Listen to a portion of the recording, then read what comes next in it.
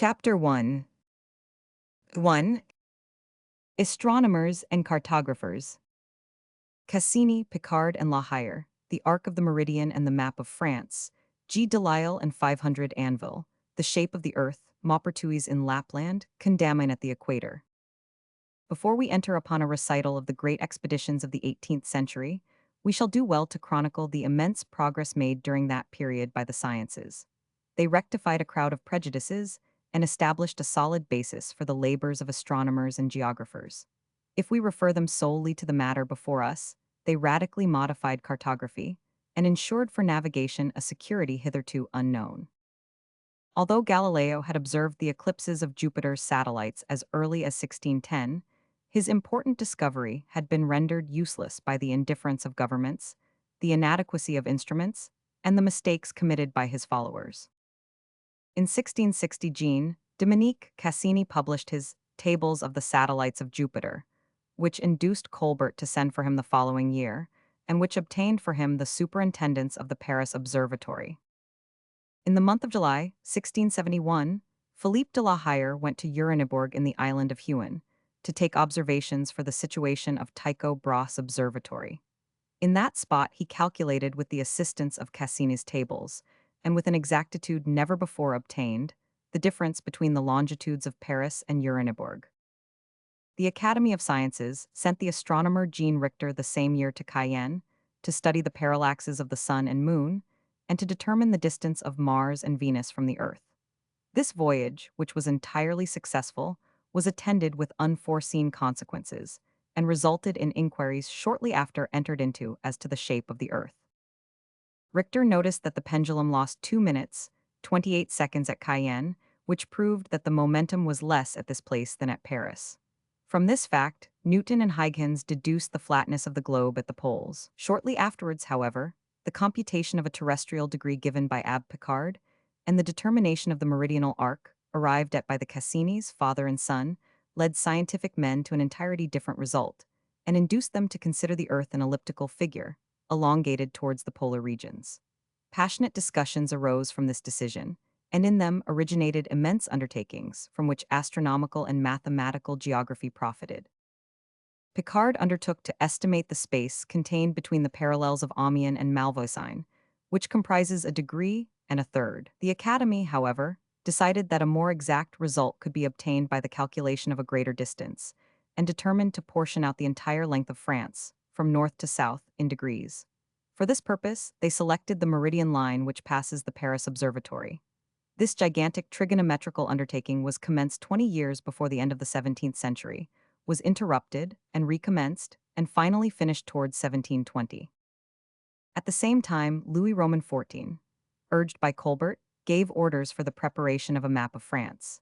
Men of science undertook voyages fro to 1682, and by astronomical observations, found the position of the coasts on the ocean and Mediterranean. But even these undertakings, Picard's computation of the meridional arc, the calculations which determined the latitude and longitude of certain large cities in France, and a map which gave the environs of Paris in detail with geometrical exactitude, were still insufficient data for a map of France.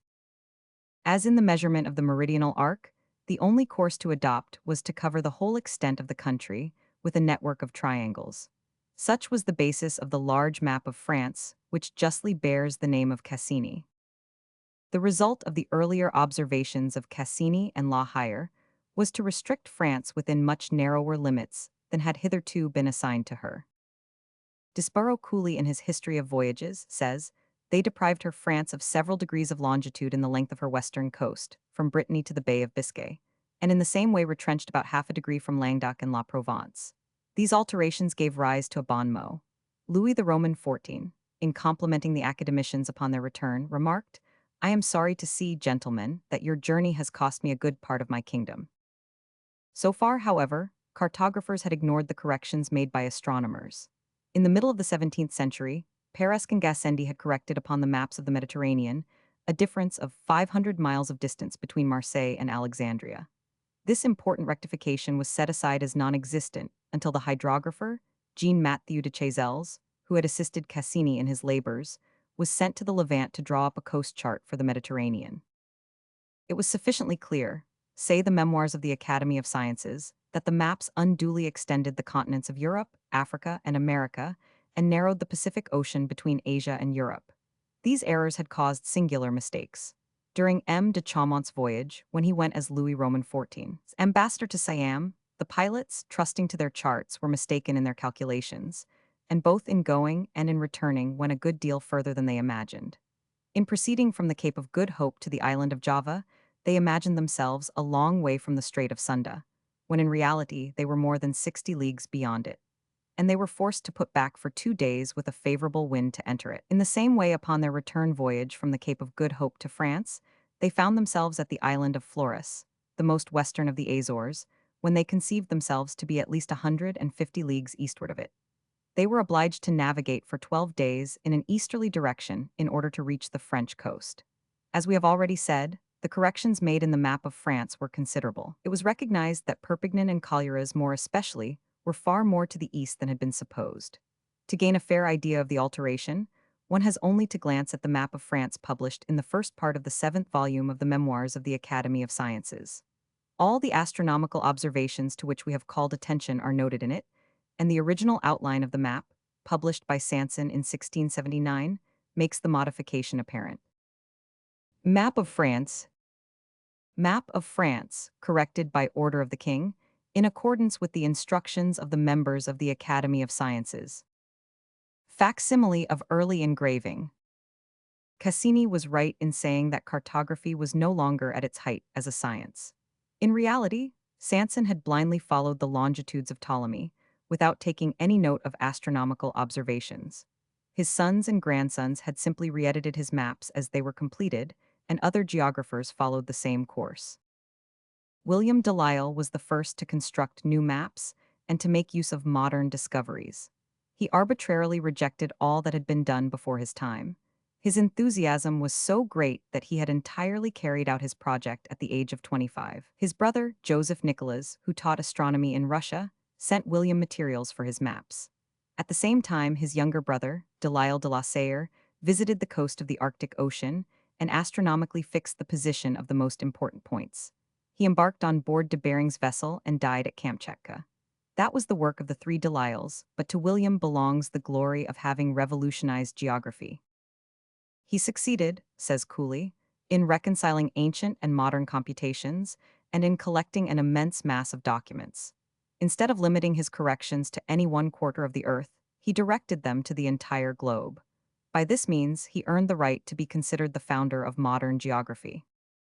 Peter the Great, on his way to Paris, paid a tribute to his merit by visiting him and placing at his disposal all the information he himself possessed of the geography of Russia. Could there be a more conclusive testimony to his worth than this from a stranger? And if French geographers are excelled in these days by those of Germany and England, is it not consolatory and encouraging to them to know that they have excelled in a science, in which they are now struggling to regain their former superiority? Delisle lived to witness the success of his pupil, J.B. Danville. If the latter is inferior to Adrien Valois in the matter of historical science, he deserved his high fame for the relative improvement of his outlines and for the clear and artistic appearance of his maps. It is difficult, says M. E. Desjardins, in his Géographie de la Gaule romaine, to understand the slight importance which has been attributed to his works as a geographer, mathematician, and draftsman. The latter more especially do justice to his great merit. 500 Anvil was the first to construct a map by scientific methods, and that of itself is sufficient glory. In the department of historical geography, 500 Anvil exhibited unusual good sense in discussion, and a marvelous topographical instinct for identifications, but it is well to remember that he was neither a man of science, nor even well versed in classic authorities. His most beautiful work is his map of Italy, the dimensions of which, hitherto exaggerated, extended from the east to the west in accordance with the ideas of the ancients. In 1735, Philip Buech, whose name as a geographer is justly celebrated, inaugurated a new method in his chart of the depths of the English Channel, by using contour levels to represent the variations of the soil. 10 years later, Dapré de Mannevillette published his Neptune Oriental, in which he rectified the charts of the African, Chinese, and Indian coasts. He added to it a nautical guide, which was the more precious at this period, as it was the first of the kind. Up to the close of his life, he amended his manual, which served as a guide for all French naval officers during the latter part of the 18th century. Of English astronomers and physicists, Halley was the chief. He published a theory of magnetic variations and a history of the monsoons, which gained for him the command of a vessel that he might put his theory into practice. That which 500 Apres achieved for the French, Alexander Dalrymple accomplished for the English. His views, however, bordered on the hypothetical, and he believed in the existence of an Antarctic continent. He was succeeded by Horsburgh, whose name is justly dear to navigators. We must now speak of two important expeditions, which ought to have settled the animated discussion as to the shape of the Earth. The Academy of Sciences had dispatched a mission to America to compute the arc of the meridian at the equator. It was composed of Gaudin, Bauger, and La Condamine. It was decided to entrust a similar expedition to the north to Maupertuis. Pierre-Louis Moreau de Maupertuis. Pierre-Louis Moreau de Maupertuis. If, said this scientific man, the flatness of the earth be not greater than Huygens supposed, the margin between the degrees of the meridian measured in France and the first degrees of the meridian near the equator would not be too considerable to be attributed to possible errors of the observers or to the imperfection of instruments. But if the observation can be made at the pole, the difference between the first degree of the meridian nearest the equatorial line and, for example, the 66th degree, which crosses the polar circle, will be great enough, even by Huygens' hypothesis, to show itself irresistibly, and beyond the possibility of miscalculation, because the difference would be repeated just as many times as there are intermediate degrees. The problem thus neatly propounded ought to have obtained a ready solution both at the pole and the equator, a solution which would have settled the discussion by proving Huygens and Newton to be right. The expedition embarked in a vessel equipped at Dunkirk. In addition to Maupertuis, it comprised de Clairaut, Camus, and Lemonnier, academicians, Albiot Hirer, Canon of Bayeux, a secretary named Sommereux, a draftsman, Herbelot, and the scientific Swedish astronomer, Celsius. When the King of Sweden received the members of the mission at Stockholm, he said to them, "I have been in many bloody battles, but I should prefer finding myself in the midst of the most sanguinary, rather than join your expedition." Certainly, it was not likely to prove a party of pleasure. The learned adventurers were to be tested by difficulties of every kind, by continued privation, by excessive cold. But what comparison can be made between their sufferings and the agonies, the trials and the dangers which were to be encountered by the Arctic explorers, Ross, Parry, Hall, Payer, and many others? Damahern, in his Eulogy of Maupertuis, says, "The houses at Tornia, north of the Gulf of Bothnia, almost in the Arctic Circle, are hidden under the snow. When one goes out, the air seems to pierce the lungs. The increasing degrees of frost are proclaimed by the incessant crackling of the wood, of which most of the houses are built. From the solitude which reigns in the streets, one might fancy that the inhabitants of the town were dead. At every step one meets mutilated figures, people who have lost arms or legs from the terrible severity of the temperature. And yet, the travelers did not intend pausing at Tornia. Nowadays, these portions of the globe are better known, and the region of the Arctic climate thoroughly appreciated, which makes it easier to estimate the difficulties the inquirers encountered. They commenced their operations in July 1736. Beyond Tornia, they found only uninhabited regions. They were obliged to rely upon their own resources for scaling the mountains, where they placed the signals intended to form the uninterrupted series of triangles. Divided into two parties in order thus to obtain two measurements instead of one, and thereby also to diminish the chance of mistakes, the adventurous savants, after inconceivable hairbreadth escapes, of which an account can be found in the Memoirs of the Academy of Sciences for 1737, and after incredible efforts decided that the length of the meridian circle, comprised between the parallels of Tornia and Kitties, was 55,023 fathoms and a half. Thus below the polar circle, the meridian degree comprised 1,000 fathoms more than Cassini had imagined, and the terrestrial degree exceeded by 377 fathoms the length which Picard has reckoned it between Paris and Amiens. The result, therefore, of this discovery, a result long repudiated by the Cassinis, both father and son, was that the Earth was considerably flattened at the poles. Voltaire somewhat maliciously said of it, "Courrier de la physique, Argonaut nouveau," Qui francissent les monts, qui traversent les eaux. Ramnes des climats saumis aux courants. Vos perches, vos secteurs et surtout du lapons. Vous avez confirmed dans ces lupines de nuit. Si que Newton cannot sans sortir de lui. In much the same vein, he alludes to the two sisters, who accompanied Maupertuis upon his return, the attractions of one of whom proved irresistible. Cet erreur est trop ordinaire. Et c'est la seule que elle en fit. En allant au cercle polaire. M. A. Maury, in his History of the Academy of Sciences, remarks, at the same time, the importance of the instruments and methods employed by the astronomers sent to the north afforded a support to the defenders of the theory of the flattening of the globes, which was hardly theirs by right, and in the following century, the Swedish astronomer, Svanberg, rectified their involuntary exaggerations in a fine work published by him in the French language. Meantime, the mission dispatched by the Academy to Peru proceeded with analogous operations. It consisted of La Condamine, Bauger, and Godin, three academicians, Joseph de Jussieu, governor of the medical college, who undertook the botanical branch, Seniergs, a surgeon, Godin des Odenais, a clockmaker, and a draftsman. They started from La Rochelle on the 16th of May, 1735.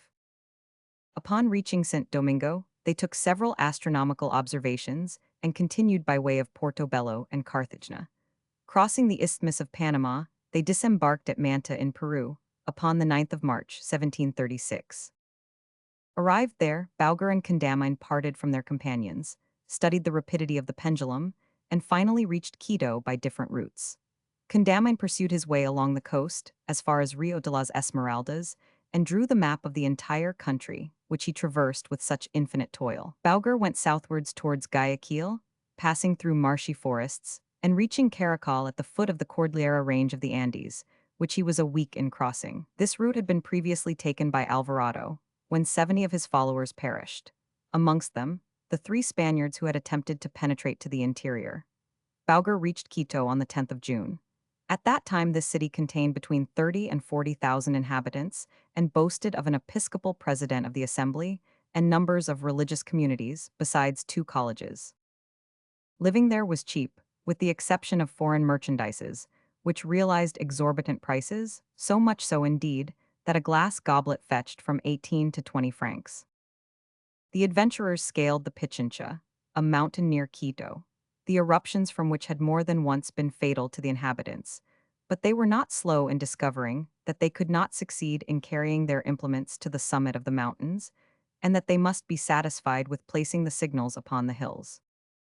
An extraordinary phenomena may be witnessed almost every day upon the summit of these mountains, said Bauger, in the account he read before the Academy of Sciences, which is probably as old as the world itself, but what it appeared was never witnessed by anyone before us. We first remarked it when we were all together upon a mountain called Pamba Marca, a cloud in which we had been enveloped, and which dispersed, allowed us a view of the rising sun, which was very brilliant. The cloud passed on. It was scarcely removed 30 paces when each of us distinguished his own shadow reflected above him, and saw only his own because the cloud presented a broken surface. The short distance allowed us fully to recognize each part of the shadow. We distinguished the arms, the legs, the head, but we were most amazed at finding that the latter was surrounded by a glory, or aureole formed of 2 or 3 small concentric crowns of a very bright color, containing the same variety of hues as the rainbow, red being the outer one. The spaces between the circles were equal, the last circle the weakest, and in the far distance, we perceived one large white one, which surrounded the whole. It produced the effect of a transfiguration upon the spectator. The instruments employed by these scholars were not as accurate as more modern ones, and varied with changes of temperature, in consequence of which, they were forced to proceed most carefully, and with most minute accuracy, lest small errors accumulating should end by leading to greater ones. Thus, in their trigonometrical surveys, Bauger and his associates never calculated the third angle by the observation of the 2 first, but always observed all 3. Having calculated the number of fathoms contained in the extent of country surveyed, the next point was to discover what part this was of the Earth's circumference, which could only be ascertained by means of astronomical observations. After numerous obstacles, which it is impossible to give in detail, after curious discoveries, as for example the attraction exercised on the pendulum by mountains, the French inquirers arrived at conclusions which fully confirmed the result of the expedition to Lapland. They did not all return to France at the same time. Jussieu continued his search after facts in natural history, and La Condamine decided to return by way of the Amazon River, making an important voyage, to which we shall have occasion to refer later. Chapter 2. Voyages in the 18th Century. Expedition of Wood Rogers, Adventures of Alexander Selkirk, Galapagos Island, Puerto Seguro, Return to England, Expedition of George Anson, Staten Island, Juan Fernandez, Tinian, Macau, Taking of the Vessel, Canton River, Results of the Cruise. The War of the Spanish Succession was at its height, when some privateers of Bristol determined to fit out ships to attack the Spanish vessels in the Pacific Ocean and to devastate the coasts of South America. The two vessels chosen, the Duke and Duchess, under Captains Rogers and Courtenay, were carefully equipped and stocked with everything necessary for so long a voyage. The famous Dampier, who had acquired a great reputation by his daring adventures and piracies, did not disdain to accept the title of chief pilot. And although this trip was richer in material results than in geographical discoveries, the account of it contains a few curious particulars worthy of preservation. The Duke and Duchess set sail from the royal port of Bristol on the 2nd April, 1708. To begin with, we may note one interesting fact. Throughout the voyage, a register was at the service of the crew, in which all the incidents of the voyage were to be noted, so that the slightest errors and the most insignificant oversights could be rectified before the facts of the case faded from memory. Nothing of note occurred on this voyage till the 22nd December, when the Falkland Islands, previously noticed by few navigators, were discovered. Rogers did not land on them, but contented himself with observing that the coast, although less precipitous, resembled that of Portland.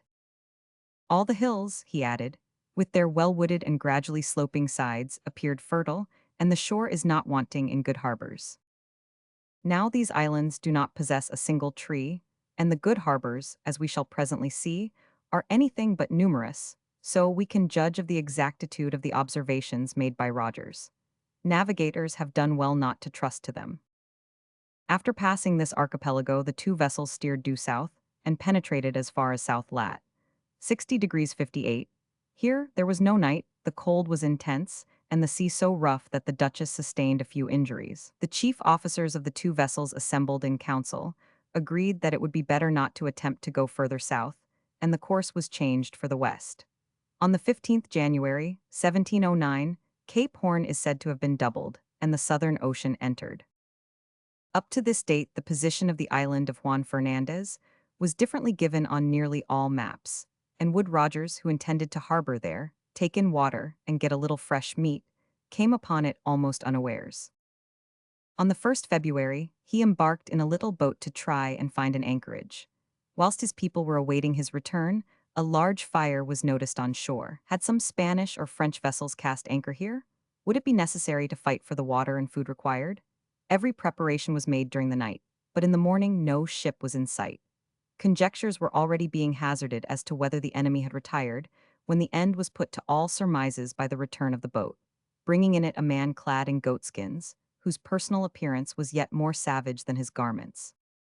It was a Scotch mariner, Alexander Selkirk by name, who, in consequence of a quarrel with the captain of his ship, had been left on this desert island 4 years and a half before. The fire which had attracted notice had been lighted by him. During his stay on the island of Juan Fernandez, Selkirk had seen many vessels pass, but only two, both Spanish, had cast anchor. Discovered by the sailors, Selkirk had been fired upon, and only escaped death by the agility with which he managed to climb into a tree and hide. He told how he had been put ashore with his clothes, his bed, a pound of powder, some bullets, a little tobacco, a hatchet, a knife, a kettle, a Bible with a few other devotional books, his nautical instruments and books.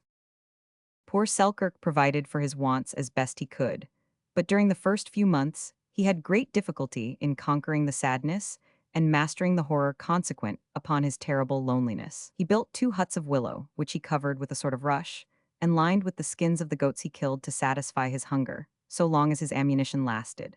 When it was likely to fail, he managed to strike a light by rubbing 2 pieces of pimento wood together.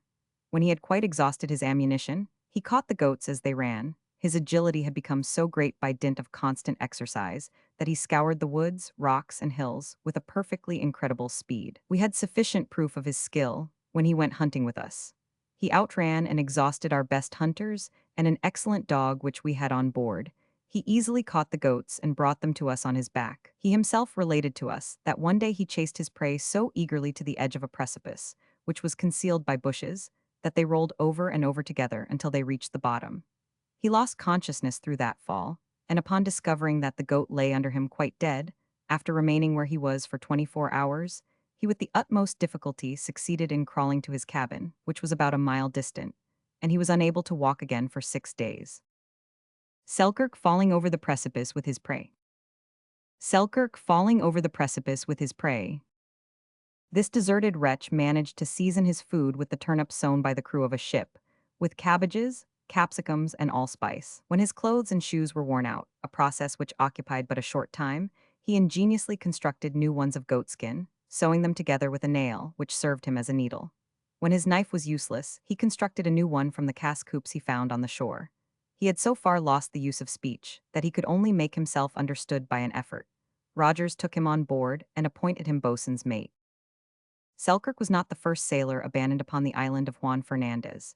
It may be remembered that Dampier had already rescued an unfortunate Mosquito man, who was abandoned fro to 1684. Sharp and other buccaneers have related that the sole survivor of a crew of a vessel wrecked on this coast lived there for 5 years, until he was rescued by another ship. Sainteen, in his recent novel, Alone, has detailed Selkirk's adventures. Upon the 14th of February, the Duke and Duchess left Juan Fernandez and commenced their operations against the Spaniards. Rogers seized Guayaquil, for which he obtained a large ransom, and captured several vessels, which, however, provided him with more prisoners than money.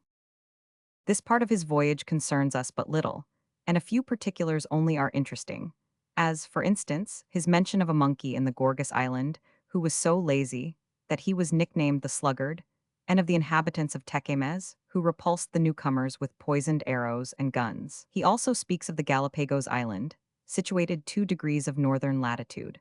According to Rogers, this cluster of islands was numerous, but out of them all one only provided fresh water.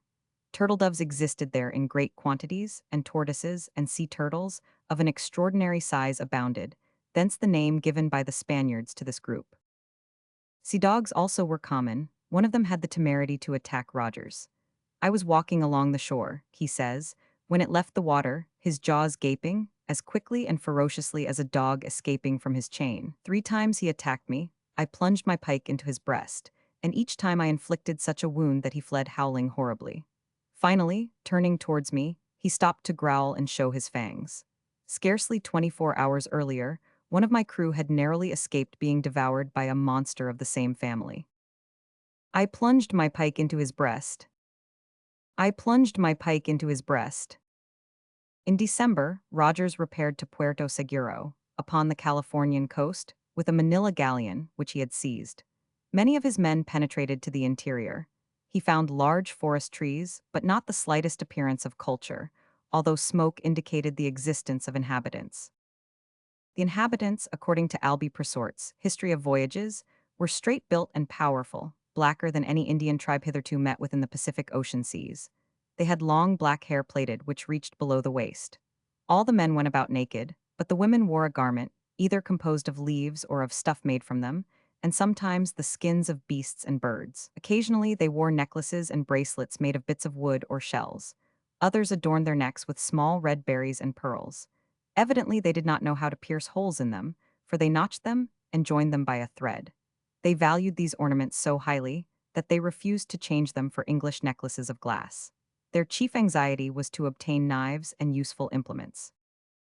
The Duke and Duchess left Puerto Segura on the 12th January, 1710, and reached the island of Guaham, of the Marians, in the course of 2 months. Here they revictualled and, passing by the Straits of Boughton and Salier, reached Batavia.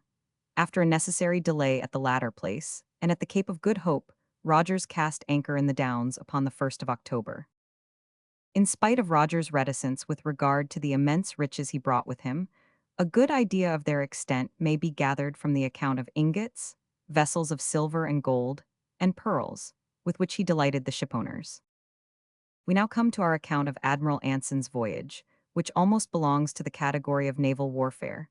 But with it, we may close the list of piratical expeditions, which dishonored the victors without ruining the vanquished. And if he brought no new acquisition to geography, his account teems with judicious observations and interesting remarks about a country then little known. The merit of them, however, if we are to believe Nicholl's literary anecdotes, rests rather with Benjamin Robins than, as the title would appear to indicate, with the chaplain of the expedition, Richard Walter.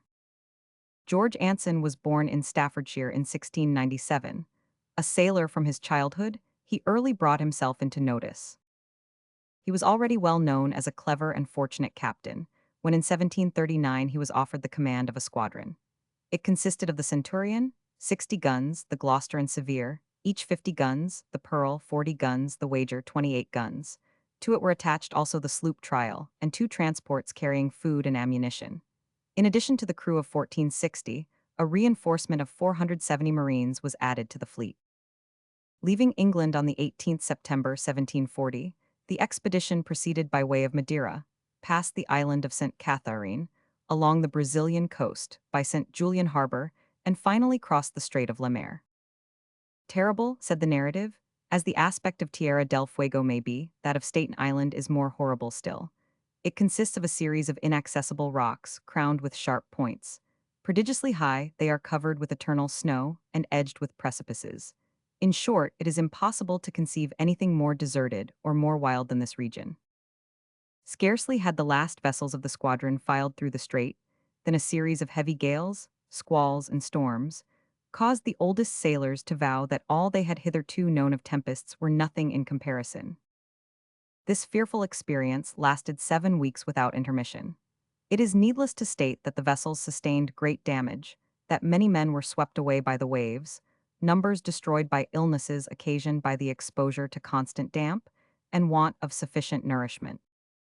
2 of the vessels, the Severe and the Pearl, were engulfed, and 4 others were lost sight of. Anson was unable to reach Valdivia, the rendezvous he had selected in case of separation. Carried far to the north, he could only arrest his course at Juan Fernandez, which he reached upon the 9th of June. The Centurion had the greatest need of rest. She had lost 80 of her crew, her supply of water had failed, and the sailors were so weakened by scurvy that 10 only of the remaining number were available for the watch. The other vessels, in an equally bad plight, were not long in regaining her. The first care was to restore the exhausted crews and to repair the worst injuries sustained by the vessels. Anson sent the sick on shore and installed them in a sheltered hospital in the open air. Then, putting himself at the head of the most enterprising sailors, he scoured the entire island and thoroughly examined its roads and shores. The best anchorage, according to his report, was in Cumberland Bay. The southeastern portion of Juan Fernandez, a little island scarcely 5 leagues by 2 in extent, is dry, rocky, treeless. The ground lies low and is level in comparison with the northern portion. It produces watercresses, purslane, sorrels, turnips, and Sicilian radishes in abundance, as well as oats and clover. Anson sowed carrots and lettuces and planted plums, apricots, and peaches. He soon discovered that the number of goats left by the buccaneers, and which had multiplied marvelously, had since decreased. The Spaniards, eager to deprive their enemies of this valuable resource, had let loose a quantity of famished dogs upon the island, who chased the goats and devoured so many of them that at the time of Anson's visit scarcely 200 remained. The Commodore, for so Anson is always called in the narrative of this voyage, reconnoitered the island of Mas Furo, which is only 25 leagues west of Juan Fernandez. Smaller than the latter, it is more wooded, better watered, and possessed more goats. At the beginning of December, the crews were sufficiently recovered for Anson to put into execution his projected attack upon the Spaniards. He commenced by seizing several ships laden with precious merchandise and ingots, and then set fire to the city of Payta. Upon this occasion, the Spaniards estimated their loss at 1.5 million piasters. Anson then proceeded to Quibo Bay, near Panama, to lie in wait for the galleon which, every year, transported the treasures of the Philippine Islands to Acapulco. There, although the English met with no inhabitants in the miserable huts, they found heaps of shells and beautiful mother of pearl left there during the summer months by the fishermen of Panama. In mentioning the resources of this place, we must not omit the immense turtles, which usually weighed 200 pounds, and which were caught in a singular manner. When a shoal of them were seen floating asleep upon the surface of the ocean, a good swimmer would plunge in a few fathoms deep, and rising, seize the turtle towards the tail, and endeavor to force it down.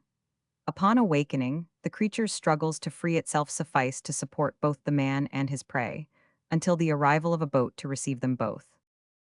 After a fruitless cruise, Anson determined to burn 3 of the Spanish vessels which he had seized and equipped.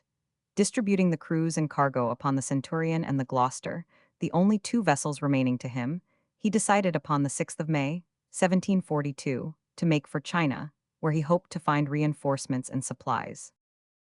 But this voyage, which he expected to accomplish in 60 days, took him fully 4 months. After a violent gale, the Gloucester, having all but foundered, and her crew being too reduced to work her, was burnt. Her cargo of silver and her supplies were transshipped to the Centurion, which alone remained of all that magnificent fleet which 2 years earlier had set sail from England. Thrown out of his course, far to the north, Anson discovered on the 26th of August the Isles of Attanakan and Saragan, and the following day those of Sapin, Tinian, and Agnegan, which form a part of the Marian archipelago. A Spaniard, a sergeant, whom he captured in a small bark in these seas, told him that the island of Tinian was inhabited, and abounded with cattle, fowls, and excellent fruits, such as oranges, lemons, limes, breadfruit, and see nowhere could the Centurion have found a more welcome port for her exhausted crew, now numbering only 71 men, worn out by privation and illness, the only survivors of the 2,000 sailors who had manned the fleet at its departure. The soil of this island, says the narrative, is dry and somewhat sandy, which makes the verdure of the meadows and woods more delicate and more uniform than is usually the case in tropical climates. The ground rises gently from the English encampment to the center of the isle, but before its greatest height is reached, one meets with sloping glade, covered with fine clover and many brilliant flowers, and bordered by beautiful fruit trees. The animals, who, for the greater part of the year, are the only lords of this beautiful retreat, add to its romantic charm, and contribute not a little to its marvelous appearance. Thousands of cattle may be seen grazing together in a vast meadow, and the sight is the more singular as the animals are all of a milk-white color, with the exception of their ears, which are generally black. Although it is a desert island, the sight and sound of such a number of domestic animals, rushing in crowds through the woods, suggest the idea of farmhouses and villages. Truly an enchanting description, but has not the author rather drawn upon his imagination for the charming details of his description? After so long a voyage, after so many storms, it is little to be wondered at if the verdant woods, the exuberant vegetation, and the abundance of animal life profoundly impressed the minds of Anson's companions. Well, we shall soon learn whether his successors at Tinian found it as wonderful as he did. Meanwhile, Anson was not altogether free from anxiety. It was true that his ships were repaired, but many of his men remained on land to recover their strength, and but a small number of able-bodied seamen remained on board with him. The roadstead being lined with coral, great precautions were necessary to save the cables from being cut, but in spite of them, at new moon, a sudden tempest arose and broke the ship loose. The anchors held well, but the hawsers gave way, and the Centurion was carried out to sea. The thunder growled ceaselessly, and the rain fell with such violence that the signals of distress which were given by the crew were not even heard. Anson, most of his officers, and a large part of the crew, numbering 113 persons, remained on land and found themselves deprived of the only means they possessed of leaving Tinian. Their despair was great, their consternation inexpressible. But Anson, with his energy and endless resources, soon roused his companions from their despair. One vessel, that which they had captured from the Spaniards, still remained to them, and it occurred to them to lengthen it, until it could contain them all with the necessary provisions for a voyage to China. However, after 19 days, the Centurion returned, and the English, embarking in her upon the 21st of October, were not long in reaching Macao, putting into a friendly and civilized port for the first time since their departure from England, 2 years before. Macao, says Anson, formerly rich, well-populated, and capable of self-defense against the Chinese government, is greatly shorn of its ancient splendor. Although still inhabited by the Portuguese and ruled by a governor, nominated by the King of Portugal, it is at the mercy of the Chinese, who can starve the inhabitants or take possession of it, for which reasons the Portuguese governor is very careful not to offend them. Anson was forced to write an imperious letter to the Chinese governor, before he could obtain permission to buy, even at high prices, the provisions and stores he required. He then publicly announced his intention of leaving for Batavia and set sail on the 19th of April, 1743. But instead of steering for the Dutch possession, he directed his course towards the Philippine Islands, where, for several days, he awaited the arrival of the galleon returning from Acapulco, laden with the proceeds of the sale of her rich cargo. These vessels usually carried 44 guns and were manned by a crew of over 500 men.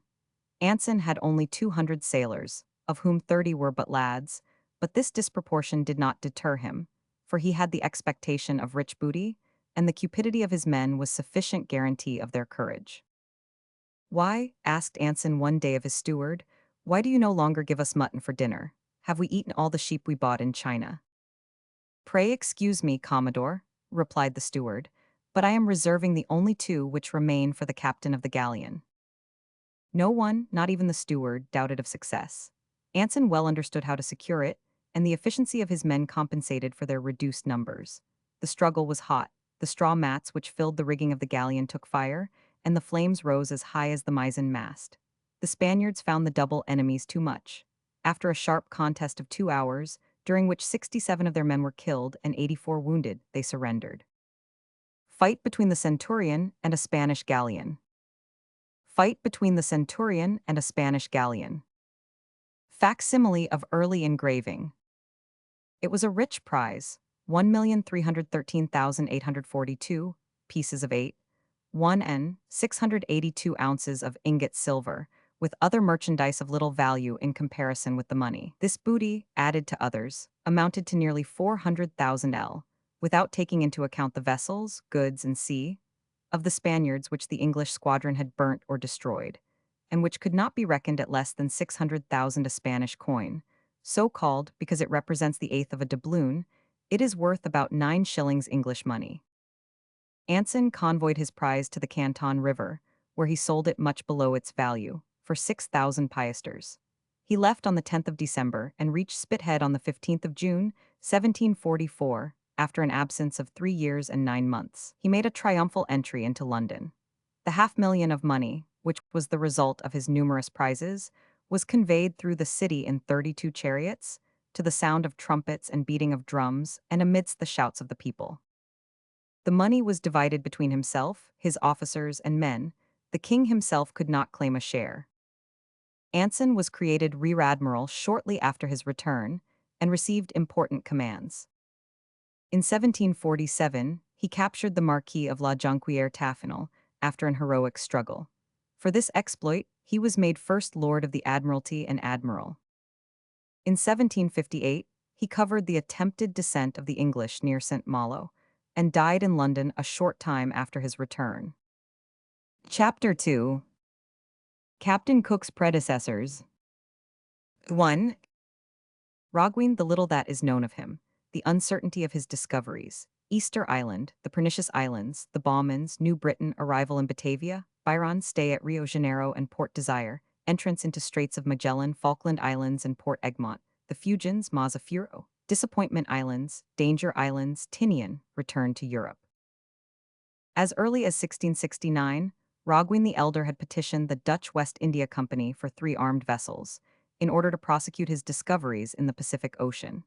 His project was favorably received, but a coolness in the relations between Spain and Holland forced the Batavian government to relinquish the expedition for a time. Upon his deathbed, Roggwin forced from his son Jacob a promise to carry the plan he had conceived into execution. Circumstances, over which he had no control, for a long time hindered the fulfillment of his promise. It was only after several voyages in the Indian seas, after having even been judge in the Batavian Justice Court, that at length Jacob Roggwin was in a position to take the necessary steps with the West India Company. We have no means of finding out Roggwin's age in 1721, or of ascertaining what were his claims to the command of an expedition of discovery. Most biographical dictionaries honor him with but a slight mention, perhaps of a couple of lines, and Fleurieu, in his learned and exhaustive account of the Dutch navigator, was unable to find out anything certain about him. Moreover, the narrative of the voyage was written not by Roggwin, but by a German named Behrens. We may therefore, with some justice, attribute the obscurities and contradictions of the particulars given, and their general want of accuracy, rather to the narrator than to the navigator. It even appears sometimes, and this is far from improbable, that Roggwin was ignorant of the voyages and discoveries of his predecessors and contemporaries. Upon the 21st of August, 1721, three vessels set sail from Texel under his command. They were the Eagle of 36 guns and with a crew of 111 men, the Tinehoven of 28 guns and men, Captain James Baughman, and the galley African of 14 guns and a crew of 60 men, Captain Henry Rosenthal.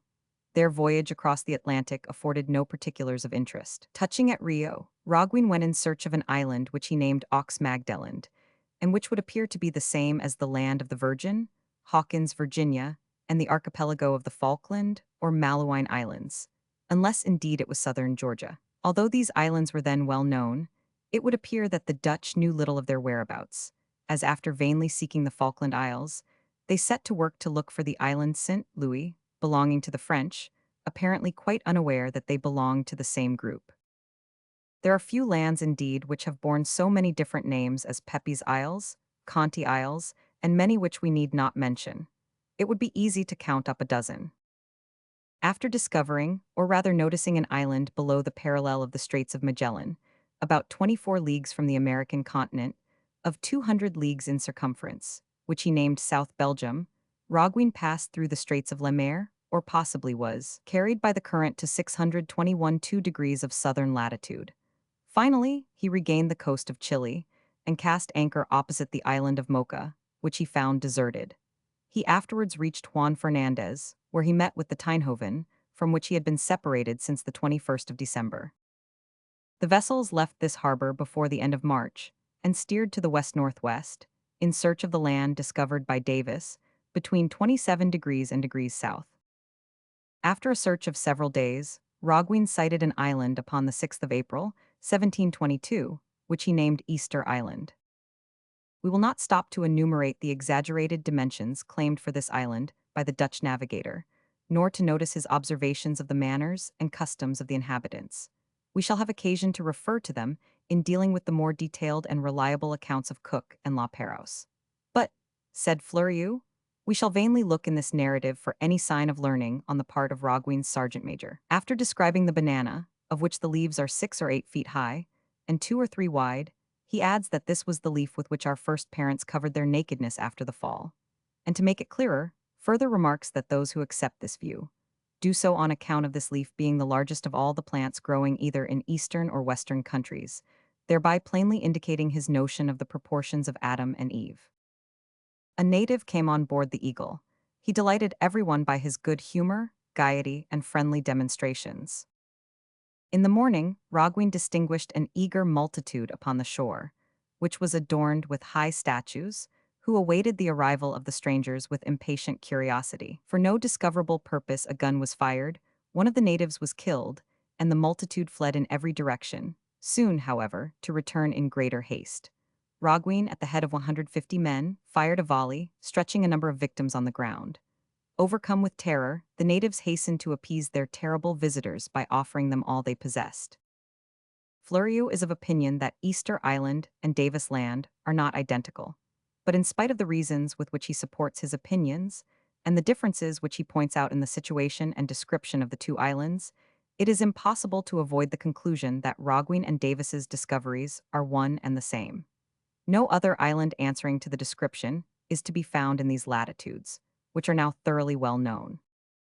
A violent storm of wind drove Roggwin from his anchorage on the eastern side of the island and obliged him to make for the west-northwest. He traversed the sea called Mauvaise by Schouten, and having sailed 800 leagues from Easter Island, fell in with what he took to be the Isle of Dogs, so called by Schouten. Roggwin named it Karlshof, a name which it still retains. The squadron passed this island in the night, without touching at it, and was forced in the following night, by the wind and adverse currents, to the midst of a group of low islands, which were quite unexpectedly encountered. The African was dashed against a coral rock, and the two consorts narrowly escaped the same fate. Only after 5 days of unceasing effort of danger and anxiety, the crew succeeded in extricating the vessels and in regaining the open sea. The natives of this group were tall, with long and flowing hair. They painted their bodies in various colors. It is generally agreed now to recognize in Roggwin's description of the Pernicious Islands, the group to which Cook gave the name of Palliser Isles. On the morning succeeding the day in which he had so narrowly escaped the dangers of the pernicious islands, Rogwin discovered an island to which he gave the name of Aurora. Lying low, it was scarcely visible above the water, and had the sun not shone out, the Tinehoven would have been lost upon it. As night approached, new land was perceived, to which the name of Vesper was given, and it is difficult to decide whether or no it belonged to the Palliser group. Rogwin continued to sail between the 15th and nth degrees, and was not long in finding himself, all of a sudden, in the midst of islands which were half submerged. As we approached them, says Behrens, we saw an immense number of canoes navigating the coasts, and we concluded that the islands were well populated. Upon nearing the land, we discovered that it consisted of a mass of different islands, situated close the one to the other, and we were insensibly drawn in amongst them. We began to fear that we should be unable to extricate ourselves. The admiral sent one of the pilots up to the lookout to ascertain how we could get free of them. We owed our safety to the calm that prevailed. The slightest movement of the water would have run our ships upon the rocks, without the possibility of assistance reaching us. As it was, we got away without any accident worth mentioning. These islands are 6 in number, all very pleasant, and taken together may extend some 30 leagues. They are situated 25 leagues westward of the pernicious islands. We named them the Labyrinth because we could only leave them by a circuitous route. Many authors identify this group with Byron's Prince of Wales Islands. Fleurieu holds a different opinion. Dumont d'Urville thinks them identical with the group of V Legion, already seen by Scout and Lemaire. After navigating for 3 days in a westerly direction, the Dutch caught sight of a beautiful island. Coconuts, palm trees, and luxuriant verdure testified to its fertility. But finding it impossible to anchor there, the officers and crews were obliged to visit it in well-armed detachments. Once more the Dutch needlessly shed the blood of an inoffensive population which had awaited them upon the shore, and whose only fault consisted in their numbers. After this execution, worthy rather of barbarians than of civilized men, they endeavored to persuade the natives to return, by offering presents to the chiefs, and by deceitful protestations of friendship. But they were not to be deceived by the latter, and having enticed the sailors into the interior, the inhabitants rushed upon them and attacked them with stones. Although a volley of bullets stretched a number upon the ground, they still bravely persisted in attacking the strangers and forced them to re-embark, carrying with them their dead and wounded. Of course, the Dutch cried treason, not knowing how to find epithets strong enough for the treachery and disloyalty of their adversaries. But who struck the first blow? Who was the aggressor? Even admitting that a few thefts were committed, which is probable enough, was it necessary to visit them with so severe a punishment, to revenge upon an entire population the wrongdoing of a few individuals, who after all can have had no very strict notions of honesty?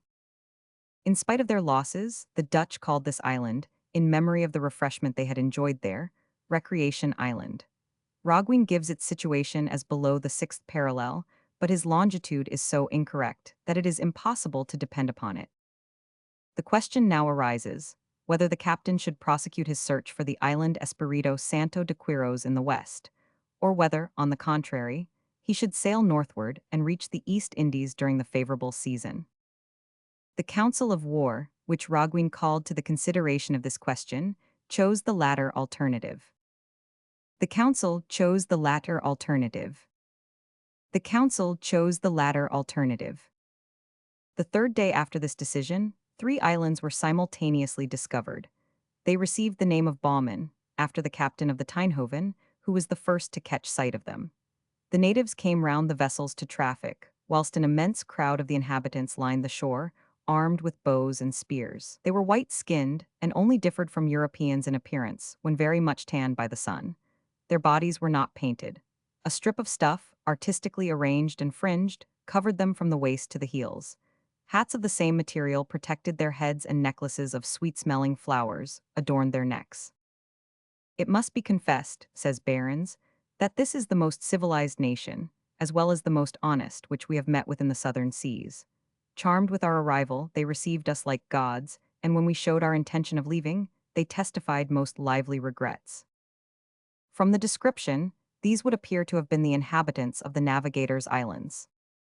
After having encountered the islands which Rogwin believed to be Coco and Traitor Islands, already visited by Scout and Lemaire, and which Fleurieu, imagining them to be a Dutch discovery, named Rogwin Islands. after having caught sight of Tinehoven and Groning Islands, which were believed by Pinger to be identical with Santa Cruz of Mendana, the expedition finally reached the coast of New Ireland. Here the discoverers perpetrated new massacres. From thence they went to the shores of New Guinea, and after crossing the Moluccas, cast anchor at Batavia. There their fellow countrymen, less humane than many of the tribes they had visited, confiscated the two vessels, imprisoned the officers and sailors indiscriminately, and sent them to Europe to take their trial. They had committed the unpardonable crime of having entered countries belonging to the East India Company, whilst they themselves were in the employ of the West India Company. The result was a trial, and the East India Company was compelled to restore all that it had appropriated, and to pay heavy damages. We lose all sight of Roggwin after his arrival at Texel, upon the 11th July, 1723, and no details are to be obtained of the last years of his life. Grateful thanks are due to Fleurieu for having unraveled this chaotic narrative, and for having thrown some light upon an expedition which deserves to be better known. Upon the 17th of June, 1764, Commodore Byron received instructions signed by the Lord of the Admiralty. They were to the following effect. As nothing contributes more to the glory of this nation, in its character of a maritime power, to the dignity of the British Crown, and to the progress of its national commerce and navigation, than the discovery of new regions. And as there is every reason for believing in the existence of lands and islands in great numbers, between the Cape of Good Hope and the Straits of Magellan, which have been hitherto unknown to the European powers, and which are situated in latitudes suitable for navigation and in climates productive of different marketable commodities. And as moreover, His Majesty's Islands, called Pepys and Falkland Islands, situated as will be described, have not been sufficiently examined for a just appreciation of their shores and productions, although they were discovered by English navigators. His Majesty, taking all these considerations into account, and conceiving the existing state of profound peace, now enjoyed by his subjects especially suitable for such an undertaking, has decided to put it into execution.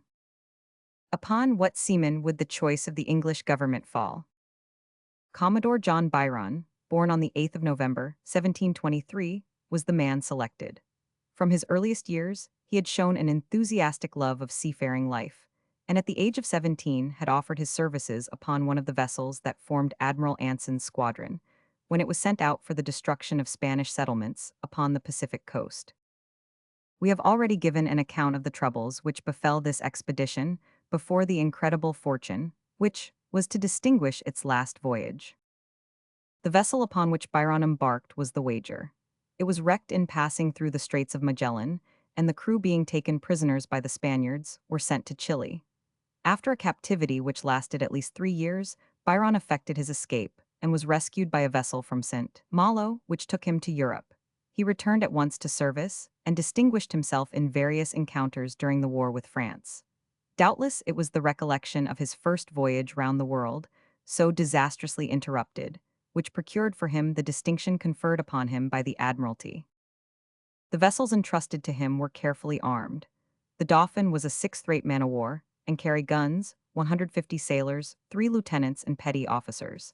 The Tamar was a sloop of 16 guns, and sailors, 3 lieutenants, 27 petty officers, commanded by Captain Watt. The start was not fortunate.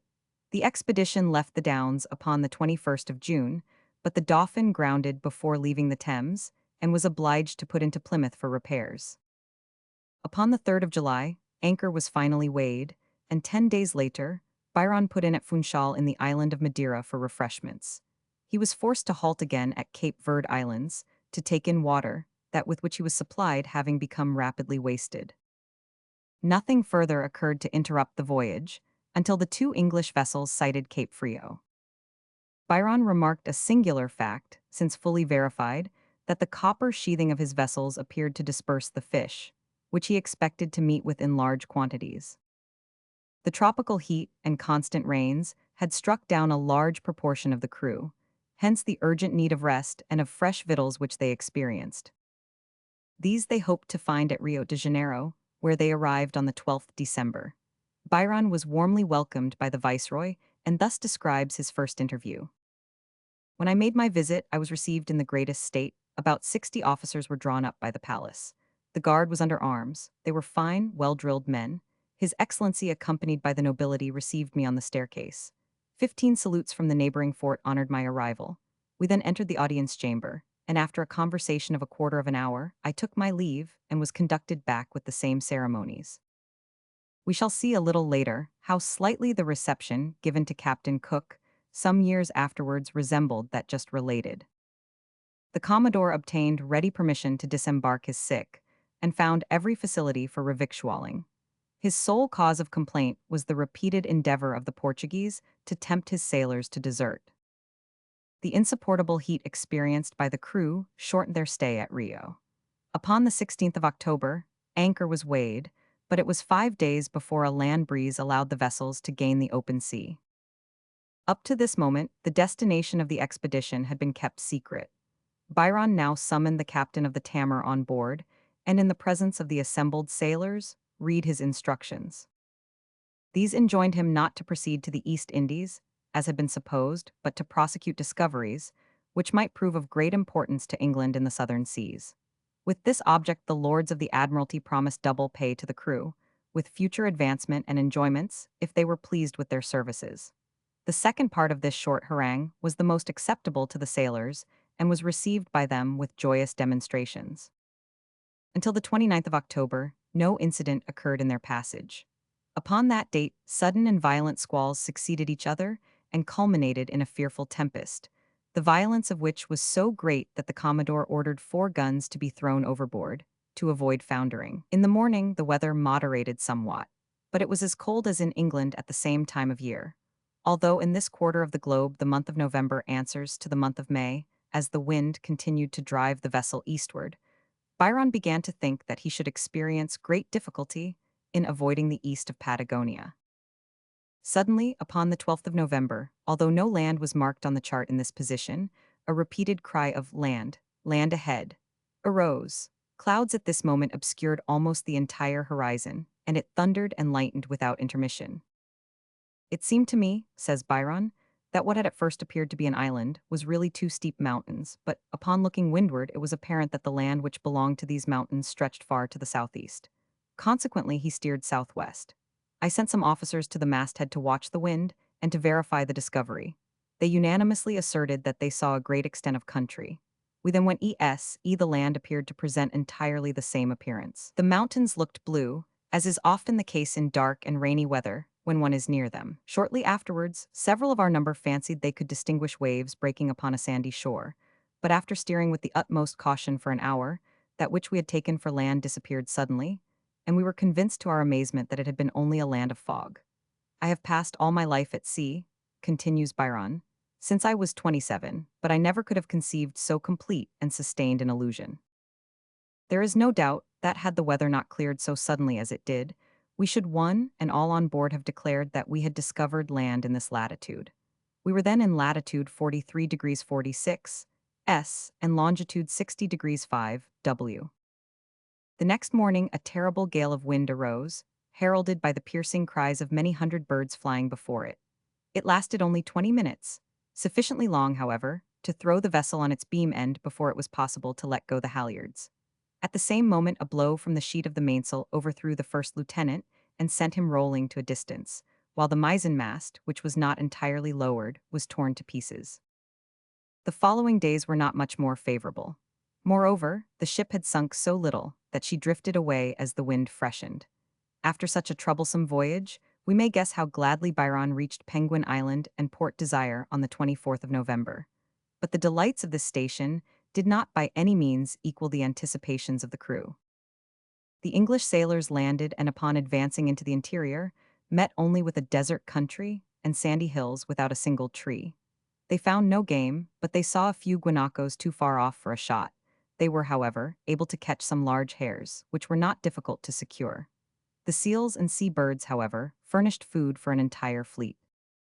Badly situated and badly sheltered, Port Desire offered the further inconvenience that only brackish water could be procured there. Not a trace of inhabitants was to be found. A long stay in this place being useless and dangerous, Byron started in search of Pepys Island on the 25th. The position of this island was most uncertain. Halley placed it 80 degrees east of the continent.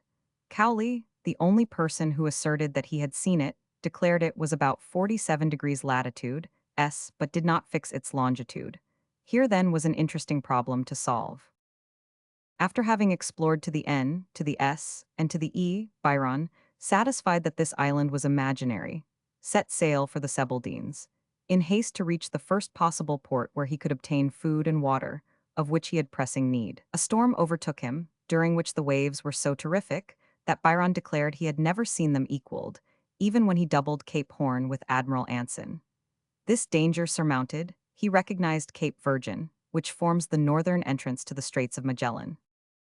As soon as the vessels neared the shore, the sailors distinguished a crowd of men on horseback, who set up a white tent and signed to them to land. Curious to see these Patagonians, about whom preceding navigators had so disagreed, Byron landed with a strong detachment of armed soldiers. He found nearly 500 men, most of them on horseback, of gigantic stature, and looking like monsters in human shape. Their bodies were painted in the most hideous manner, their faces traced with various colored lines, their eyes encircled with blue, black, or red, so that they had the appearance of wearing enormous spectacles.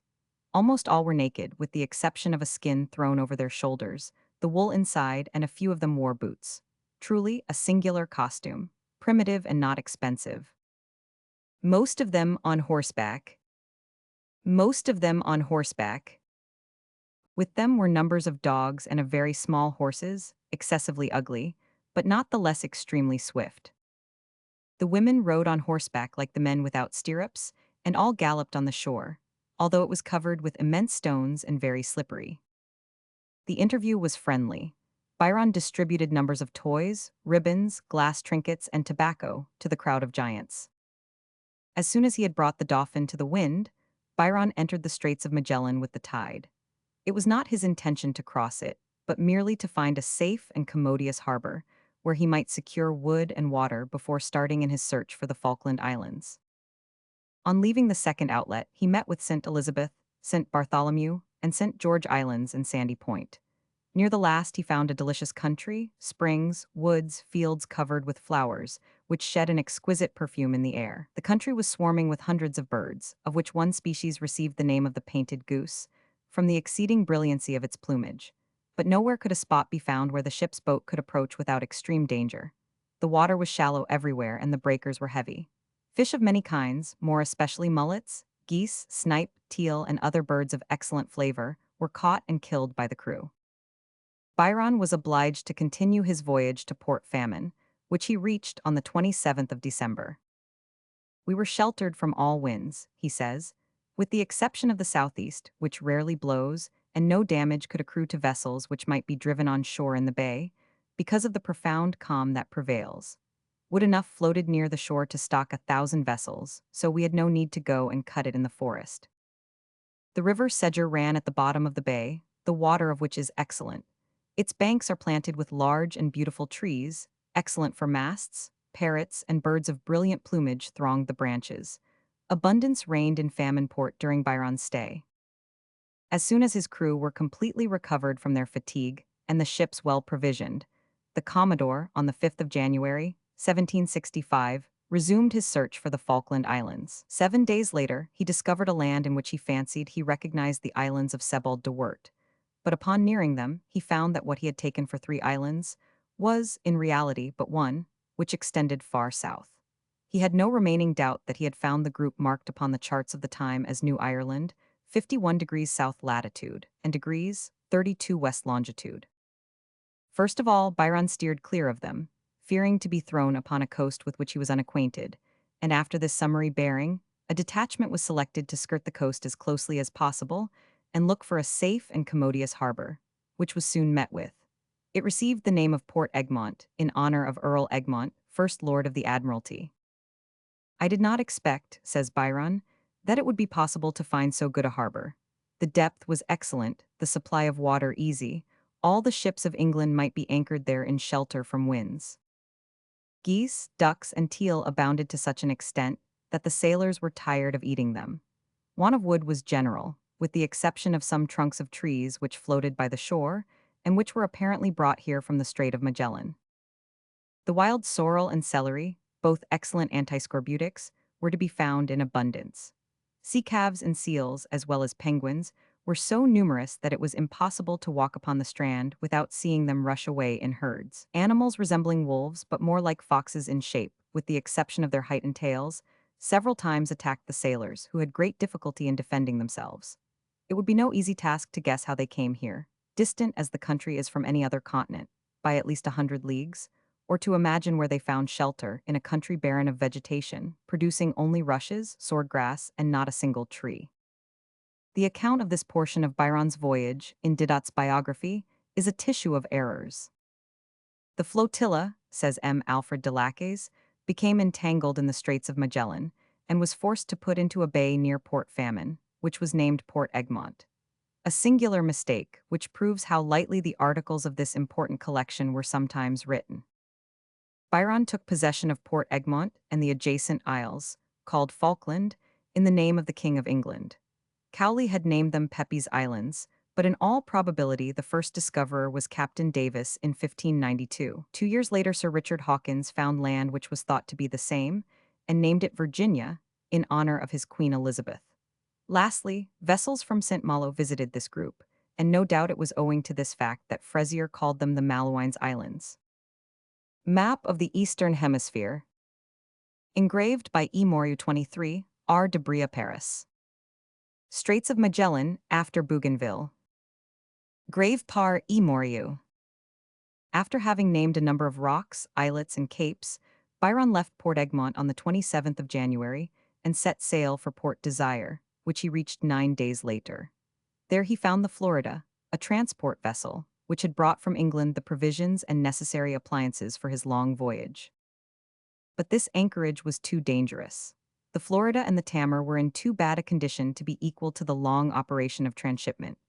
Byron therefore sent one of his petty officers, who had a thorough knowledge of the Strait of Magellan, on board the Florida, and with his 2 consorts set sail for Port Famine. He met with a French ship so many times in the straits that it appeared as if she were bent upon the same course as himself. Upon returning to England, he ascertained that she was the Aigle, Captain M. de Bougainville, who was coasting Patagonia in search of the wood needed by the French colony in the Falkland Islands. During the various excursions in the straits, the English expedition received several visits from the inhabitants of Tierra del Fuego. "I have never seen such wretched beings," says Byron. "They were entirely naked, with the exception of a skin thrown across the shoulders. They offered me the bows and arrows with which they were armed in exchange for beads, necklaces, and other trifles. Their arrows, which were 2 feet long, were made of cane, and pointed with greenish stone. The bows were 3 feet long and were furnished with catgut for strings. Their nourishment consisted of certain fruits, mussels, and the remains of putrid fish thrown upon the beach during the storms. Pigs only could have relished their food. It consisted of large pieces of whale, already putrefied, the odor of which impregnated the air for some distance. One of them tore the carrion in pieces with his teeth, and handed the bits to his companions, who devoured them with the voracity of wild beasts. Several of these miserable beings decided to come on board. Wishing to give them a pleasant reception, one of my petty officers played the violin and the sailors danced. This delighted them. Anxious to show their appreciation, one of their number hastened to his pirogue, small boat, and returned with a little bag of wolf skin, containing a red ointment, with which he rubbed the face of the violinist. He was anxious to pay me the same attention, but I drew back.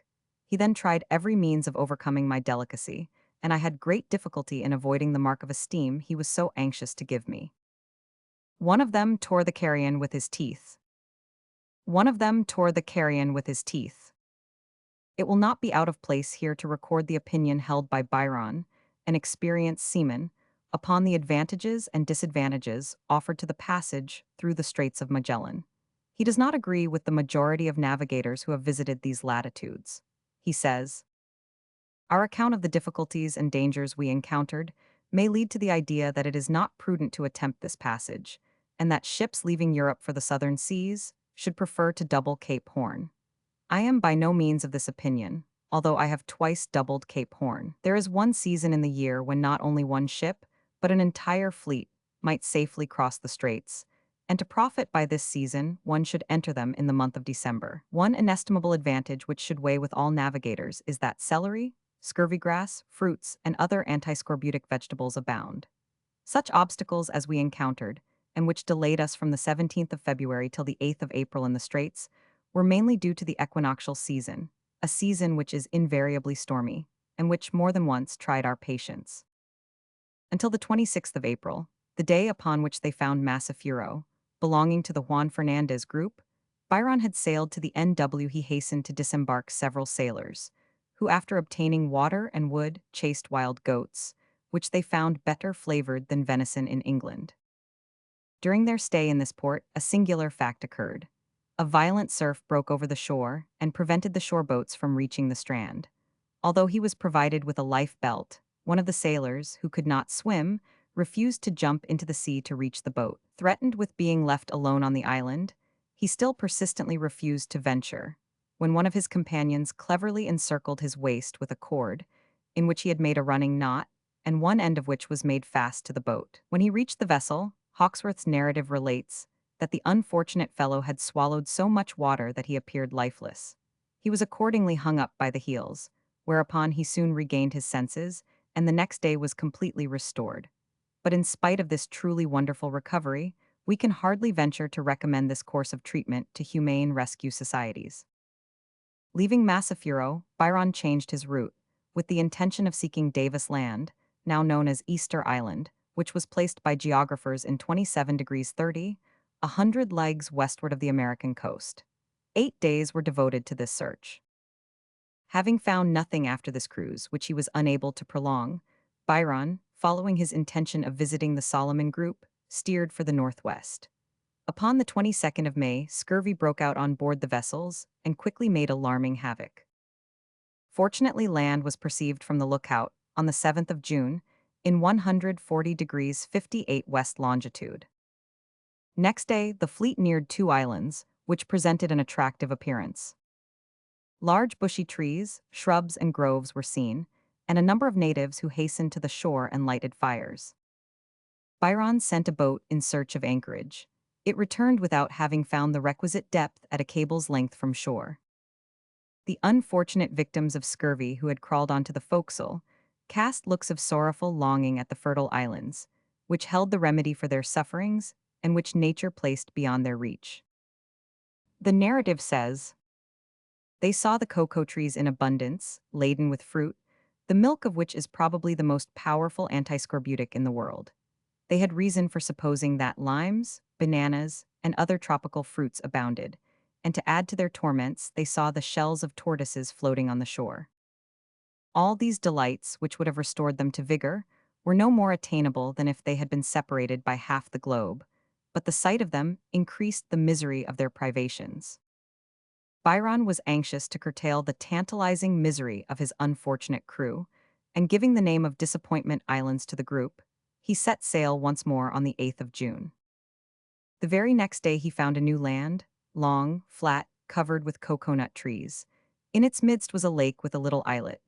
This feature alone was indicative of the madreporic formation of the soil, simple deposit which was not yet, but which in time would become, an island. The boat sent to sound met in every direction with a coast as steep as a wall. Meanwhile, the natives made hostile demonstrations. 2 men entered the boat. One stole a sailor's waistcoat, another put out his hand for the quartermaster's cocked hat, but not knowing how to deal with it, pulled it towards him, instead of lifting it up, which gave the quartermaster an opportunity of interfering with his intention. 2 large pirogues, each manned by 30 paddlers, showed an intention of attacking the vessels, but the latter immediately chased them. Just as they were running ashore, a struggle ensued, and the English, all but overwhelmed by numbers, were forced to use their arms. 3 or 4 natives were killed. Next day, the sailors and such of the sick as could leave their hammocks landed. The natives, intimidated by the lesson they had received in the evening, remained in concealment, whilst the English picked coconuts and gathered antiscorbutic plants. These timely refreshments were so useful that in a few days there was not a sick man on board. Parrots, rarely beautiful, and tame doves, and several kinds of unknown birds composed the fauna of the island, which received the name of King George. That which was discovered afterwards was called Prince of Wales Island. All these lands belonged to the Paumotu group, which is also known as the Low Islands, a very suitable name for this archipelago. On the 21st again, a new chain of islands surrounded by breakers was sighted. Byron did not attempt a thorough investigation of these, as to do so he would have incurred risks out of proportion to the benefit to be gained. He called them the dangerous islands. 6 days later, Duke of York Island was discovered. The English found no inhabitants but carried off 200 coconuts, which appeared to them of inestimable value. A little farther, in latitude 1 degrees 18, south, longitude 173 degrees 46, west, a desert island received the name of Byron. It was situated eastward of the Gilbert Group. The heat was overwhelming, and the sailors, weakened by their long voyage and want of proper food, in addition to the putrid water they had been forced to drink, were almost all attacked by dysentery. At length, on the 28th of July, Byron joyfully recognized Sapin and Tinian Islands, which form part of the Marion or Ladrone Islands, and he prepared to anchor in the very spot where Lord Anson had cast anchor with the Centurion. Tents were immediately prepared for the sufferers from scurvy. Almost all the sailors had been attacked by this terrible disease, many even had been at the point of death. The captain undertook to explore the dense wood which extended to the very edge of the shore, in search of the lovely country so enthusiastically described in the account written by Lord Anson's chaplain. How far were these enchanting descriptions from the truth? Impenetrable forests met him on every side, overgrown plants, briars, and tangled shrubs at every step caught and tore his clothes. At the same time, the explorers were attacked and stung by clouds of mosquitoes. Game was scarce and wild, the water detestable. The roadstead was never more dangerous than at this season. The halt was made, therefore, under unfortunate auspices. Still, in the end limes, bitter oranges, coconuts, breadfruits, guavas, and others were found. But although these productions were beneficial to the invalids, who were shortly restored to vigor, the malarious atmosphere caused such violent fever that 2 sailors succumbed to it. In addition, the rain fell unceasingly and the heat was overpowering. Byron says that he never experienced such terrific heat, even in his visits to the coast of Guinea, the East Indies, or St. Thomas Island, which is immediately below the equator. Fowls and wild pigs, which weighed about 2 cwt. Each were easily procurable, but had to be eaten immediately, as in less than an hour decomposition took place. Lastly, the fish caught upon this shore was so unwholesome that even those who ate it in moderation became dangerously ill and risked their lives. After a stay of 9 weeks, the 2 ships, amply provisioned, left the port of Tinian. Byron continued his route to the north, after having passed Anatakan Island, already discovered by Anson. He hoped to meet the N.E. monsoon before reaching the Bashies, which form the extreme north of the Philippines. Upon the 22nd, he perceived Grafton Island, the most northerly of this group, and upon the 3rd of November he arrived at Timon, which had been mentioned by Dampier as a favorable place for procuring provisions. The natives, however, who are of Malay descent, refused the offer of hatchets, knives, and iron instruments in exchange for fowls. They demanded rupees. Finally, they accepted some handkerchiefs in payment of a dozen fowls, a goat, and its kid. Fortunately, fish was abundant, as it would have been impossible to procure fresh victuals. Byron set sail once more on the 7th November, past Pulo Condor at a distance, stopped at Pulo Tea, where he encountered a vessel bearing Dutch colors, but which was manned entirely by Malays.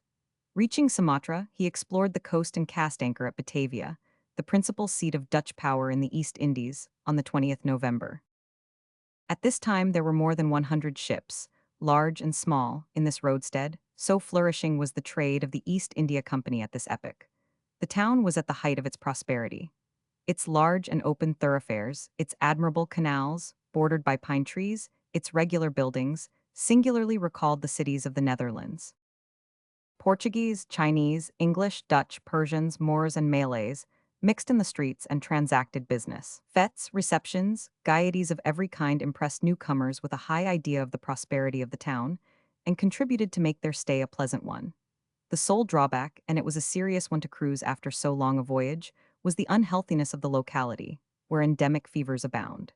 Byron, being aware of this, hurried the embarkation of his provisions and set sail after an interval of 12 days. Short as their stay had been, it had been too long. The fleet had scarcely reached the Strait of the Sound before a malignant fever broke out among the crew, disabling half their number and ending in the death of 3 sailors. After 48 days' navigation, Byron perceived the coast of Africa and cast anchor 3 days later in Table Bay. Cape Town furnished all that he could require. Provisions, water, medicines were all shipped with a rapidity which sufficiently indicated their anxiety to return, and once more the prow of the vessel was directed homewards. Two incidents occurred on the passage across the Atlantic, thus described by Byron. Off St. Helena, in fine weather, and with a favorable wind, the vessel, then at a considerable distance from land, received a shock which was as severe as if she had struck on a rock. Its violence so alarmed us that we all ran to the bridge. Our fears were dissipated when we saw the sea tinged with blood to a great distance. We concluded that we had come in contact with a whale or a grampus, and that our ship had apparently received no damage, which was true. A few days later, however, the Tamar was found to be in such a dilapidated state, such grave injuries were discovered in her rudder, that it was necessary to invent something to replace it, and to enable her to reach the Antilles, it being too great a risk to allow her to continue her voyage. Upon the 9th of May, 1766, the Dauphin anchored in the Downs, after a voyage round the world which had lasted for 23 months. This was the most fortunate of all the circumnavigation voyages undertaken by the English. Up to this date, no purely scientific voyage had been attempted. If it was less fruitful of results than had been anticipated, the fault lay not so much with the captain as with the lords of the Admiralty. They were not sufficiently accurate in their instructions, and had not taken the trouble, as was done in later voyages, of sending special professors of the various branches of science with the expedition. Full justice, however, was paid to Byron. The title of admiral was conferred on him, and an important command in the East Indies was entrusted to him. But we have no interest in the latter part of his life, which ended in 1786, and to that, therefore, we need not allude. Chapter 2. Wallis and Carteret, preparations for the expedition, difficult navigation of the Strait of Magellan, separation of the Dauphin and the Swallow, Whitsunday Island, Queen Charlotte's Island, Cumberland, Henry Islands and C, Tahiti, Howe, Boscon and Keppel Islands, Wallis Island, Batavia, the Cape, the Downs discovery of Pitcairn, Osnaburg and Gloucester Islands by Carteret, Santa Cruz Archipelago, Solomon Islands, St. George's Canal and New Ireland, Portland and Admiralty Islands, Batavia and Macassar, meeting with Bougainville in the Atlantic. The impulse once given, England inaugurated the series of scientific expeditions which were to prove so fruitful of results, and to raise her naval reputation to such a height. This port was named Praslin, and the large island or archipelago, to which it belonged, Arsacides, in reference to the deceitful nature of its inhabitants. Port Praslin, says Florian, would be one of the finest ports in the world if the bottom were better. It is of circular shape, reckoning all the islands discovered from the spot where the Saint Jean-Baptiste cast anchor. The ferocity of the people inhabiting the islands of Port Praslin was such that it was impossible to penetrate into the interior, and it was only possible to examine the sea-coast. We perceived no cultivated ground, either in the trip we made to the further end of the port, nor upon Aguade Island, which was explored throughout. Such are the superficial particulars which Surville and his crew were able to collect. Fortunately, they were supplemented by those furnished by the captive native, whose name was Lovasailga, and who possessed a great faculty for learning languages. According to his account, the island produced palms, cocoa-nut trees, various almond trees, wild coffee, the ebony tree, the tacamahac, as well as numerous resinous or gum trees, the banana, sugar cane, yams, aniseed, and lastly a plant called binau, which is used by the natives as bread. Cockatoos, wood pigeons, lories, and blackbirds, somewhat larger than those of Europe, abounded in the woods. In the marshes the curlew, sea lark, a species of snipe, and ducks were to be found. The only quadrupeds the country produced were goats and half-wild pigs. The natives of Port Praslin, says Florian, quoting from the manuscripts in his possession, are of ordinary height but strong and muscular. They do not appear to be all of one origin, a valuable remark, for some are perfectly black whilst others are copper-colored. The former have woolly hair which is very soft to the touch, their foreheads are small, their eyes slightly sunken, whilst the lower part of their face is pointed, and adorned with a small beard. Their expression is fierce. Some of the copper-colored natives have smooth hair. They usually cut it round the head as high as the ear. A few only retain a little, shaped like a cap, on the top of the head, shaving off the remainder with a sharp stone, and leaving only a circular fringe about an inch deep at the bottom. Their hair and eyebrows are powdered with lime, which gives them a yellowish hue. Both men and women are stark naked. but it must be allowed that their nudity is not so startling as would be that of an European without clothes, for the faces, arms, and generally every part of their bodies are tattooed. Sometimes the taste of these designs is really wonderful. They pierce their ears and the cartilage of their nose, and the nostrils often hang down, from the weight of the ornaments, to the upper lip. The commonest ornament worn by the natives of Port Praslin is a necklace made of men's teeth. It was at once concluded that they were cannibals, although the same customs had been met with among people who were not. Lava's confused replies, and the half-broiled head of a man, found by Bougainville in a pirogue in Choiseul Island, placed the existence of this barbarous practice beyond the possibility of doubt. On the 21st of October, after 9 days' rest, the Saint Jean-Baptiste left Port Praslin. On the next and ensuing days, lofty and mountainous land was constantly in sight. Upon the 2nd of November, Surville descried an island, which received the name of Contrariets, from the contrary winds which for 3 days checked the progress of the ship. This island presented a delightful appearance. It was well cultivated, and, judging from the number of pirogues which constantly surrounded the Saint Jean-Baptiste, it must have been well populated. The natives could scarcely be persuaded to go on board. At last a chief sprang on deck. His first act was to possess himself of a sailor's clothes. He next visited the poop and took the white flag, which he wished to appropriate. It was only after some difficulty that he was dissuaded from the attempt. Lastly, he climbed up the mizzen mast, and from that elevated position observed all parts of the vessel. Then, coming down, he began to jump about, and, addressing himself to those he had left in the canoes, he invited them, by words and gestures, to join him on deck. About a dozen ventured. They resembled the natives of Port Praslin, but they spoke a different language, and could not make themselves understood by Lavaselga. Their stay on board did not last long, for one of them having possessed himself of a bottle and thrown it into the sea, the captain showed some annoyance, which induced them to return to their pirogues.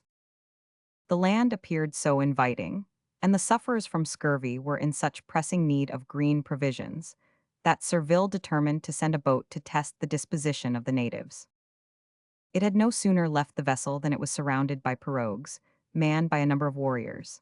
Hostilities were imminent, but a few shots dispersed the assailants. During the night a flotilla advanced towards the Saint Jean-Baptiste, and Surville, from motives of humanity, did not wait until the natives were close, but at once fired several pieces charged with grape shot, which put them to flight. It was useless to think of landing, and Surville regained the open sea. He discovered successively the Three Sisters Island and Gulf and Deliverance Islands, the last of the group. The archipelago, just explored by Surville, was no other than that of the Solomon Islands, which, as we have mentioned, was discovered in the first instance by Mendana. That skillful navigator had traced and surveyed 140 leagues, besides drawing a series of 14 very curious views of the sea-coast. If Surville's crew were not to be decimated by death, it was necessary at all risks to reach land, where he might disembark the sick and procure fresh provisions for them. He resolved to steer for New Zealand, which had not been visited since the time of Tasman. On the 12th of December, 1769, Surville descried land in 35 degrees 37 S lat, and 5 days later he cast anchor in a bay which he called Lauriston. At the extremity was a creek which received the name of Chevalier. Cook had been in search of this land since the beginning of October, and was fated to pass by Lauriston Bay a few days later without observing the French vessel. Whilst anchored in Chevalier Creek, Surville was overtaken by a frightful tempest, which brought him within an ace of destruction, but his sailors had such confidence in his nautical ability that they felt no anxiety, and obeyed his orders with a sang-froid of which, unfortunately, the Maoris were the sole spectators. The sloop which was conveying the sick to land had no time to reach the shore, before the storm broke in all its fury, and she was driven into Refuge Creek. The sailors and invalids were cordially welcomed by a chief called Najanui, who received them into his cabin, and bestowed upon them all the green provisions which he could procure during their stay. One of the boats which was towed behind the Saint Jean-Baptiste was carried away by the waves. Surville saw it stranded in Refuge Creek. He sent in search of it, but only the rudder was found. The natives had carried it off. The river was searched in vain, there was no trace of the boat. Surville would not allow this theft to go unpunished. He made signs to some Indians who were near their pirogues to approach him. One of them ran to him at once and was immediately seized and carried on board. The others fled. He seized one pirogue, says Crozet, and burnt the other, set fire to the huts and returned to the ship. The Indian who was taken was recognized by the surgeon as the chief who had so generously assisted them during the storm. It was the unfortunate Najanui, who, after the services he had rendered the whites, could hardly have anticipated such treatment at their hands when he obeyed Surville's signal. He died on the 24th of March, 1770, near the island of Juan Fernandez.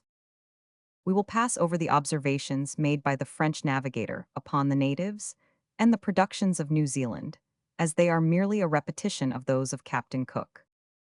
Surville, convinced that he could not obtain the provisions he needed, put to sea a few days later, and steered between the parallels of 27 degrees and degrees S lat.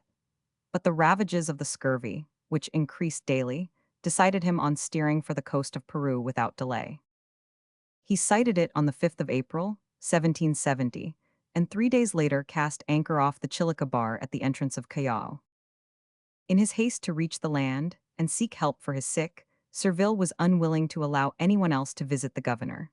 Unfortunately, his boat was capsized by the waves that break over the bar, and only one of the crew was saved.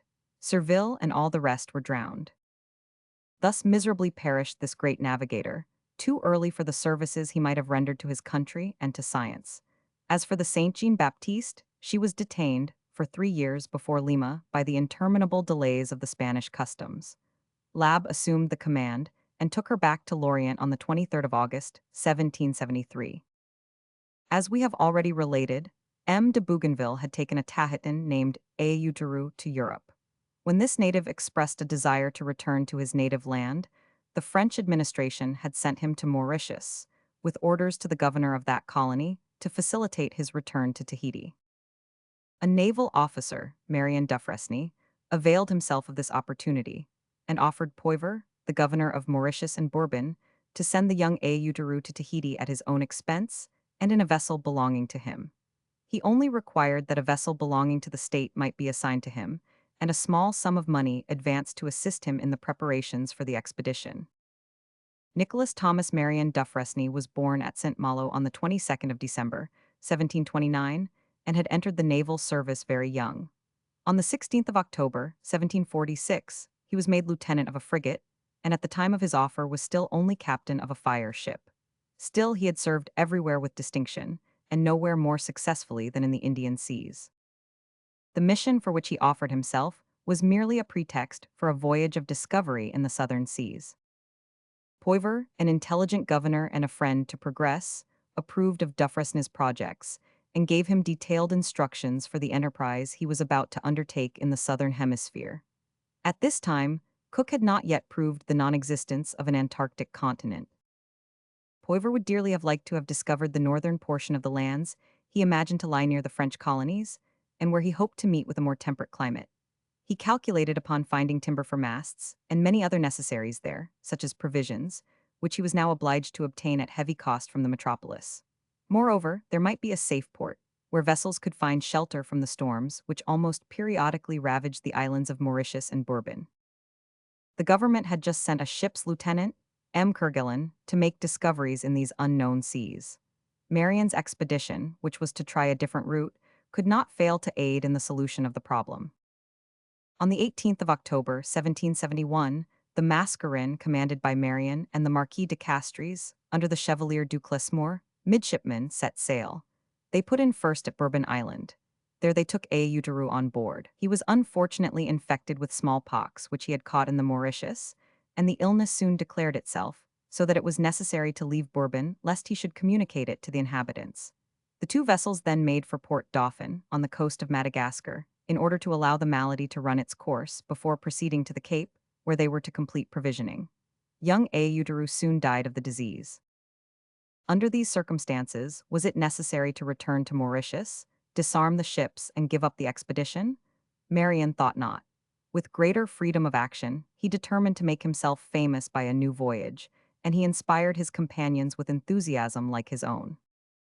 He soon reached the Cape of Good Hope, where he completed in a few days the provisioning necessary for an 18 months voyage. A southerly route was chosen towards the land discovered in 1739 by Bouvet de Lozier, and which was to be looked for east of the meridian of Madagascar. Nothing remarkable occurred from the 28th of December, 1771, the day upon which the vessels had left the Cape, until the 11th of January. It was then discovered, by taking the longitude 20 degrees 43, east of the Paris meridian, that they were in the parallel 40 degrees to 41 degrees south of the islands named in Van Keulen's chart as Dina and Marvezen, and not marked at all upon French maps. Although the presence of land birds induced Marion to suppose that he was not far from the islands, he left these latitudes on the 9th of January, convinced that his search for the southern continent ought to occupy his entire attention. The 11th of January found him in 45 degrees 43 S-lat, and, although it was summer in these regions, the cold was severe, and snow fell without ceasing. 2 days later, in a dense fog, which was succeeded by rain, Marion discerned land which extended a distance of 5 leagues from the WSW to the ENE. The soundings gave a depth of 80 fathoms with a bottom of coarse sand mixed with coral. This land stretched away till it could be seen behind the vessels, that is to say, over a distance of 6 to 7 leagues. It appeared to be very lofty and mountainous. It received the name of Hope, marking Marion's great desire to reach the southern continent. 4 years later, Cook called it Prince Edward's Island. To the north lay another territory. Crozet, editor of Marion's Voyage, says, I noticed, in coasting along this island, that to the NE there existed a creek, opposite to what appeared to be a large cavern. All around this cavern he remarked a number of large white spots, which looked like a flock of sheep. Had time allowed, he might have found anchorage opposite the creek. I fancied I saw a cascade issuing from the mountains. In rounding the island we discovered 3 islets detached from it, 2 of them situated in the large bay formed by the coast, and the third on its northern extremity. The island itself was about 7 or 8 leagues in circumference, without verdure, and apparently barren. The coast was healthy and safe. Marion named it Cavern Island. These 2 southern territories are situated in 45 degrees 45 S-lat, by 34 degrees 31 east of the Paris meridian, half a degree east of the route pursued by Bouvet. Next day, about 6 leagues of the coast of the Land of Hope was made out. It looked fertile. The mountains were lofty and covered with snow. The navigators were about to look for anchorage, when, during the sounding operations, the 2 ships ran foul of each other and were both damaged. 3 days were occupied in repairs. The weather, which had hitherto been fine, broke up, and, the wind becoming violent, it was necessary to continue the course following the 46th parallel. New lands were discovered on the 24th of January. At first, says Crozet, they appeared formed of 2 islands. I took a sketch at a distance of 8 leagues, and shortly afterwards we took them for 2 capes, imagining we could see in the far distance a stretch of land between them. They are situated in 40 degrees 5 S-lat, and about 42 degrees E long, reckoning from the meridian of Paris. Marion named them Les Isles Froides, or the Cold Islands. Although little progress was made during the night, the islands were invisible next morning. Upon this day the Castries signaled land, which stretched some 10 or 12 leagues ESE. But a dense fog, lasting no less than 12 hours, continued rain and cold, which was severe and trying to lightly clad men, made any approach nearer than 6 or 7 leagues impossible. This coast was seen again upon the 24th, as well as new land, which received the name of the Arid Island, and is now known as Crozet Island. Marion was at length able to lower a boat, and ordered Crozet to take possession of the larger of the 2 islands in the name of the king. It is situated in 46 degrees 30 S-lat, and degrees E long, reckoning from the Paris meridian. Marion called this island La Prise de Possession. It is now known as Marion Island. This was the 6th island discovered by us in these southern waters. From a height I discerned snow in many of the valleys. The land appeared barren and covered with very small grass. I found neither tree nor bush in the island. Exposed to the continual ravages of the stormy west winds which prevailed the entire year in these latitudes, it appeared uninhabitable. I found nothing there but seals, penguins, seagulls, Mother Carey's chickens, and every variety of aquatic birds, usually met with by navigators in the open sea, when passing the Cape of Good Hope. These creatures, never having seen a man, were not wild, and allowed us to take them in the hand. The female birds sat tranquilly upon their eggs, others fed their young, whilst the seals continued their gambols in our presence without appearing in the least alarmed. Marion continued to steer between 46 degrees to 47 degrees lat. In the midst of a fog so dense that it was impossible to see from one end of the deck to the other, and without constant firing, the ships must have parted company. Upon the 2nd of February, the two ships were in 47 degrees 22 E long. That is to say within 1 degrees 10 of the lands discovered upon the 13th of the same month by the king's vessels La Fortune and Le Gros Ventre, commanded by M. de Kerguelen and St. Alwan. Doubtless, but for the accident to the Castries, Marion would have fallen in with them. Having reached degrees east of the Paris meridian, Marion changed his route and directed his course to Van Diemen's Land. No incident occurred during the cruise, and the two vessels cast anchor in Frederick Henry Bay. Boats were at once lowered, and a strong detachment made its way to the shore, where some 30 natives were found, and the country, judging from the fires and smoke, must have been well populated. The natives of the country, says Crozet, came forward willingly. They picked up wood and formed a sort of pile. They then presented the newcomers with pieces of dried wood which they had lighted, and appeared to invite them to set fire to the pile. No one knew what the ceremony might mean, and it was accordingly tried. The natives did not appear surprised. They remained about us without making any demonstration either of hostility or friendship, and their wives and children were with them. Both men and women were of ordinary height, black in color, with woolly hair, and all were naked. Some of the women carried their children tied on to their backs with rushes. All the men were armed with pointed sticks and stones, which appeared to us to be sharp, like hatchets. We attempted to win them over by small presents. They disdainfully rejected all that we offered, even iron, looking-glasses, handkerchiefs, and pieces of cloth.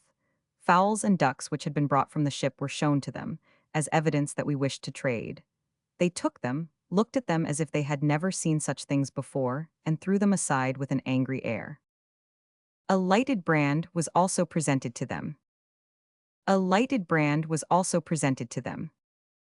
An hour had been spent in the attempt to gain the goodwill of the savages, when Marion and Duclesmore landed. A lighted brand was also presented to them, and fully persuaded that it was a peaceful ceremony, they did not hesitate to light the pile which was prepared. They were mistaken, for the natives immediately retired and flung a volley of stones, which wounded the two captains. They retaliated by a few shots, and the whole party re-embarked.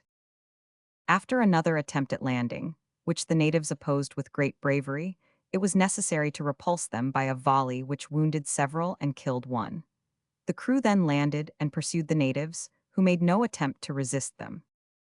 2 detachments were sent in search of a watering place and of trees suitable for repairing the masts of the Castries.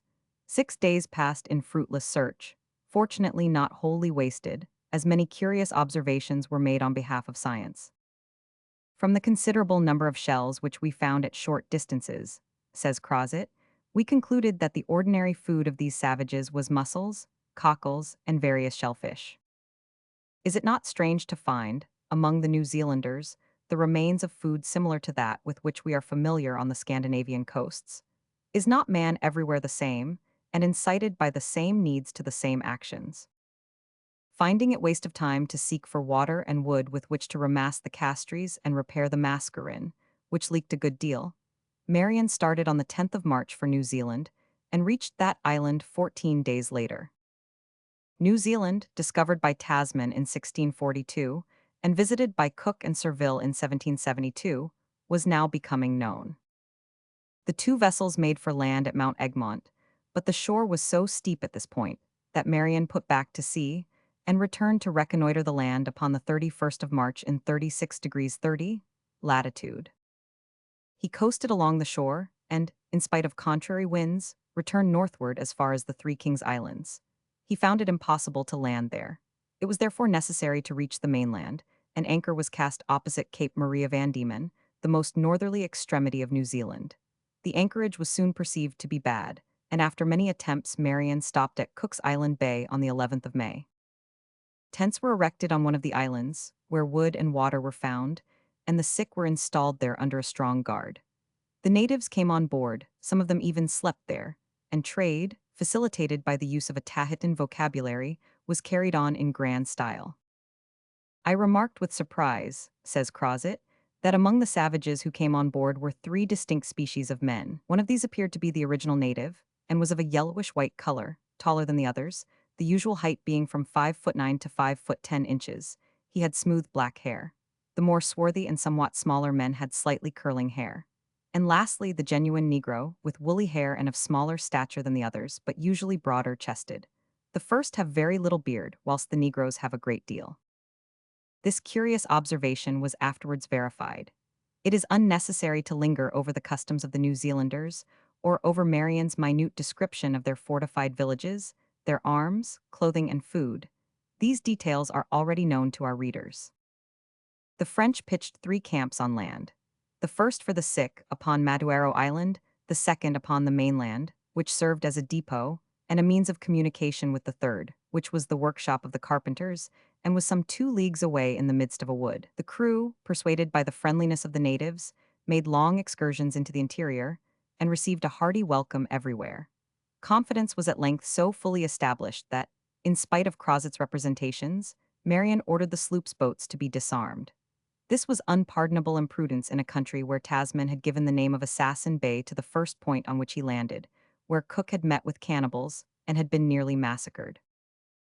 On the 8th of June, Marian landed, and was received with even greater demonstrations of friendship than usual. He was proclaimed head chief of the country, and the natives placed 4 white feathers in his hair, as insignia of royalty. 4 days later he again landed with 2 young officers, de Vaudricourt and Lahou, a volunteer and captain of arms, and a few sailors, 17 persons in all. Evening approached, but no one came back to the ship. At first no anxiety was felt, for the hospitable customs of the natives were well known. It was supposed that Marian had slept on shore, to be ready to visit the workshops in the morning. On the 13th of June, the Castries sent her boat for the daily supply of wood and water. At 9 o'clock, a man was seen swimming towards the ships. A boat was lowered to help him on board. It was one of the rowers, the only one who had escaped from the massacre of his comrades. He had received 2 lance thrusts in the side and been much ill-treated. The only one who had escaped. The only one who had escaped. From his account, it appeared that the natives had at first shown their usual friendliness. They had even carried the sailors, who feared getting wet, ashore upon their shoulders. But when the crew dispersed to pick up their cargo of wood, the natives reappeared, armed with spears, tomahawks, and clubs, and threw themselves in parties of 6 and 7 upon each of the sailors. The survivor had been attacked by 2 men only, who had wounded him with 2 lance thrusts, and as, fortunately, he was not far from the sea, he had succeeded in reaching the shore, where he hid himself in some brushwood. From thence he had witnessed the massacre of all his companions. The savages had the bodies stripped and commenced cutting them up, when he stole noiselessly from his concealment and threw himself into the sea, hoping to reach the ship by swimming. Had all the 16 men who accompanied Marian, and of whom no news was received, met a like fate? It seemed probable. In any case, it was needful to take immediate precautions for the safety of the 3 camps. Chevalier Duclesmore at once took the command, and, thanks to his energy, the disaster did not assume worse proportions.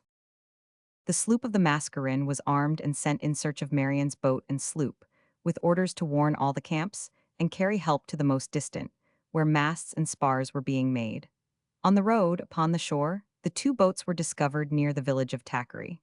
They were surrounded by natives, who had pillaged them after massacring the sailors. Without waiting to regain possession of the boats, the officer put on all speed in the hope of reaching the workshop in time. Fortunately, it had not yet been attacked by the natives. All work was immediately stopped, the utensils and weapons were collected, the guns were loaded, and such objects as could not be removed were buried beneath the ruins of the shed, which was set on fire. The retreat was accomplished amongst crowds of natives, crying in sinister tones, "Thackeray mate Marian, Thackeray has killed Marian." 2 leagues were traversed in this manner, during which no aggression was attempted against the 60 men who composed the detachment. Upon their arrival at the sloop, the natives approached them. Crozet first sent all the sailors who carried loads on board. Then, tracing a line on the ground, he made it understood that the first native who passed it would immediately be fired upon. An order was then given to the natives to seat themselves, and it must have been an imposing spectacle to see thousands obeying unresistingly, in spite of their desire to seize the prey which was escaping before their eyes.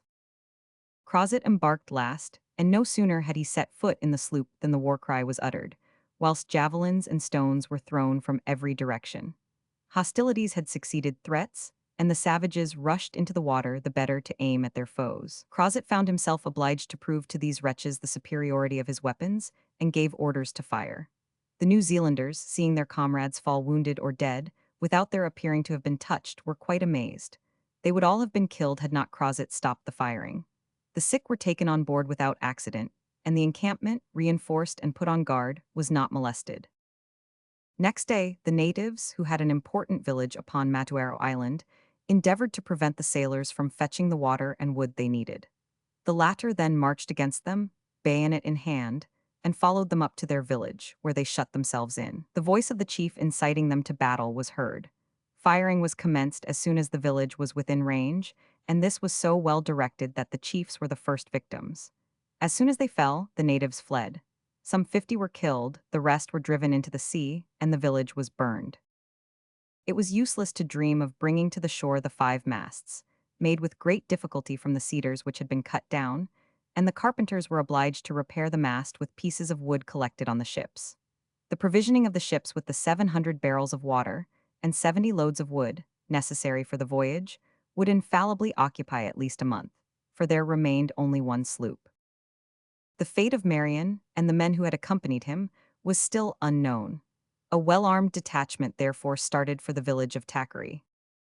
It was abandoned, only men too old to follow the flight of their companions remained and were seated in the doors of their huts. An effort was made to take them.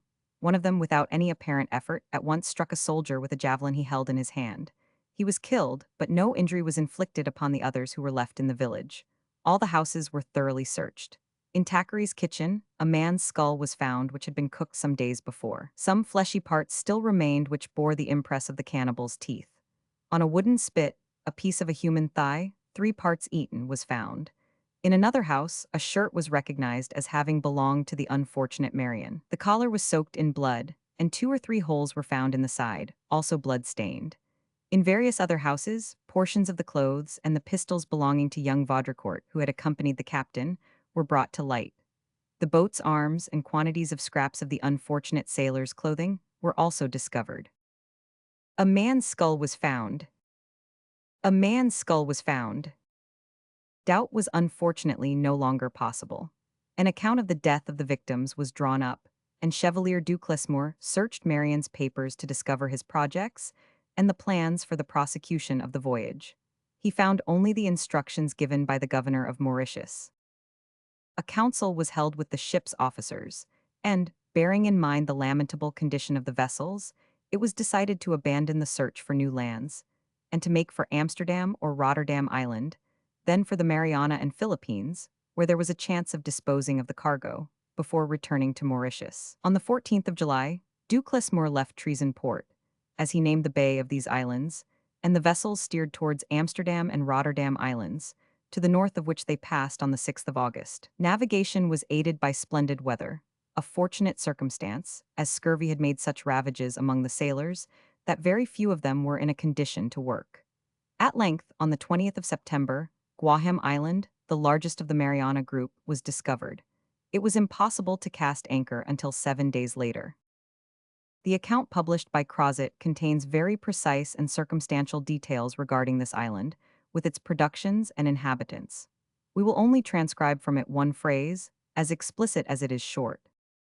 Guaham Island, he says, appeared to us a terrestrial paradise. The air was excellent, the water good, the vegetables and fruits were perfect, the herds of cattle, goats, and pigs innumerable, every species of fowl abounded. Amongst the vegetable productions, Crozet mentions rima, the fruit of which is good to eat when it has attained its full growth and is still green. In this condition, he says, the natives gather it for food. They remove the rough skin and cut it in slices like bread. When they wish to preserve it, they cut it in round pieces and dry it in the sun or in an oven in the form of very small cakes. This natural biscuit preserves its bread-like qualities for several years and far longer than our best ship's biscuits. From Port Agana, Crozet reached the Philippine Islands and anchored off Cavite in Manila Bay. This was the spot where the Castries and Mascarin parted to go back to Mauritius separately. Some years previously, a gallant officer of the Royal Navy, Chevalier Jacques Raymond de Geron de Grenier, who was one of that group of distinguished men, the Chazelles, the Bordas, the Fleurians, the Dumarts de Gormpy, the Chaberts, the Verdons de la Crenne, who contributed so zealously to the progress of navigation and geography, had employed his leisure, during a stay in the Isle of France, in exploring the adjacent seas.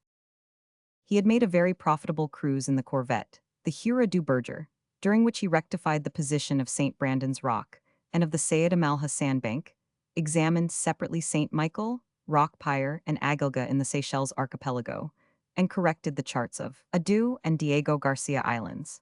Convinced of the connection of the currents with the monsoon, which he had thoroughly studied, he proposed a shortened route, always open, from the Isle of France to the Indies. It would be a saving of 800 leagues and was well worth serious consideration. The Minister of Marine, who had seen Grenier's proposition, well received by the Naval Academy, decided to entrust its examination to a ship's officer, who was accustomed to work of the kind. He selected Yves Joseph de Kerguelen during two expeditions, undertaken in 1767 and, for the encouragement and protection of the cod fisheries on the coast of Iceland. This navigator had surveyed a great number of ports and roadsteads, collected astronomical observations, rectified the map of Iceland, and accumulated a mass of particulars concerning this little-known country. It was he, indeed, who gave the earliest authentic account of geysers, those springs of warm water which occasionally reach to such great heights, and he also supplied curious details of the existence of fossil wood, which prove that at an early geological period, Iceland, now entirely devoid of trees, possessed enormous forests. Kerguelen had at the same time published novel details of the manners and customs of the inhabitants. The women, he said, have dresses, jackets, and aprons made of a cloth called wadmal, which is made in Iceland. They wear an ample robe above their jackets, rather like that of the Jesuits, but not so long as the petticoats which they allow to be seen. These robes are of different colors, but generally black. They are called hemp.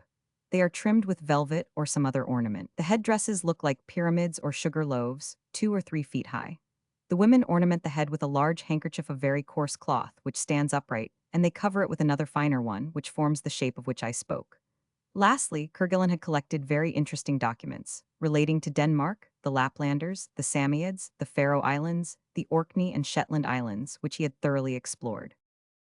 Kerguelen, entrusted with the examination of the route proposed by Grenier, asked permission of the minister to employ his ship to explore all the southern lands discovered in 1739 by Bouvet de Lozier. The Abbé Terray, who had just succeeded the Duke of Praslin, gave him command of the ship Le Berger, which brought 300 able-bodied seamen and provisions for 14 months from Lorient, together with some ammunition for Mauritius. The Abbé Rachan was associated with Kerguelen for making astronomical observations. Upon reaching Mauritius on the 20th of August, 1771, Kerguelen exchanged the barrier for the La Fortune, to which a small vessel, the Gros Ventre, with 16 guns and a crew of 100 men, was attached under command of M. de Saint Alwan. As soon as the two vessels were equipped, Kerguelen set sail and steered northward in search of the Mah Islands. During a great storm, the sounding lines of the Fortune gave an ever-decreasing depth, first 30, then 20, and at last only 14 fathoms. Anchor was then cast, and it held fast throughout the tempest. Daybreak at last relieved our anxieties, says Kerguelen. We perceived neither land nor rock. The Gros Ventre was 3 leagues distant. Her captain could not believe that I was at anchor, for the noise of the thunder and the dazzling lightning prevented his hearing or seeing my signals. This is the sole instance of a vessel anchoring in the night in the open sea upon an unknown coast. I set sail and allowed the vessels to drift, taking constant soundings. I at first found 14, then 20, then 25, at last 28 fathoms. Then I suddenly lost the bottom altogether, proving that we had passed above a submarine mountain. This new bank, which I called Fortune Bank, stretched NW and SE. It is situated in 7 degrees 16 S lat and degrees 50 E long. The Fortune and the Gros Ventre then made for 50 degrees S lat, which was the route recommended by the Chevalier de Grenier. The two captains were aware that the winds constantly blew from the east at this season of the year, and therefore went to the Maldives and coasted along Ceylon from Point de Gala to Trincomalee. Upon their return, the monsoon had changed. The prevailing winds were W and SW as Grenier had predicted. The route suggested by him had undeniable advantages, and these have been so amply confirmed by experience that no other is now followed. Returning to Mauritius on the 8th of December, Kerguelen hurried his preparations for departure to such an extent that he was able to start upon the 12th of January, 1772. He steered southwards, for, supposing that he found land in that direction, the nearest would naturally be the most useful for the French colony. From the 1st of February, numbers of birds seemed to indicate the proximity of land. Hail succeeded snow. The vessels experienced foul weather, boisterous winds, and a heavy sea. The first land was sighted upon the 12th. Next day, a second was discovered, and shortly afterwards, a very lofty and extensive cape. The following day at 7 o'clock in the morning, the sun having dispelled the clouds, a line of coast extending some 25 leagues was clearly seen. The vessels were then in 49 degrees 40 S lat and degrees 10 E long. Unfortunately, storm succeeded storm, and the two vessels with great difficulty escaped being cast ashore. Kerguelen was driven northward by currents, shortly after he had sent a boat to attempt a landing. Finding myself so far from land, says Kerguelen, I reflected upon the best course to be pursued. I remembered that the state of my mast was too bad to allow me to crowd sail and leave the coast, and that, having no sloop to carry my anchors, I was exposed to extreme danger whilst near the shore, that in the dense fog it was all but impossible to find the Gros Ventre, from which I had been separated for several days. It was the more difficult on account of the tempest we had experienced and the variable winds that prevailed. These reflections and my conviction that the Gros Ventre was an excellent sailor, and that she was provisioned for 7 months, determined me to return to Mauritius, which I reached upon the 16th of March. Fortunately, no accident had happened to the Gros Ventre. Her boat had returned in time. M. de Boisquihenuk, who had landed, had taken possession of the land with all the usual formalities and left some writing in a bottle, which was found by Captain Cook in 1776. Kerguelen returned to France, but his successful enterprise had gained him many enemies. When upon the 1st of January, 1772, the king nominated him captain and Chevalier de Saint Louis, the attacks upon him increased. The most malignant slanders were circulated. They even went the length of accusing him of having scuttled the Gros Ventre in order to derive all the benefit accruing from the discovery which he had made in concert with M. de Saint Alwan. The minister, however, was not influenced by these slanders, and decided to entrust the command of a second expedition to Kerguelen. The Roland and the frigate Oiseau left Brest upon the 26th of March, 1772, the latter under command of M. de Saux de Rosnevet. Upon reaching the Cape, Kerguelen was obliged to put in for 40 days. The entire crew was suffering from putrid fever, probably owing to the dampness of the new vessel. This appeared the more probable, says the narrative, because all the dried vegetables, such as peas, beans, lentils, and together with the rice and a quantity of biscuits, were spoiled in the storeroom. The vegetables emitted a kind of steam which was infectious, and the storerooms became infested with numbers of white worms. The Roland left the Cape upon the 11th of July, but she was almost immediately overtaken by a frightful tempest, which carried away 2 topsails, the jib, and the mizzen mast. Finally, Mauritius was reached by means of jury masts. Chapter 2000. De Roches and Poivre, who had contributed so essentially to the success of the first expedition, had been succeeded by M. de Tournay and the intendant Maillard. They appeared determined to offer every possible obstacle to the execution of Kerguelen's orders. They gave him no fresh victuals, of which the crew had pressing need, and there were no means of replacing the masts destroyed by the tempest. In lieu of the 34 sailors who had to go to the hospital, he was provided only with disgraced or maimed soldiers, of whom he was glad to rid himself. An expedition to the southern seas, so equipped, could only come to a disastrous end, and that was precisely what happened. On the 5th of January, Kerguelen sighted the lands he had discovered in his first voyage, and between that date and the 16th he recognized various points: Croix Island, Reunion Island, Roland Island, which in his estimation made more than 80 leagues of coast. The weather continued extremely severe. Thick fogs, snow, hail, and gales succeeded each other. On the 21st, the vessels could only keep in company by constant firing. Upon that day the cold was so severe that several of the sailors fainted on deck. Island discovered by M. Marion du Fresnes in 1772. The officers, says Kerguelen, insisted that the ordinary ration of biscuit was not enough, and that without more the crew could not possibly resist the cold and fog. I increased each man's rations by 4 ounces of biscuit daily. Upon the 8th of January, 1774, the Roland signaled the frigate at Reunion Island. Communication with her was opened, and M. Rosnevet declared that he had found an anchorage in a bay behind Cape Franchise, that he had sent a boat on the 6th to take soundings, and that, upon landing to take possession, the men had killed a sea lion and some penguins. Once again, the prostrate condition of the crew, the bad quality of the victuals, and the dilapidated state of the vessels prevented Kerguelen from making a thorough investigation of this desolate archipelago. He was forced to return. But instead of returning to Mauritius, he landed in Antingil Bay, Madagascar, where he was sure of obtaining lemons, limes, custard apples, and other antiscorbutics, as well as fresh meat. An adventurer named Benioski, whose history is sufficiently curious, had just founded a French colony there. But he was in need of everything. Kerguelen gave him ammunition, bricks, iron implements, shirts, blankets, and finally ordered his carpenters to build a store shed for him. 34 of the crew of the Roland had died since leaving the southern regions, and if Kerguelen had remained another week in these latitudes, he would have lost 100 men. On his return to France, Kerguelen met with nothing but ill will and calumny in return for so much fatigue, so bravely borne. The feeling against him was so strong that one of his officers was not ashamed to publish a memoir, in which all the facts were dressed up in the most unfavorable shape, and the failure of the enterprise thrown upon Kerguelen. We do not assert that he was entirely free from blame, but we consider the verdict of the Council of War which deprived him of his rank and condemned him to detention in the chateau of Sommer most unjust. No doubt the judgment was found to be excessive, and the government discerned more malice than justice in it. For a few months later, Kerguelen was restored to liberty. The gravest charge against him was that of having abandoned his sloop and a portion of his crew in the southern seas, who, but for the opportune arrival of the Fortune, must have perished. Probably, however, even this was much exaggerated, for a letter exists from the abandoned officer, M. de Rosalie, afterwards vice-admiral, in which he begs to serve again under Kerguelen.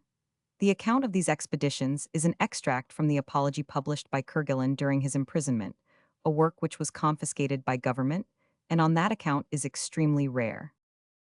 We must now turn our attention to the account of expeditions, which, although they did not result in discoveries, had an importance of their own. They contributed to the rectification of charts, to the progress of navigation and geography, but above all, they solved a long-standing problem, the determination of longitude at sea. To decide upon the position of a locality, it is first necessary to obtain its latitude, that is to say, its distance n or s from the equator, and its longitude, or in other words, its distance e or w from some known meridian. At this period, no instrument for determining the position of a ship existed but the rope known as a log, which, thrown into the sea, measured the distance which the ship made every half-minute. The proportionate speed of the vessel per hour was deduced from it, but the log is far from immovable, and the speed of a vessel is not always the same, hence arose two important sources of error. The direction of the route was determined by the mariner's needle or compass, but everyone knows that the compass is subject to variations, and that the vessel does not invariably follow the course it indicates, and it is no easy matter to determine the exact difference. These inconveniences once admitted, the question was to find a method exempt from them. With Hadley's quadrant, latitude could be determined within a minute, that is to say, to the third of a league. But such an approximate exactitude was not possible in deciding longitudes. When once the different phenomena of the variations of the magnetic needle, either of declination or inclination, should be fully understood, it would be easy.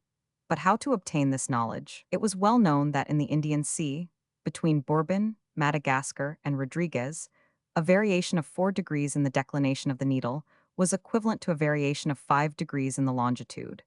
But it was equally admitted that the declination of the magnetic needle was subject to variations, in the same localities, for which no cause could be assigned. Verdun de la Crenne, writing in 1778, says a declination of 12 degrees, from N to W 20 years ago, indicated a longitude of 61 degrees W of Paris, in any given latitude. It is very probable that within the last 20 years the declination has varied 2 degrees, which makes the longitude deduced from it wrong by 2.5 degrees, or nearly 50 nautical miles. If the right time is known on board, that is to say, the correct time by which the meridian could be computed at the moment of any given observation, and if at the same time, the exact time at the port from which the ship had started, or that if any known meridian could be ascertained, the difference of time would evidently give that of the meridians, at the rate of 15 degrees per hour, or 1 degree per 4 minutes. The problem of the longitude could thus be reduced to a determination, at a given moment of the time at any given meridian. To achieve this, it was necessary to have a watch or clock which should preserve a perfect isochronism, in defiance of the state of the sea or differences of temperature. Many attempts had been made. Besson in the 16th century, Huygens in the 17th century, and again Sully, Harrison, Duderter, Galland, Rivas, Leroy, and Ferdinand Berthoud had attempted to solve the problem. The English and French governments, moreover, convinced of the value of a perfect instrument, had offered a high reward for its invention.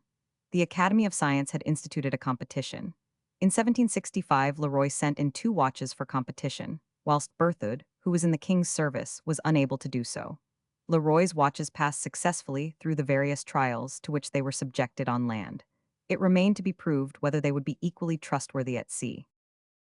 The Marquis de Constanvaux had the frigate Aurora built at his own cost for this experiment. Leroy, however, decided that a cruise, with constant stoppages at Calais, Dunkirk, Rotterdam, Amsterdam, and Boulogne, lasting only from the 25th of May to the 29th of August, was far too short, and he demanded a second trial. This time, his watches were sent on board the frigate, the Njawi, which, leaving Havre, put in at St. Pierre near Tenerife, at Sally in Africa, at Cadiz, and finally, after a voyage of 4 months and a half, at Brest. The trial had been a serious one, the latitudes and the state of the sea having both changed constantly. If the watch had neither lost or gained, it won the prize, which was in fact assigned to Leroy. The Academy, however, knew that many other scientific men had bestowed their attention upon the subject, and for various causes had been unable to exhibit.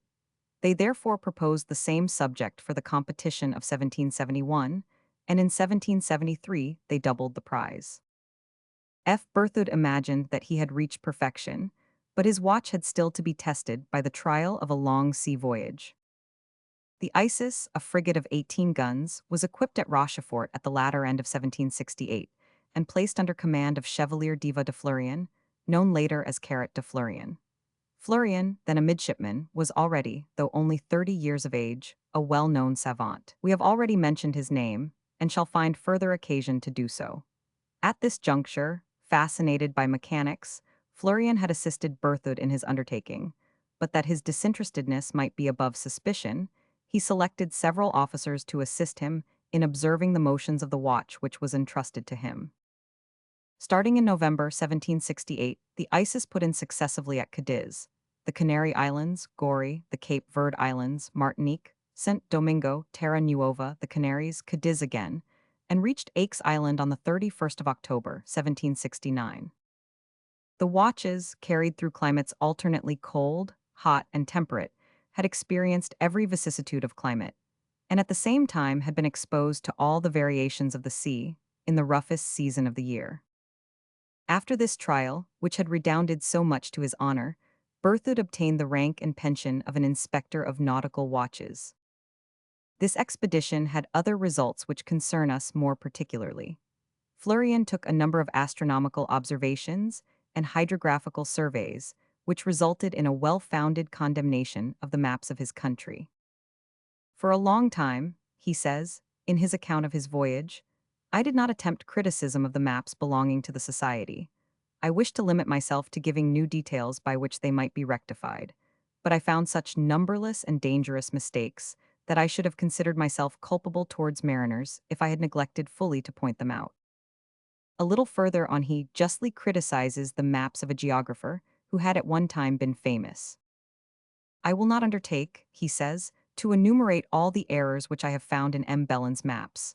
Their number is infinite. I shall content myself simply with proving the necessity for the work I did, by indicating the more glaring faults, either by comparing the positions of various places upon his maps, with the positions they should have occupied if M. Bellin had been willing to use the astronomical observations which have been published at various times, or by comparing other positions with those which we have determined by our own observations. Lastly, after giving a long list of errors in the situation of the most frequented places of Europe, of Africa and America, he winds up with these judicious words. Upon glancing at a list of the various errors I have discovered in M. Bellin's maps, one is led to a reflection, sad but true and inevitable. If the maps of the best-known part of the globe, and on which the greater number of observations have been taken, are so far from correct, what exactitude can we hope to find in maps representing less frequented shores and islands, drawn and arranged by guesswork? Up to this time, the watches had been examined separately and by different judges. Now arose the question of submitting them simultaneously to the same test, and of seeing which would come out victorious. For this purpose the frigate La Flore was equipped at Brest, and the command was given to a most distinguished officer, Verdun de la Crenne, who was to become vice admiral in 1786. The various stages of the expedition were Cadiz, Madeira, the Salvage Islands, Tenerife, Goree, Martinique, Terra Nuova, Iceland, which our explorers had some trouble to find, the Faroe Islands, Denmark, and Dunkirk. The narrative published by Verdun de la Crenne, like that of Florian, abounds in rectifications of every kind. It is easy to see how carefully and exactly the soundings were taken, with what care the coasts were surveyed. But not a little interesting also is that which is altogether wanting in Florian's publication, descriptions of the countries and critical reflections upon the manners and customs of the different peoples visited. Amongst the most interesting particulars contained in two large fourto volumes, we must mention those relating to the Canary Islands and their ancient inhabitants, the Surers and Yalaf, on Iceland, and the accurate remarks made by Verdun upon the subject of the meridian of Faroe Islands. It was the most easterly meridian of these islands, he says, that Ptolemy chose for the first meridian. It would doubtless have been easy for him to have selected Alexandria for the first meridian. But this great man was aware that such a choice would bring no real honor to his country, that Rome and other ambitious towns might covet this imaginary glory, that every geographer, every narrator of voyages, arbitrarily choosing his own meridian, would engender confusion or at least embarrassment in the mind of the reader. Clearly, Verdun regarded the question of the first meridian from a high standpoint, as all really disinterested minds still do. It gives him yet another claim to our sympathy. Let us conclude with a quotation from this author. The watches came out of the contest with honor. They had borne heat and cold, they had been becalmed, they had endured shocks as well as the vessel which carried them when it was wrecked at Antigua, and when it received charges of artillery. In a word, they fulfilled the hopes we had indulged, they deserve the confidence of navigators, and lastly they are of great service in the determination of longitude at sea. The solution of the problem was found. Chapter 2. The Expedition of La Perouse, St. Catherine's Island, Conception Island, the Sandwich Islands, Survey of the American Coast, French Port, Loss of 2 boats, Monterey and the Indians of California, Stay at Macau, Cavite and Manila, en route for China and Japan, Formosa, Quelpert Island, the coast of Tartary, Ternate Bay, the Tartars of Saghalien, the Orachis, Straits of La Perouse, Ball at Kamchatka, Navigator Islands, Massacre of M. de Langle and several of his companions, Botany Bay, no news of the expedition, 500 Entrecasto sent in search of La Perouse. False news.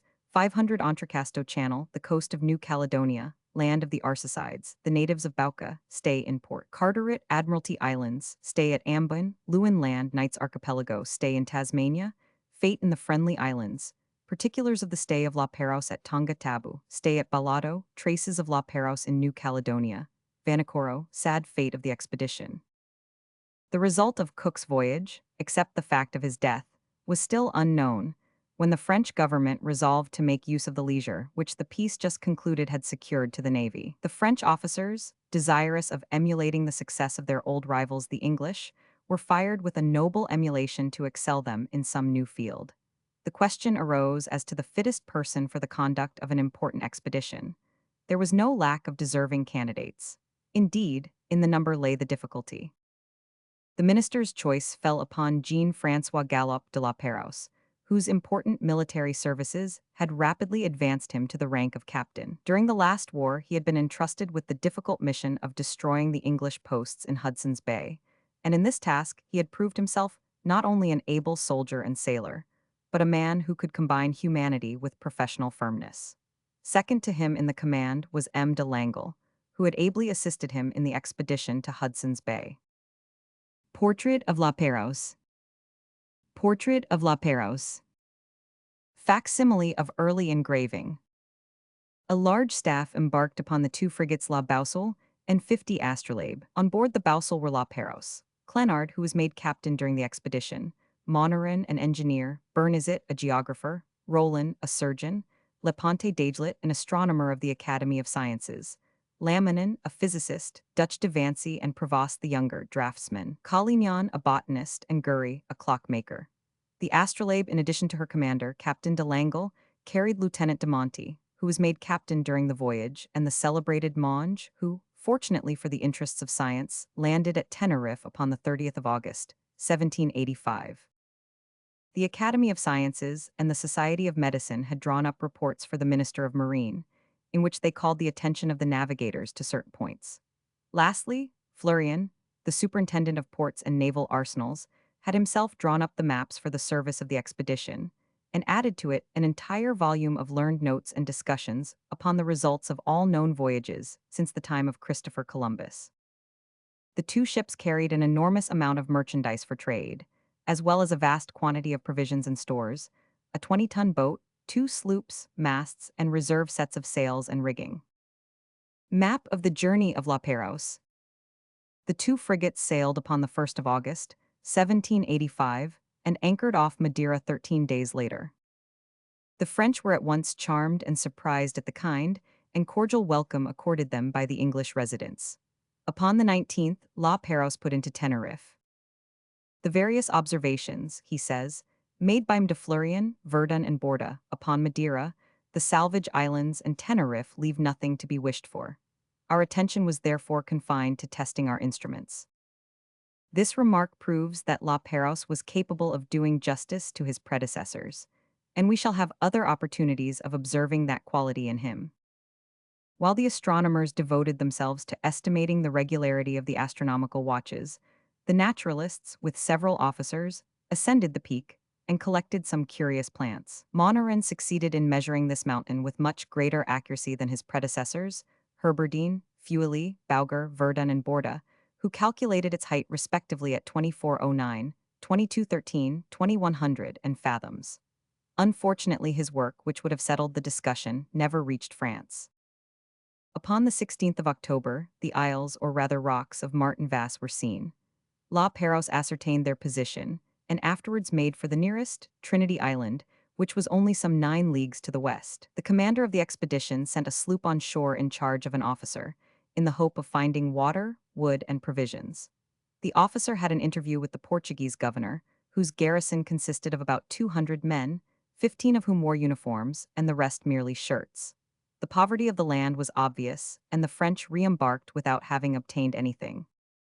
After a vain search for Ascension Island, the expedition reached St. Catherine's Island, off the coast of Brazil.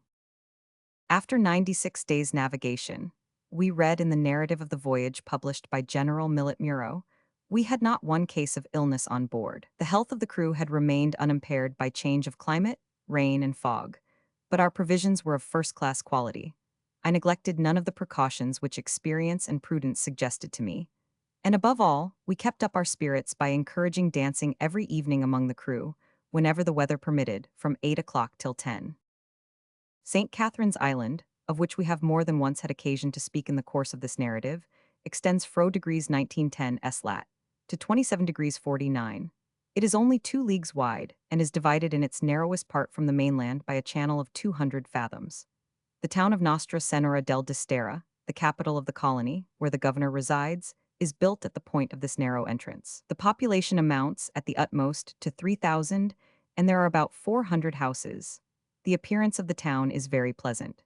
According to Frézier's account, this island was a refuge in 1712 for the vagabonds who fled there from different parts of Brazil. They were Portuguese subjects in name only, and recognized no other authority. The country is so fertile that the inhabitants can live quite independently of any neighboring colony. The ships in the harbor gave them shirts and coats, of which they had absolutely none, in exchange for provisions. This island is extremely fertile, and the soil could easily be made to grow sugar cane, but the inhabitants are so poor that they cannot buy the needful slaves for the labor. The French vessels found all that they needed in this spot, and their officers were cordially received by the Portuguese authorities. The following fact will give an idea of the hospitality of these people. My boat, says La Perouse, having been upset in a creek where I was having wood cut, the inhabitants, after assisting in saving it, insisted on our shipwrecked sailors using their beds, and themselves slept on mats upon the floor of the room where they received them so hospitably. A few days later they brought to my vessel the sails, mast, grapnel, and flag of the boat, which would have been of great use to them for their pirogues. The Boussole and the Astrolabe weighed anchor upon the 19th of November, and directed their course to Cape Horn. After a violent storm, during which the frigates behaved very well, and after 40 days' fruitless search for the large island discovered by a Frenchman, Antoine de la Roche, and called Georgia by Captain Cook, La Perouse crossed the Straits of Le Maire. Finding the winds favorable, He decided not to remain in Good Success Bay at this advanced season of the year, but immediately to double Cape Horn, in the hope of avoiding a possible delay that would have exposed his ships to injury and his crew to useless fatigue. The friendly demonstrations of the Fuegians, the abundance of whales, which had never before been disturbed, the immense flocks of albatross and petrels, did not change his resolve. Cape Horn was rounded more easily than could have been expected. Upon the 9th of February, the expedition was in the Straits of Magellan, and upon the 24th anchor was cast in Conception Harbor, which La Perouse preferred to that of Juan Fernandez, on account of the exhaustion of his provisions. The robust health of the crews astonished the Spanish governor. Possibly this was the first time a vessel had rounded Cape Horn and arrived in Chile without any sick on board. The town, which was destroyed by an earthquake in 1757, had been rebuilt 3 leagues from the sea, upon the shore of the river Biobio. The houses are of 1 story, and the town of La Conception contains 10,000 inhabitants. The bay is one of the most commodious in the world. The sea is smooth and almost free from currents. This part of Chile is wonderfully fertile. 1 ear of corn reproduces 60, vines are equally prolific, and the country teems with innumerable flocks which multiply beyond all credence. In spite of these prosperous conditions, the country made no progress, on account of the prohibitive system which at this time prevailed. Chile, with its productions, which might easily have fed the half of Europe, its wool, which might have sufficed for the manufactures of France and England, its meats, which might have been preserved, had no commerce whatever. At the same time, the duty upon imported goods was excessive, so that living was very dear. The middle class, as the bourgeoisie are now called, did not exist. The population consisted of 2 classes, the rich and the poor, as the following passage shows. The dress of the women consists of a plaited skirt of the ancient gold or silver tissues which were formerly manufactured at Lyon. These petticoats, which are kept for grand occasions, are often inherited like diamonds and are handed down from generation to generation. They are only worn by a small number of the higher class. The others have scarcely the means of clothing themselves at all. Costumes of the inhabitants of Conception. Costumes of the inhabitants of Conception. We will not follow La Perouse into his details of the enthusiastic reception given to him, and we will pass over in silence his description of balls and toilettes, which never for a moment induced him to lose sight of the object of his voyage. So far, the expedition had only passed through regions often before visited by Europeans. It was now about to penetrate to less-known realms. Anchor was raised upon the 15th of March, and, after a voyage entirely free from incident, the 2 frigates anchored upon the 9th of April in Cook's Bay, Easter Island. La Perouse affirms that Mr. Hodges, the painter, who accompanied the celebrated English navigator, has given a very unjust representation of the inhabitants. Generally, their physiognomies are pleasing, but they cannot be said to have much character. This is by no means the only point upon which the French navigator differs from Captain Cook. He believed the famous statues, of which one of the draftsmen made an excellent sketch, to have been the work of the present generation, whose numbers he estimates at 2,000. It appeared to him also that the absolute lack of trees, and therefore of lakes and rivers, was due to the extravagant waste of wood by the earlier races. No disagreeable incident occurred during the stay. Robberies, it is true, were frequent, but as the French intended remaining only 1 day on the island, they thought it superfluous to give the population stricter ideas of honesty. Inhabitants of Easter Island. Inhabitants of Easter Island. After leaving Easter Island, upon the 10th of April, La Perouse followed much the same route as Cook had done in 1777, when he sailed from Tahiti to the American coast, but he was 100 leagues farther west. La Perouse indulged in the hope of making discoveries in this little-known region of the Pacific Ocean, and he promised to reward the sailor who should first sight land. Upon the 29th of May, the Hawaiian archipelago was reached. The naval watches proved of great assistance upon this occasion, and justified the opinion entertained of them. Upon reaching the Sandwich Islands, La Perouse found a difference of 5 degrees between the longitude given and that obtained by him. Without the watches, he would have placed this group 5 degrees too far east. This explains why the islands discovered by the Spanish, Mendana, Quiros, and C, are much too near the American coast, and also the non-existence of the group called by the Spaniards La Mesa, Los Majos, and La Desgraciada, which there is every reason to suppose was none other than the Sandwich Archipelago, as mesa in Spanish means table, and Captain King compares the mountain called Mauna Loa to a plateau or tableland. He did not, however, trust to conjecture. He crossed the reputed site of Los Majos and found not the slightest trace of land. The aspect of Moni, says La Perouse, is delightful. We saw water tumbling in cascades from the summit of the mountains and reaching the sea after watering the Indian plantations, of which there are so many that each village extends over 3 or 4 leagues. All the huts are, however, on the seashore, and the mountains are so close that the habitable portion of the land appeared to me to be less than half a league in depth. One must be a sailor, and like us, have been reduced to a bottle of water per day in a burning climate, to realize the sensations we experienced. The trees which crowned the mountains, the green fields, the banana trees which surrounded the dwellings, all combined to charm our senses with an inexpressible delight. But the sea broke violently on the shore, and like Tantalus, we were obliged to devour with our eyes what was completely beyond our reach. The 2 frigates had no sooner anchored than they were surrounded by pirogues, full of natives, offering pigs, potatoes, bananas, taro, and sea-clever traders. They attached most value to bits of old iron rings. Their acquaintance with iron and its use, for which they were not indebted to Cook, is another proof that this people had known the Spaniards, to whom the discovery of the group is probably due. The welcome accorded to La Perouse was most cordial, in spite of the military force by which he had thought proper to protect himself. Although the French were the first to land on Moni Island, La Perouse did not think it his duty to take possession. The usual European custom in such matters, he says, is perfectly ridiculous. Philosophers may well sigh when they see men, simply because they have guns and bayonets, thinking nothing of 60,000 of their fellow men, and without the least respect for the most sacred rights, looking upon a land whose inhabitants have cultivated it in the sweat of the brow, and whose ancestors lie buried there, as an object fit for conquest. La Perouse does not pause to give any details about the inhabitants of the Sandwich Islands. He only passed a few hours there, whilst the English remained for 4 months. He therefore rightly refers to Captain Cook's narrative. During their short stay, the French bought more than 100 pigs, mats, fruits, a pirogue, ornaments made of feathers and shells, and handsome helmets decorated with feathers. The instructions furnished La Perouse before his departure enjoined him to survey the American coast, of which a portion, extending to Mount Elias, had, with the exception of Nootkaport, been merely sighted by Captain Cook.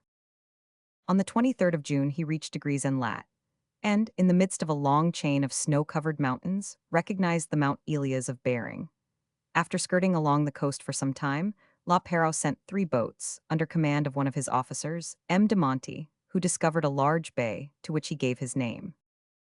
Following the coast at a short distance, surveys were taken, which were uninterrupted as far as an important river, which received the name of Bering.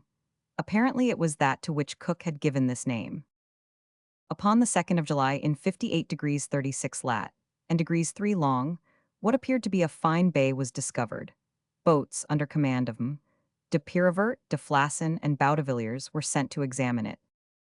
Their report being favorable, the 2 frigates arrived at the entrance of the bay, but the astrolabe was driven back to the open sea by a strong current, and the Boussole was forced to join her. At 6 o'clock in the morning, after a night passed under sail, the vessels again approached the bay. But, says the narrative, at 7 in the morning, when we were close to it, the wind veered so suddenly to WNW and NNW that we were forced to give way, and even to bring our ships to the wind. Fortunately, the tide carried our frigates into the bay, and we escaped the rocks on the east by half a pistol's range. I anchored in 3½ fathoms, with a rocky bottom, half a cable's length from shore. The astrolabe had anchored in the same depth, and upon a similar bottom. In all the 30 years I have spent at sea, I have never seen 2 vessels in greater danger. Our situation would have been safe had we not anchored upon a rocky bottom, which extended several cables' length around us, and which was different from what M. de Flasson and Boutevilliers had reported. We had no time to make reflections. It was above everything necessary to get out of our dangerous anchorage, to which the rapidity of the current was a great obstacle. However, by dint of much skillful tacking, La Perouse succeeded. Ever since their entry into the bay, the vessels had been surrounded by pirogues swarming with savages. The natives showed a decided preference for iron, in exchange for fish and the skins of otters and other animals. After a few days' stay, their number increased rapidly, and they became, if not dangerous, at least a nuisance. La Perouse established an observatory upon one of the islands in the bay, and set up tents for the sail makers and smiths. Although these posts were most carefully watched, the natives, gliding along the ground like snakes, scarcely stirring a leaf, managed in spite of our sentinels to commit various thefts. And one night they were clever enough to enter the tent where de Launceston and Darbaud, who were in charge of the observatory, slept. They carried off a silver-mounted gun, as well as the clothes belonging to the two officers, who had placed them for safety under their pillows. They escaped the notice of a guard of 12 men, and the two officers were not even awakened. Typical natives of the Port des Franquais. Typical natives of the Port des Franquais. But now the stay of the expedition in this port drew to a close. The soundings, surveys, plans, and astronomical observations were completed, but before finally leaving the island, La Pérouse wished thoroughly to explore the depths of the bay. He imagined that some large river must empty itself into it, which would enable him to penetrate into the interior. But in all the openings he entered he found only vast glaciers, which extended to the very summit of Fairweather Mount. No accident or sickness marred the success which had so far attended the expedition. We thought ourselves, says La Pérouse, the most fortunate of navigators, for having reached so great a distance from Europe without having had one invalid or a single sufferer from scurvy. But the greatest misfortune, and one it was impossible to foresee, now awaited us. Upon the chart of the Port des Franquais, drawn up by Monneron and Bernizet, the soundings alone remained to be indicated. The naval officers were bound to accomplish the task, and 3 boats under the orders of Desquiers, de Marchinville, and Boughton were selected for the undertaking. La Pérouse, acquainted with the somewhat rash zeal of Desquiers, advised him on the eve of departure to act with most careful prudence, and only to attempt the soundings in the channel if the sea were smooth. The boats left at 6 o'clock in the morning. It was as much a party of pleasure as of duty, as the crews were to hunt and breakfast under the trees. At 10 in the morning, says La Pérouse, I saw our little boat return. Somewhat surprised, for I had not expected it so soon, I asked Boughton, before he came on deck, whether he had any news. At first I feared an attack from the natives, and Boughton's expression was not calculated to reassure me, for it was profoundly sad. He soon related to me the terrible disaster he had just witnessed, and from which he had escaped by the presence of mind which enabled him to see the best course to pursue in the dreadful peril. Carried, whilst following his commander, into the midst of breakers caused by the tide rushing with a speed of 3 or 4 leagues per hour out of the channel, he thought he could place his boat stern on the breakers. The boat, yielding to their force, and being impelled by the tide, would not fill, but would be carried safely outside. Soon, however, he saw breakers ahead of his boat and found himself in the open sea. More concerned for the safety of his companions than for his own, he again approached the breakers, and in the hope of saving some life he again braved them, but was repulsed by the tide. Finally, he mounted on Mouton's shoulder in the hope of finding a wider opening. All was in vain, everything had been swallowed up, and Boughton returned with the ebb of the tide. The sea becoming quieter, this officer had still some hope of finding the boat of the Astrolabe. He had only witnessed the loss of hours. De Marchinville was now a quarter of a mile from the danger, that is to say, in a sea as still as the quietest harbor, but impelled by an imprudent generosity. For all help was quite impossible under the circumstances. This rash young officer, being too high-spirited and too courageous to pause in presence of his friend's danger, flew to their help, threw himself among the breakers, and, a victim to his imprudence and disregard of his chief's orders, perished with him. De Langle shortly after came on board my ship, as much overcome as myself, and informed me with tears that the misfortune was even greater than I had supposed. We had always made a point, ever since leaving France, of never allowing the 2 brothers, Laborde Marchinville and Laborde Boutevilliers, to go on the same service, but on this one occasion he had yielded, as they desired to hunt together. And it was almost wholly on this account that we had, both of us, directed our boats in the way we did, thinking there was as little danger as there is in Brest Harbor in fine weather. Several boats were at once dispatched in search of the shipwrecked crew. Rewards were offered to the natives if they saved anyone, but the return of the sloops destroyed all hope. All had perished. Shipwreck of French boats outside the Port des Franquais. Shipwreck of French boats outside the Port des Franquais. Facsimile of early engraving. 18 days after this catastrophe, the 2 frigates left the Port des Franquais. La Pérouse erected a monument to the memory of his unfortunate countrymen in the middle of the bay, on an island which he called the Cenotaph. It bore the following inscription: At the entrance of this port, 21 brave sailors perished. Whoever you are, mingle your tears with ours. A bottle containing an account of this deplorable accident was buried at the foot of the monument. The Port des Franquais, which is situated in 58 degrees 37 in lat. and degrees 50 W long, presents many advantages but also many inconveniences, foremost amongst them the currents of the channel. The climate is much milder than in Hudson's Bay, which is in the same latitude. The vegetation is vigorous. Pines 6 feet in girth and 140 in height are not rare. Celery, sorrel, lupin, wild pea, chicory, and mimulus are met with in every direction, as well as many pot herbs, the use of which help to keep the crews in health. The sea supplied abundance of salmon, trout, cod, and plaice. In the woods are found black and brown bears, the lynx, ermine, weasel, minever, squirrel, marmot, beaver, fox, elk, and the wild goat. The most precious skins are those of the otter, wolf, and sea bear. But if the vegetable and animal productions of this country, says La Perouse, are similar to those of many others, its aspect cannot be compared with them, and I doubt whether the deep valleys of the Alps and Pyrenees offer so terrible, and at the same time so picturesque, a prospect. Were it not at one of the extremities of the world, it should be visited by every one. As to the inhabitants, La Perouse gives an account of them which is worth preserving.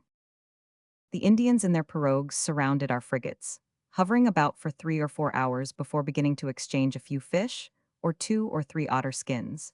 They seized every opportunity of robbing us. They tore off all the iron which could be easily carried away, and they took every precaution to elude our vigilance at night. I invited some of the principal personages on board my frigate, and loaded them with presents. And the very men I distinguished in this manner did not scruple to steal a nail or an old pair of trousers. Whenever they assumed a particularly lively and pleasant air, I was convinced that they had committed a theft, and I often pretended not to see it. The women make an opening in the thick part of the lower lip, the whole length of the jaw. They wear a sort of wooden bowl without a handle, which rests on the gums, to which this split lip forms an outer cushion, in such a way that the lower part of the mouth protrudes some 2 or 3 inches. The forced stay which La Perouse had just made in Port des Franquais prevented his stopping elsewhere and reconnoitering the indentations of the coast. For at all hazards, he was to reach China during the month of February, in order to secure the following summer for the survey of the coast of Tartary.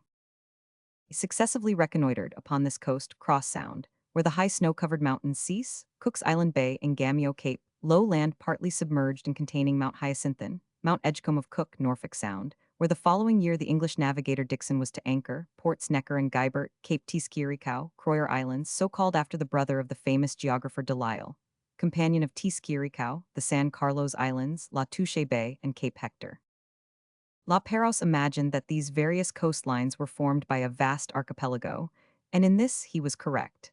They contained George Roman III Island, Prince of Wales and Queen Charlotte's Islands, Cape Hector forming the southern extremity of the latter. The season was far advanced, and too short a time remained at La Perouse's disposal to allow of his making detailed observations of these countries. But his instinct had justly led him to imagine that the series of points he had discovered indicated a group of islands, and not a continent. Beyond Cape Florian, which formed the extremity of an elevated island, he passed several groups which he named Sardines, and then returning, he reached Nootka Sound on the 25th of August. He afterwards visited various parts of the continent which Cook had been unable to approach, and which had left a blank on his chart. This navigation was attended with a certain amount of danger, on account of the currents, which rendered it impossible to make more than 3 knots an hour at a distance of 5 leagues from land. Upon the 5th of September, new islets were discovered, about a league from Cape Blanco, to which the captain gave the name of Necker Islands. The fog was very thick, and more than once the fear of running upon some islet or rock, the existence of which could not be suspected, obliged the vessels to deviate from the land. Until they reached Monterey Bay the weather continued bad. At that port La Perouse found 2 Spanish vessels.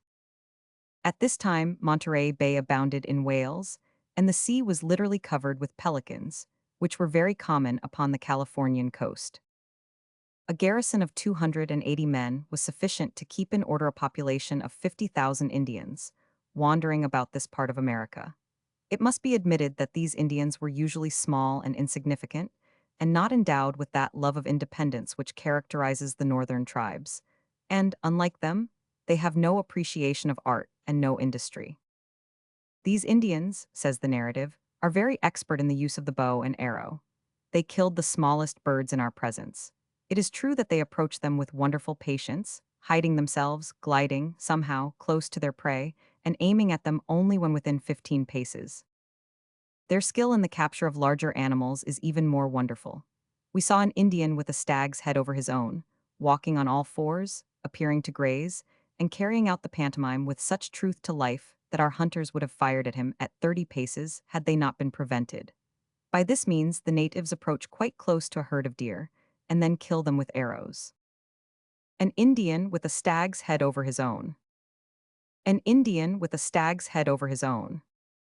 La Perouse gave many details of the presidency of Loreto and of the Californian missions, but these are rather of historical interest, and are out of place in a work of this kind. His remarks upon the fertility of the country are more within our program. The harvest of maize, barley, corn, and peas, he says, is comparable only to that of Chile. Our European husbandmen could not conceive of such abundance. The most moderate yield of corn is at the rate of from 70 and 80 to 1, and the largest from 60 to 100. Upon the 22nd of September, the two frigates returned to sea, after a cordial welcome from the Spanish governor and the missionaries. They carried with them a quantity of provisions of all sorts, which would be of the greatest value to them during the long trip to be taken before reaching Macao. The portion of the ocean now to be crossed by the French was almost unknown. The Spaniards had navigated it previously, but their political jealousy prevented their publishing the discoveries and observations they had made. La Perouse wished to steer SW as far as 28 degrees lat, where some geographers had placed the island of Nuestra Senora de la Gorda. But he looked for it in vain during a long and difficult cruise, with contrary winds, which sorely tried the patience of the navigators. We were daily reminded, he says, by the condition of our sails and rigging that we had been 16 months at sea. Our ropes gave way, and the sail makers could not repair the sails, which were fairly worn out.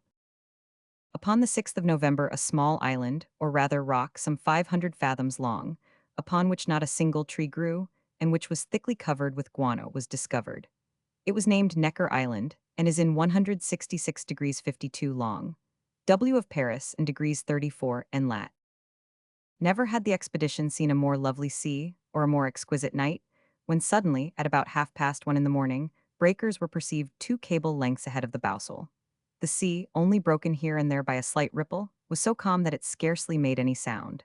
The ship's course was altered immediately, but the maneuver took time, and when it was accomplished, the vessel was but a cable's length off the rocks.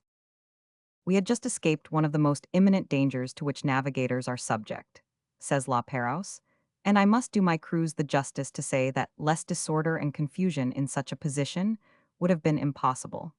The slightest neglect in the execution of the maneuvers, which were necessary to carry us from the breakers, would have been fatal.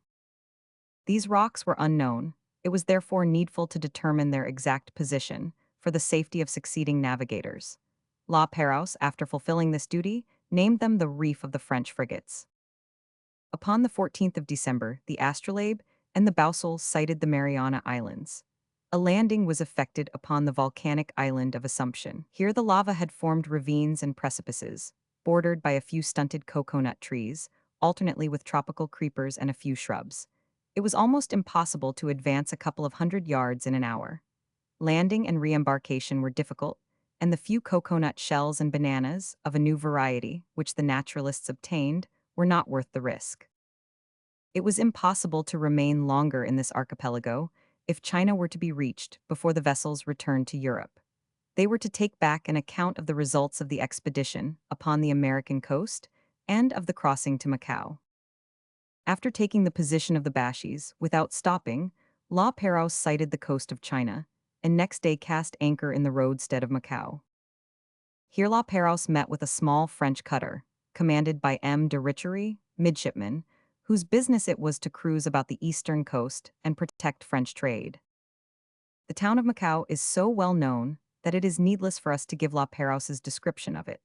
The constant outrages and humiliations to which Europeans were daily subjected, under the most despotic and cowardly government in the world, aroused the indignation of the French captain and made him heartily wish that an international expedition might put a stop to so intolerable a state of things.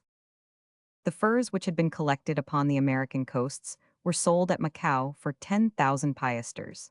The sum produced should have been divided among the crews, and the head of the Swedish company undertook to ship it at Mauritius.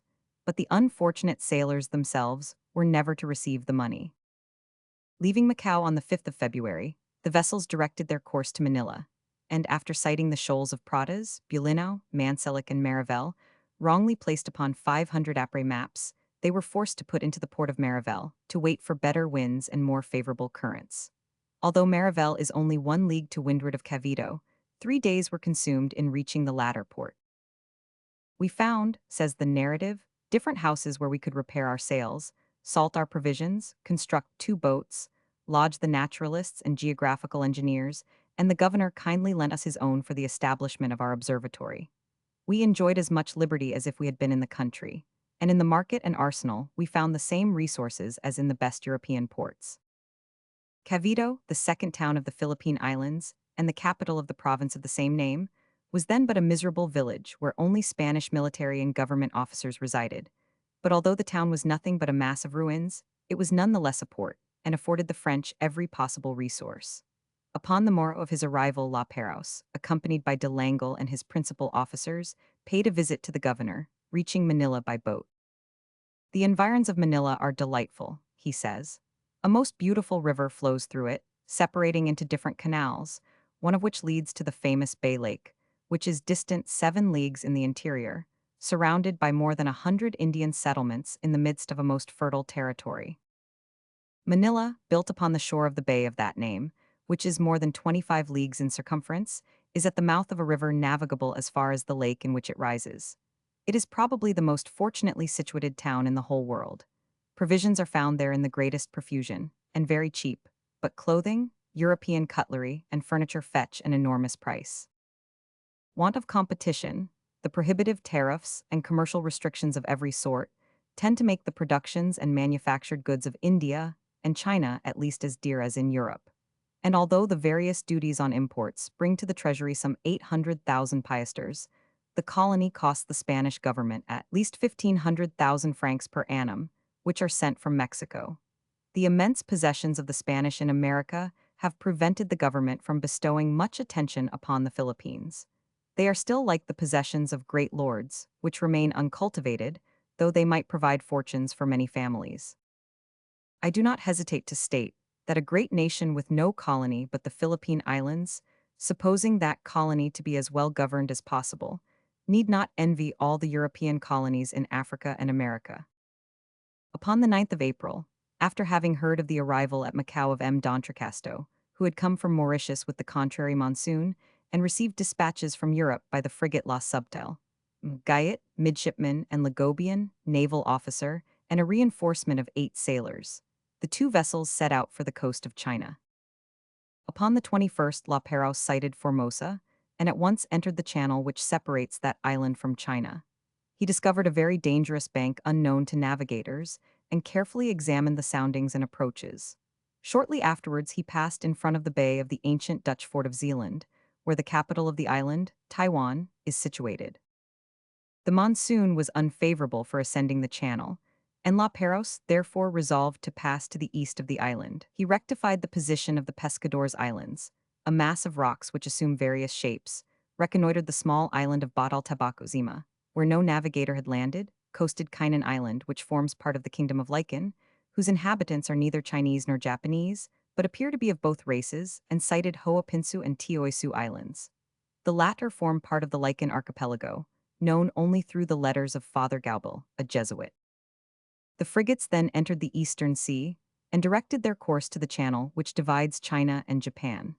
La Perouse there encountered fogs as thick as those which prevail upon the coast of Labrador, with variable and violent currents. The first point of interest before entering the Sea of Japan was Quelpert Island, first made known to Europeans by the shipwreck of the Sparrow Hawk upon its coast in 1635. La Perouse determined its southerly extremity and surveyed it for a distance of 12 leagues. It is scarcely possible, he says, to find an island of pleasanter aspect, a peak of about 4,500 feet high, visible at a distance of 18 or 20 leagues, rises in the center of the island. The land slopes gently from thence to the sea, so that the houses look like an amphitheater. The soil seemed to be highly cultivated. By the aid of our glasses, we clearly made out the divisions of the fields.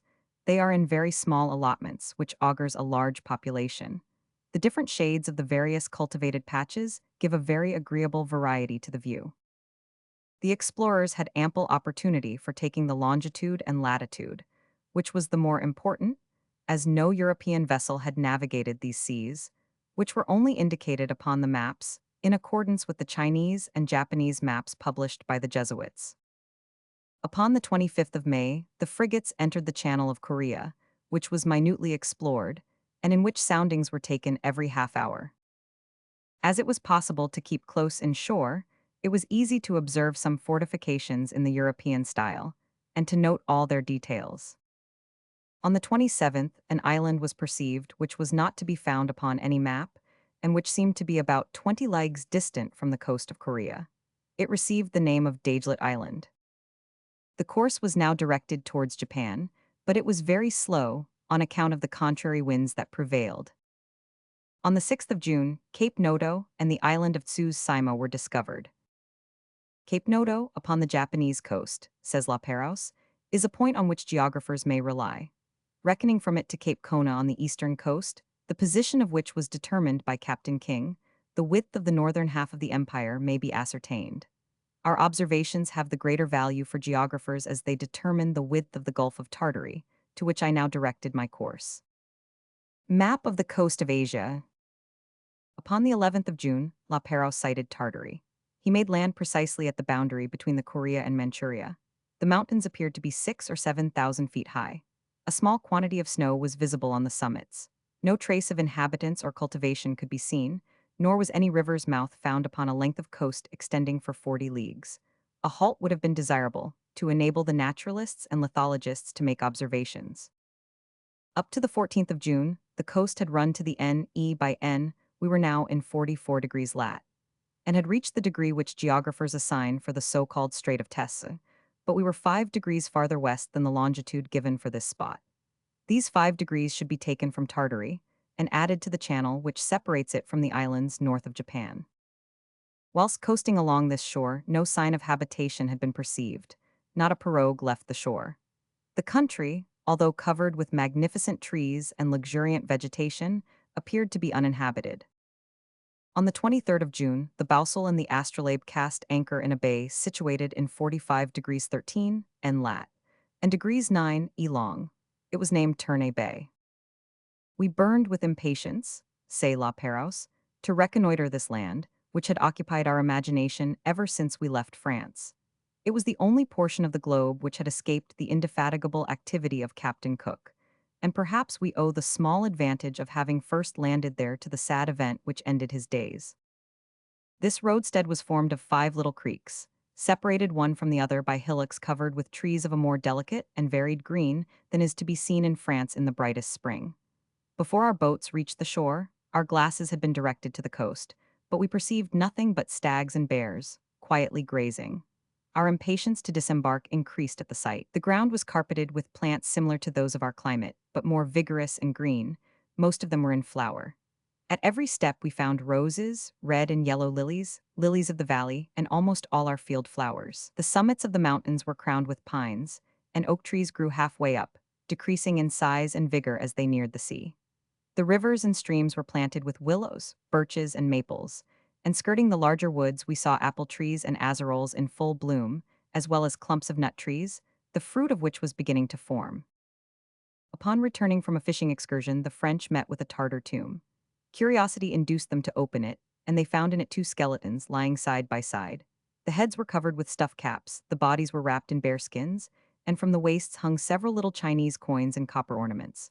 They also found half a score of silver bracelets, an iron hatchet, a knife, and other things, amongst which was a small bag of blue nankeen filled with rice. Upon the morning of the 27th, La Perouse left this solitary bay, after depositing there several medals, with an inscription giving the date of his arrival. A little further on, more than 800 cod, which were at once salted, were caught, and an immense quantity of oysters with superb mother of pearl were also obtained. After a stay in Saffron Bay, situated in 47 degrees 51 N lat. And degrees 25 E long, La Perouse discovered, upon the 6th of July, an island which was no other than Saghalien. The shore here was as wooded as that of Tartary. Lofty mountains arose in the interior, the highest of which was called Lammen Peak. As huts and smoke were seen, M. de Langle and several officers landed. The inhabitants had recently fled, for the ashes of their fires were scarcely cold. Just as the French were re-embarking, after leaving some presents for the natives, a pirogue landed 7 natives, who showed no signs of fear. Amongst them, says the narrative, were 2 old men with long white beards, dressed in stuff made from the bark of trees, very like the cotton drawers worn in Madagascar. 2 of the 7 natives had coats of padded nankeen, differing little in shape from those of the Chinese. Others wore long gowns, which were fastened by means of a waist belt and some little buttons, so that they had no need of drawers. Their heads were bare, but 1 or 2 of them wore bearskin bands. They had their forelocks and faces shaven, but the back hair kept about 8 or 10 inches long, in a different fashion from the Chinese, however, who leave only a round tuft of hair, which they call penti sec. All had sealskin boots with the feet artistically worked a la Chinois. Their weapons were bows, spears, and arrows tipped with iron. The oldest of the natives, to whom the others showed the most respect, had his eyes in a dreadful state. He wore a shade round his head to protect them from the sun. These natives were grave in manner and friendly. M. de Langle appointed a meeting for the morrow. La Perouse and most of his officers attended. The facts they learned about these Tartars were important, and decided La Perouse to pursue his discoveries further north. We succeeded in making them understand, he says, that we wished them to draw their country and that of Manchuria. One of the old men then arose, and with the point of his spear traced the coast of Tartary westward, running nearly N and S. To the east, vis-a-vis in the same direction, he represented his island, and placing his hand upon his breast, made us understand that he had indicated his own country. He left an opening between his island and Tartary, and pointing to our vessels, showed us by signs that they could pass through it. At the South Island he delineated another, and left a second opening, indicating that this too was a route for our ships. His quickness in understanding us was great, but not equal to that of another islander, about 30 years of age, who, seeing that the figures traced on sand were rubbed out, took one of our pencils and some paper. He traced out his island, which he called Tichoka, and made a line for the little river upon the shore of which we were, placing it 2/3 of the length of the island from north to south. He then drew Manchuria, leaving, as the old man had done, a strait at the extreme end, and to our surprise he added the river Saghalien, the name of which the natives pronounce like ourselves. He placed the mouth of this river a little to the south of the northerly point of his island. We afterwards wished to ascertain whether this strait was very wide. We tried to make him understand our idea. He caught at it once, and, placing his 2 hands upright at a distance of 3 inches one from the other, he made us understand that he meant to indicate the width of the little river which formed our watering place. And then, holding them wider apart, he indicated that the second width was to represent that of the river Saghalien, and, separating them still more, he gave the breadth of the strait which divides his country from Tartary. M. de Langle and I thought it of the greatest importance to ascertain whether the island we were coasting was that to which geographers had given the name of Saghalien, without guessing its extension southwards. I ordered all hands on board, and prepared to sail in the morning. The bay in which we had anchored received the name of Langle, from the captain who discovered it, and was the first to put foot on land. In another bay upon the same shore, called Esting Bay, the boats landed close to 10 or 12 huts. They were larger than those we before had seen, and were divided into 2 rooms. That at the back contained the stove, cooking utensils, and the bench running all round. That in front was absolutely bare, and probably destined for the reception of strangers. The women fled when they saw the French land. 2 of them, however, were caught, and whilst they were being reassured, time was found to sketch them. Their faces were peculiar but pleasant. They had small eyes and thick lips, the upper one being painted or tattooed. He traced the coast of Tartary. He traced the coast of Tartary. M. de Langle found the natives gathered about 4 boats that were loaded with smoked fish, which they were helping to put in water. They were Manchurians from the shores of Saghalien River. In the corner of the island was a kind of circus, planted with 15 or 20 stakes, each surmounted by the head of a bear. It was supposed, not without some show of reason, that these trophies were intended to perpetuate the memory of a victory over this wild beast. Quantities of codfish were obtained upon this coast, and at the mouth of the river a prodigious quantity of salmon was caught. After reconnoitering the bay of La Jonquière, La Perouse cast anchor in Castor's Bay. His water supply was nearly exhausted, and he had no more wood. The further he penetrated into the strait which separates Saghalien from the continent, the more the depth diminished. La Perouse, recognizing that he could not double the island of Saghalien by the north, and afraid of not being able to leave the defile in which he now found himself excepting by the Strait of Sangar, which was much further south, determined to remain only 5 days in Castor's Bay, a period which he absolutely needed to take in provisions. The observatory was set up in a small island, while the carpenters cut down wood, and the sailors filled the water barrels. The huts of these islanders, who call themselves orachis, says the narrative, are surrounded by a drying ground for salmon, which were exposed to the sun upon perches, after having been smoked for 3 or 4 days at the stove which is in the center of the hut. The women who have charge of this operation take them, as soon as they are smoked through, into the open air, where they become as hard as wood. The natives joined us in our fishing with nets or hooks, and we saw them voraciously devouring the head, gills, and sometimes the skin of raw salmon, tearing it up very cleverly. They sucked out the mucilage, much as we eat oysters. Their fish seldom reach the shore without having first paid toll, unless the catch is very large, and the women show the same eagerness to seize upon the whole fish, and in the same ravenous way devour the mucilaginous parts, which appear to be their tidbits. These people are revoltingly dirty. It would be impossible to find a race farther removed from our ideas of beauty. In height they are less than 4'10", their bodies are emaciated, their voices are weak and shrill like children's. They have projecting cheekbones, bleared and sunken eyes, large mouths, flat noses, short and almost beardless chins, and olive skins, shining with oil and smoke. They allow their hair to grow long and dress it somewhat in the European style. The women wear it loose over their shoulders, and the description we have given applies to them as well as to the men, from whom they are scarcely to be distinguished, except for a slight difference in their apparel. The women are not subject to any labor, which, as in the case of the American Indians, might have accounted for the inelegance of their appearance. All their time is occupied in cutting out and making their clothes, in drying fish and nursing their children, whom they suckle to the age of 3 or 4 years. It rather astonished me to see a child of this age, who had been shooting with bow and arrows, beating a dog and throw himself upon his mother's bosom, and take the place of an infant of 5 or 6 months who was lying asleep upon her knees. Typical orachis. Typical orachis. Facsimile of early engraving. The bichis and the orachis confirmed much of the information which La Perouse had already obtained. From them, he ascertained that the northern point of Saghalien was connected with the continent merely by a sandbank, on which grew seaweed, and where there was but little water. This concurrence of testimony left no room for doubt, especially as he never found more than 6 fathoms in the canal. There remained but one point of interest to determine, and that was the survey of the southern point of Saghalien, which he had only explored as far as Langle Bay in 47 degrees 49. Upon the 2nd of August, the astrolabe and the boussole left Castor's Bay and returned southwards, successively discovering and reconnoitring Monaran Island and Langle Peak, doubling the southern point of Saghalien called Cape Crillon, which led to a strait between Okujesso and Jesso. This they named after La Perouse. Hitherto, the geography of this part of the world had been most fanciful and imaginary. Sanson was of opinion that Korea was an island, and that Jesso, Okujesso, and Kamchatka existed only in imagination, whilst Delisle insisted that Jesso and Okujesso were merely an island, ending at Sangar Strait. And lastly, Buach, in his Considerations Géographiques, page 105, says, Jesso, after being placed first in the east, then in the south, and finally in the west, was at last found to be in the north. To this confusion, the discoveries of the French expedition were destined to put an end. La Perouse had some intercourse with the natives of Crillon Cape, and stated that they were handsome men, far more industrious than the orachis of Castor's Bay, but less liberal in their dealings.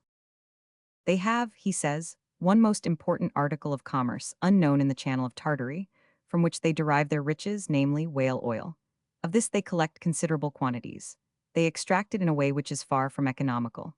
They cut the flesh into pieces and dry it upon a slope in the open air by exposing it to the sun. The oil which flows from it is caught in vessels made of bark or into bottles of dried sealskin. After sighting the Cape Arnaver of the Dutch, The vessels coasted along the barren, treeless, uninhabited country in possession of the Dutch company, and shortly reached the Kuril Islands. They then passed between American Island and the Island of the Four Brothers, calling the strait the finest amongst the Kuril Islands, through which they penetrated, La Boudeuse. On the 3rd of September, the coast of Kamchatka was reached. This coast was uninviting enough. There the eyes rest painfully, and often fearfully, upon enormous masses of rock, which are already covered with snow in the beginning of September, and which never appear to have had any vegetation. 3 days later, Avacha Bay, or the Bay of St. Peter and St. Paul, was reached. The astronomers at once proceeded to take observations. The naturalists made the perilous and arduous ascent of a volcano, some 8 leagues inland, whilst those of the crew who were not engaged upon the vessels gave themselves up to hunting and fishing.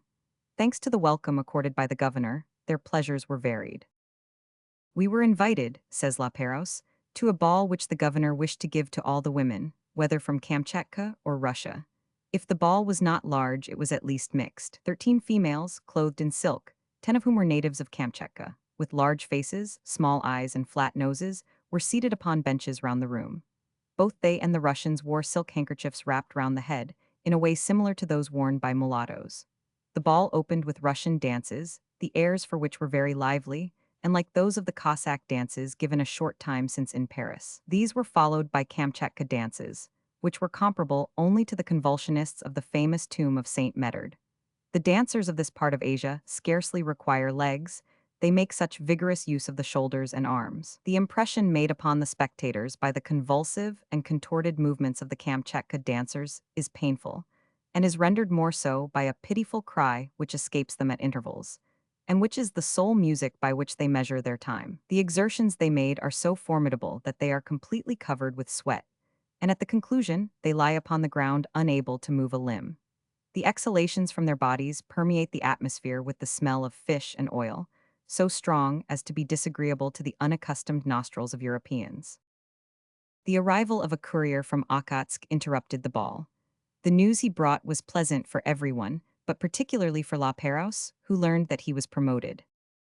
During their stay in this port, the navigators found the tomb of Louis Delisle de la Croix, member of the Academy of Sciences, who died in Kamchatka in 1741, upon his return from an expedition undertaken by command of the Tsar for the survey of the American coast. His fellow countrymen honored his memory by placing an engraved copper slab over his grave. They paid the same homage to Captain Clerke, Captain Cook's second in command and successor. Avacha Bay, says La Perouse, is certainly the best, most commodious, and safest to be found in any part of the world. The entrance is narrow, and forts might easily be constructed to command vessels entering it. The anchorage is excellent, the bottom muddy, and 2 large harbors, one on the eastern shore and one on the west, would hold all the vessels of the French and English navy. The Boussole and the Astrolabe set sail upon the 29th of September, 1787. M. de Lesseps, vice-consul for Russia, who had accompanied La Perouse thus far upon his expedition, was charged to return to France by land, at that time a most perilous journey, and to convey dispatches from the expedition to the government. The question now arose of finding land discovered in 1620 by the Spaniards.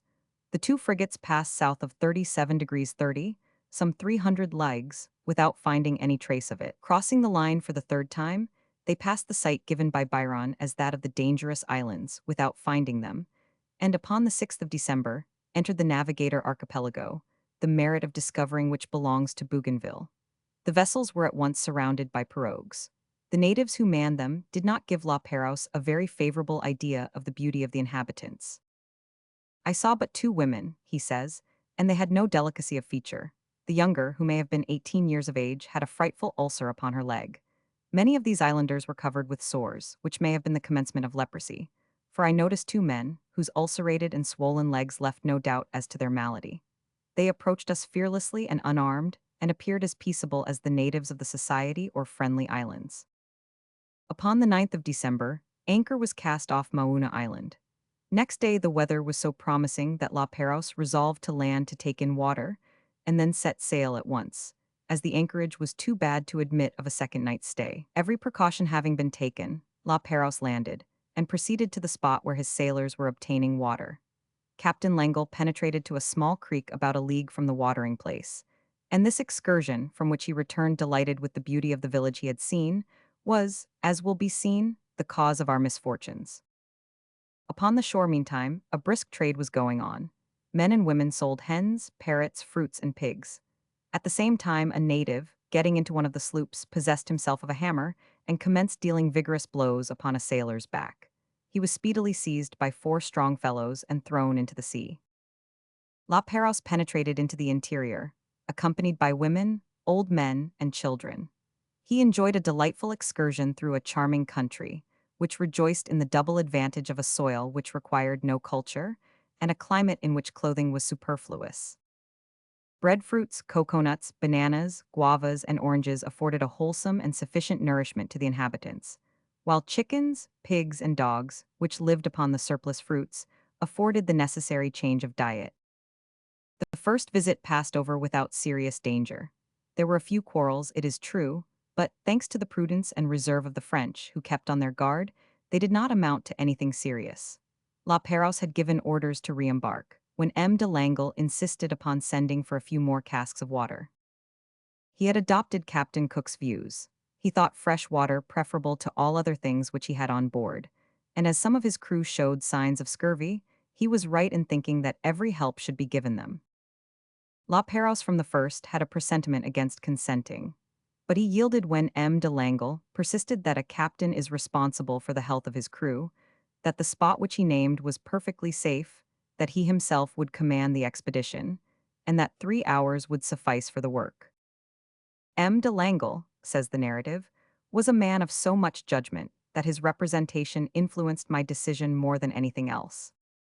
Next day 2 boats, under command of M. Boughton and M. Mouton, conveying all the sufferers from scurvy, under charge of 6 armed soldiers, and a captain, in all 28 men, left the astrolabe to be under M. de Langle's orders. M. de Langle was accompanied in his boat by M. de Lorraine and M. Collinet, who were invalids, and M. de Varignes, who was convalescent. M. de Gaubion commanded the sloop, M. de la Martiniere, M. Lavant, and the elder Receveur were amongst the 33 persons sent by the Boussole. The entire force amounted to 61, and those the picked men of the expedition.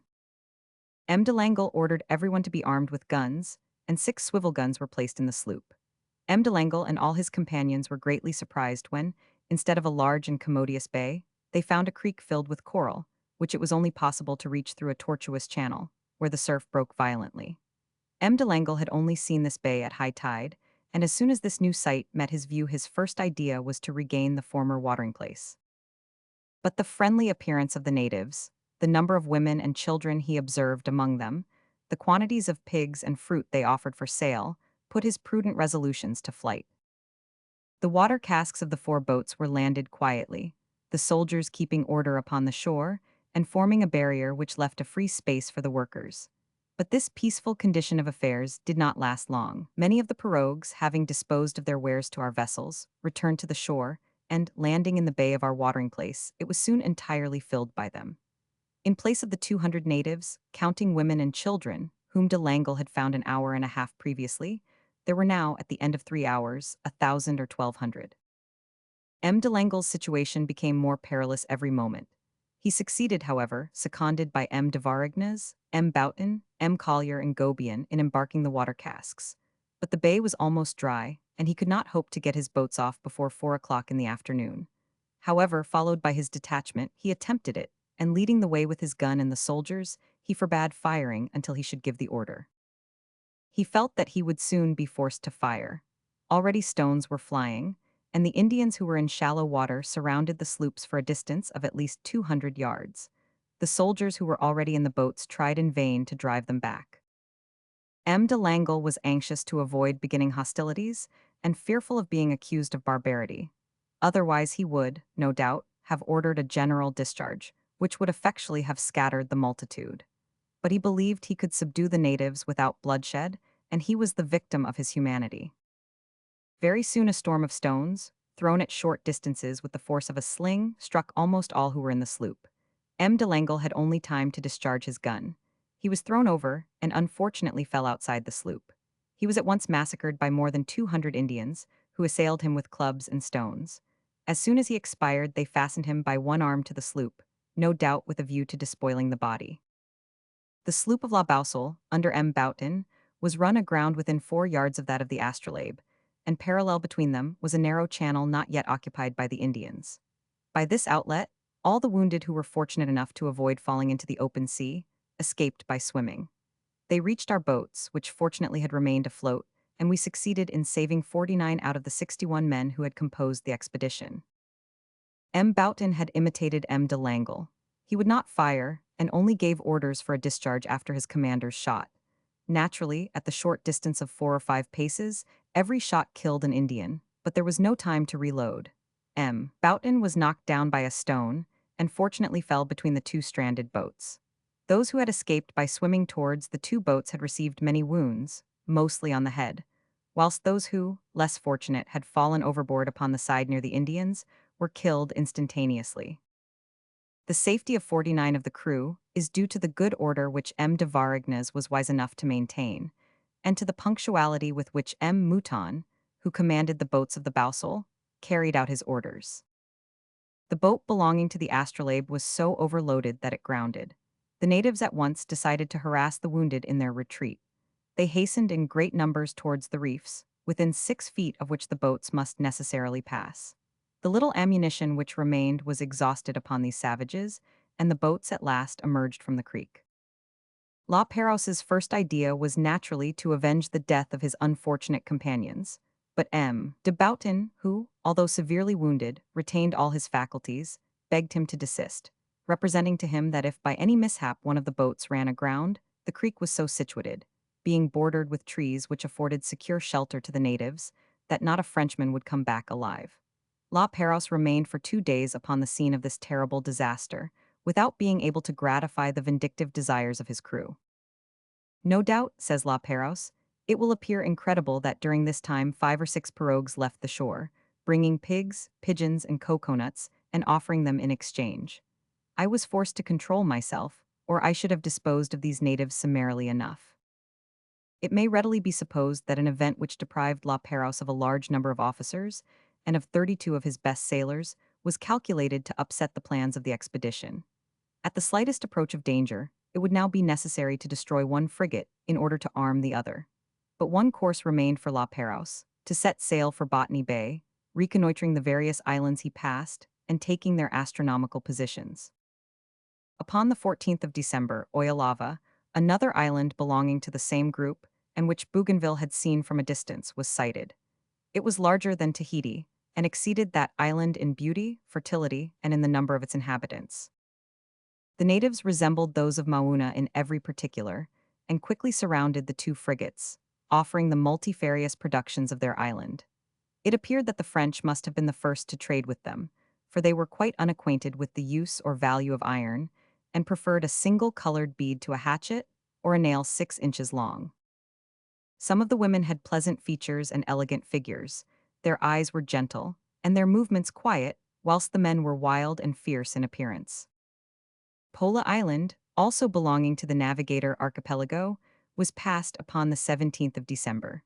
Probably the news of the massacre of the French had already reached this people, for no pirogue approached the vessels. Coconut Island and Schoutens Trader Island were recognized upon the 20th of December. The latter is divided by a strait, which the navigators would not have perceived, had they not coasted close inshore. About a score of natives appeared, bringing the finest coconuts La Pérouse had ever seen, with a few bananas and one small pig. These islands, which Wallis calls Boscon and Keppel Islands, and which he places 1° 13, too far west, may also be considered part of the Navigator Archipelago. La Pérouse considers the natives of this group as belonging to the finest Polynesian race. Tall, vigorous, and well-formed, they are of finer type than those of the Sandwich Islands, whose language is very similar to theirs.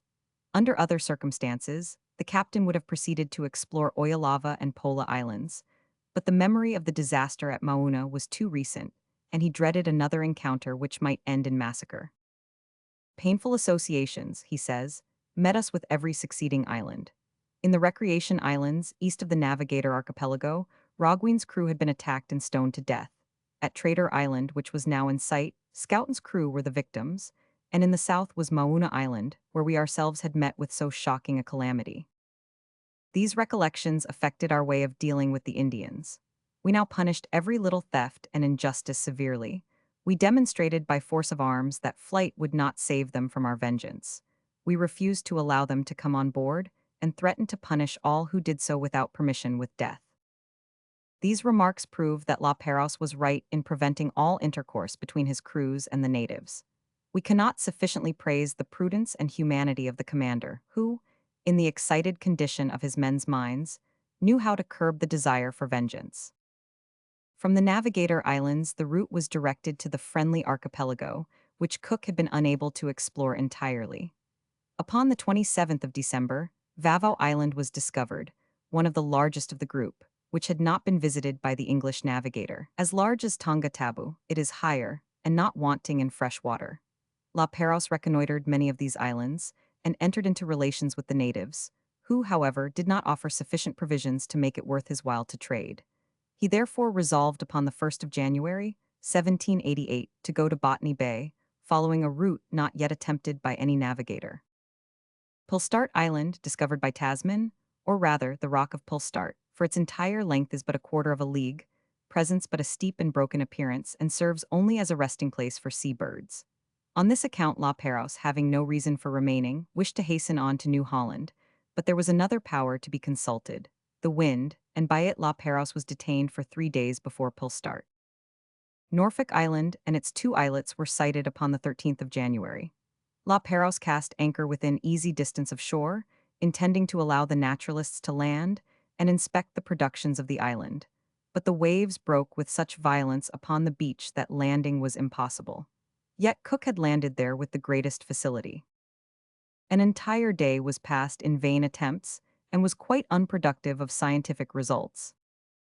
Next day La Perouse started afresh, and upon entering the roadstead of Botany Bay, encountered an English vessel, under command of Commodore Phillip, who was engaged in constructing Port Jackson, the embryo of that powerful colony which in our day, after only a quarter of a century's growth, has attained to such a height of civilization and prosperity. Here the journal kept by La Perouse terminates. A letter, written by him from Botany Bay, upon the 5th of February to the naval minister, informs us that he intended building 2 sloops to replace those which had been destroyed at Mauna. All his wounded, amongst them M. Lavox, the surgeon of the Astrolabe, who had been trepanned, were perfectly recovered. M. de Clenard had assumed command of the Astrolabe, and had been succeeded upon the Boussole by M. de Monti. In a letter of 2 days later date, giving particulars of his intended route, La Perouse says, "I shall regain the Friendly Islands, and carry out the instructions I have received with regard to the northern portion of New Caledonia, to Santa Cruz de Mendana, to the land south of the Arsacides of Serville, and to the Louisade of Bougainville, and also ascertain, if possible, whether the latter constitutes a portion of New Guinea, or is a separate continent. At the end of July, 1788, I shall pass between New Guinea and New Holland by some other channel than the Endeavour. That is to say, if there be another. During September and the early part of October, I propose to visit the Gulf of Carpentaria and the eastern coast of New Holland, as far as Van Diemen's Land, so as to allow of my return to the north in time to arrive at Mauritius in the beginning of December, 1788. Not only did La Perouse fail to keep the rendezvous he himself appointed, but 2 entire years passed away, and no news whatever of his expedition were received. Although at that epoch France was passing through a terrible crisis, the interest of the public in the fate of La Perouse was so intense that it found vent in an appeal to the National Assembly from the members of the Society of Natural History in Paris. Upon the 9th of February, 1791, a decree was passed enjoining the fitting out of 2 or more armed vessels to be sent in search of La Perouse. It was argued that had shipwreck overtaken the expedition, a number of the crews might still survive, and that it was only just to carry help to them as soon as possible. Men of science, naturalists, and draftsmen were to take part in the expedition, with the view to obtaining valuable information for navigation, geography, and commerce, as well as for the arts and sciences. Such were the terms of the decree to which we have alluded. The command of the expedition was entrusted to Vice Admiral Bruni d'Entrecasteaux, who had attracted the attention of government by his conduct in India. 2 vessels, the Recherche and the Esperance, the latter under the orders of M. Huon de Kermadec, ship's captain, were placed at his command. The staff of these vessels comprised many officers who later attained to high military positions. Amongst them were Ross, Willaumez, Trabriand, La Grandière, Lainel, and Jurien. Amongst the men of science on board were La Billardière, naturalist, Bertrand and Pearson, astronomers, Ventenat and Rich, naturalists, Budimps Boper, hydrographer, and Juveny, engineer. The vessels were stocked with provisions for 18 months and a quantity of merchandise for trading purposes. Leaving Brest upon the 28th of September, they reached Tenerife upon the 13th of October. An ascent of the famous peak followed as a matter of course. La Billardière noticed a phenomenon which had already been observed by him in Asia Minor. His figure was reflected upon the clouds below him, opposite to the sun, in every color of the rainbow. Upon the 23rd of October, the necessary provisions having been shipped, anchor was weighed, and the start made for the Cape. During the cruise, La Billardière discovered that the phosphorescent appearance of the sea is caused by minute globular animalculae, floating in the waves. The voyage to the Cape, where the vessels arrived upon the 18th of January, 1792, was barren of incident, if we accept the unusual quantity of bonitos, or tunny, and other fish that were met with, and a small leakage which occurred but was quickly remedied. At the Cape, 500 Entrecasteaux found a letter from M. de Saint Felix, commanding the French forces in India, which seemed likely to upset all his plans and exercise an unfavorable influence upon the expedition. From this communication, it appeared that two French captains from Batavia had stated that Commodore Hunter, in command of the English frigate Sirius, had seen, near the Admiralty Islands in the Pacific Ocean, men dressed in the European style and in what he took to be French uniforms. It is clear, wrote M. de Saint Felix, that the Commodore was convinced they were the remnants of La Pérouse's company. When 500 Entrecasteaux arrived at the Cape, Hunter was still in the roadstead, but within 2 hours of the arrival of the French vessels he weighed anchor. This conduct appeared very strange. The Commodore had had time to hear that the vessels just arrived were those sent in search of La Pérouse, and yet he had made no communication to the commander upon the subject. But it was soon ascertained that Hunter had declared himself quite ignorant of the facts stated by M. de Saint Felix. Were they then to be regarded as unfounded? Incredible as M. de Saint Felix's communication appeared, 500 Entrecasteaux could not suppose so. Portrait of 500 Entrecasteaux. Portrait of 500 Entrecasteaux. Facsimile of early engraving. The naturalists had availed themselves of their stay at the Cape to make many excursions in the neighborhood. La Billardière had penetrated as far into the interior as the short stay of the frigates in the roadstead permitted. Anchor was weighed upon the 16th of February, and 500 Entrecasteaux decided upon reaching the southern seas by doubling Cape Horn and steered for the passage between St. Paul and Amsterdam Islands. Captain Valming had discovered these islands in 1696, and they had been recognized by Cook in his last voyage. When the Recherche and the Esperance passed St. Paul Island, it was enveloped in a thick smoke, through which the summits of the mountains were visible. The forests were on fire. Upon the 21st of April, the two vessels entered a bay upon the coast of Van Diemen's Land, which was supposed to be Adventure Bay, but which in reality was Storm Bay. The extreme point of this bay was named after 500 Entrecasteaux. Wood was easily obtained there, and fish was very abundant. Amongst the magnificent trees of the country, La Billardière mentions various species of the eucalyptus, the many uses of which were then unknown. The hunting parties caught black swans and kangaroos, creatures also but little known. Upon the 16th of May, the vessels left the port, and made for a strait, afterwards named after 500 Entrecasteaux. M. Cretin and M. Oreibau, says the narrative, were encouraged to land by the sight of fires close to the shore. They had gone but a short distance when they came upon 4 natives, attending to 3 small fires by which they were seated. They took to flight on seeing the strangers, in spite of every friendly demonstration, leaving the lobsters and shellfish which they had been broiling. As many huts as there were fires were close by. One of the natives, in his hurry, left a small basket, full of pieces of silica, behind him. He was not afraid to return in search of it, but approached Cretin with a bold air, possibly owing to his confidence in his own strength. Some of these savages were naked, and others wore only a kangaroo skin upon the shoulders. In color they were nearly black, they had woolly hair, and allowed the beard to grow. They came upon 4 natives.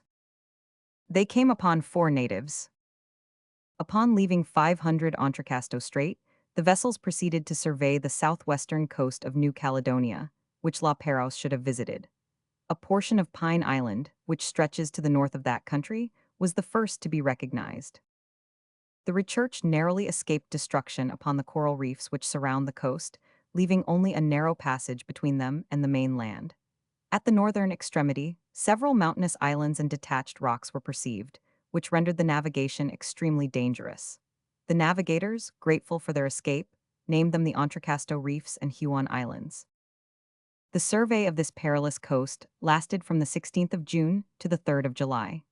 A true service was thus rendered to geographers and navigators, though it was, perhaps, the least profitable part of the voyage of discovery. As the favorable season was now approaching, 500 Entrecasteaux determined to avail himself of it to reach the land of the Arsacides, which had been seen by Surville, and visited some years later by Shortland, who, imagining he was making a new discovery, named it New Georgia. Upon the 9th of July, says La Billardière, towards 4:30, we perceived about 10 miles to the NW a rock called Eddystone. We took it at first, as Shortland had done, for a sailing vessel. The illusion was the greater, as in color it much resembles the sails of a ship. A few shrubs crown the summit. The land of the Arsacides opposite this rock is steep and covered with large trees. After rectifying the position of Eddystone rocks and that of the Treasury Islands, which are 5 in number, though so close together that Bougainville took them for one island, 500 Entrecasteaux coasted Bougainville Island. It is separated from Bouka Island by a narrow strait and is covered with plantations. It appeared to be well populated. Some trade was done with the natives, but nothing would induce them to venture on board the vessels. The color of their skins, says La Billardière, is nearly black. They are of medium height and wear no clothes. They are muscular and strong. Although their features are not pleasant, they are very expressive. They have large heads and broad foreheads. Their faces, especially in the lower part, are flat. They have thick chins, rather prominent cheekbones, flat noses, large mouths, and thin lips. Their ugliness is increased by the color with which the betel nut stains their mouths. They appear very skillful in the use of bows and arrows. One of them brought a gannet which he had just killed, on board, and the hole made by the arrow could easily be seen. These natives have bestowed particular attention upon their weapons, which are very well finished. We could not but admire the skill with which they coated the strings of their bows with resin, in such a way that at first sight they looked like catgut. The center was protected with a piece of bark, to lessen the wear in projecting the arrows. The survey of the western coast of these two islands was completed upon the 15th of July. Bougainville had already surveyed the eastern shore. Next day the French navigators sighted first the island, to which Carteret had given the name of Sir Charles Hardy, and then the southeastern extremity of New Ireland. The two vessels cast anchor in Carteret Bay, and the crews were established upon Cocoa Island. This island is covered with evergreen trees, which, in spite of the volcanic nature of the soil, grow vigorously. The coconuts from which it received its name were procured with difficulty. On the other hand, it afforded the naturalists so many varieties of plants and insects as to charm Billardière. Rain fell abundantly during the stay. It was like a ceaseless torrent of tepid water. After obtaining the necessary wood and water, the Recherche and Esperance set sail from Port Carteret upon the 24th of July, 1792. In so doing, the Esperance unfortunately lost an anchor, the cable having been cut by the coral reefs. The two vessels then entered St. George's Strait, which at the southern extremity is only about 42 miles in width, about half the extent assigned to it by Carteret. The currents were so rapid that the ships were carried past Man and Sandwich Islands without being able to stop. After sighting Portland Islands, low lands, 7 in number, which stretch fro degrees 39:44 s lat to 147 degrees 15 e long, 500 Entrecasteaux continued his route towards the Admiralty Islands, which he intended to visit. It was upon the most easterly of these islands that, according to the report received by Commodore Hunter, the natives wearing French naval uniforms had been seen. The natives appeared in crowds, says the narrative. Some ran along the shore, others, fixing their eyes upon our vessels, invited us by signs to land. The cries they uttered were intended to express their joy. At 1:30 the vessels anchored, and a boat was dispatched from each, containing articles for distribution among the natives of the small island. The frigates were so placed as to protect the boats as they neared the land, in the event of any attack by the savages, for our recollection of the treachery of the natives of the islands south of the Admiralty made us distrustful. The coast abounded in reefs. The boats could only approach within 100 yards of the shore. Numbers of the natives crowded to the beach and invited the French by signs to land. One of the savages, distinguished by a double row of small shells upon his forehead, appeared to exercise a good deal of authority. He ordered one of the natives to jump into the water and bring us some coconuts. Fearing to approach strangers swimming and defenseless, he hesitated for a moment. The chief, evidently quite unaccustomed to resistance to his wishes, followed up his command by blows from his club and compelled obedience. As soon as the islander returned to land, curiosity brought the natives around him in crowds. Each wished to participate in our presence. Pirogues were immediately launched, and many natives swam to the boats, which were shortly surrounded by quite a crowd. We were surprised that the violence of the surf upon the breakers did not intimidate them. Perhaps the French may have attempted that which the Indians accomplished.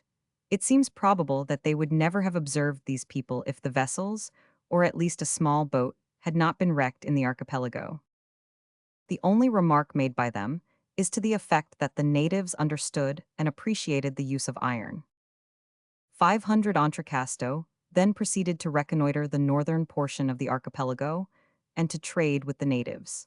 He did not land anywhere, and does not appear to have executed this part of his task with the minute care and attention which might have been expected of him. The Recherche and the Esperance afterwards visited the Hermit Islands, discovered in 1781 by a Spanish frigate, La Princesa. The natives, like all those they had encountered, showed a great desire to induce the strangers to land, but did not succeed in persuading them to do so. The Exchequer Islands, discovered by Bougainville, several unknown low islands, covered with luxuriant vegetation, Schouten Island, and the coast of New Guinea, were successively sighted. In the interior of the last named, a large chain of mountains was distinguished, the loftiest of which appeared at least 3,500 feet high. After coasting this large island, the Recherche and the Esperance entered Pitt Strait to reach the Moluccas.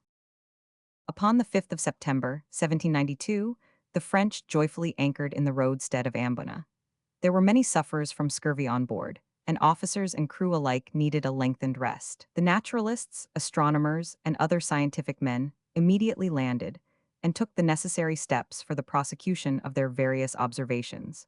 The naturalists were particularly successful in acquiring new facts. La Billardière congratulates himself upon the multiplicity of new plants and animals that he was able to obtain. Once when upon the shore, he says, I heard what appeared to be wind instruments, the tones now harmonious, now discordant, yet never unpleasing. These harmonious and distinct sounds appeared to come from a distance, and I imagined the natives were making music some 6 or 7 miles beyond the roadstead. But my ear deceived me, for I found that I was not 100 yards from the instrument. A bamboo cane, at least 60 feet high, was fixed vertically upon the shore. At each notch a slit had been made, about 2.5 inches long and 1.25 broad. These slits made so many openings for the wind, which, passing through them, produced varied and pleasant sounds.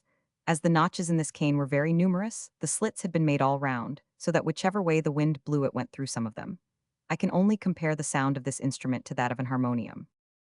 During this long stay of a month in one place, the vessels were well caulked, the sails and rigging attended to, and every precaution taken for a voyage in tropical and damp climates. A few details on the roadstead of Ambona, and the manners and customs of the native population, will not be out of place. Ambona roadstead, says La Billardière, forms a channel some 13 or 14 miles in length and about 2.5 miles in breadth. It affords good anchorage, although the bottom is partly of coral. The fort, called Victory Fort, is built of bricks. The governor and some of the members of government reside there. It was at this time falling into ruins, and every discharge of cannon did evident damage. The garrison consisted of about 200 men, of which the natives of the island composed a considerable part. The remainder consisted of a few retired European soldiers and a small detachment of a Württemberg regiment. The mortality amongst officers living in the Indies makes the lives of those who have been some time in the climate precious. The Dutch company is therefore seldom true to its promise to allow them to return to Europe at the expiration of their time of service. I met with several of these unfortunate men who had been detained for more than 20 years, when, according to agreement, they ought to have been freed long before. The language of the natives of Ambona is Malay. It is very soft and musical. The country produces spices, coffee, which is inferior to that of Reunion Island, and sago. The latter is largely cultivated in the marshy districts. The rice consumed at Ambona is not indigenous to the soil, but still, it might be successfully cultivated in the lowlands. The Dutch company, however, prohibit the growth of this article of commerce, because its sale enables them to keep back a part of the sum which they are obliged to pay for cloves furnished by the blacks. They thus prevent the increase of pay and obtain the fruits of native labor at a moderate price. Thus the company, consulting their own interest only, discourage all industry in the population, by forcing them, as it were, to relinquish everything but the cultivation of spices. The Dutch are careful to limit the cultivation of spices within the compass of ordinary consumption. Their efforts, which are destructive of all enterprise, chime in with the nonchalant character of the natives. On the 23rd of Vendemiaire, one of the year one, if we conform to the new style, as Bougainville does, the two vessels left Ambona, amply provisioned with fowls, ducks, geese, pigs, goats, potatoes, yams, bananas, and pumpkins. Meat, however, they obtained in but small quantities, the flour was of a bad quality, and the sailors could never accustom themselves to the sago which was shipped in its stead. Bamboos, cloves, and arrack may be added to the list of shipments. 1st month of the Republican calendar. Young bamboo shoots cut in slices and preserved in vinegar, says La Billardière, made an excellent store for a long voyage. These young shoots are generally very tender. They are gathered early and sold in the market as vegetables, for which they are a good substitute. They are often a yard long and half an inch thick. These young bamboo shoots are much appreciated by the Chinese, who think them similar to asparagus in flavor. We were also provided with cloves and nutmegs preserved in sugar. The shell of the nutmeg is the only edible portion. Unfortunately, ignorant preservers had chosen full-grown nutmegs. Cloves, when once as large as ordinary olives, retain too much flavor to be a pleasant sweetmeat. One must be endowed with an Indian palate to enjoy them. I might say the same of our ginger preserves. The only spirituous liquor obtainable was arrack, several casks of which were bought. Many travelers have spoken in praise of this liquor, which is, in reality, not equal to the poorest brandy. Upon leaving Ambona, the expedition sailed for the southwest coast of Australia. Shortly afterwards, Kisser Island, the north shore of Timor, Baton Island, and the delightful Sova Island were successively passed, and finally, upon the 16th, Frimaire, the western extremity of the southwestern coast of New Holland, which was discovered by Lewin in 1622, was sighted.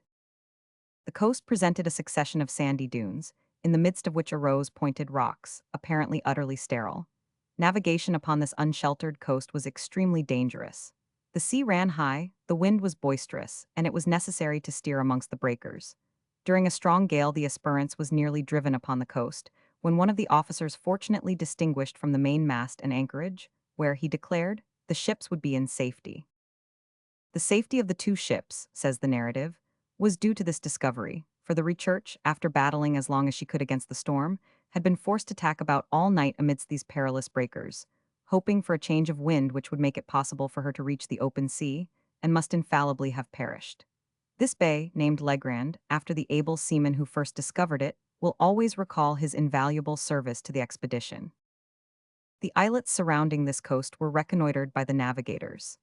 A geographical engineer, named Rich, belonging to the Recherche, landing upon the mainland to make observations, lost his way, and only reached the vessels after 2 days' absence, nearly dead of fatigue and hunger.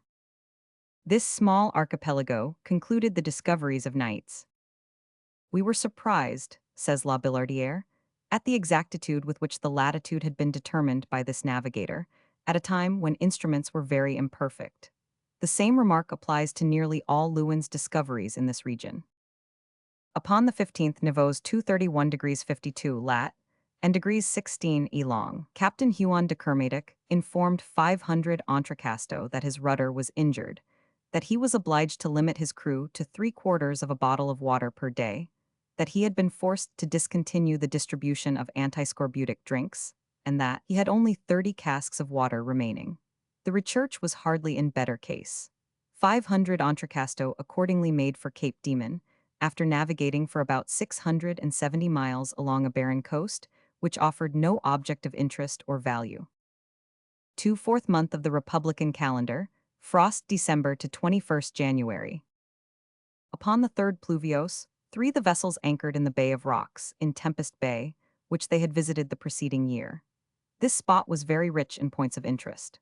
La Billardière was amazed at the varied products of this portion of Van Diemen's Land, and was never tired of admiring the vast forests of gigantic trees and the many unknown shrubs and plants through which he had to force his way. During one of his numerous excursions, he picked up some fine pieces of beautiful bronze red ametite, and further on some earth-containing ochre, of so bright a red as to denote the presence of iron. He soon encountered some natives, and his remarks upon this race, which is now quite extinct, are interesting enough for repetition. Moreover, they complete the particulars already given by Captain Cook. 3/5 month of the Republican calendar, froth January to 20th February. He says there were about 42 natives, 7 grown men and 8 women, the others appeared to be their children. Many of them were girls already arrived at maturity, who were even more lightly clad than their mothers. They have woolly hair, and the men let their beards grow long. In the children, the upper jaw projects, but in adults it is about even with the lower. No doubt these people consider it a beauty to be black, for not being very dark to begin with, they powder the upper part of the body with coal dust. We noticed rows of spots on the skin, especially of the shoulders and breast, now in lines above 3 inches long, now in equidistant dots. These people do not appear to observe the custom which many travelers have thought to be universal amongst their tribes, of extracting the incisor teeth, for we saw no native with any missing from the upper jaw, and they all had very fine, strong teeth. These people swarm with vermin. We could not but admire the patience of a woman, whom we watched freeing her child of them, nor could we avoid feeling shocked when she crushed the disgusting insects with her teeth and then swallowed them. Monkeys have the same habit. The young children greatly admired everything shining, and they did not hesitate to take the metal buttons off our coats. I must not omit to mention a trick played upon a sailor by a young savage. The man had collected a number of shells and left them in a bag at the foot of a rock. The native furtively removed them and allowed the sailor to search for them vainly for some time, then quietly replacing them, he seemed much amused at the trick he had played. Early in the morning of the 26th Pluviose, the 2 vessels weighed anchor, entered 500 Entrecasteaux Strait, and on the 5th of Ventose, 4 anchored in Adventure Bay. After a stay of 5 days, spent in taking observations, 500 Entrecasteaux set sail for New Zealand and reached its southern extremity. After an interview with the natives, too short to admit of additions being made to the many and precise observations of Captain Cook, 500 Entrecasteaux started for the Friendly Islands, which La Perouse had intended visiting. He anchored in Tonga Tabou Bay. The vessels were at once surrounded by a crowd of pirogues and literally boarded by the natives, who came to sell pigs and every variety of fruit. 4/6 month of French Republican calendar. One of the sons of Polo, the king Cook had known, received the navigators cordially and scrupulously superintended the trade with the islanders. This was no easy task, for they developed surprising talents for stealing everything which came in their way. La Billardière describes rather a good joke of which he was the victim. He was followed to the provision tent by 2 natives, whom he took to be chiefs. One of them, he says, was very anxious to choose the best fruits for me. I had placed my hat on the ground, thinking it safe there, but these 2 rogues understood their business. The one behind me was clever enough to hide my hat under his clothes, and was off before I perceived the theft. The other speedily followed. I was the more surprised at this attempt, because I should have supposed they would not have had the courage to steal so large an object, running the risk of being caught, in the enclosure to which we had admitted them. Moreover, a hat could not be a very useful article to these people, who generally go bareheaded. Their dexterity in robbing me convinced me that it was by no means their first attempt. The French entered into relations with a chief named Finot, probably the same who is mentioned as Finot in Captain Cook's voyage, and who called him Tout. But he was only a secondary chief. The real king, supreme chief of Tonga Tabou, Vavo, and of Anamuka, was named Taubao. He visited the ships and brought back a gun which had been stolen a day or 2 previously from a sentinel. He presented 500 Entrecasteaux with 2 pieces of stuff made from the bark of the mulberry tree, so large that if opened out either would have covered the vessel. In exchange for mats and pigs, he received a fine hatchet and a general's red coat, which he immediately put on. 2 days later, an extraordinarily stout female, at least 50 years of age, and to whom the natives paid great respect, came on board. This was Queen Tina. She tasted everything that was offered to her but preferred preserved bananas. The steward stood behind her chair and waited to clear away, but she saved him the trouble by appropriating the plate and napkin. King Taubao was anxious to give an entertainment to 500 Entrecasteaux. The admiral was received upon landing by 2 chiefs, fine and omali, and conducted by them to an extensive esplanade. Taobao arrived with his two daughters. They had sprinkled a quantity of coconut oil upon their heads, and each wore a necklace made of the pretty seeds of the Arbus pecatorius. The natives, says the narrative, arrived from all parts in great crowds. We estimated that the number amounted to at least 4,000. The seat of honor was evidently to the left of the king, for he invited 500 entrecasto to take his place there. The captain then offered the presents he had brought for the king, which were gratefully accepted. A piece of crimson damask excited the most vivid admiration from all the assembled natives. "Eho, eho!" they exclaimed repeatedly, in accents of the greatest surprise. They uttered the same admiring cry when we unfolded some pieces of colored ribbon, in which red predominated. The captain then presented a couple of goats and a pair of rabbits, of which the king promised to take every care. 500 entrecasto also bestowed various presents upon Taobao's son Omalai and several other chiefs. To our right on the northeast, under a shady breadfruit tree laden with fruit, 13 musicians were seated, who sang together in different parts. 4 of the musicians played the accompaniment by striking bamboo canes, yard and a half long, upon the ground, the holder of the longest bamboo occasionally acting as conductor. These bamboo canes emitted a sound not unlike that of a tambourine, and they were arranged in the following order. The 2 medium-sized canes were in unison, the longest a tone and a half lower, and the shortest 2 tones and a half higher. The voice of the alto was heard far above all the others, although he was a little hoarse. He accompanied himself by striking with 2 little sticks upon a bamboo cane, some 6 yards long, and split throughout its entire length. 3 musicians stationed in front of the others appeared to explain the song by gestures, which had apparently been well studied, as they all acted in unison. Occasionally gracefully moving their arms, they turned towards the king, whilst sometimes they suddenly sunk their heads upon their breasts, and as suddenly tossed them back. After these entertainments, Taobao offered the captain several pieces of stuff made from the bark of the mulberry tree. He had them unrolled with great ostentation, that we might fully appreciate the value of his gift. The minister seated upon his left ordered the preparation of kava, which was soon brought in an oval-shaped wooden vase, about 3 feet long. The musicians had reserved their best pieces for this moment, for at each succeeding effort we heard applauding cries of "Molly, Molly," and it was evident that the music had an agreeable and inspiriting effect upon the natives. The kava was then offered to the various chiefs by those who had prepared it. This concert, it will be seen, was by no means equal to the splendid entertainment which had been given to Captain Cook. Fate in honor of 500 entrecasto at the Friendly Islands. Fate in honor of 500 entrecasto at the Friendly Islands. Facsimile of early engraving. Queen Tina followed it up by giving a grand ball, which was preceded by a concert, fully attended by the natives, amongst whom, we may incidentally mention, were numbers of thieves, who became so bold that they ended by forcibly taking possession of a cutlass.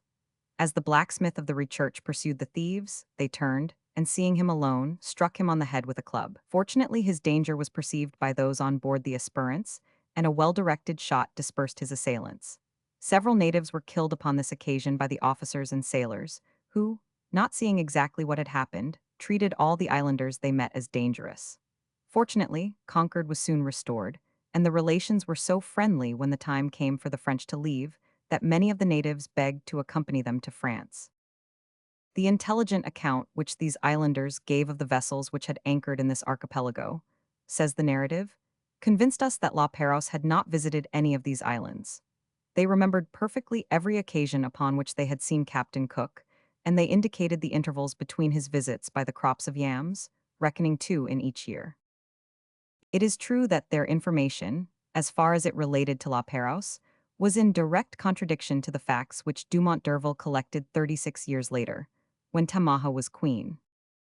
I was anxious to know, he says, if any Europeans had visited Tonga between Cook and 500 entrecasto. After a few moments' reflection, she explained to me very clearly that a few years before 500 entrecasto's visit, 2 large vessels, like his in every respect, carrying guns and many Europeans, had anchored off Anamuka and remained there 6 days. They showed a white flag, quite unlike the English one.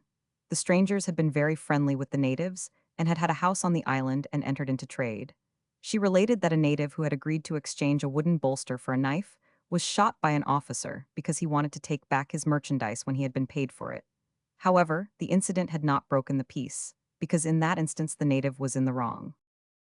Although it is impossible to suspect Dumont d'Urville of any attempt at imposition, many portions of this circumstantial account bear the impress of truth, more especially that relating to the flag, as being different to that of the English. Must we then charge 500 Entrecasto with want of thoroughness in his work? This would be a very serious charge. Yet two circumstances, which we shall presently relate, appear to point to that conclusion. The natives witnessed the departure of the French with keen regret. The expedition left upon the 21st Germinal. 5 and 6 days later, the Esperance signaled Aronin, the most easterly of the islands of Santo Espiritu, discovered by Quiros in 1660. Beyond this Anitum, Tanna, with its volcano in constant eruption, and the Budempspoper Islands were passed. Carried onwards by the currents, the vessels were soon in sight of the mountains of New Caledonia and anchored in Balade Harbor, where Captain Cook had cast anchor in 1774. 7th month of the Republican calendar, frost marched to 19th April. The natives were acquainted with the use of iron, but they did not appear to value it as highly as others had done, probably because the stones they used instead were very hard and answered admirably for their purposes. Their first demand upon going on board was for something to eat, and their need was unmistakable, for they pointed to their manifestly empty stomachs. Captain Cook had already remarked that they managed their pirogues, which were far less ingeniously constructed than those of the Friendly Islands, unskillfully. The greater number of these natives had woolly hair, and skins almost as black as those of the inhabitants of Van Diemen's Land. Their weapons were assegais and clubs, and in addition to these they carried at the waist a little bag, full of the oval stones which they throw from their slings. Typical native of New Holland. Typical native of New Holland. Facsimile of early engraving. After a short excursion inland, during which they visited the huts of the natives, which were shaped like beehives, the officers and naturalists prepared to re-embark. Upon returning to our boat, says the narrative, we found more than 700 natives, who had assembled from all directions. They began by demanding stuffs and iron in exchange for their wares, and soon some of them proved themselves errant thieves. I will mention one of their many maneuvers.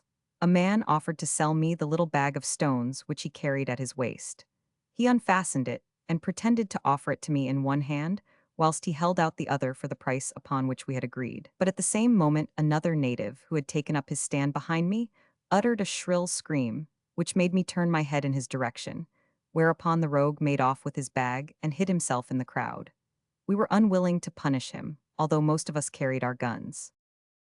Unfortunately, our leniency might be regarded as a proof of our weakness, and so add to the native insolence, and an incident which shortly occurred indicates this was so. Some natives were bold enough to throw stones at an officer who was only about 200 paces away from us. We were still unwilling to act harshly, as we had heard so much in their favor from Forster's narrative, and had such confidence in their good will that still more evidence was required to convince us of their real character. One of them, who was enjoying a broiled bone and busily devouring the meat which still clung to it, offered a share of his meal to a sailor named Pyern. He, thinking it to be the bone of some animal, accepted it, but before eating it showed it to me. I at once recognized that it had belonged to the body of a child, of probably 14 or 15 years of age. The natives crowding round us showed us upon a living child the position of the bone, owning without hesitation that the man had been making his meal off it, and giving us to understand that it was a great delicacy. Those of our company who had remained on board could hardly credit our account of this disgusting fact. They refused to believe that a people who had been so differently described by Captain Cook and Captain Forster could be capable of so degrading a practice, but the most incredulous were soon convinced. I had retained possession of the gnawed bone, and our surgeon at once recognized it as that of a child. To make still more sure of the cannibalism of the natives, I offered it to one of them.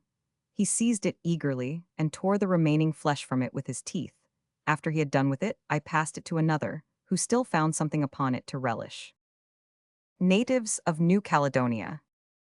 Natives of New Caledonia. The natives who visited the vessel committed so many thefts and became so impudent that we were forced to drive them away. Upon landing next day, the French found the natives feasting.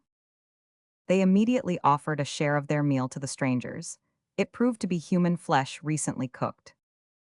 Many of them even came close up to the French and felt the muscles of their arms and legs, uttering the word carapac, with an expression of admiration and longing which was anything but reassuring. Many of the officers were assaulted and robbed with the greatest effrontery. There remained no doubt of the intentions of the natives. They even attempted to possess themselves of the hatchets the sailors had brought on shore to cut wood, and were only made to desist by being fired upon. These constantly recurring hostilities always ended in the repulse of the natives, many of whom were killed or wounded. But in spite of the repulses they met with, they let no favorable opportunity pass of recommencing their attacks. La Billardière was witness to a fact which has since been frequently observed, but was long disbelieved. He saw the natives eating steatite. This mineral substance serves to deaden the sense of hunger, by filling the stomach and sustaining the viscera of the diaphragm, and although it contains no nourishment whatever, it is useful to them, because they have long periods when food is scarcely procurable, as they bestow very little cultivation upon their land, which is naturally very sterile. Yet, one would scarcely have expected hungry cannibals to resort to such an expedient. No news of La Perouse had been obtained during the stay in New Caledonia. But Jules Garnier states that a tradition exists of the appearance of two large ships, which had sent boats on shore, near the northern extremity of Pine Island. After the first alarm, says Jules Garnier, in a communication which appeared in the Bulletin de la Société de Géographie, for November 1869, the natives approached the strangers and fraternized with them. They were quite astonished at their riches, and their cupidity induced them to oppose the departure of the French sailors by force, but their ardor was moderated by a volley which killed a few of them. Little pleased with their reception, the French vessels proceeded to the mainland, after letting off a cannon, which the natives took to be a clap of thunder.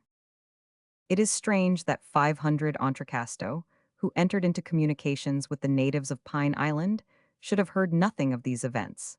The island is small, and its population has always been scanty. The natives must have kept secret the fact of their dealings with La Perouse.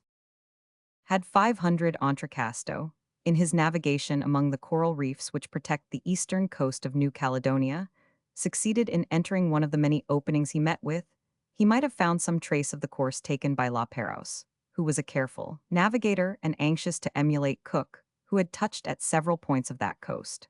A whaler, whose account is quoted by Rienzi, declared that he had seen medals and a cross of St. Louis, relics of the French expedition, in possession of the natives of New Caledonia. Jules Garnier, during a voyage from Noumea to Canala, in March 1865, observed in the hand of one of their native escort an old rusty sword in the fashion of the last century, which bore the impression of the fleur-de-lis. He could obtain no account of it from its possessor, except that he had had it a long time. There is no evidence that any member of the expedition gave a sword, still less a cross of the Order of St. Louis, to a savage. No doubt an officer had fallen in some encounter, and thus these articles had come into native hands. This hypothesis accords with Garnier's explanation of the contradictory accounts given by Cook and 500 Entrecasteaux of the people of Balade. According to the former, they are peaceable, honest, and friendly. According to the latter, they are robbers, traitors, and cannibals. Jules Garnier suggests that some extraordinary event must have changed the disposition of the natives between the two visits. Most likely an encounter had taken place. The Europeans may have been driven to the use of arms. They may possibly have destroyed plantations and burnt huts. In such a case, their hostile reception of 500 Entrecasteaux would be explicable. La Billardière, in his account of an excursion to the mountains forming the watershed of the northern extremity of New Caledonia, and from which the sea can be seen on either side, says, "We were followed by 3 natives, who had no doubt seen us a year previously, when we coasted the eastern shores of their island, for before they left us they spoke of 2 ships which they had seen upon that coast." La Billardière ought to have pressed the natives upon this subject. Were the vessels seen by them those of La Perouse or of 500 Entrecasteaux, and was it really a year previously? From these details, we see how much it is to be regretted that 500 Entrecasteaux did not pursue his investigations more zealously. No doubt, had he done so, he would have found traces of his fellow countrymen. We shall shortly see that with a little perseverance he would have found some at least, if not all of them alive. During the stay in this port, Captain Huon de Kermadec, succumbed to a hectic fever from which he had long been suffering. He was succeeded in the command of the Esperance by M. 500 Hesmony Doribau. Leaving New Caledonia upon the 21st Floreal, 500 Entrecasto sighted successively Moulin and Huon Islands, and Santa Cruz de Mendana, which is separated from New Jersey by a strait, in which the French vessels were attacked by the natives. 6/8 month of the Republican calendar, froth April to 20th May. To the southeast 500 Entrecasto observed an island, which he named after the Richurch, and which he might have called Discovery if he had approached it. It was Vanikoro, an islet surrounded by coral reefs, upon which La Perouse's vessels had been wrecked, and which at this time, in all probability, was inhabited by some of the unfortunate seamen. It was most unfortunate to be so near success, and yet to miss it. But the veil which hid the fate of La Perouse and his companions was not destined to be removed for a long time yet. After surveying the northern extremities of Santa Cruz, without any result so far as the object of his expedition was concerned, 500 Entrecasto directed his course to de Surville's land of the Arsacides. He reconnoitered the northern coast, and thence reached the shores of Lausiade, which La Perouse had announced his intention of visiting when he left Salomon Island and surveyed Cape Deliverance. Bougainville was wrong in supposing that this cape belonged to New Guinea. It is the extreme point of an island, called Rossel after one of the officers who has given an account of the expedition. After coasting along a series of low and rocky islands, which were named after the principal officers, the vessels reached Cape William on the coast of New Guinea. They then directed their course to Dampier's Strait. After sailing along the northern coast of New Britain, several small and mountainous islands, hitherto unknown, were discovered. Upon the 17th of July, a small island in the neighborhood of the Anchorite Islands was sighted. 500 Entrecasto had long been suffering from dysentery and scurvy and was in extreme danger. Following the advice of his officers, he decided to take leave of the Esperance and endeavored to reach Weyhound more quickly. Upon the 20th of July, he sunk under long and protracted sufferings. After a stay at Weyhound and Burrow Islands, at which latter place the president overwhelmed the French with civilities, and where Bougainville was still remembered by the natives, the expedition left under command of 500 Oreibao. He also unfortunately fell ill, and the command was transferred to Rossel, under whose orders the vessels passed first Bautang and then Salayer Straits and reached Sauerabia upon the 19th of October. View of the island of Buron.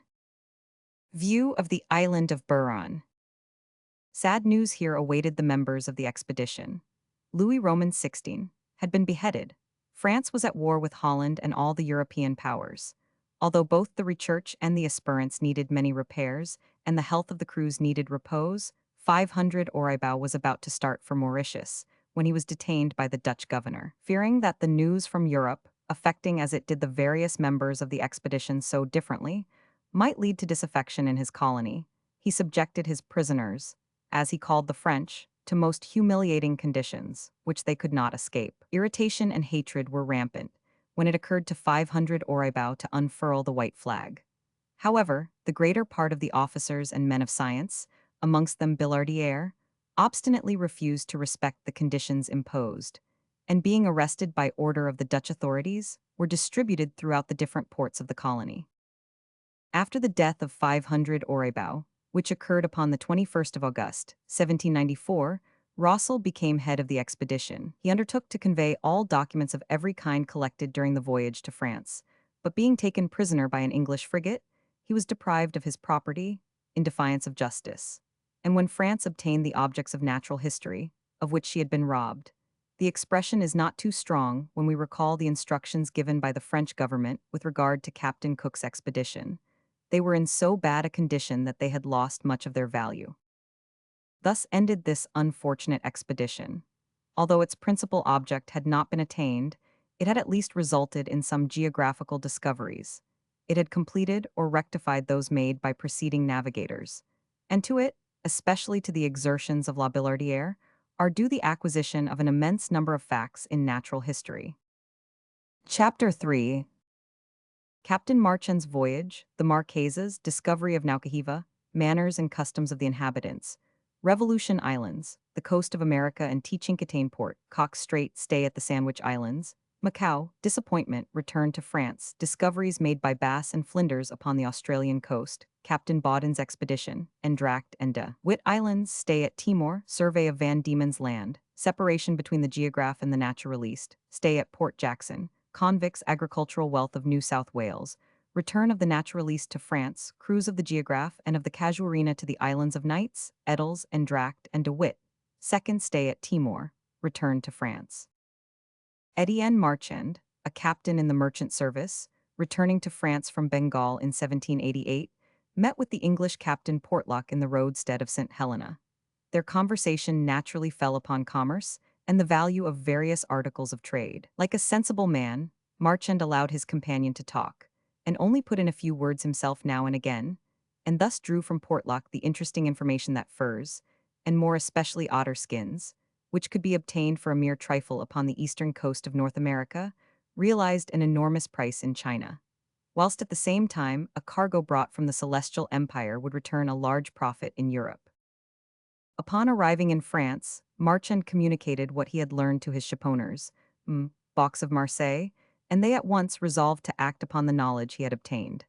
Navigation in the Pacific Ocean required a ship of special strength and excellence. Box ordered the construction of a vessel of 300 tons burden, plated with copper, and provided with every necessary for defense in case of attack, and for repairs in the event of accident, and also with everything likely to promote trade and to ensure the health of the crews during a voyage of 3 or 4 years. Two captains, Mass and Prosper Channel, were associated with Marchand in the command of the expedition, and the rest of the party consisted of 3 lieutenants, 2 surgeons, 3 volunteers, and a crew of 39 seamen. 4 cannon, 2 howitzers, 4 swivel guns, with the needful ammunition and formed the equipment. Although the vessel was only to reach Cape Horn at the beginning of winter, the Solide left Marseille upon the 14th of December, 1790. After a short stay at Praia, Cape Verde Islands, Marchand proceeded to Staten Island, which he reached upon the 1st of April, 1791. He then doubled Tierra del Fuego and entered the Pacific. His intention was to proceed immediately to the northwestern coast of America, but at the beginning of May, the water on board was already so tainted that he required a fresh supply. Under these circumstances, the captain decided to reach the Marquesas Islands of Mendoza, which are situated in S-lat. 6 degrees and near 141 degrees west of the Paris meridian. The situation of these islands, says Florian, who published an interesting account of this voyage, was the more suitable for his purpose, because with a view to escaping the calms often met with in too easterly a course, he had resolved to cross the line at 142 degrees west longitude. This group of islands had been discovered in 1595 by Mendoza and visited by Cook in 1774. Magdalena Island, the most southerly of the group, was reached upon the 12th of June.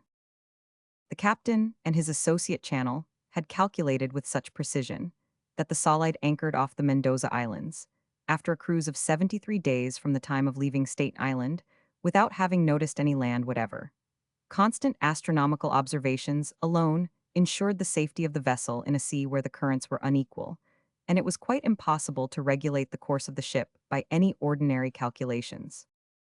Marchand made for San Pedro, which lay on the west.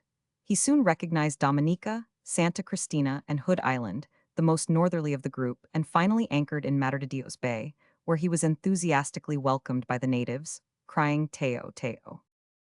Finding it impossible to obtain the number of pigs he required at this port, the captain decided upon visiting the remaining bays of Santa Cristina Island, which he found better populated, more fertile, and more picturesque than that of Madre de Dios. The stay of the English in the Marquesas Islands had been too short to allow of accurate observations of the manners and customs of the inhabitants. We will therefore make a few extracts from the description given by Etienne Marchand. These natives are tall, strong, and active. Their complexion is clear brown, but many differ little in this respect from the lower orders in Europe. The climate renders clothing unnecessary, but they tattoo their entire bodies so regularly, each arm and leg, for example, exactly like its fellow, that the effect is by no means bad. The way of arranging the hair varies, and fashion is as despotic in the Marquesas as in other countries. Some wear necklaces of red beads, others a string of small pieces of light wood. Although both men and women have their ears pierced, earrings are not usually worn. but a young native girl has been seen strutting about wearing as a neck ornament the rusty iron shaving dish which she had stolen from the ship's barber, whilst a man was equally proud of sporting the ramrod of Captain Marchand's gun, which he had placed in the orifice of his ear, letting part of it hang down. Cook affirms that these islanders, like the Tahitans, were acquainted with kaba. Certain it is that they called the brandy, which was offered them on the Solide, by the name of the pepper plant. It appeared that they did not indulge to excess in this liquor, for none of them were ever seen in a state of drunkenness. The English did not mention in their account of the natives an act of civility, which Captain Channell thought worthy of special record. It consisted in offering to a friend a piece of food which had been already chewed, that he might have no trouble but that of swallowing it. We may easily imagine that the French, in spite of their appreciation of the good, will conveyed in this action, were little likely to avail themselves of it. To Marchand, we owe also the curious observation that their huts are raised upon flat stones, and that the stilts which they use indicate that Santa Cristina is subject to inundations. In the exhibition at the Trocadero, one of these stilts, extremely well made and carved, was exhibited, and M. Hamey, whose thorough knowledge of everything relating to Oceania is well known, has written an essay upon this singular object. Beyond the usual occupations of fishing, the construction of their weapons, pirogues, and domestic implements, the natives of Santa Cristina pass their time in singing, dancing, and amusing themselves. The common expression of killing the time seems to have been invented to mark the uselessness of the actions which make up their lives. During the earlier days of the stay in Madre de Dios Bay, Marchand had observed something which led him to the discovery of a group of islands hitherto unknown to the older navigators or to Cook. Upon a clear evening at sunset, he noticed a spot upon the horizon, which had the appearance of a lofty peak. As this appeared several nights in succession, he concluded that it was land, and finding it not mentioned upon any of the charts, it seemed probable that it was some unknown island. Marchand determined to satisfy himself upon this point, and leaving Santa Cristina upon the 20th of June, he had the satisfaction of discovering a group of small islands in the northwest, which were situated in 7 degrees south latitude. He gave his own name to the most important of them. The natives were evidently of the same race as that which peopled the Marquesas. Shortly afterwards, several other islands were discovered, including Box Island, which is identical with Naukahiva, the Dufreres, and Mass and Channel Islands. This group, since united by geographers to that of the Marquesas, received the name of Revolution Islands. The course was then directed to the American coast. It was too late in the season to attempt to reach William Sound or Cook's River on the 6th parallel. Marchand accordingly resolved upon making for Engano Cape and entering the Norfolk Bay of Dixon, which is identical with the Guadalupe Bay of the Spaniards. Upon the 7th of August, Engano Cape was sighted, and after 5 days of calm anchor was cast in Guadalupe Bay. There had not been a single case of scurvy on board, after 242 days' navigation, 10 of which only were passed in port, at Praia and Madre de Dios, and after traversing some 5,800 leagues of sea. This was certainly a wonderful fact, due to the prevision of the shipowners, who had spared nothing that could conduce to the health of the crews, and also to the care with which the captains had observed the sanitary measures commended to them by experience. During his stay in this port, which the natives called Tichinquetain, Marchand bought a number of otter skins, 100 of which were of the very first quality.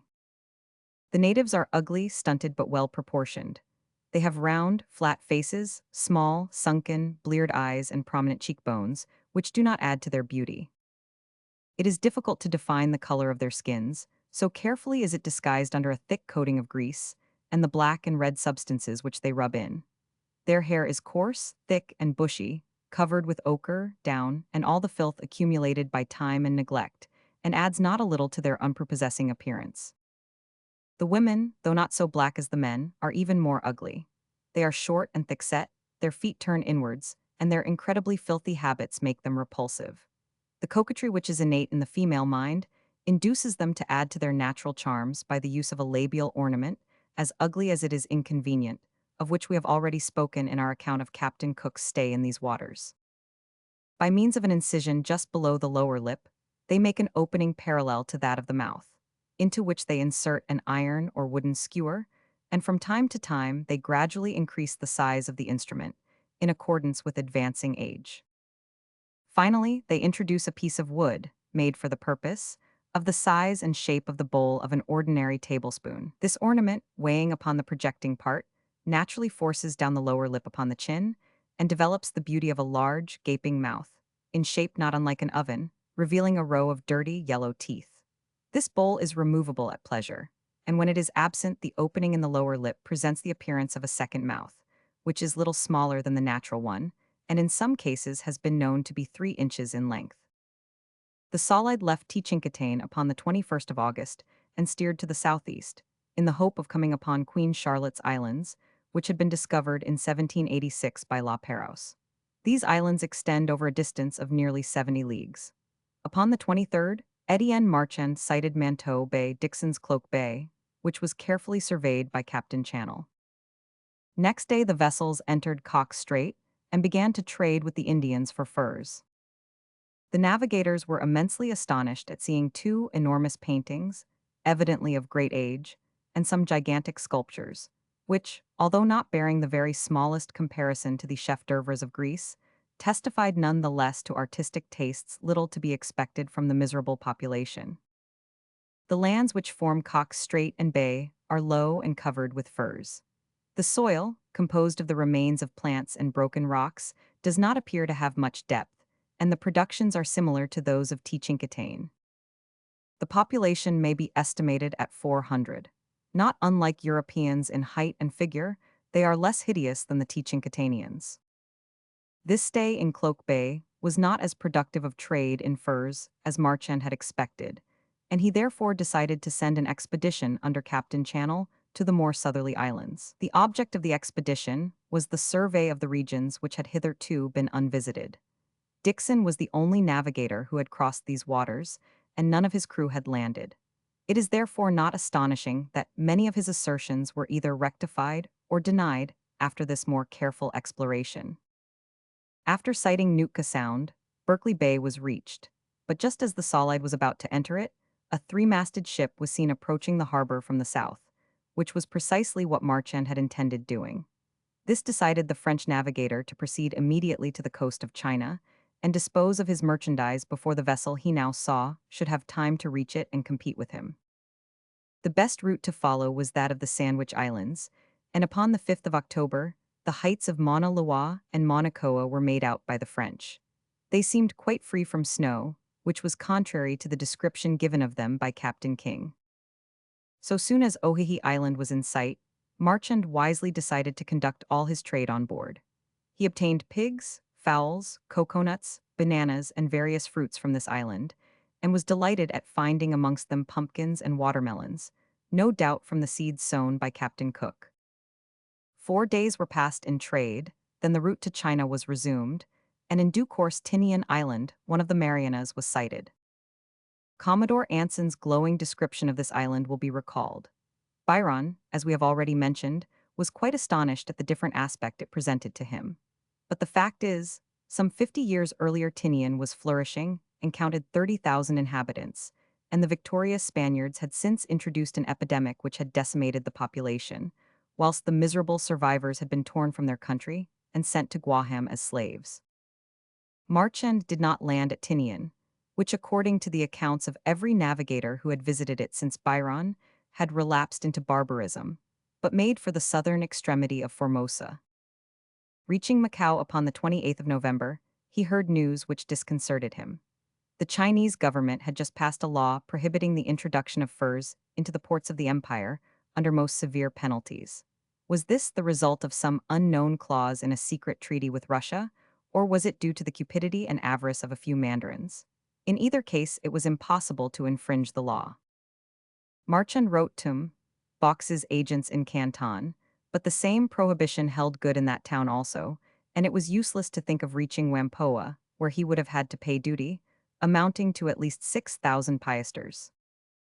The only course open to Marchand was to go to Mauritius, and thence return to Marseille. It is unnecessary to describe the return voyage, which was accomplished without any unusual incidents. What were the scientific results of this expedition? Nothing to speak of from a geographical point of view.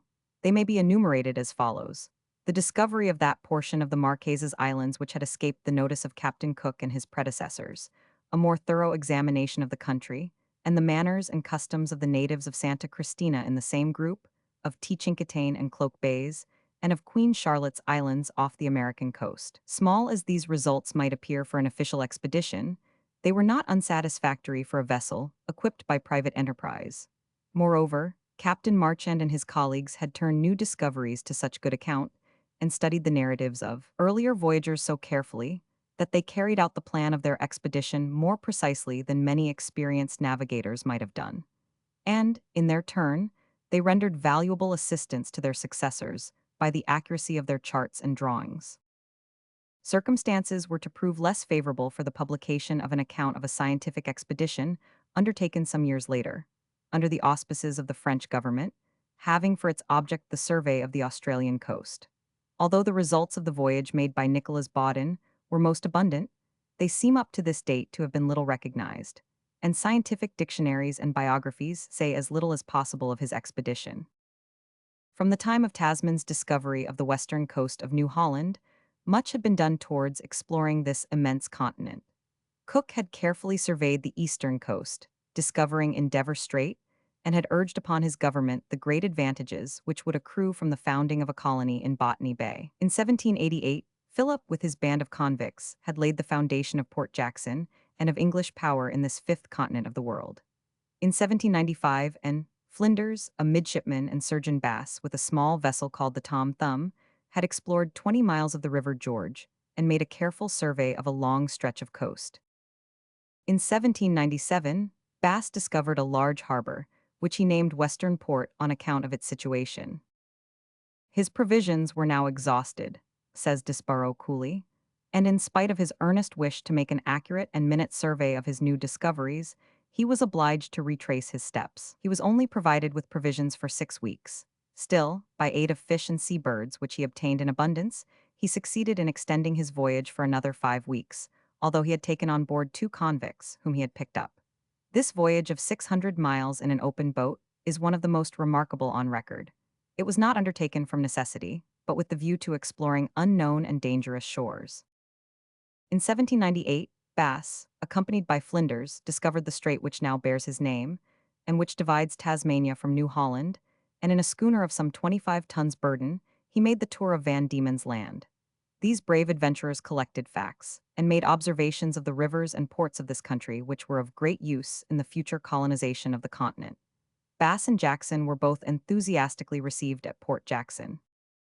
Upon his return to England, Flinders received command of the Investigator, with the rank of naval lieutenant. This vessel was especially equipped for a voyage of discovery upon the Australian coast. The south and northwestern shores, the Gulf of Carpentaria, and Torres Straits were to be explored. Public attention in France had been attracted to New Holland by the narratives published by Cook and 500 Entrecasteaux. This wonderful continent, with its strange unknown animals and forests of gigantic eucalyptus, alternating with barren plains producing nothing but prickly plants, was long to present all but invincible obstacles to the explorer. The French Institute was the mouthpiece of popular opinion in demanding from the government the organization of an expedition to the southern continent. As a result of their representations, 24 scientific men were selected to participate in the voyage. No previous expedition had been so fortunate in the number of scientific men attached to the staff. Astronomers, geographers, mineralogists, botanists, zoologists, draftsmen, and gardeners all mustered 4 or 5 strong. Foremost amongst them we may mention Leschenault de Latour, François Perron, and Bourg de Saint Vincent. Officers and sailors had been carefully selected. Among the first were François-André Baudin, Pierre de Mellet, Hyacinthe de Bougainville, Charles Baudin, Emmanuel Hamelin, Pierre Milius, Mangan, Duval Daly, Henry de Freycinet, all of whom in afterlife rose to be admirals or vice-admirals. Lebas Sainte-Croix, Pierre Guillaume Jiquel, Jacques-Philippe Montjury, Jacques de Saint-Cric, Louis de Freycinet, all future naval captains. The narrative says, the plans for the expedition were such as to guarantee its success, and the attainment of the results so eagerly desired. All the experiences of preceding navigators, in the latitudes through which we were to pass, all that theories and reasoning could suggest, had been called into requisition. Most accurate calculations of the variable winds, monsoons, and currents had been made, and the misfortunes which overtook us were in every case due to our deviation from our valuable instructions. A third vessel of lesser draft was equipped at the Mauritius. The navigators were then to proceed to Van Diemen's Land, 500 Entrecasteaux, Bass and Banks Straits, and thence, having determined the situation of the Hunter Islands, to pass behind St. Peter and St. Francis Islands, and survey the country behind them, in the hope of finding the straits supposed to be connected with the Gulf of Carpentaria, and to divide New Holland into two parts. This survey accomplished, Leuven, Edels, and Endracht Islands were next to be visited, Swan River to be followed as far as possible, and a survey taken of Rottenest Island and the coast near it. From thence the expedition was to proceed to Shark Bay, to determine various points in De Witt Land, and, leaving the coast at Northwest Cape, to go to Timor in the Moluccas for a well-earned rest. After allowing sufficient time for the crews to recover from their fatigue, the coast of New Guinea was to be surveyed, with the view to ascertaining whether it was broken up into islands by various straits. The further portion of Gulf of Carpentaria was to be explored, various districts in Arnhem Land were to be reconnoitered, and from thence the expedition was to proceed to Mauritius, on its way to Europe. A more splendid program was impossible, and it was clearly traceable to the able mind which had laid down the route taken by La Perouse and 500 Entrecasteaux. If the expedition were skillfully conducted, the results could not fail to be considerable. The Geographe, a corvette of 30 guns, and the Naturaliste, a large transport ship, were equipped at Havre for the expedition. Nothing had been forgotten, the provisions were abundant and of good quality. Each vessel was provided with all kinds of scientific instruments by the best makers, a library of the most trustworthy authorities, passports couched in the most flattering terms and signed by every government in Europe, and unlimited credit in all the towns of Asia and Africa. In short, every possible measure was taken to ensure the success of this important expedition. Upon the 19th of October, 1800, the two vessels left Havre amidst the acclamations of an immense multitude. A short stay was made at Port Santa Cruz in Tenerife, and thence they proceeded without stopping to Mauritius, where several officers were left who were too ill to proceed when the expedition set sail upon the 25th of April, 1801. This was not an encouraging beginning, and discontent was rife when it was ascertained that the allowance of fresh bread was to be limited to half a pound weekly, and that the usual ration of wine was to be replaced by 3/6 of a bottle of the inferior tafia of Mauritius, whilst biscuits and salt meats were to be the staple food. This ill-advised economy resulted in the illnesses of the crew and the discontent of many of the scientific staff.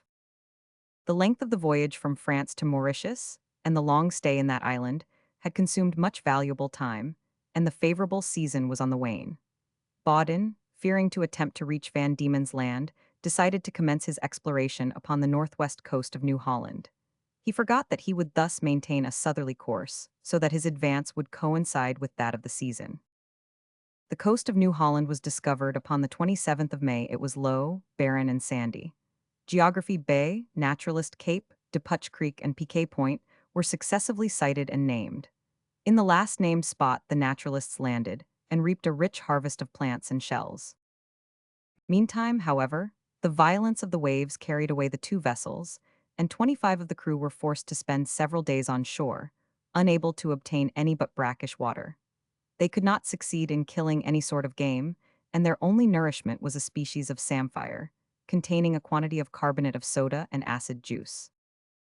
A sloop which had been driven on shore by the force of the waves had to be abandoned, together with guns, sabers, cartridges, cables, tackle, and many other valuable articles. But the worst part of this last misfortune, says the narrative, was the loss of Vass of Deep, one of the most able of the crew of the Naturaliste. Swept away by the waves 3 times in his efforts to re-embark, he was finally swallowed up without the possibility of assistance being rendered to him, or even the fact of his death being ascertained. So violent were the waves, and so dark the night.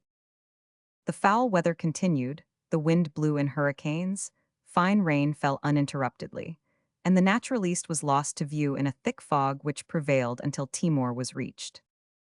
Upon reaching Rottenest Island, which he had named as a place of rendezvous to Captain Hamilton in case of separation, Baudin, to the surprise of everyone, gave orders to make for Shark's Bay, upon the coast of Endracht Island.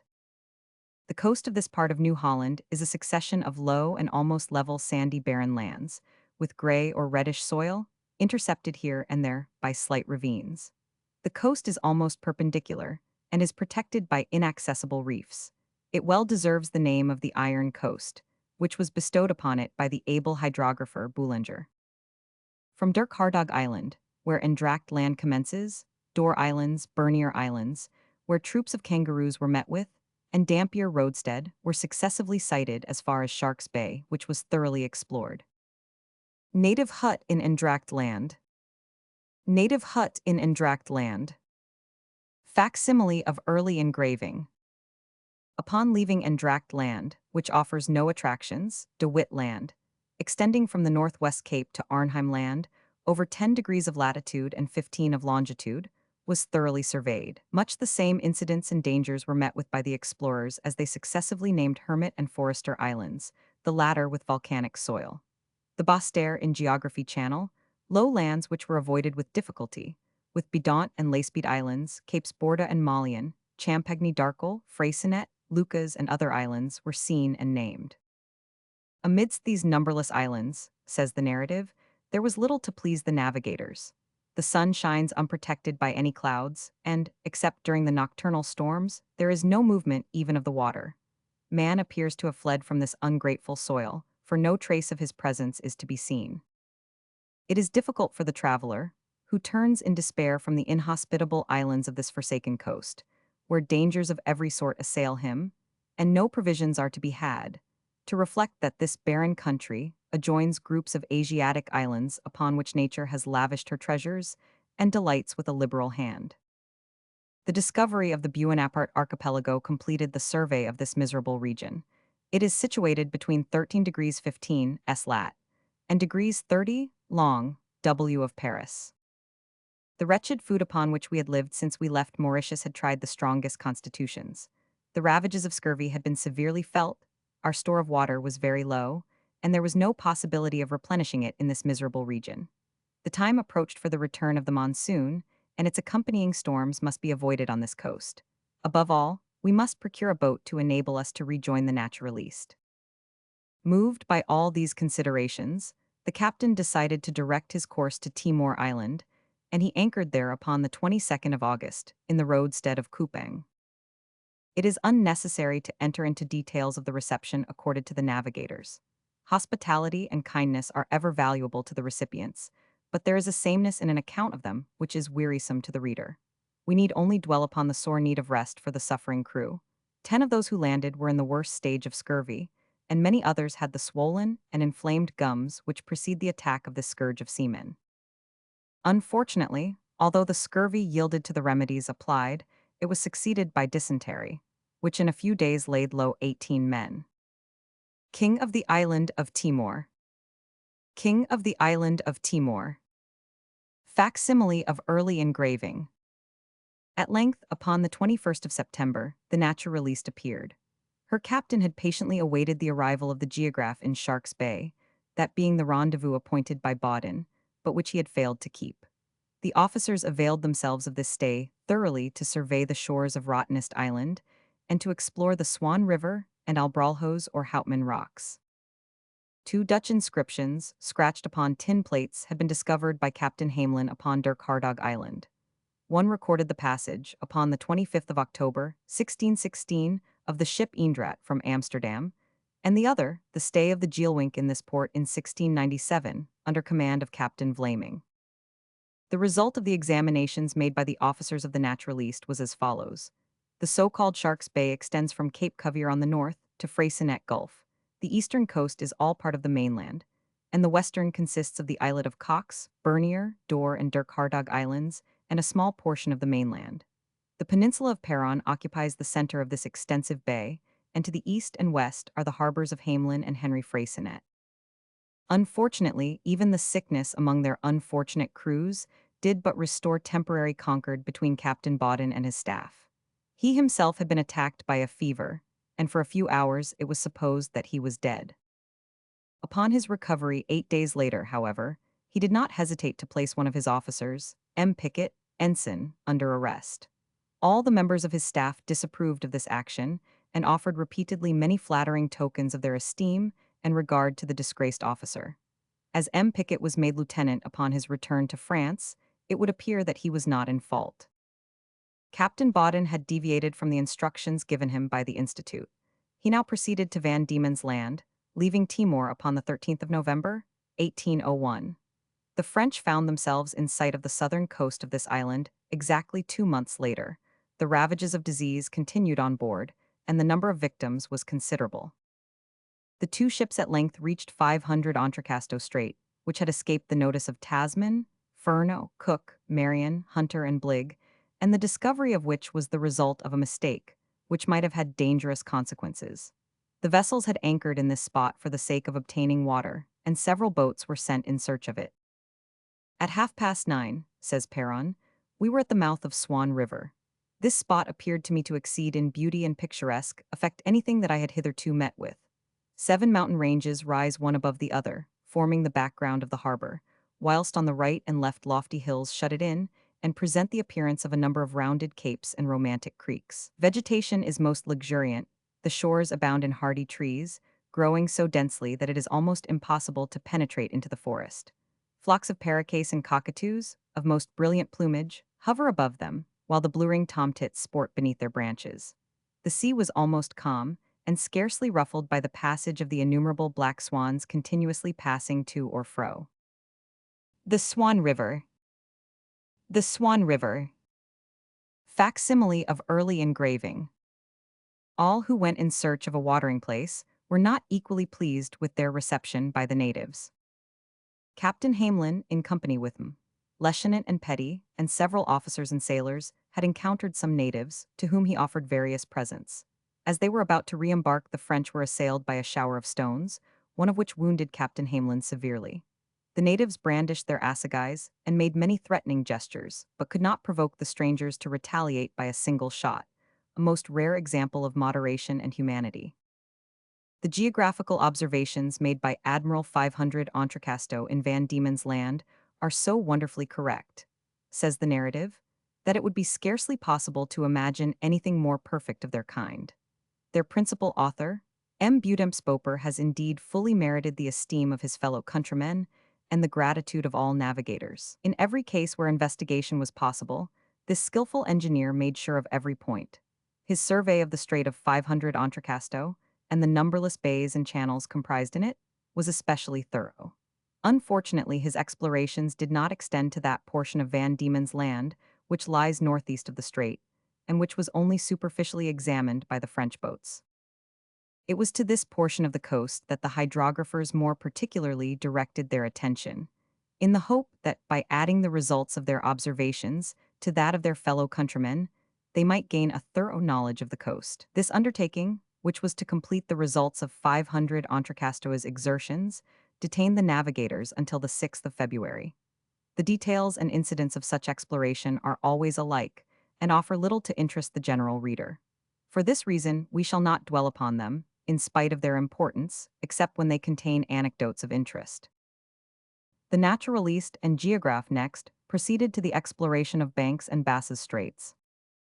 Upon the morning of the 6th of March, we coasted the islets of Taillefer and Schouten Island at a good distance. Towards midday, we found ourselves opposite Forester's Cape, and our skillful geographer, M. Boulanger, embarked in the longboat, commanded by M. Morwad, to survey the coast. The ship was to follow a route parallel with that of the boat, of which it was never to lose sight for a moment, but M. Boulanger had scarcely been gone a quarter of an hour when Captain Bauden, without any apparent reason, tacked round and gained the more open sea. The boat was lost to sight, and the coast was not neared again until night was approaching. A strong breeze had arisen, which, increasing every moment, added to the uncertainty of our movements. Night fell, and the coast upon which we had abandoned our unhappy comrades was hidden from our sight. The 3 following days were vainly spent in the endeavor to find the missing boats. This calm narration would appear to veil strong indignation against Captain Bauden. What can have been his motive for forsaking his sailors and 2 of his ablest officers? This is a problem which the most attentive perusal of Perron's narrative fails to elucidate. To enter the Straits of Banks and Bass was to tread in the footsteps of the latter, and of Flinders, who had made these waters the special field of their discoveries. But when, upon the 29th of March, 1802, the Geograph commenced coasting the southwestern shore of New Holland, one portion of it only was known, that which extends from Cape Lewin to St. Peter and St. Francis Islands. The land stretching from the eastern boundary of Knightsland to Port Western had never yet been trodden by an European foot. All the importance of this cruise is apparent when we reflect that it was undertaken to decide whether New Holland consisted of one island only, and whether any large rivers flowed into the sea from it. Latray Island, Mount Tabor Cape, Cape Foulard, Descartes Bay, Boufflers Cape, Esting Bay, Rivoli Bay, Mongo Cape were all successively sighted and named. An extraordinary take of dolphins had delighted the crew when a sail was seen upon the horizon. It was of course supposed that it was the Naturaliste, from which the Geograph had been separated by violent storms since the night of the 7-8 March. As the vessel was making rapid way, she was soon abreast of the Geograph. She carried the English colors. It was the Investigator, under command of Captain Flinders, 8 months from Europe, sent for the completion of the survey of New Holland. Flinders had been engaged for 3 months in the exploration of the coast. He, too, had suffered from storms and tempest in Bass's Strait. During one of the latter, he had lost a boat, containing 8 men and his chief officer. A sail was seen on the horizon. A sail was seen on the horizon. The Geograph visited in succession Cape Cretet, the peninsula of Florian, which is about 20 miles in extent, the Gulf of St. Vincent, so called by Flinders, Kangaroo Island, Althorpe Islands, Spencer Gulf, upon the western coast of which is Port Lincoln, the finest and safest harbor in New Holland, and the islands of St. Francis and St. Peter. Certainly Captain Baudin, in order to render this hydrographical survey complete, should have followed out his instructions and penetrated beyond St. Peter and St. Francis Islands. The weather, however, was too unpropitious, and this exploration was reserved for a future expedition. Scurvy meantime made fearful ravages amongst the adventurers. More than half the crew were incapable of service. 2 only of the helmsmen were in a fit condition for duty. How could anything else be expected in a vessel which was not provided with either wine or brandy, but was provisioned only with fetid water, biscuits infested with maggots, and putrid meats, the mere smell of which was injurious? Winter, too, had set in the southern hemisphere, and the crews were in sore need of rest. The nearest harbor was Port Jackson, and the shortest passage thither was by Bass's Strait. Baudin, who always appears to have disliked following a beaten track, thought differently, and gave orders for doubling the southern extremity of Van Diemen's Land. Upon the 20th of May, anchor was cast in Adventure Bay. The sick who could be moved were carried on shore, where water was plentiful, but the stormy waters were no longer passable. A thick fog prevailed, and only the sound of the waves breaking upon the shore saved the vessels from running aground. The number of sick increased. The ocean claimed a fresh victim each succeeding day. Upon the 4th of June there were only 6 men equal to their work, and the tempest increased in fury, yet the Geograph escaped destruction once more. The sick were carried on shore. The sick were carried on shore. Upon the 17th of June, a vessel was signaled, and from her captain, the navigators learned that the Naturaliste, after waiting vainly for her consort at Port Jackson, had gone in search of her, that the abandoned boat had been rescued by an English vessel, and the crew had been received upon the Naturaliste. The Geograph was awaited with eager impatience at Port Jackson, where help of every kind was prepared for her. The Geograph was for 3 days within reach of Port Jackson, and yet unable to enter the harbor for want of able-bodied seamen to work her. An English sloop, with a pilot and the necessary men for working the vessel, was, however, sent to the rescue. The entrance to Port Jackson is only 2 miles in width, but it widens until it forms a large harbor containing water enough for the largest ships and space enough to accommodate all comers in perfect safety. 1,000 ships of the line might easily anchor there, according to Commodore Phillip's report. Towards the center of this magnificent port, and upon its southern coast, the town of Sydney is situated. Built upon 2 adjacent hills, and watered by a small river which runs through it, this rising town presents a pleasant and picturesque appearance. The eye is at once struck by the fortifications, and the hospital, which is large enough to contain 200 or 300 sick, and was brought from England in pieces by Commodore Phillips. Immense warehouses, for the reception of the cargoes of the largest vessels, are built upon the shore. Ships of all kinds were being constructed in the yards from the wood of the country. View of Sydney. View of Sydney. Facsimile of early engraving.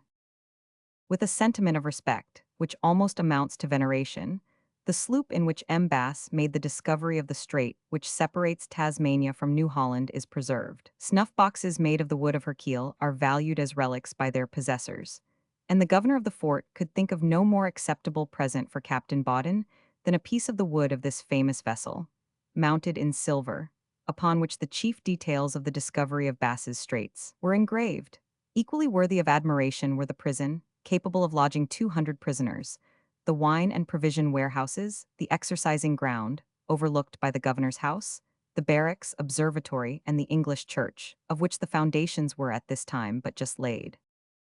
The great change in the conduct and condition of the convicts was not less interesting. We found new cause for surprise in the population of the colony. A more worthy subject for the reflection of a philosopher or statesman never existed.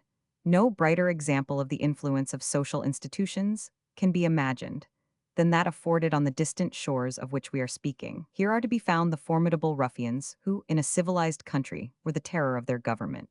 Transported to these foreign shores, ejected from European society, and placed from their first arrival between the certainty of punishment on the one hand and the hope of a better fate in store for them upon the other. Surrounded by a surveillance as benevolent as it is active, they are absolutely forced to relinquish their antisocial habits.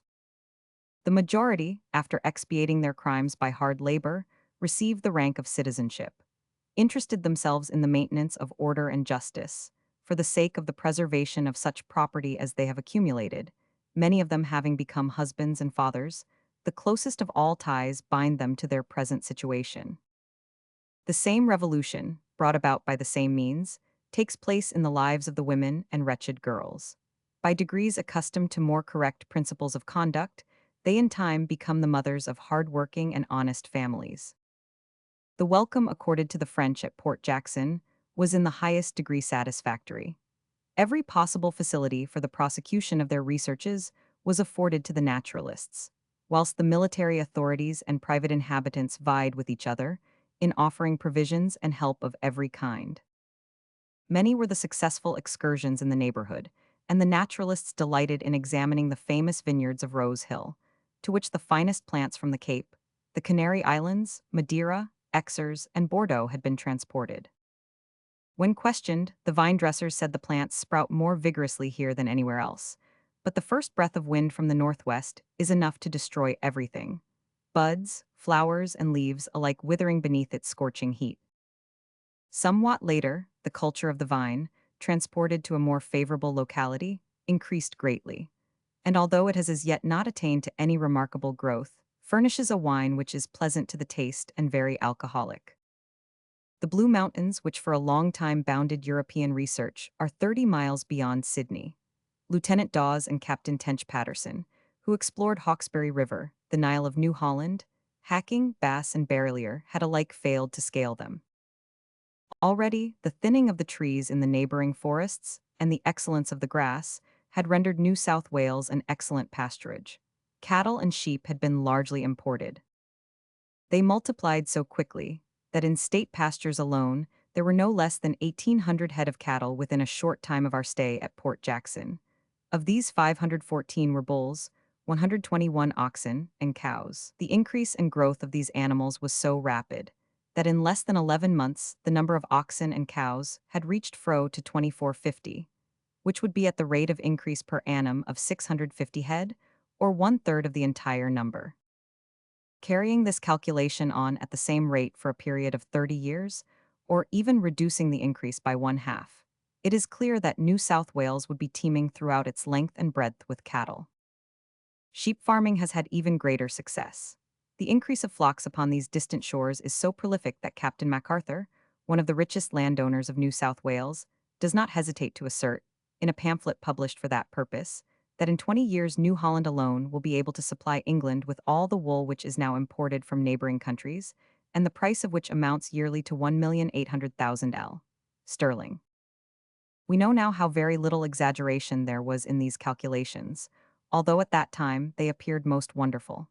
It is interesting to read of the growth of this industry and the impression produced by it, in its earlier stages, upon the French navigators.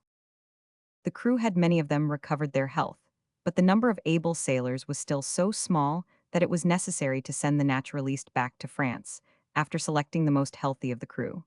She was replaced by a vessel of 30 tons burden, called the Casuarina, the command of which was entrusted to Louis de Freycinet. The slight build and low draft of this vessel made it valuable for coasting purposes.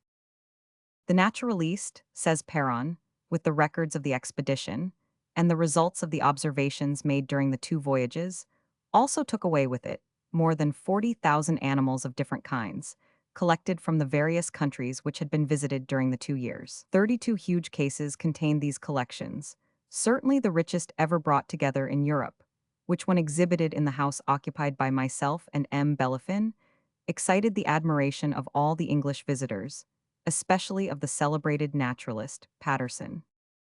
The Geograph and the Casuarina left Port Jackson upon the 18th of November, 1802. On this new trip, the explorers surveyed King Island, Hunter Island, and the northwestern portion of Van Diemen's Land, thus completing the geography of the coast of this huge island.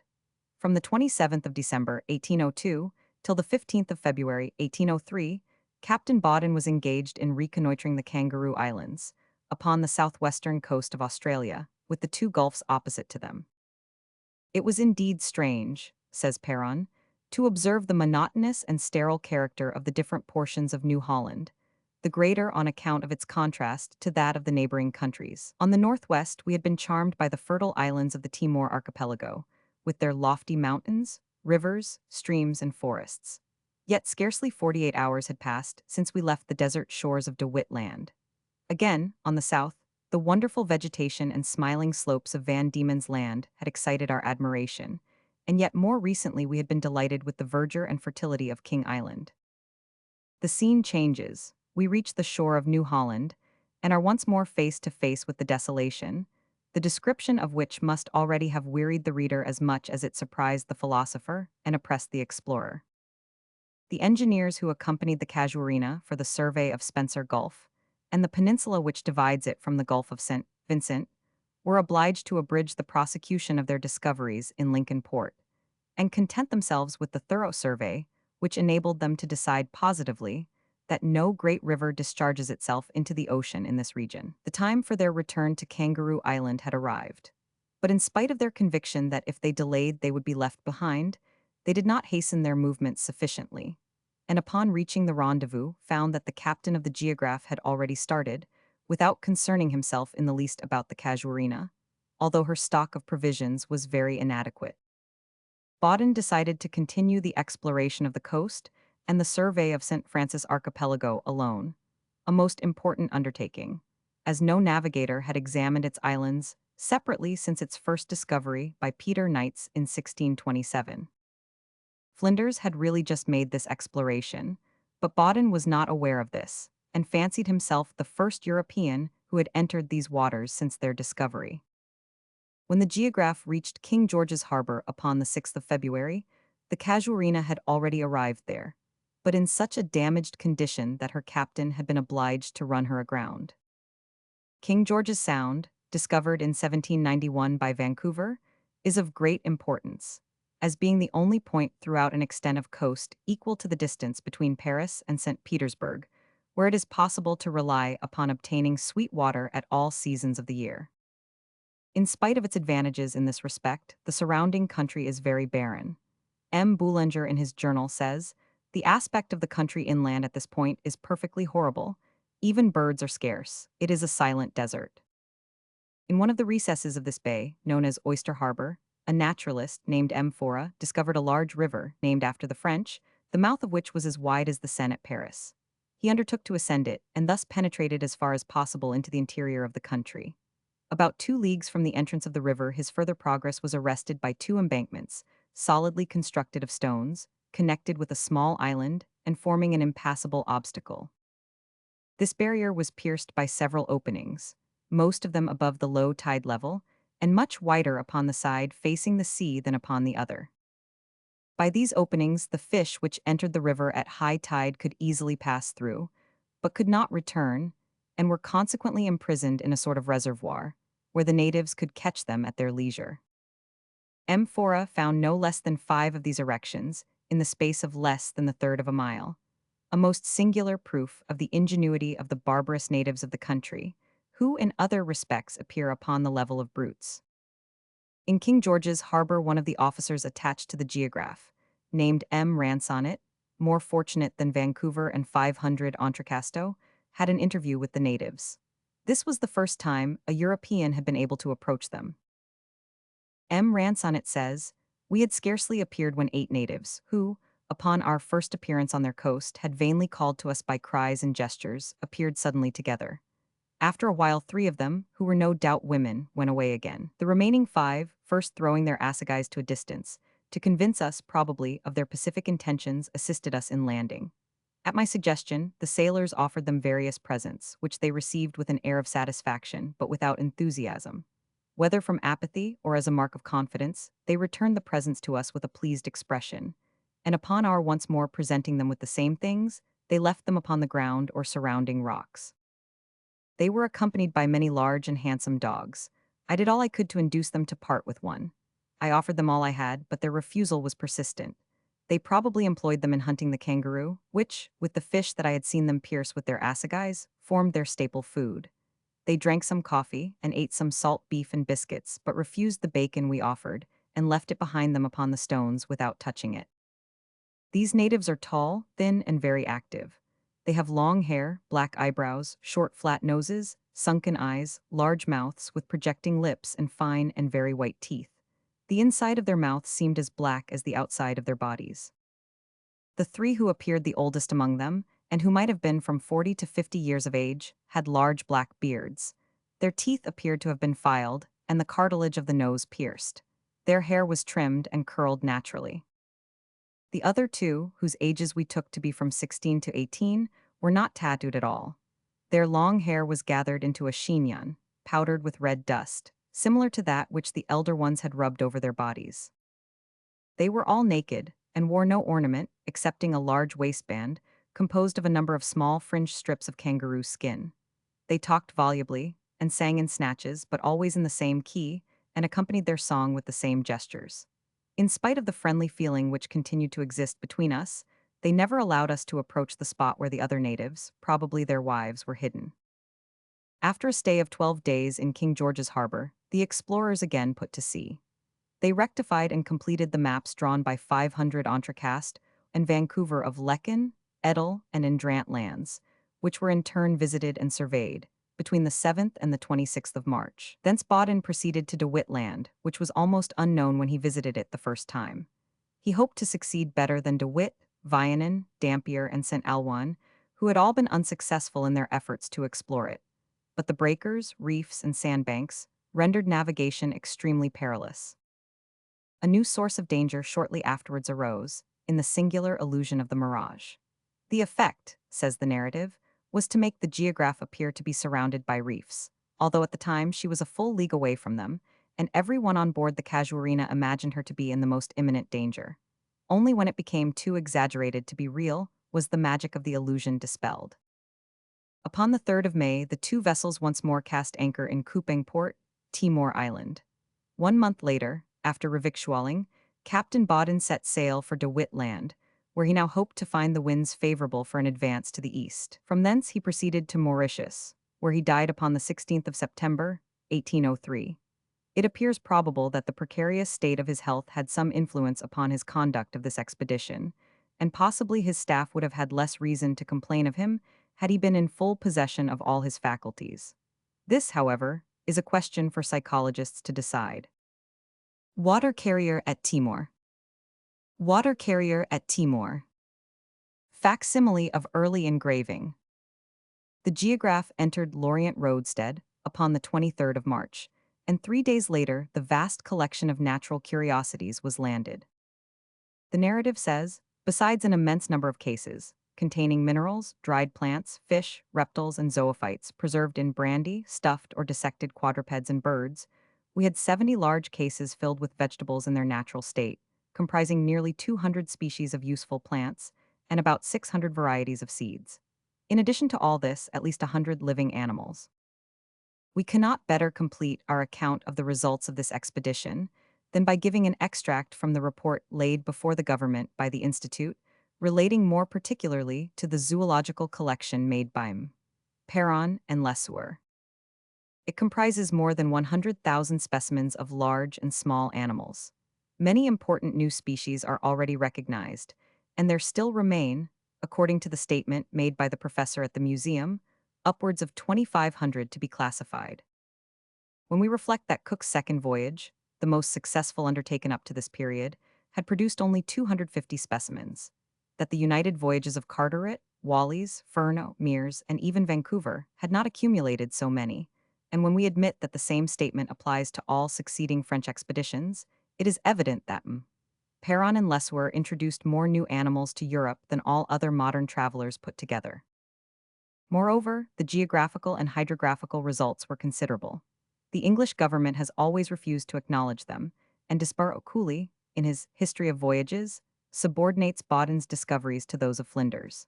It was even suggested that Flinders was detained prisoner at Mauritius for 6 years and a half, in order to allow French authors time to consult his maps and arrange the details of their voyages accordingly. This accusation is too absurd to need refutation. The two navigators, French and English, have each fairly earned a place in the history of the discovery of the Australian coasts, and it is unnecessary to praise one at the expense of the other. In the preface to the second edition of his Voyage de la Corvette Australis, which was revised and corrected by Louis de Freycinet, Perron has given each his due meed of praise, and to his able work we refer all readers who are interested in the question. Chapter 2. African Explorers. Shaw in Algeria and Tunis, Horneman in Fezzan, Adamson at Senegal, Houghton in Senegambia, Mungo Park in his two voyages to the Djeliba, or Niger, Sego, Timbuktu, Sparman, and Levalent at the Cape, at Natal, and in the interior, Lacerda in Mozambique, and at Kazumb, Bruce in Abyssinia, sources of the Blue Nile, Tizana Lake, Brown's Journey in Darfur.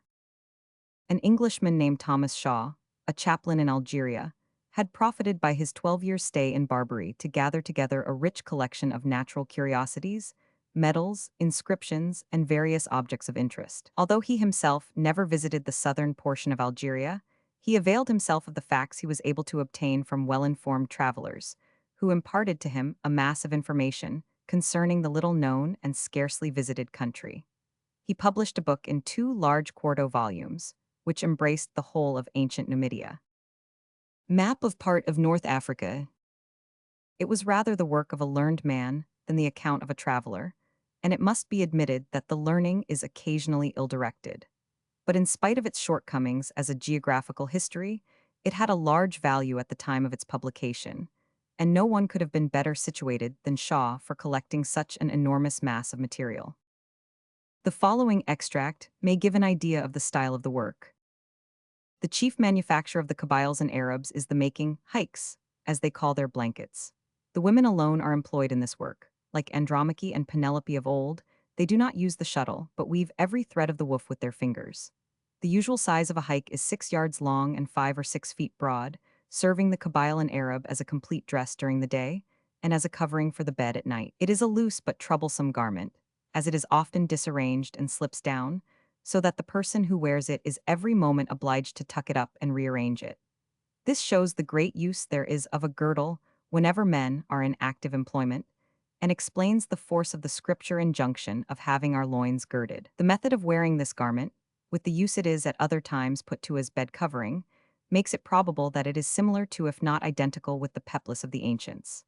It is likewise probable that the loose garment flung over the shoulder, the toga of the Romans, was of this kind, as the drapery of statues is arranged very much in the same manner as the Arab hike. It is unnecessary to linger over this work, which has little interest for us. We shall do better to turn our attention to the journey of Frederick Conrad Horneman to Fezzan. This young German offered his services to the African Society of London, and, having satisfied the authorities of his knowledge of medicine and acquaintance with the Arabic language, he was engaged and furnished with letters of introduction, safe conducts, and unlimited credit. Leaving London in July 1797, he went first to Paris. Lalande introduced him to the Institute and presented him with his Memoire sur l'Afrique, and Brausenet gave him an introduction to a Turk from whom he obtained letters of recommendation to certain Cairo merchants who carried on business in the interior of Africa. During his stay at Cairo, Horniman devoted himself to perfecting his knowledge of Arabic and studying the manners and customs of the natives. We must not omit to mention that the traveler had been presented by Monge and Berthollet to Napoleon Bonaparte, who was then in command of the French forces in Egypt. From him, he received a cordial welcome, and Bonaparte placed all the resources of the country at his service. He received a cordial welcome. He received a cordial welcome. As the safer method of traveling, Horniman resolved to disguise himself as a Mohammedan merchant. He quickly learned a few prayers and adopted a style of dress likely to impose upon unsuspecting people. He then started, accompanied by a fellow countryman named Joseph Frendenberg, who had been a Mussulman for more than 12 years, had already made 3 pilgrimages to Mecca, and was perfectly familiar with the various Turkish and Arabic dialects. He was to act as Horniman's interpreter.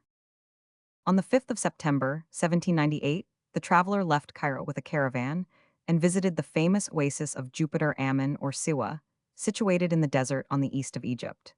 It is a small, independent state which acknowledges the Sultan, but is exempt from paying tribute. The town of Siwa is surrounded by several villages, at distances of a mile or two.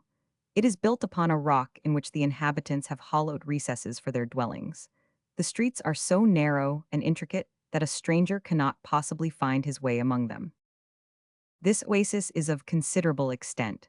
The most fertile portion comprises a well-watered valley, about 50 miles in circumference, which is productive of corn and edible vegetables. Dates of an excellent flavor are its most valuable export. Horniman was anxious to explore some ruins which he had noticed, for he could obtain little information from the natives. But every time he penetrated to any distance in the ruins, he was followed by a number of the inhabitants, who prevented him from examining anything in detail. One of the Arabs said to him, "You must still be a Christian at heart, or you would not so often visit the works of the infidels." This remark put a speedy end to Horniman's further explorations.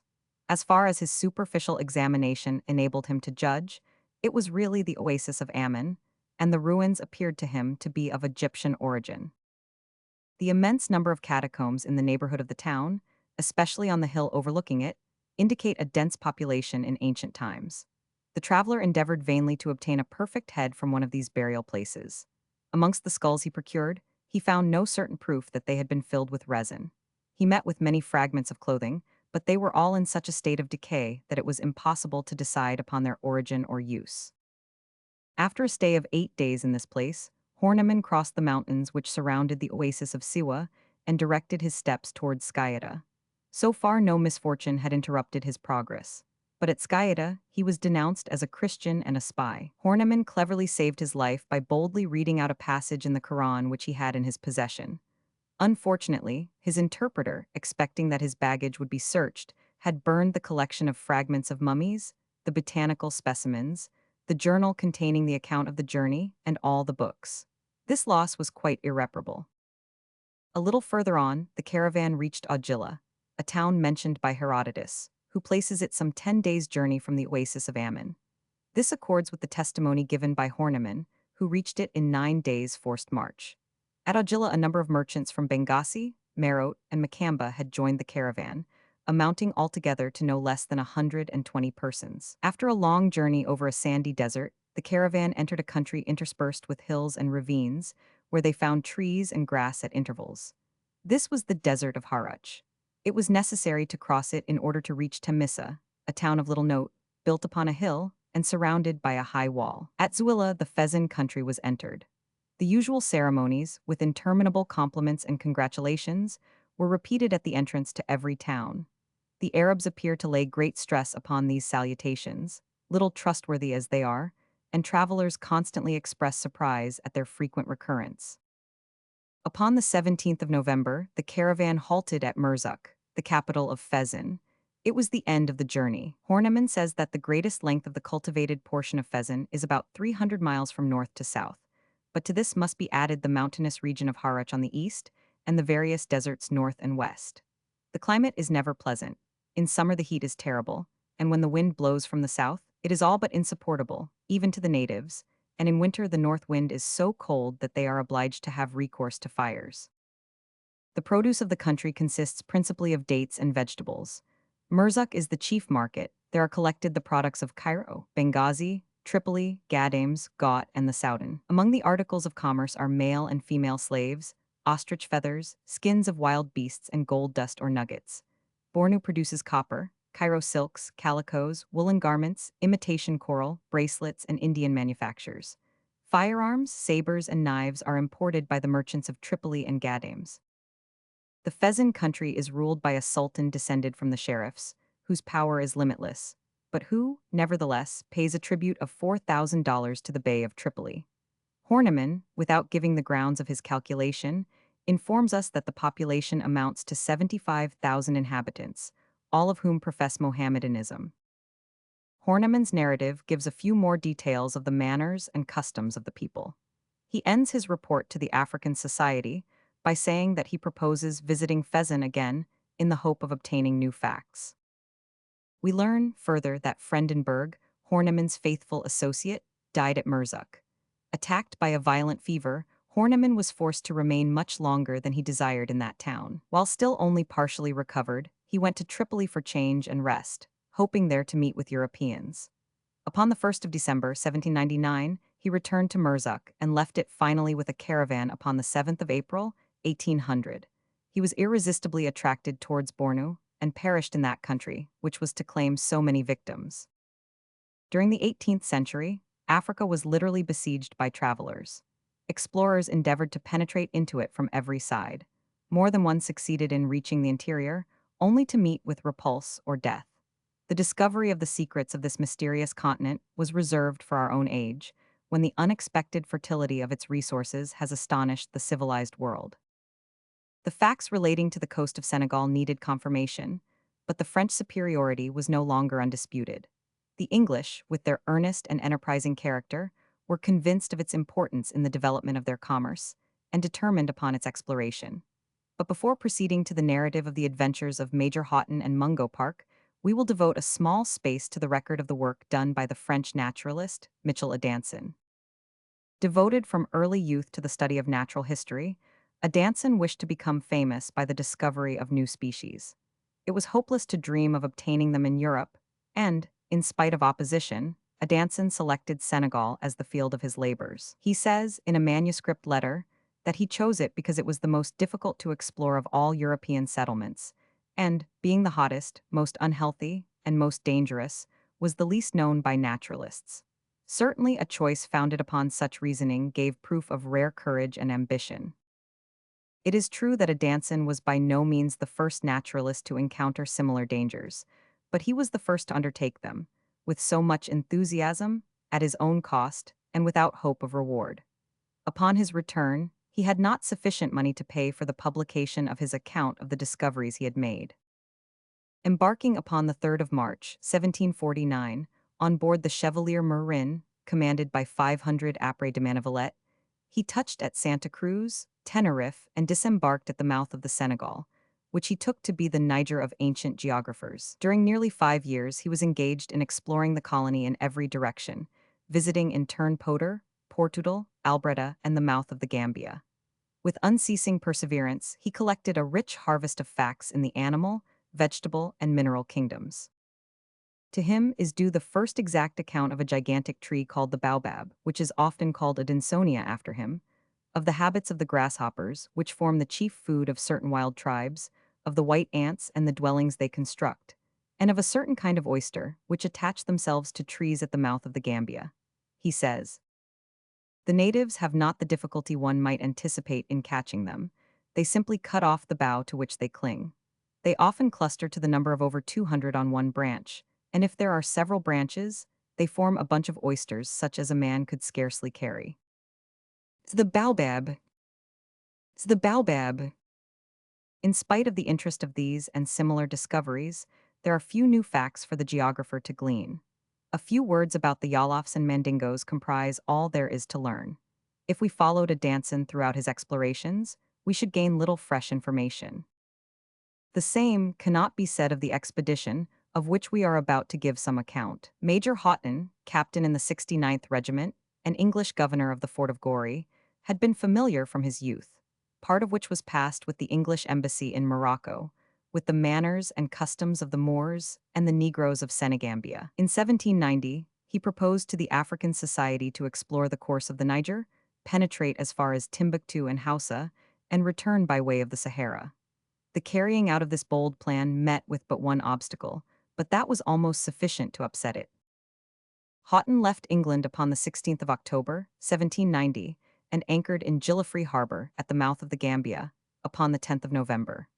Well received by the King of Beira, he followed the course of the Gambia to a distance of 300 leagues, traversed the remainder of Senegambia, and reached Gonda Konda in Yanvi. Walkner, in his History of Voyages, says, he purchased a negro, a horse, and 5 asses, and prepared to proceed with the merchandise which was to pay his expenses to Mendana, the capital of the little kingdom of Woolly. Fortunately, his slight knowledge of the Mandingo language enabled him to understand a negress who was speaking of a plot against him. The merchants trading on the river, imagining commerce to be his sole object, and fearing that he might compete with them, had determined upon his death. In order to avoid the threatened danger, he thought it wise to deviate from the usual route, and, accordingly, crossed the river with his asses, and reached the northern shore in the kingdom of Cantor. Houghton then crossed the river a second time, and entered the kingdom of Woolly. He at once sent a messenger to the king, bearing presents and asking for protection. He was cordially received, and the traveler was welcomed to Mendana, the capital, which he describes as an important town, situated in the midst of a fertile country, in which many herds of cattle graze. Houghton was justified in anticipating a successful issue to his voyage. Everything appeared to presage it, when an event occurred which was the first blow to his hopes. A hut next that in which he slept took fire, and the whole town was soon in flames. His interpreter, who had made several attempts to rob him, seized this opportunity, and fled with a horse and 3 asses. Still the king of Woolly continued his protection of the traveler, and loaded him with presents, precious not on account of their value, but as signs of the goodwill which they demonstrated. This friend of the Europeans was named Jota. Humane, intelligent, and good-hearted, he wished the English to establish a factory in his kingdom. Houghton, in a letter to his wife, says, Captain Littleton, during a stay of 4 years here, has amassed a considerable fortune. He possesses several ships which trade up and down the river. At any time one can obtain, for the merest trifle, gold, ivory, wax, and slaves. Poultry, sheep, eggs, butter, milk, honey, and fish are extremely abundant, and for £10 sterling a large family might be maintained in luxury. The soil is dry, the air very healthy, and the King of Woolly told me that no white man had ever died at Fataconda. Houghton then followed the Falim River as far as Cacullo, which in 500 Anvil's map is called Caquelin, and whilst in Bambouk gleaned a few facts about the Jaliba River, which runs through the interior of the Soudan. The direction of this river he ascertained to be southward as far as Jenne, then west by east to Timbuktu, facts which were later confirmed by Mungo Park. The traveler was cordially received by the king of Bambouk, who provided him with a guide to Timbuktu and with cowries to pay his expenses during the journey. It was hoped that Houghton would reach the Niger without accident, when a note, written in pencil and half effaced, reached Dr. Laidley. It was dated from Simming, and stated that the traveler had been robbed of his baggage, but that he was prosecuting his journey to Timbuktu. This was followed by accounts from various sources, which gave rise to a suspicion that Houghton had been assassinated in Bambara. His fate was uncertain until it was discovered by Mungo Park. Walkner says, Simming, where Houghton wrote the last words ever received from him, is a little walled town on the frontier of the kingdom of Ludemir. Here he was abandoned by his Negro servants, who were unwilling to accompany him to the country of the Moors. Still he continued his route, and, after surmounting many obstacles, he advanced to the north, and endeavored to cross the kingdom of Ludemir. Finally he reached Yaouri, and made the acquaintance of several merchants, on their way to sell salt at Tishit, a town situated near the marshes of the Great Desert, and 6 days' journey north of Yaouri. Then, by bribing the merchants with a gun and a little tobacco, he persuaded them to conduct him to Tishit. All this would lead us to suppose that the Moors deceived him, either as to the route he should have followed, or as to the state of the country between Yaouri and Timbuktu. After 2 days' march, Houghton, finding himself deceived, wished to return to Yaouri. The Moors robbed him of all he possessed and fled. He was forced to reach Yaouri on foot. Did he die of hunger, or was he assassinated by the Moors? This has never been rightly determined, but the spot where he perished was pointed out to Mungo Park. The loss of Houghton's journals, containing the observations made during his journey, deprived science of the result of all his fatigue and devotion. To ascertain what he accomplished, one must have recourse to the proceedings of the African Society. At this time, Mungo Park, a young Scotch surgeon, who had just returned from a voyage to the East Indies on board the Worcester, learnt that the African Society were anxious to find an explorer willing to penetrate to the interior of the country, watered by the Gambia. Mungo Park, who had long wished to acquaint himself with the productions of the country and the manners and customs of the inhabitants, offered his services. He was not deterred by the apprehension that his predecessor, Houghton, had probably perished. Portrait of Mungo Park. Portrait of Mungo Park. Facsimile of early engraving. At once accepted by the Society, Mungo Park hastened his preparations and left Portsmouth upon the 22nd of May, 1795. He was furnished with introductions to Dr. Laidley and a credit of £200 sterling. Landing at Gillifrey, at the mouth of the Gambia, in the kingdom of Barra, and following the river, he reached Pisania, an English factory belonging to Dr. Laidley. He directed his attention first to acquiring a knowledge of the Mandingo language, which was most generally used, and in collecting the facts most likely to be useful in the execution of his plans. His stay here enabled him to obtain more accurate information than his predecessors with regard to the Feloops, the Yalofs, the Fulas, and the Mandingos. The Feloops are morose, quarrelsome, and vindictive, but faithful and courageous. The Yalofs are a powerful and warlike nation, with very black skins. Except in color and speech, they resemble the Mandingos, who are gentle and sociable. Tall and well-made, their women are, comparatively speaking, pretty. Lastly, the Fulas, who are the lightest in color, seem much attached to a pastoral and agricultural life. The greater part of these populations are Mohammedans and practice polygamy. Upon the 2nd of December, Mungo Park, accompanied by 2 Negro interpreters and with a small quantity of baggage, started for the interior. He first reached the small kingdom of Woolly, the capital of which, Medina, comprises 1,000 houses. He then proceeded to Collar, a considerable town, and after 2 days' march across a desert, entered the kingdom of Bondu. The natives are Fulas, professing the Mohammedan religion. They carry on a brisk trade in ivory, when they are not engaged in agriculture. The traveler soon reached the Falim River, the bed of which, near its source in the mountains of Dalaba, is very auriferous. He was received by the king at Fataconda, the capital of Bondu, and had great difficulty in convincing him that he traveled from curiosity. His interview with the wives of the monarch is thus described.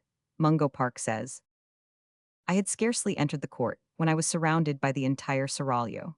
Some begged me for physic, some for amber, and all were most desirous of trying the great African specific of bloodletting. They are 10 or 12 in number, most of them young and handsome, wearing on their heads ornaments of gold or pieces of amber. They rallied me a good deal upon different subjects, particularly upon the whiteness of my skin and the length of my nose. They insisted that both were artificial. The first, they said, was produced, when I was an infant, by dipping me in milk, and they insisted that my nose had been pinched every day till it had acquired its present unsightly and unnatural conformation." Leaving Bondu by the north, Mungo Park entered Kajaga, called by the French Galem. The climate of this picturesque country, watered by the Senegal, is far healthier than that of districts nearer the coast. The natives call themselves Sarawalis and are called Sarakalits by the French. The color of their skin is jet black, and in this respect they are scarcely distinguishable from the Yalofs. Mungo Park says, "The Sarawalis are habitually a trading people.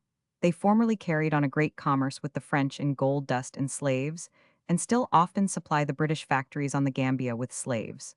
They are famous for the skill and honesty with which they do business." Natives of Senegal. Natives of Senegal. At Jogue, Mungo Park was relieved of half his property by the envoys of the king, under pretense of making him pay for the right to pass through his kingdom. Fortunately for him, the nephew of Dembajigo Jala, king of Kassin, who was about to return to his country, took him under his protection. They reached Gongadi, where there are extensive date plantations, together, and thence proceeded to Samia, on the shores of the Senegal, on the frontiers of Kassin. The first town met with in this kingdom was that of Taisi, which was reached by Mungo Park on the 31st of December. Well received by the natives, who sold him the provisions he needed at a reasonable price, the traveler was subjected by the brother and nephew of the king to endless indignities. Leaving this town upon the 10th of January, 1796, Mungo Park reached Kuniakari, the capital of Kassin, a fertile, rich, and well-populated country, which can place 40,000 men under arms. The king, full of kindly feeling for the traveler, wished him to remain in his kingdom as long as the wars between Kassan and Kajaga lasted. It was more than probable that the countries of Karta and Bambara, which Mungo Park wished to visit, would be drawn into it. The advice of the king to remain was prudent, and Park had soon reason enough to regret not having followed it. But, impatient to reach the interior, the traveler would not listen, and entered the level and sandy plains of Karta. He met crowds of natives on the journey who were flying to Kassan to escape the horrors of war. But even this did not deter him. He continued his journey until he reached the capital of Karta, which is situated in a fertile and open plain. He was kindly received by the king, Daisy Kurabari, who endeavored to dissuade him from entering Bambara, and, finding all his arguments useless, advised him to avoid passing through the midst of the fray by entering the kingdom of Ludemir, inhabited by Moors. From thence he could proceed to Bambara. During his journey, Mungo Park noticed Negroes who fed principally upon a sort of bread made from the berries of the lotus, which tasted not unlike gingerbread. This plant, the Rhamnus lotus, is indigenous in Senegambia, Nigrisha, and Tunis. So, says Mungo Park, there can be little doubt of this fruit being the lotus mentioned by Pliny as the food of the Libyan Lotafagi. I have tasted lotus bread, and think that an army may very easily have been fed with it, as is said by Pliny to have been done in Libya. The taste of the bread is so sweet and agreeable that the soldiers would not be likely to complain of it. On the 22nd February, Mungo Park reached Jera, a considerable town, with houses built of stone, inhabited by Negroes from the south who had placed themselves under the protection of the Moors, to whom they paid considerable tribute. From Ali, king of Ludemir, the traveler obtained permission to travel in safety through his dominions. But in spite of this safe conduct, Park was almost entirely despoiled by the fanatical Moors of Jenne. At Sampaka and Dali, large towns, and at Samia, a small village pleasantly situated, he was so cordially welcomed that he already saw himself in fancy arrived in the interior of Africa, when a troop of soldiers appeared, who led him to Benoun, the camp of King Ali. Ali, says Mungo Park, was sitting upon a black morocco cushion, clipping a few hairs on his upper lip, a female attendant holding a looking-glass before him. He was an old man of Arab race with a long white beard, and he looked sullen and angry. He surveyed me with attention, and inquired of the Moors if I could speak Arabic. Being answered in the negative, he appeared surprised and continued silent. The surrounding attendants, and especially ladies, were much more inquisitive. They asked 1,000 questions, inspected every part of my apparel, searched my pockets, and obliged me to unbutton my waistcoat to display the whiteness of my skin. They even counted my toes and fingers, as if they doubted whether I was in truth a human being. An unprotected stranger, a Christian, and accounted a spy, Mungo Park was a victim to the insolence, ferocity, and fanaticism of the Moors. He was spared neither insults, outrages, nor blows. They attempted to make a barber of him, but his awkwardness in cutting the hairy face of the king's son exempted him from this degrading occupation. During his captivity, he collected many particulars regarding Timbuktu, which is so difficult of access to Europeans, and was the bourne of all early African explorers. Hausa, a sheriff told him, is the largest town I have ever seen. Walet is larger than Timbuktu, but as it is farther from the Niger, and its principal trade is in salt, few strangers are met there. From Benoun to Walet is a distance of 6 days' journey. No important town is passed between the two, and the traveler depends for sustenance upon the milk procurable from Arabs, whose flocks and herds graze about the wells and springs. The road leads for 2 days through a sandy desert, where not a drop of water is to be had. It takes 11 days to go from Walet to Timbuktu, but water is not so scarce on this journey, which is generally made upon oxen. At Timbuktu, there are a number of Jews who speak Arabic and use the same forms of prayer as the Moors. Map of Western Africa. The events of the war decided Ali to proceed to Jera. Mungo Park, who had succeeded in making friends with the Sultan's favorite, Fatima, obtained permission to accompany the king. The traveler hoped, by nearing the scene of action, to manage to escape. As it happened, the king of Karta, Daisy Kurabari, soon after marched against the town of Jera. The larger number of inhabitants fled, and Mungo Park did the same. He soon found means to get away, but his interpreter refused to accompany him.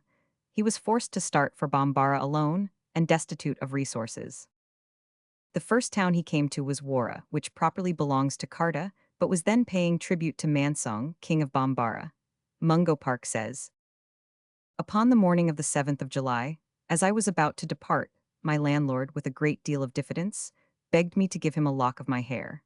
He had been told, he said, that white men's hair made a Sapphic talisman that would give the possessor all the knowledge of the white man. I had never before heard of so simple a mode of education, but I at once complied with the request, and my landlord's thirst for learning was so great that he cut and pulled at my hair till he had cropped one side of my head pretty closely, and would have done the same with the other had I not signified my disapprobation, assuring him that I wished to reserve some of this precious material for a future occasion. First Gallon and then Murja, a large town famous for its trade in salt, were passed, after fatigues and incredible privations.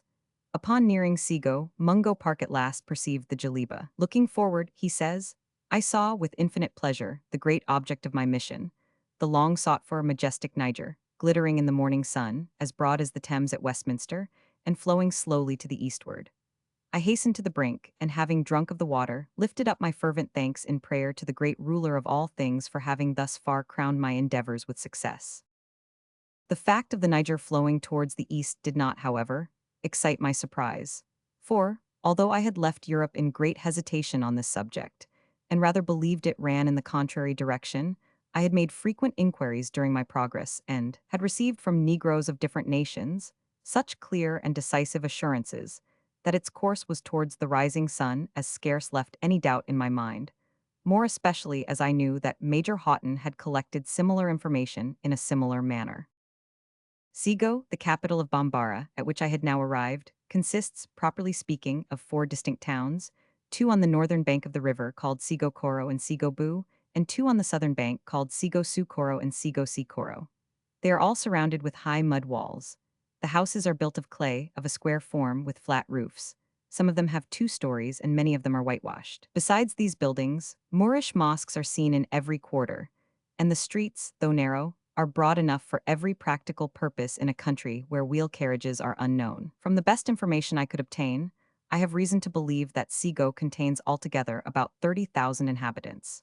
The king of Bambara resides permanently at Sego Sikoro. He employs a great many slaves in conveying people over the river, and the money they take, though the fare is only 10 cowries for each person, furnishes a considerable revenue to the king in the course of a year.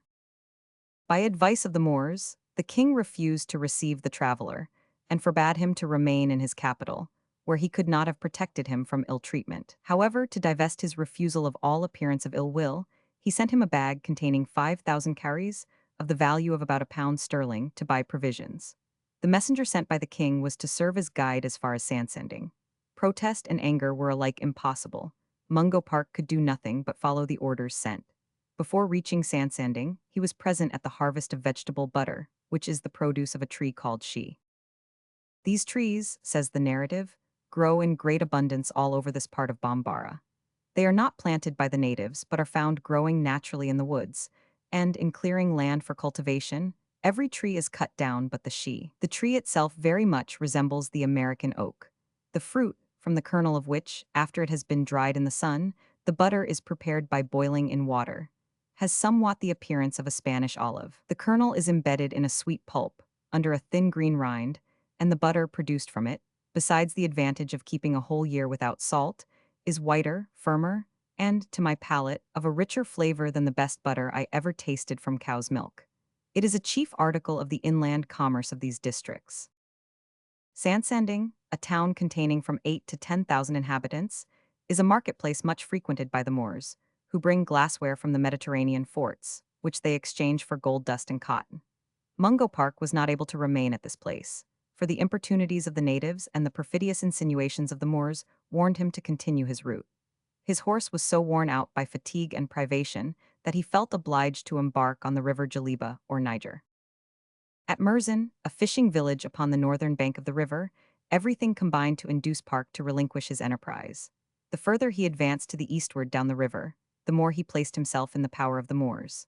The rainy season had commenced, and it would soon be impossible to travel otherwise than by boat.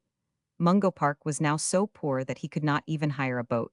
He was forced to rely upon public charity. To advance further under these circumstances was not only to risk his life, but to place the results of all his fatigues and efforts in jeopardy. To return to Gambia was scarcely less perilous, To do so, he must traverse hundreds of miles on foot through hostile countries. Still, the hope of returning home might sustain his courage. Before leaving Silla, says the traveler, I thought it incumbent on me to collect from the Moorish and Negro traders all the information I could concerning the further course of the Niger eastward, and the situation and extent of the kingdoms in its neighborhood. 2 days' journey eastward of Silla is the town of Jenne, which is situated on a small island in the river, and is said to contain as many inhabitants as Sego itself, or any other town in Bambara.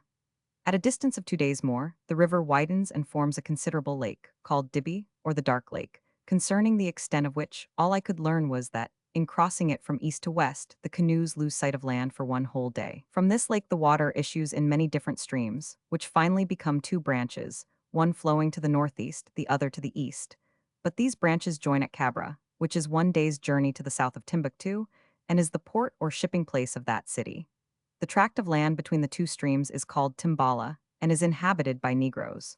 The whole distance by land from Jenne to Timbuktu is 12 days' journey. Northeast of Mesna is the kingdom of Timbuktu, the great object of European research, the capital of the kingdom being one of the principal marts for the extensive commerce which the Moors carry on with the Negroes. The hope of acquiring wealth in this pursuit, and zeal for propagating their religion, have filled this extensive city with Moors. The king himself and all the chief officers of his court are Moors, and are said to be more intolerant and severe in their principles than any other of the Moorish tribes in this part of Africa. Mungo Park was then forced to retrace his steps, and that through a country devastated by inundation and heavy rains. He passed through Merzin, Kia, and Motabin, where he regained his horse, Nyara, Sandsending, Samia, and Sai, which is surrounded by a deep moat and protected by high walls with square towers, Jabia, a large town from which he perceived high mountain ranges, and Tafara, where he was received with little hospitality. At the village of Sauha, Park begged a handful of grain of a duty, who answered that he had nothing to give away. Whilst I was examining the face of this inhospitable old man, and endeavoring to find out the cause of the sullen discontent which was visible in his eye, he called to a slave who was working in the cornfield at a little distance, and ordered him to bring his spade with him.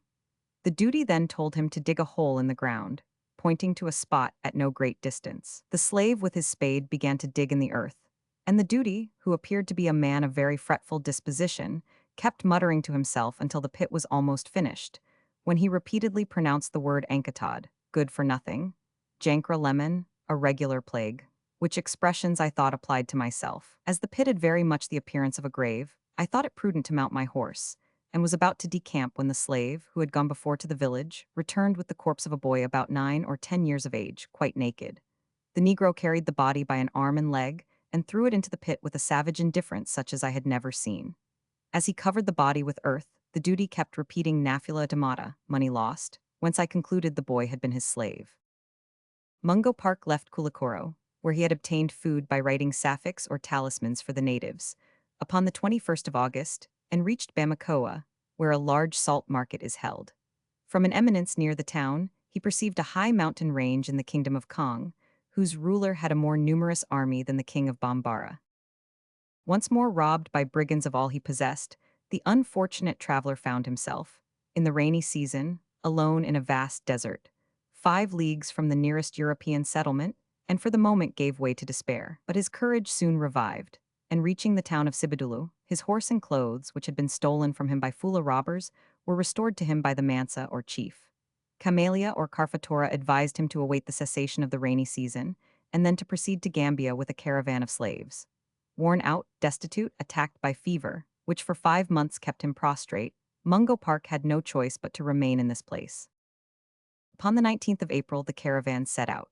We can readily imagine the joy experienced by Mungo Park when all was ready. Crossing the desert of Jalonka, and passing first the principal branch of the Senegal River, and then the Falim, the caravan finally reached the shores of the Gambia, and on the 12th of June, 1797, Mungo Park once more arrived at Pisania, where he was warmly welcomed by Dr. Laidley, who had despaired of ever seeing him again. The traveler returned to England upon the 22nd of September. So great was the impatience with which an account of his discoveries, certainly the most important in this part of Africa, was awaited, that the African Society allowed him to publish for his own profit an abridged account of his adventures. He had collected more facts as to the geography, manners, and customs of the country than all preceding travelers. He had determined the position of the sources of the Senegal and Gambia, and surveyed the course of the Niger or Jaliba, which he proved to run eastwards, whilst the Gambia flowed to the west. Thus a point which up to this time had been disputed by geographers was definitely settled. It was no longer possible to confound the three rivers, as the French geographer Delisle had done in 1707 when he represented the Niger as running eastward from Bornu and flowing into the river Senegal on the west. He himself, however, had admitted and corrected this error in his later maps of 1722 and, no doubt on account of the facts ascertained by André Bru, governor of Senegal. Haughton, indeed, had learned much from the natives of the course of the Niger through the Mandingo country, and of the relative positions of Sego, Jenne, and Timbuktu. But it was reserved for Mungo Park to fix positively, from personal knowledge, the position of the two first-named towns, and to furnish circumstantial details of the country and the tribes who inhabit it.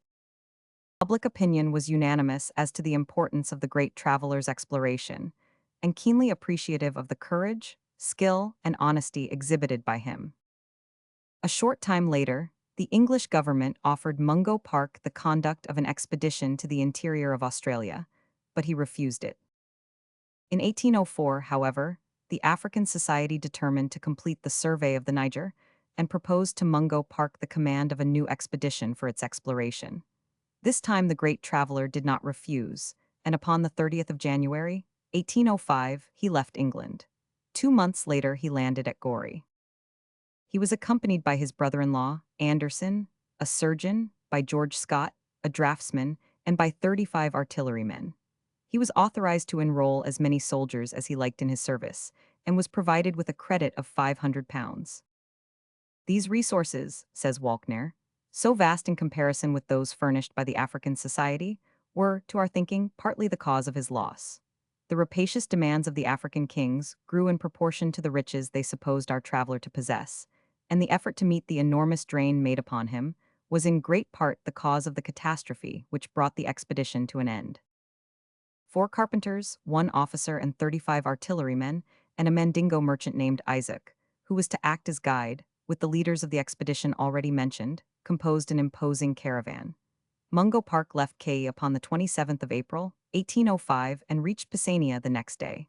From this place, 10 years earlier, he had started upon his first exploration. Taking an easterly direction, he followed his former route as far as Bambaku, upon the shores of the Niger. When he arrived at this place, the number of Europeans was already reduced to 6 soldiers and a carpenter. The remainder had succumbed to fatigue or the fevers incidental to the inundations. The exactions of the various petty chiefs through whose domains the expedition passed had considerably diminished the stock of merchandise. Mungo Park was now guilty of an act of grave imprudence, remarking that trade was very active at Sandsending, a town containing 11,000 inhabitants, and that beads, indigo, antimony, rings, bracelets, and other articles not likely to be spoiled in the transit to England were freely exhibited for sale. He opened, says Walkner, a large shop which he stocked with European merchandise for sale wholesale and retail, and probably the large profits he made excited the envy of the merchants. The natives of Jenne, the Moors, and merchants of Sandsending joined with those of Sego in offering, in the presence of Modibin, to give the king of Mansong a larger and more valuable quantity of merchandise than he had received from the English traveler if he would seize his baggage and then kill him or send him out of Bambara. But in spite of his knowledge of this fact, Mungo Park still kept his shop open, and he received, as the proceeds of one single day's business, 25,756 pieces of money, or carries. Upon the 28th of October, Anderson expired, after 4 months' illness, and Mungo Park found himself once more alone in the heart of Africa. The king of Mansong had accorded him permission to build a boat, which would enable him to explore the Niger. Naming his craft the Jaliba, he fixed upon the 16th of November for his departure. Here his journal ends, with details on the riverside populations, and on the geography of the countries he was the first to discover. This journal, when it reached Europe, was published, imperfect as it was, as soon as the sad fact was realized that the writer had perished in the waters of the Jaliba. It contained in reality no new discovery, but it was recognized as useful to geographical science. Mungo Park had determined the astronomical position of the more important towns, and thereby furnished material for a map of Senegambia. The perfecting of this map was entrusted to Arrowsmith, who stated in an advertisement that, finding wide differences between the positions of the towns as shown in the journal by each day's travel, and that furnished by the astronomical observations, it was impossible to reconcile them. But that, in accordance with the latter, he had been obliged to place the route followed by Mungo Park in his first voyage farther north. It was reserved for the Frenchman Walkner to discover a curious discrepancy in Mungo Park's journal. This was a singular error upon the part of the traveler, which neither the English editor nor the French translator, whose work was badly performed, had discovered. Mungo Park in his diary records events as happening upon the 31st of April. As everyone knows that that month has only 30 days, it followed that during the course of his journey the traveler had made a mistake of a whole day, reckoning in his calculations from the evening instead of the morning. Hence important rectifications were necessary in Arrowsmith's map. But nonetheless, when once Mungo Park's error is recognized, it is evident that to him we owe the first faithful map of Senegambia. Although the facts that reached the English government allowed no room for doubt as to the fate of the traveler, a rumor that white men had been seen in the interior of Africa induced the governor of Senegal to fit out an expedition. The command was entrusted to the Negro merchant Isaac, Mungo Park's guide, who had faithfully delivered the traveler's journal to the English authorities. We need not linger over the account of this expedition, but merely relate that which concerns the last days of Mungo Park. At Sandsending, Isaac encountered Amadi Fatama, the native who was with Park on the Jaliba when he perished, and from him he obtained the following recital. We embarked at Sandsending, and in 2 days reached Silla, the spot where Mungo Park completed his first journey. After 2 days' navigation we reached Jenne. In passing Dibi, 3 boats, filled with Negroes armed with lances and arrows, but without firearms, approached us. We had passed successively Rakbara and Timbuktu, when we were pursued by these boats, which we repulsed with difficulty, and only after killing several natives. At Gurumo we were attacked by 7 boats but succeeded in repulsing them. Constant skirmishes ensued, with heavy loss to the blacks, until we reached Kafo, where we remained for a day. We then proceeded down the river as far as Karmas and anchored off Gurnu. Next day we perceived a Moorish detachment, who allowed us to pass. We then entered the country of Hausa. Next day we reached Yayuri and sent Amadi Fatama into the town, with presents for the chief and to purchase food. The Negro, before accepting the presents, inquired if the white traveler intended to revisit his country. Mungo Park, to whom the question was reported, replied that he should never return.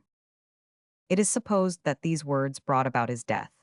The Negro chief, once convinced that he should not see Mungo Park again, determined to keep the presents intended for his king. Meantime, Amadi Fatama reached the king's residence at some distance from the river. The prince, warned of the presence of the white men, sent an army next day to the small village of Bausa, on the river side. When the Jaliba appeared, it was assailed by a shower of stones and arrows. Park threw his baggage into the river and jumped in with his companions. All perished. Thus miserably died the first Englishman who had navigated the Jaliba and visited Timbuktu. Many efforts were made in the same direction, but almost all were destined to fail. At the end of the 18th century, 2 of Lin Ose's best pupils explored the south of Africa in the interests of natural history. Spamman undertook to search for animals, and Thunberg for plants. The account of Spamman's expedition, which, as we have said, was interrupted by his voyage in Oceania after Cook's expedition, was the first to appear. It was translated into French by Letourneur. In his preface, which is still allowed to stand, Letourneur deplored the loss of the learned explorer, who he said had died during a voyage to the Gold Coast. Just as the work was published, Spamman reappeared to the great astonishment of Letourneur. Spamman had reached Africa upon the 30th of April, 1772, and landed at the Cape of Good Hope. At this time the town was only 2 miles across each way, including the gardens and plantations adjoining it on one side. The streets were wide, planted with oaks, and the houses were white, or, to Spamman's surprise, painted green. His object in visiting the Cape was to act as tutor to the children of a M. Kirst, but upon his arrival in Cape Town, he found that his employer was absent at his winter residence in False Bay. When the spring came round, Spamman accompanied Kirst to Alphen, a property which he possessed near Constance. The naturalist availed himself of the opportunity to make many excursions in the neighborhood and attempt the somewhat dangerous ascent of the Table Mountain. By these means, he became acquainted with the manners and customs of the Boers, and their treatment of their slaves. The violence of the latter was so great that the inhabitants of the town were obliged to sleep with locked doors and provided with firearms close at hand. Nearly all over the colony, a rough hospitality ensured a certain welcome for the traveler. Spamman relates several curious experiences of his own. I arrived one evening, he says, at the dwelling of a farmer named Van der Spoe, a widower born in Africa and father of the proprietor of the Red Constance or the Old Constance. Making believe not to see me approach, he remained stationary in the entry of his house. As I approached him, he offered his hand, still without attempting to come forward, and said, "Good day, you are welcome. How are you? Who are you? A glass of wine perhaps, or a pipe? Will you partake of something?" I answered his questions laconically and accepted his offers in the same style as they were offered. His daughter, a well-made girl of some 14 or 15 years of age, brought in dinner, which consisted of a fine breast of lamb, stewed with carrots. The meal over, she offered me tea so pleasantly that I was quite puzzled whether to admire the dinner or my charming hostess the most. Both father and daughter showed the greatest kindness and goodwill. I spoke to my host several times, in hopes of breaking his silence, but his replies were brief, and I observed that he only once commenced a conversation himself, when he pressed me to remain overnight in his house. I bid him farewell, deeply impressed with his hospitality. Spamman undertook several similar expeditions, among others, one to Hout Bay and Parle, in which he had frequent occasion to notice the exaggerations to be met with in the narrative of Kolb, his predecessor. He intended to continue his explorations during the winter, and projected a journey into the interior, when the fine season should return. When the frigates commanded by Captain Cook, the Resolution and Adventure, arrived at the Cape, Forster invited the young Swedish naturalist to accompany him, and Spamman was thus enabled to visit New Zealand, Van Diemen's Land, New Holland, Otaheite, Tierra del Fuego, the Antarctic regions, and New Georgia before his return to the Cape, where he landed on the 22nd of March, 1775. His first care upon his return was to organize his expedition to the interior, and in order to add to his available resources, he practiced medicine and surgery during the winter. A cargo of corn, medicine, knives, tinderboxes, and spirits for the preservation of specimens was collected and packed in an immense wagon, drawn by 5 yoke of oxen. Spamman says, "The conductor of this cart needs dexterity, not only in his management of the animals, but in the use of the whip of African drivers. These instruments are about 15 feet long, with a thong of the same or greater length, and a tongue of white leather almost 3 feet long. The driver holds this formidable instrument in both hands, and from his seat in front of the wagon can reach the foremost oxen with it. He distributes his cuts unceasingly, well understanding how and where to distribute them in such a manner that the hide of the animals feels the whip." Spamman was to accompany the wagon on horseback, and was accompanied by a young colonist, named Melman, who wished to penetrate into the interior for recreation. They started upon the 25th of July, 1775. After passing Rent River, scaling the Hottentot Holland Kloof, and crossing the Pomite, they entered a desert country, interspersed with plains, mountains, and valleys without water, but frequented by antelopes of various kinds, with zebras and ostriches. Spamman soon reached the warm mineral baths at the foot of the Zwartberg, which, at that time, were much frequented, the company having built a house near the mountains. At this point the explorer was joined by young Amelman, and together they started for Zwellendam, which they reached upon the 2nd of September. We will give a few of the facts they collected about the inhabitants. The Hottentots are as tall as Europeans, their hands and feet are small, and their color a brownish yellow. They have not the thick lips of the Kaffirs and natives of Mozambique. Their hair is black and woolly, curly but not thick. They rub the entire body with fat and soot. A Hottentot who paints himself looks less naked, and more complete, so to say, than one who only rubs himself with grease. Hence the saying, a Hottentot without paint is like a shoe without blacking. O Hottentot. O Hottentot. Facsimile of early engraving. These natives usually wear a cloak called karos, made of sheep's skin, with the wool turned inwards. The women arrange it with a long point which forms a sort of hood, in which they place their children. Both men and women wear leather rings upon their arms and legs, a custom which gave rise to the fable that this race rolled puddings round their limbs, to feed on from time to time. They also wear copper and iron rings, but these ornaments are less common. The kraal, or Hottentot village, is a collection of huts in a circle, all very similar, and of the shape of beehives. The doors, which are in the center, are so low that they can only be entered on the knees. The hearth is in the middle of the hut, and the roof has no hole for the escape of the smoke. The Hottentots must not be confounded with the Bushmen. The latter live only for hunting and robbery. Their skill in throwing poisoned arrows, their courage, and the wildness of their lives render them invincible.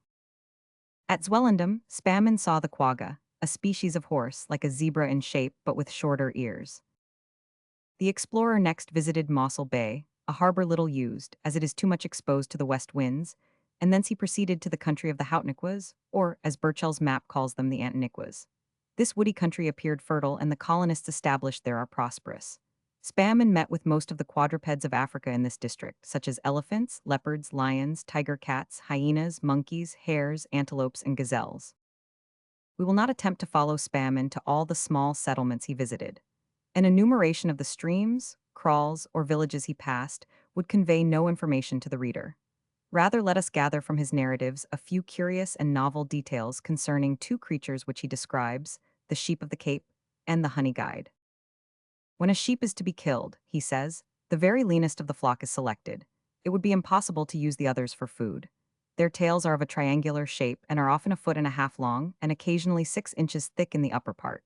One of these tails will weigh 8 or 12 pounds, and they consist principally of delicate fat, which some persons eat with bread instead of butter. It is used in the preparation of food and sometimes to make candles. After describing the two-horned rhinoceros, hitherto unknown, the new, an animal in form something between the horse and the ox, the gazelle, the baboon, and the hippopotamus, the habits of which were previously imperfectly known, Spamman describes a curious bird, of great service to the natives, which he calls the honey guide. This bird, he says, is remarkable neither in size nor color. At first sight it would be taken for a common sparrow, but it is a little larger than that bird, of a somewhat lighter color, with a small yellow spot on each shoulder and dashes of white in the wings and tail. In its own interests, this bird leads the natives to the bees' nests, for it is very fond of honey, and it knows that whenever a nest is destroyed, a little honey will be spilled or left behind as a recompense for its services. It seems to grow hungry in the morning and evening. In any case, it is then that it leaves its nest, and by its piercing cries attracts the attention of the Hottentots or the colonists. The cries are almost always answered by the appearance of natives or settlers, when the bird, repeating its call unceasingly, slowly flies from place to place towards the spot where the bees have made their home. Arrived at the nest, whether it be in the cleft of a rock, in a hollow tree, or in some underground cavity, the guide hovers about it for a few seconds, and then perches hard by, and remains a silent and hidden spectator of the pillage, in which he hopes subsequently to have his share. Of this phenomenon I have myself twice been a witness. A Bosjamin. A Bosjamin. Facsimile of early engraving. On the 12th of April, 1776, on his way back to the Cape, Spamman heard that a large lake, the only one in the colony, had been discovered to the north of the Schneeberg district. A little later, the traveler got back to the Cape and embarked for Europe with the numerous natural history collections he had made. About the same time, between 1770 to 1775, Thunberg, the Swede, whom Spamman had met at the Cape, made 3 successive journeys in the interior of Africa. They were not, any more than Spamman's, actual journeys of discovery, and we owe the acquisition of no new geographical fact to Thunberg. He did but make a vast number of interesting observations on the birds of the Cape, and he also ascertained a few interesting details respecting the various races of the interior, which turned out to be far more fertile than was at first supposed. Thunberg was followed in the same latitudes by an English officer, Lieutenant William Patterson, whose chief aim was to collect plants and other objects of natural history. He penetrated a little further north than the Orange River, and into Caffraria a good deal further east than Fish River. To him, we owe the first notice of the giraffe, and his narrative is rich in important observations on the natural history, structure, and inhabitants of the country. It is a curious fact that the Europeans attracted to South Africa by zeal for geographical discovery were far less numerous than those whose motive was love of natural history. We have already mentioned Spamman, Thunberg, and Patterson. To this list, we must now add the name of the ornithologist Le Vaillant. Born at Paramaribo in Dutch Guiana, of French parents who traded in birds, Le Vaillant visited Europe with them as a mere child, and traversed Holland, Germany, Lorraine, and the Vosges on his way to Paris. It will readily be understood that this wandering life awoke in him a taste for traveling, and his passion for birds, early excited by the examination of private and public collections, made him eager to enrich science by descriptions and drawings of unknown species. Now, what country would afford the richest ornithological harvest? The districts near the Cape had been explored by botanists and by a scientific man who had made quadrupeds his chief study, but no one had as yet traversed them to collect birds. Le Vaillant arrived at the Cape on the 29th of March, 1781, after the loss of his vessel in an explosion, with nothing but the clothes he wore, 10 ducats, and his gun. Others would have been disheartened, but Le Vaillant did not despair of extricating himself from his painful position. Confident in his skill with the gun and the bow, in his strength and agility, as well as in his skill in preparing the skins of animals, and in stuffing birds so that their plumage should retain all its original gloss, the naturalist had soon opened relations with the wealthiest collectors of the Cape. One of these, an official named Bors, provided Le Vaillant with every requisite for a successful journey, including carts, oxen, provisions, objects for barter, and horses. Even servants and guides were appointed, free of cost, to the explorer. The kind of researches to which Le Vaillant intended to devote himself influenced his mode of traveling. Instead of seeking frequented and beaten tracks, he tried to avoid them, and to penetrate into districts neglected by Europeans, hoping in them to meet with birds unknown to science. As a result, he may be said always to have taken nature by surprise, coming into contact with natives whose manners had not yet been modified by intercourse with whites. So that the information he gives us brings savage life, as it really is, more vividly before us than anything told us by his predecessors or successors. The only mistake made by Le Vaillant was the entrusting of the translation of his notes to a young man who modified them to suit his own notions. Far from taking the scrupulous care to be exact which distinguishes modern editors, he exaggerated facts. And, dwelling too much on the personal qualities of the traveler, he gave to the narrative of the journey a boastful tone, very prejudicial to it. After 3 months' stay at the Cape and in its neighborhood, Le Vaillant started on the 18th December, 1781, for a first journey eastwards and in Caffraria. His equipment this time consisted of 30 oxen, 10 for each of his 2 wagons, and 10 as reserve, 3 horses, 9 dogs, and 5 Hottentots. Le Vaillant first crossed the Dutch districts already explored by Spamen, where he met with vast herds of zebras, antelopes, and ostriches, arriving in due course at Zwellendam, where he bought some oxen, a cart, and a cock, the last serving as an alarm clock throughout the journey. Another animal was also of great use to him.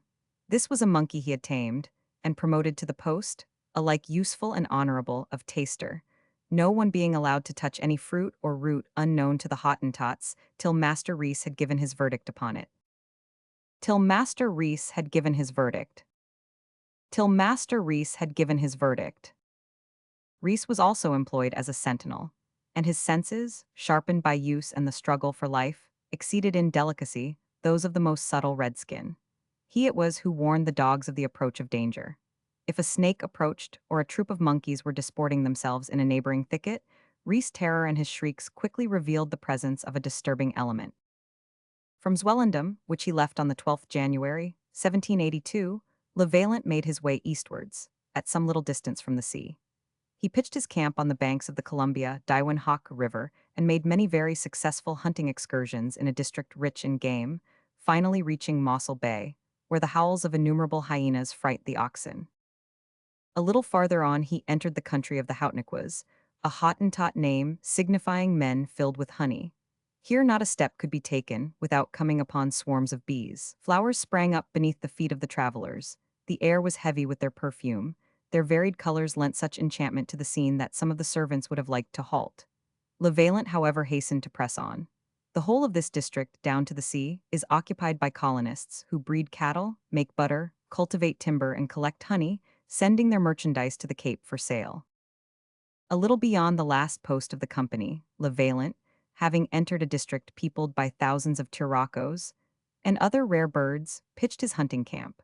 But his plans were terribly upset by the continuous fall of heavy rains, the result of which was to reduce the travelers to great straits for want of food. After many a sudden change of fortune and many hunting adventures, an account of which would be very amusing, though beyond the scope of our narrative, Levaillant reached Mossel Bay. Here, with what delight we can easily imagine, he found letters from France awaiting him. One excursion after another was now made in various directions, until Caffraria was entered. It was difficult to open relations with its people, who sedulously avoided the whites, having suffered the loss of many men and much cattle at their hands. Moreover, the Tambakis had taken advantage of their critical position to invade Caffraria and commit numerous depredations, whilst the Bosjemans hunted them down unmercifully. Without firearms, and attacked on so many sides at once, the Kaffirs were driven to hiding themselves and were retiring northwards. A Kaffir woman. A Kaffir woman. Facsimile of early engraving. As matters stood, it was useless to attempt to penetrate into the mountainous districts of Caffraria, and Levaillant retraced his steps. He then visited the Schneeberg Mountains, the Karoo Desert, and the shores of the Buffalo River, returning to the Cape on the 2nd April, 1783. The results of this long campaign were important. Levaillant obtained some decided information about the Gonaquas, a numerous race which must not be confounded with the Hottentots properly so called, but are probably the offspring of their intermarriage with the Kaffirs. With regard to the Hottentots themselves, the information collected by Levaillant agrees on almost every point with that obtained by Spammen. The Kaffirs seen by Levaillant, says Walkner, were most of them taller than either the Hottentots or the Gonaquas. They have neither the retiring jaws nor prominent cheekbones, which are so repulsive in the Hottentots, but are less noticeable in the Gonaquas.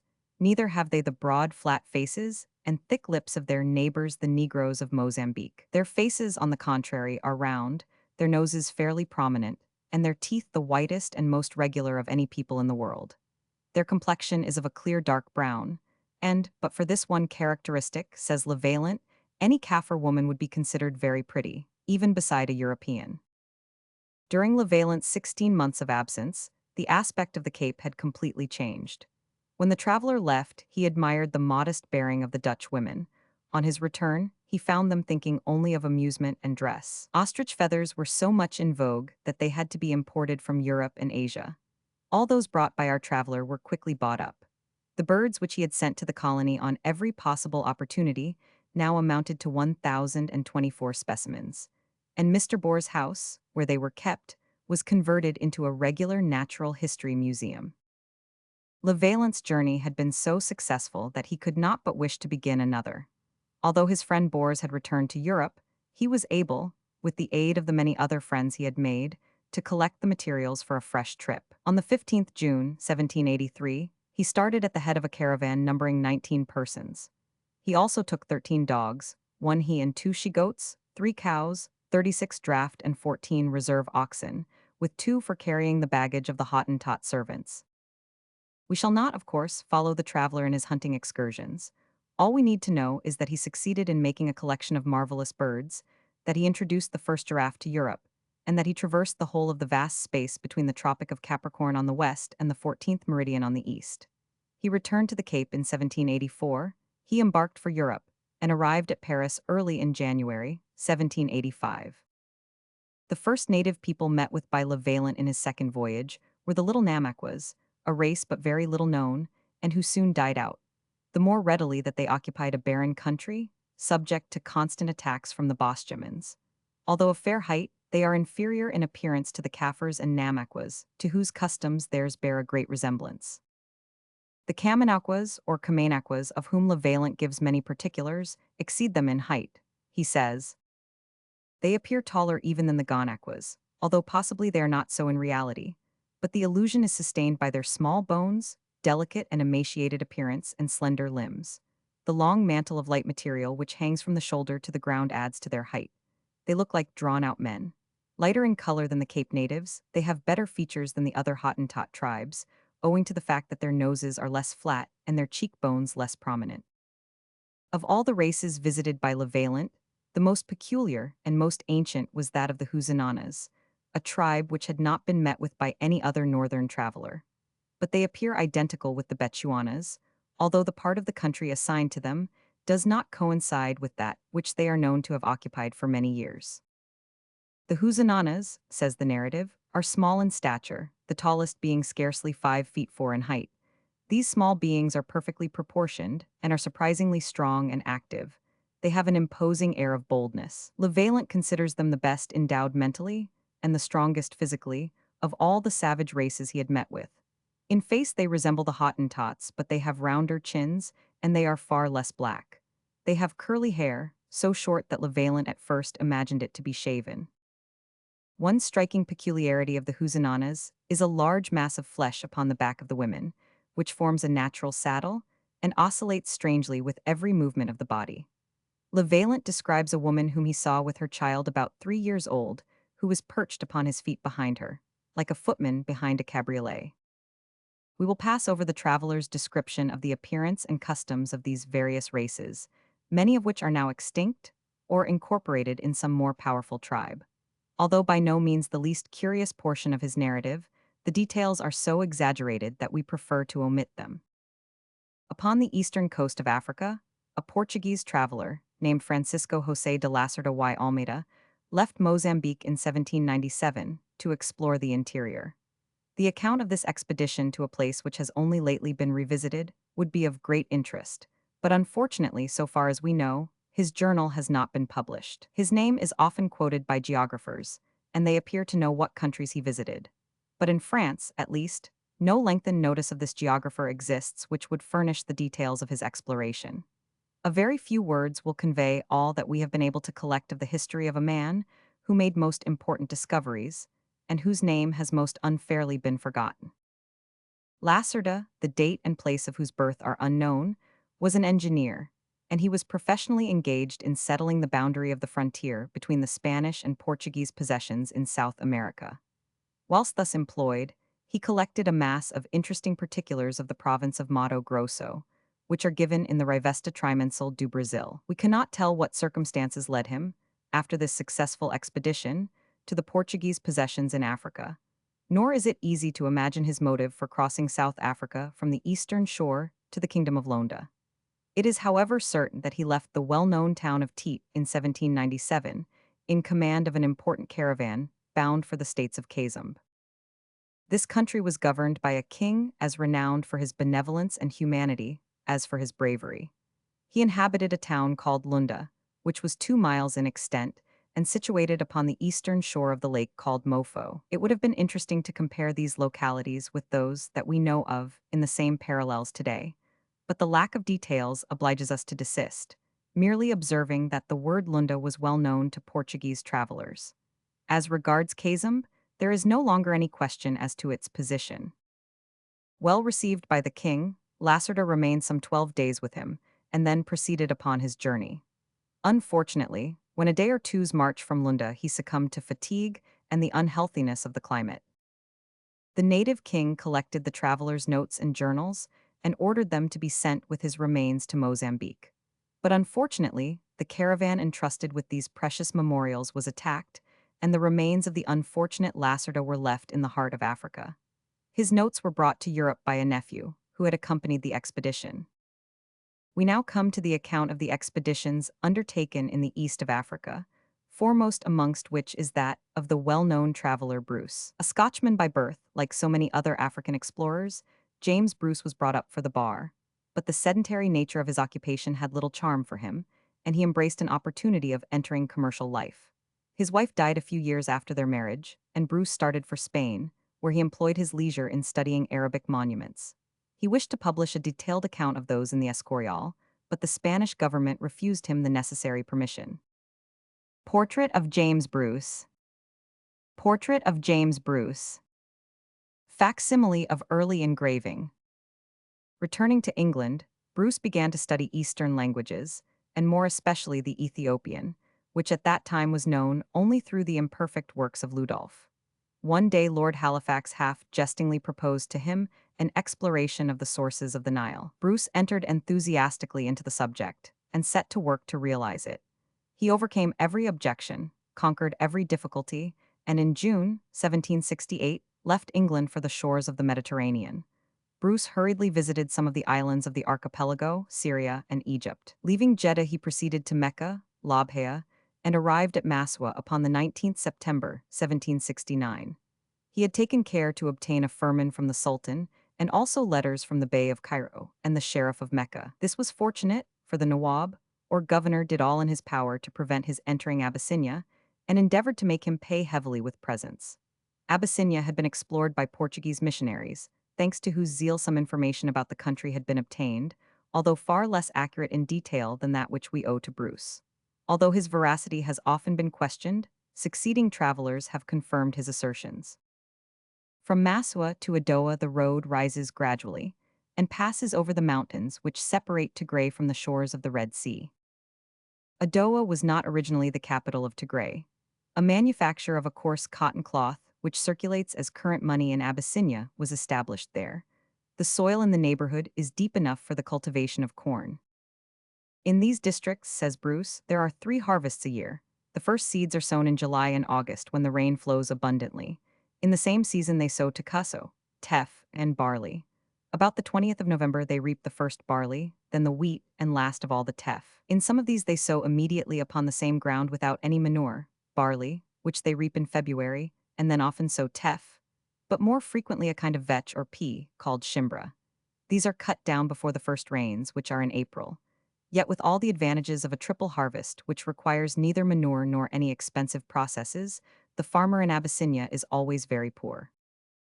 At Fremona, not far from Adoa, are the ruins of a Jesuit convent, resembling rather a fort than the abode of men of peace. 2 days' journey further on, one comes to the ruins of Axum, the ancient capital of Abyssinia. In one square, says Bruce, which I apprehend to have been the center of the town, there are 40 obelisks, none of which have any hieroglyphics on them. The 2 first have fallen down, but a third a little smaller than them is still standing.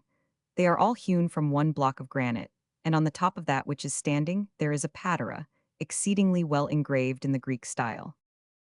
After passing the convent of Abba Pantalin, called in Abyssinia Mantillas, and the small obelisk on a rock above, we follow a path cut in a mountain of very red marble, having on the left a marble wall forming a parapet about 5 feet high. At intervals solid pedestals rise from this wall, bearing every token of having served to support colossal statues of Sirius, the barking Anubis, or the dog Star. 133 of these pedestals with the marks just mentioned are still in their places, but only 2 figures of the dog were recognizable when I was there. These, however, though much mutilated, were evidently Egyptian. There are also pedestals supporting the figures of the Sphinx. 2 magnificent flights of steps, several 100 feet long, all of granite, exceedingly well finished, and still in their places, are the only remains of a magnificent temple. In an angle of this platform where the temple stood is the present small church of Axum. This church is a mean, small building, very ill kept and full of pigeons' dung. It was near Axum that Bruce saw 3 soldiers cut from a living cow a steak for their midday meal. In his account of their method of cutting the steak, Bruce says, the skin which had covered the flesh that was cut away was left intact, and was fastened to the corresponding part by little wooden skewers serving as pins. Whether they put anything between the skin and the wounded flesh I do not know, but they soon covered the wound with mud. They then forced the animal to rise and drove it on before them, to furnish them, no doubt, with another meal when they should join their companions in the evening. From Tigray, Bruce passed into the province of Syre, which derives its name from its capital, a town considerably larger than Axum, but constantly a prey to putrid fevers. Near it flows the Takas, the ancient Ceres, with its poisonous waters bordered by majestic trees.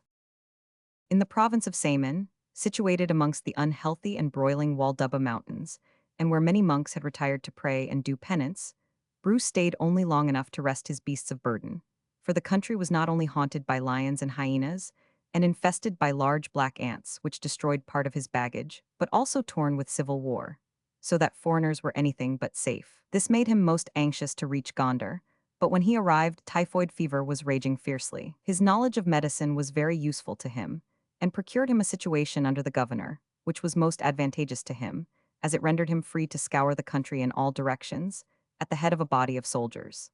By these means he acquired a mass of valuable information upon the government, manners, and customs of the country, and the chief events of its history, which combined to make his work the most important hitherto published about Abyssinia. It was in the course of one of these excursions that Bruce discovered the sources of the Blue Nile, which he took to be the true Nile. Arrived at the church of St. Michael at Gish, where the river is only 4 paces wide and some 4 inches deep, Bruce became convinced that its sources must be in the neighborhood, although his guide assured him that he must cross a mountain before he found them. The traveler was not to be deceived. "Come, come," said Bruce, "no more words. It is already late, lead me to Geesh and the sources of the Nile, and show me the mountain that separates us from it." He then made me go round to the south of the church, and coming out of the grove of cedars surrounding it, "This is the mountain," he said, looking maliciously up into my face, "that when you were on the other side of it was between you and the fountains of the Nile. There is no other. Look at that green hillock in the center of that marsh. It is there that the two fountains of the Nile are to be found. Geesh is at the top of the rock, where you see those very green trees. If you go to the fountains, pull off your shoes as you did the other day, for these people are all pagans, and they believe in nothing that you believe, but only in the Nile, to which they pray every day as if it were God, as you perhaps invoke it yourself." I took off my shoes and rushed down the hill towards the little green island, which was about 200 yards distant. The whole of the side of the hill was carpeted with flowers, the large roots of which protruded above the surface of the ground. And as I was looking down, and noticing that the skin was peeling off the bulbs, I had two very severe falls before I reached the edge of the marsh. But at last I approached the island with its green sod. It was in the form of an altar, and apparently of artificial construction. I was in rapture as I gazed upon the principal fountain, which rises in the middle of it. It is easier to imagine than to describe what I felt at that moment, standing opposite the sources which had baffled the genius and courage of the most celebrated men for 3,000 years. Bruce's narrative contains many other curious observations, but we must now pass on to his account of Lake Tizana. Lake Tizana, according to his narrative, is by far the largest sheet of water known in these regions. Its extent, however, has been greatly exaggerated. Its greatest breadth from Dinglebur to Lamg, i.e., from east to west, is 35 miles, but it decreases greatly at each end, and in some parts is not above 10 miles broad. Its greatest length is 49 miles from north to south, measured from Bab Baha to a point a trifle to the SW14W. Of the spot where the Nile, after flowing through the lake with an ever-perceptible current, bends towards Dara in the Alata territory. In the dry season, from October to March, the lake decreases greatly. But when the rains have swollen the rivers, which unite at this place like the spokes of a wheel at the nave, the lake rises and overflows a portion of the plain. If the Abyssinians, great liars at all times, are to be believed, there are 45 islands in Lake Tizana, but this number may be safely reduced to 11. The largest is named Dek, Dhaka, or Daga. The next in size are Halamoon, on the Gondar side of the lake, Brigida on the Gorgora side, and Galila beyond Brigida. All these islands were formerly used as prisons for Abyssinian chieftains, or as retreats by such as were dissatisfied at court, or wished to secure their valuables in troubled times. And now, having visited Abyssinia with Bruce, let us return to the north. Some light was now being thrown upon the ancient civilization of Egypt. The archaeological expedition of Pakak, Norden, Niebuhr, Volney, and Savary had been published in succession, and the Egyptian Society was at work upon the publication of its large and magnificent work. The number of travelers increased daily, and amongst others W. G. Brown determined to visit the land of the pharaohs. From his work we learn much alike of the monuments and ruins which make this country so interesting, and of the customs of its inhabitants. The portion of the work relating to Darfur is entirely new, no Europeans having previously explored it. Brown attained a high place among travelers by his discovery that the Bahr el Abiad is the true Nile, and because he endeavored not indeed to discover its source, that he could scarcely hope to do, but to ascertain its latitude and course. Arriving in Egypt upon the 10th of January, 1792, Brown set out upon his first expedition to Siwa, and discovered, as Horneman did later, the oasis of Jupiter Ammon. He had little more opportunity than his successor for exploring the catacombs and ruins, where he saw many skulls and human remains. The ruins of Siwa, he says, resembled too much those of Upper Egypt to leave any doubt that the buildings to which they belonged were built by the same race of men. The figures of Isis and Anubis are easily recognizable on them, and the proportions of their architectural works, though smaller, are the same as those of the Egyptian temples. The rocks I noticed in the neighborhood of Siwa were of the sandstone formation, bearing no relation whatever to the stones of these ruins, so that I should think that the materials for these buildings cannot have been obtained on the spot. The people of Siwa have preserved no credible traditions respecting these objects. They merely imagine them to contain treasures and to be frequented by demons.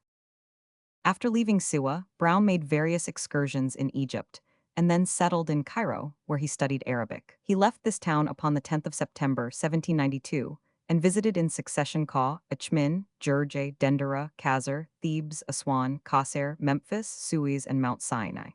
Then wishing to enter Abyssinia, but convinced that he could not do so by way of Maswa, he left a Siyut for Darfur with a Soudan caravan in May 1793. The caravan halted upon its way to Darfur at the different towns of Ain, Daise, Charie, Bulak, Sheb, Selense, Leghia, and Bur el Malha. Being taken ill at Sauni, Brown was detained there, and only reached El Fasher after a long delay. Here his annoyances and the exactions levied recommenced, and he could not succeed in obtaining an interview with the Sultan. He was forced to spend the winter at Kabe, awaiting his restoration to health, which only took place in the summer of 1794. This time of forced inaction was not, however, wasted by the traveler. He acquainted himself with the manners and dialects of Darfur.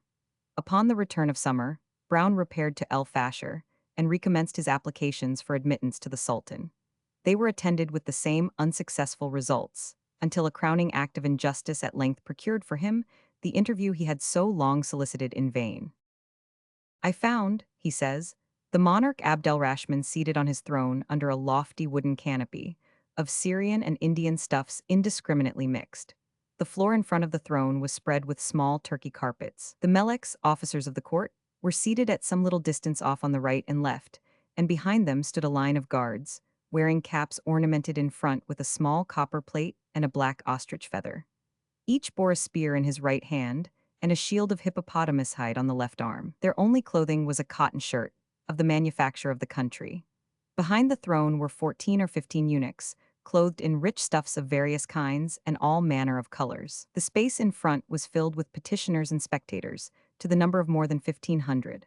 A kind of hired eulogist stood on the monarch's left hand, crying out at the top of his voice during the whole ceremony, "See the buffalo, the son of a buffalo, the powerful Sultan Abdelrahman el-Rashid. May God protect thy life, O master, may God assist thee and render thee victorious." I found the monarch seated on his throne. I found the monarch seated on his throne.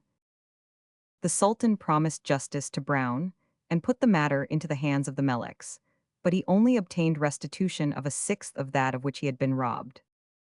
The traveler had merely entered Darfur to cross it. He found it would be no easy task to leave it, and that in any case he must give up the idea of prosecuting his exploration. He says, on the 11th of December, 1795, after a delay of 3 months, I accompanied the Chatib, one of the principal officers of the country, to the monarch's presence.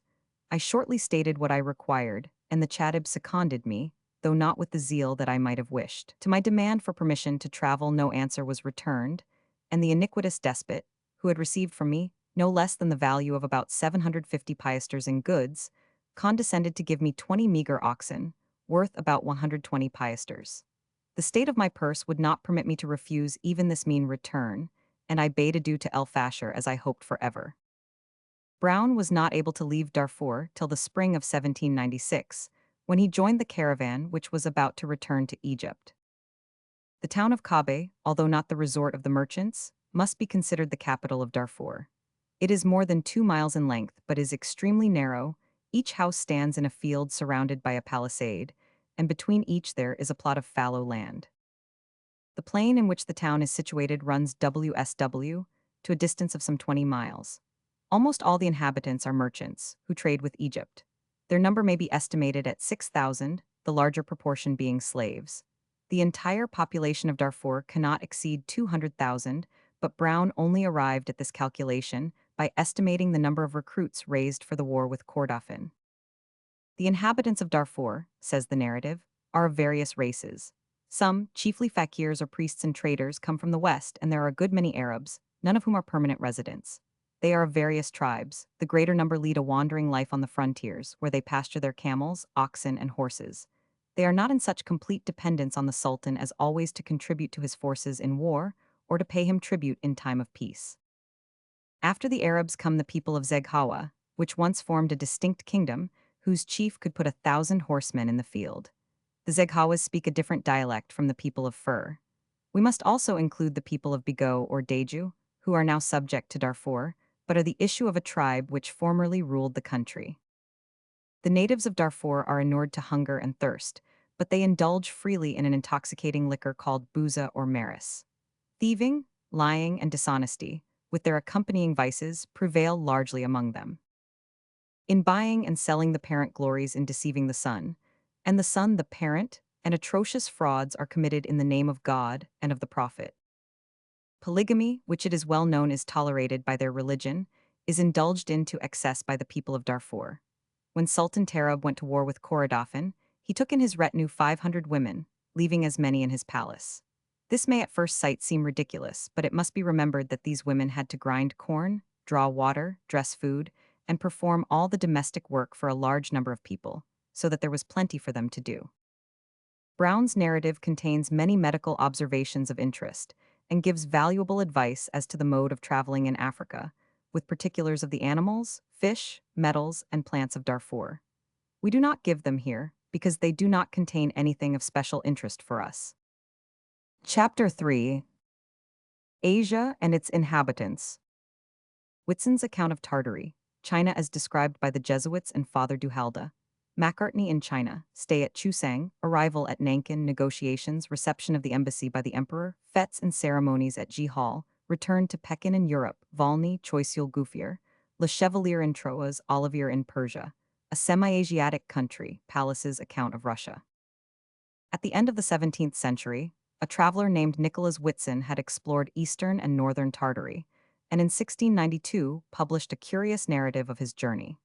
This work, which was in Dutch and was not translated into any other European language, did not win for its author the recognition he deserved. A second edition, illustrated with engravings which were meritorious rather from their fidelity to nature than their artistic merit, was issued in 1705, and in 1785 the remaining copies of this issue were collected and appeared under a new title. But it attracted little notice, as by this time further and more curious particulars had been obtained. From the day that the Jesuits first entered the Celestial Empire, they had collected every possible fact with regard to the customs of this immense country, which previous to their stay there had been known only through the extravagant tales of Marco Polo. Although China is the country of stagnation, and customs and fashion always remain much the same in it, the many events which had taken place made it desirable to obtain more exact particulars of a nation with whom Europeans might possibly enter into advantageous friendly relations. The Jesuits published the result of these investigations in the rare work entitled Letters Edifiants, which was revised and supplemented by a zealous member of their order, Father Duhalde. It would be useless to attempt any reproduction of this immense work, for which a volume would be required, and it is the less necessary as at this day we have fuller and more complete details of the country than are to be found even in the learned Father's book. To the Jesuits also belong the merit of many important astronomical observations, facts concerning natural history, and the compilation of maps, which were till quite lately authorities on remote districts of the country consulted with advantages. Towards the end of the 18th century, Abbe Grozier, of the Order of St. Louis du Louvre, published in an abridged form a new description of China and Tartary. He made use of the work of his predecessor, Duhalde, and at the same time rectified and added to it. After an account of the 15 provinces of China and Tartary, with the tributary states such as Korea, Tonking, Cochin China, and Thibet, the author devotes several chapters to the population and natural history of China, whilst he reviews the government, religion, manners, literature, science, and art of the Chinese. Towards the end of the 18th century, the English government, being desirous of entering into commercial relations with China, sent an envoy extraordinary to that country named George Macartney.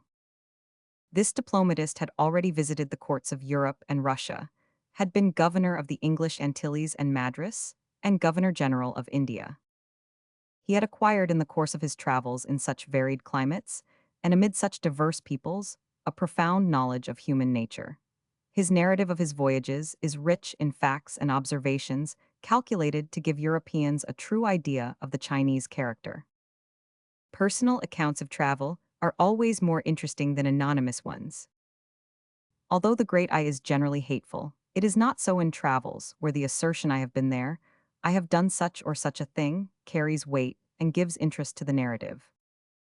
Macartney and his suite sailed in a squadron consisting of 3 vessels, the Lion, the Hindustan, and the Jackal, which left Portsmouth on the 26th September, 1792. Map of the Empire of China. Grave par e Moriu, 23 R de Bria, Paris. After a few necessary delays at Rio de Janeiro, St. Paul and Amsterdam Islands, where some seal hunters were seen, at Batavia and Bantam in Java, and at Pulo Kundera, the vessels cast anchor off Tehran, Hansan in Cochin, China, a vast harbor, of which only a very bad chart was then in existence. The arrival of the English was at first a cause of uneasiness to the natives of Cochin, China. But when they were once informed of the motives which had brought the English to their country, they sent an ambassador of high rank on board with presents for Macartney, who was shortly afterwards invited to a banquet at the governor's, followed by a dramatic entertainment. During the short stay, many notes were taken of the manners and customs of the people, unfortunately too hurriedly to admit of accuracy. As soon as the sick had recovered, and fresh provisions had been obtained, the vessels set sail. A short stay was made at the Ladrone Islands, and the squadron then entered the Strait of Formosa, where it encountered stormy weather and took refuge in Chusan Harbor. During this stay, the map of this archipelago was rectified, and an opportunity was taken to visit Tinghai, where the English excited as much curiosity as they felt themselves at the sight of the many things which were new to them. Many of the facts which surprised them are familiar to us: the appearance of the houses, the markets and dress of the Chinese, the small feet of the women, and many other particulars to which we need not refer. We will only allude to the account of the method employed by them in cultivating dwarf trees. This stunted vegetation, says Macartney, seems to be highly appreciated in China, for specimens of it are found in all the larger houses. It is an art peculiar to the Chinese, and the gardener's skill consists in knowing how to produce it. Independently of the satisfaction of triumphing over a difficulty, he has the advantage of introducing into rooms plants whose natural size would have precluded such a possibility. The following is the method employed in China for the production of dwarf trees. The trunk of a tree of which it is desired to obtain a dwarfed specimen is covered as nearly as possible where it separates into branches with clay or mold, over which is placed a linen or cotton covering constantly kept damp. This mold is sometimes left on for a whole year, and throughout that time the wood it covers throws out tender, root-like fibers.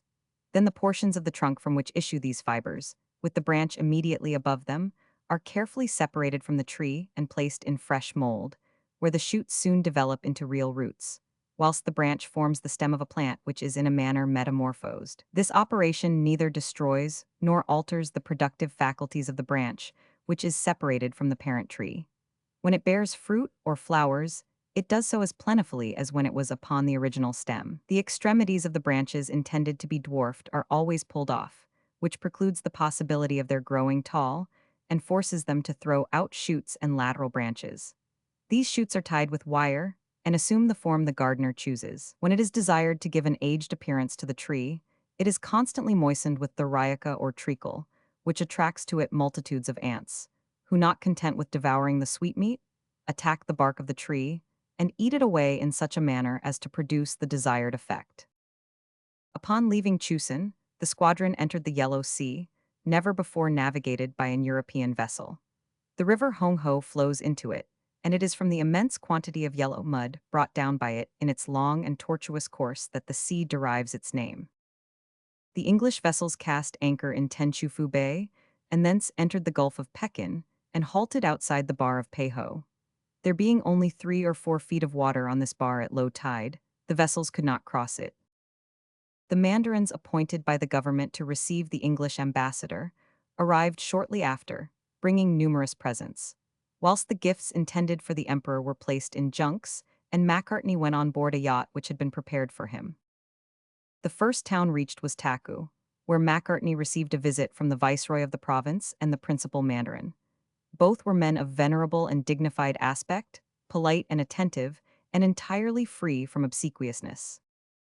It has been rightly said, remarks Macartney, that a people are as they are made, and the English had continual proof of this truth in the effect produced upon the Chinese character by the fear of the iron power that ruled them.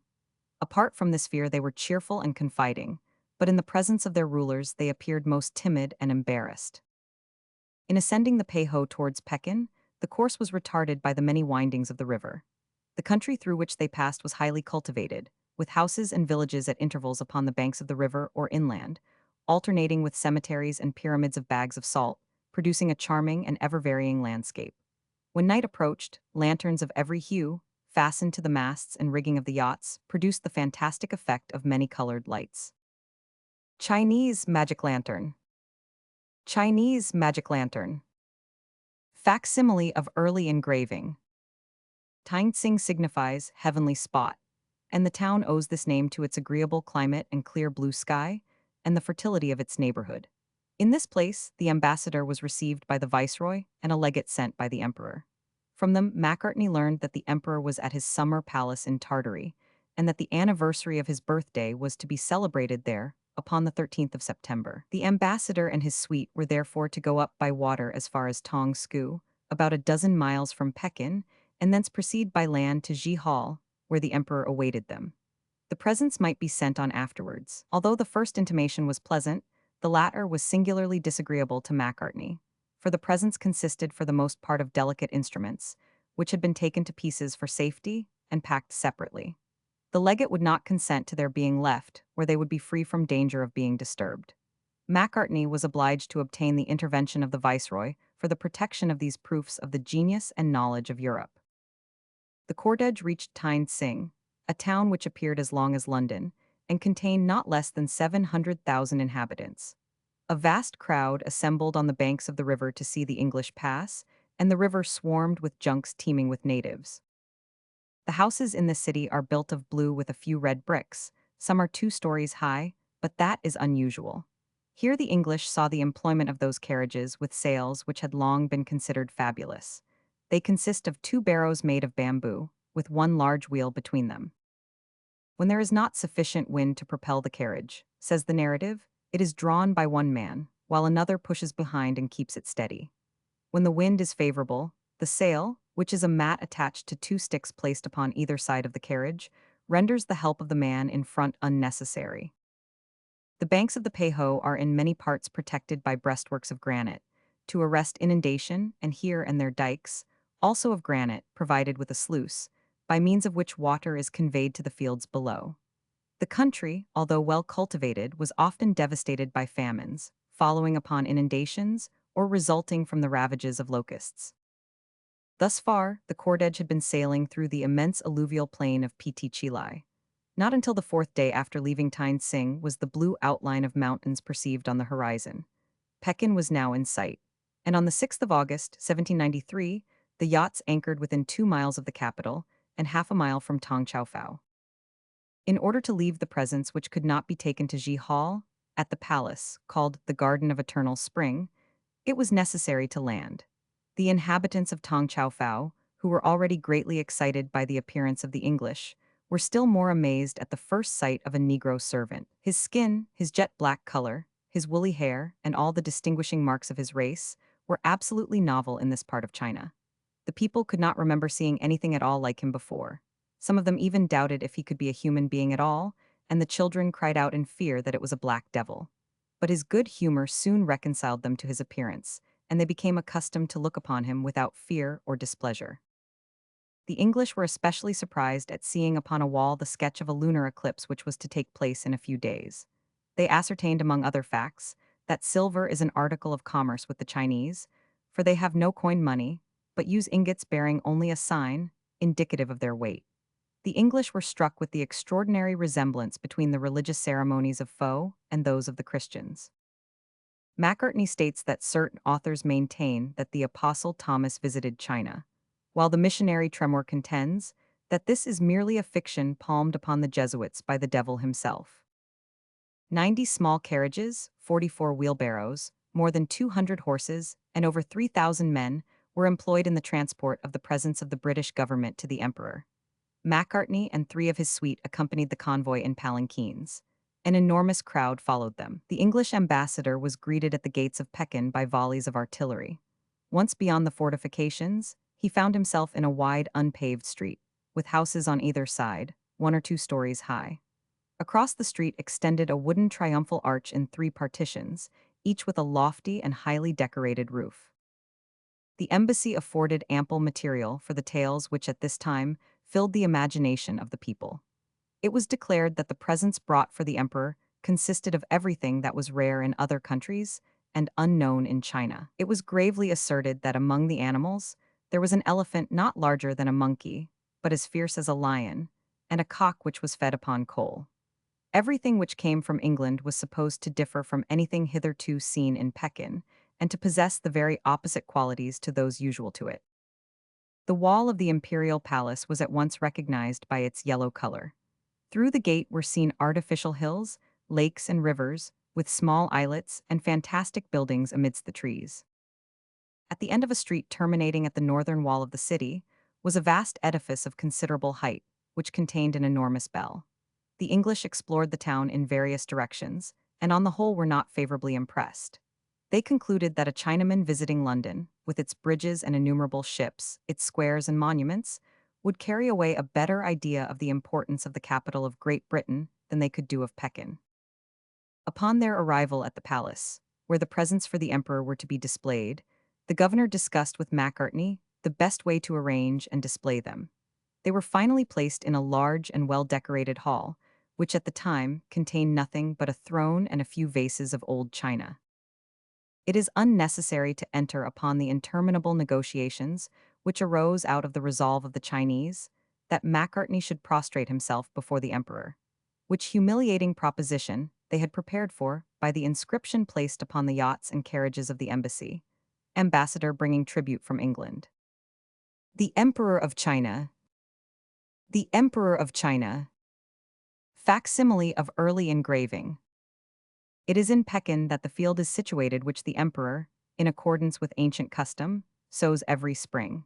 Here, too, is to be found the Temple of the Earth, to which the sovereign resorts at the summer solstice, to acknowledge the astral power which lightens the world, and to give thanks for its beneficent influence. Pekin is merely the seat of the imperial government in China, and has neither shipping, manufactures, nor trade. Macartney computes the number of inhabitants at 3 millions. The one-storied houses in the town appear insufficient for so large a population, but a single house accommodates 3 generations. This density of the population is the result of the early ages at which marriages are contracted.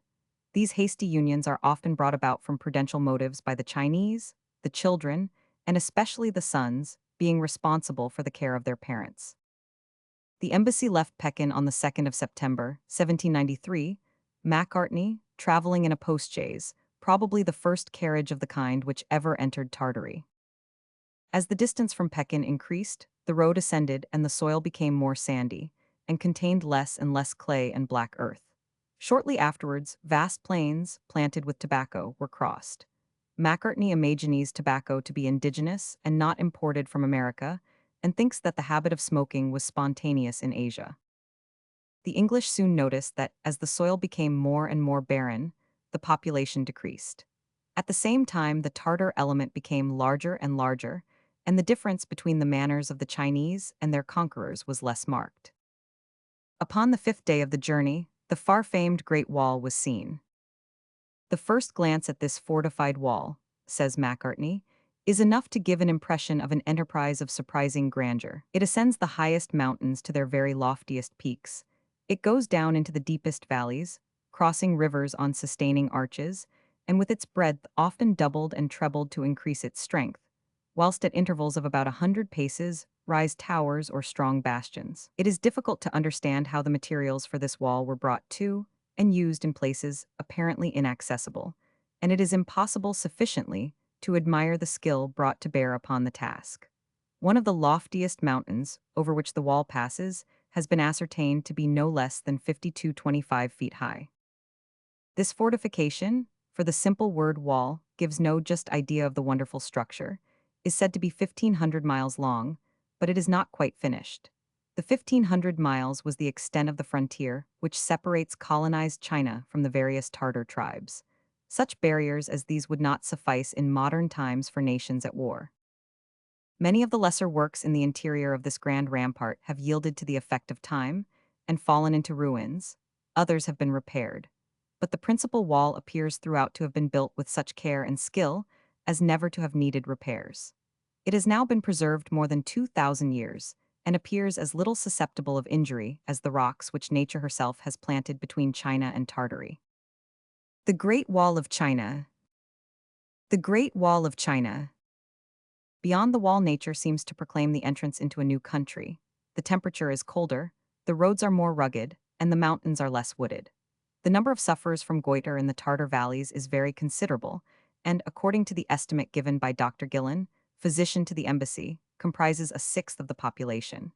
The portion of Tartary in which this malady rages is not unlike many of the cantons of Switzerland and Savoy. The valley of Gihal, where the emperor possesses a summer palace and garden, was at length reached. This residence is called the Abode of Pleasant Freshness, and the park surrounding it is named the Garden of Innumerable Trees. The embassy was received with military honors, amid an immense crowd of people, many of whom were dressed in yellow.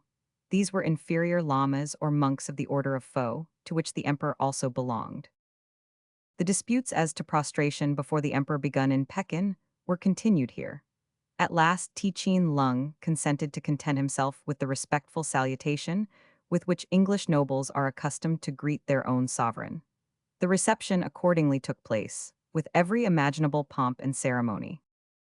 The narrative says, shortly after daybreak the sound of many instruments, and the confused voices of distant crowds, announced the approach of the emperor. He soon appeared, issuing from behind a high mountain, bordered with trees, as if from a sacred grove, and preceded by a number of men who proclaimed his virtues and power in loud voices. He was seated in a chair carried by 16 men. His guards, the officers of his household, standard and umbrella bearers, and musicians accompanied him. He was clothed in a robe of somber-colored silk and wore a velvet cap, very similar in shape to that of Scotch mountaineers. A large pearl was conspicuous on his forehead and was the only jewel or ornament he wore. Upon entering the tent, the emperor mounted the steps of the throne, which he alone is allowed to ascend. The first minister, Ho Chu Tang, and two of the chief officers of his household remained near and never addressed him but in a kneeling position. When the princes of royal blood, the tributary princes, and state officers were in their places, the president of the customs conducted Macartney within a foot of the left-hand side of the throne, which in the Chinese court is considered the place of honor. The ambassador was accompanied by the minister plenipotentiary and followed by his page and interpreter. Macartney, in accordance with the instructions given him by the president, raised above his head the magnificent square golden box studded with diamonds, which contained the King of England's letter to the emperor. Then, mounting the few steps leading to the throne, he bowed the knee, and with a short prefatory compliment, presented the box to his imperial majesty. The Chinese monarch received it graciously, and said, as he placed it on one side, that he experienced much satisfaction at the token of esteem and friendship offered by his Britannic Majesty in sending to him an embassy with a letter and rich gifts. That, for his part, he had the like friendly feelings towards the King of Great Britain, and he hoped the same harmony would always continue between their respective subjects. After a few moments of private conversation with the ambassador, the emperor presented gifts to him and to the minister plenipotentiary. They were then conducted to cushions, in front of which were tables covered with a number of vessels containing meat and fruits. The emperor also partook of these, and continued to overwhelm the ambassadors with expressions of regard and esteem, which had a great effect in raising the English in the estimation of the Chinese public. Macartney and his suite were later invited to visit the gardens of Gihal. During their walk in the grounds, the English met the emperor, who stopped to receive their respectful salutations and order his first minister, who was looked upon as little less than a vice-emperor, and several other grandees to accompany them. Chinese Prime Minister. Chinese Prime Minister. Facsimile of early engraving. The Chinese conducted the English over a portion of the grounds laid out as pleasure gardens, which formed only a small portion of the vast enclosure. The rest is sacred to the use of the women of the imperial family, and was as rigorously closed to the Chinese ministers as to the English embassy. Macartney was then led through a fertile valley, in which there were many trees, chiefly willows of enormous size. Grass grows abundantly between the trees, and its luxuriance is not diminished by cattle or interfered with by mowing. Arriving upon the shores of an irregular lake of vast extent, the whole party embarked in yachts, and proceeded to a bridge which is thrown across the narrowest part of the lake, and beyond which it appeared to stretch away indefinitely. Upon the 17th of September, Macartney and his suite were present at a ceremony which took place upon the anniversary of the emperor's birthday. Upon the morrow and following days splendid fêtes succeeded each other, teaching Lung participating in them with great zest. Dancers on the tightrope, tumblers, conjurers of unrivaled skill, and wrestlers performed in succession. The natives of various portions of the empire appeared in their distinctive costumes and exhibited the different productions of their provinces. Music and dancing were succeeded by fireworks, which were very effective, although they were let off in daylight. The narrative says, several of the designs were novel to the English. One of them I will describe. A large box was raised to a great height, and the bottom being removed as if by accident, an immense number of paper lamps fell from it.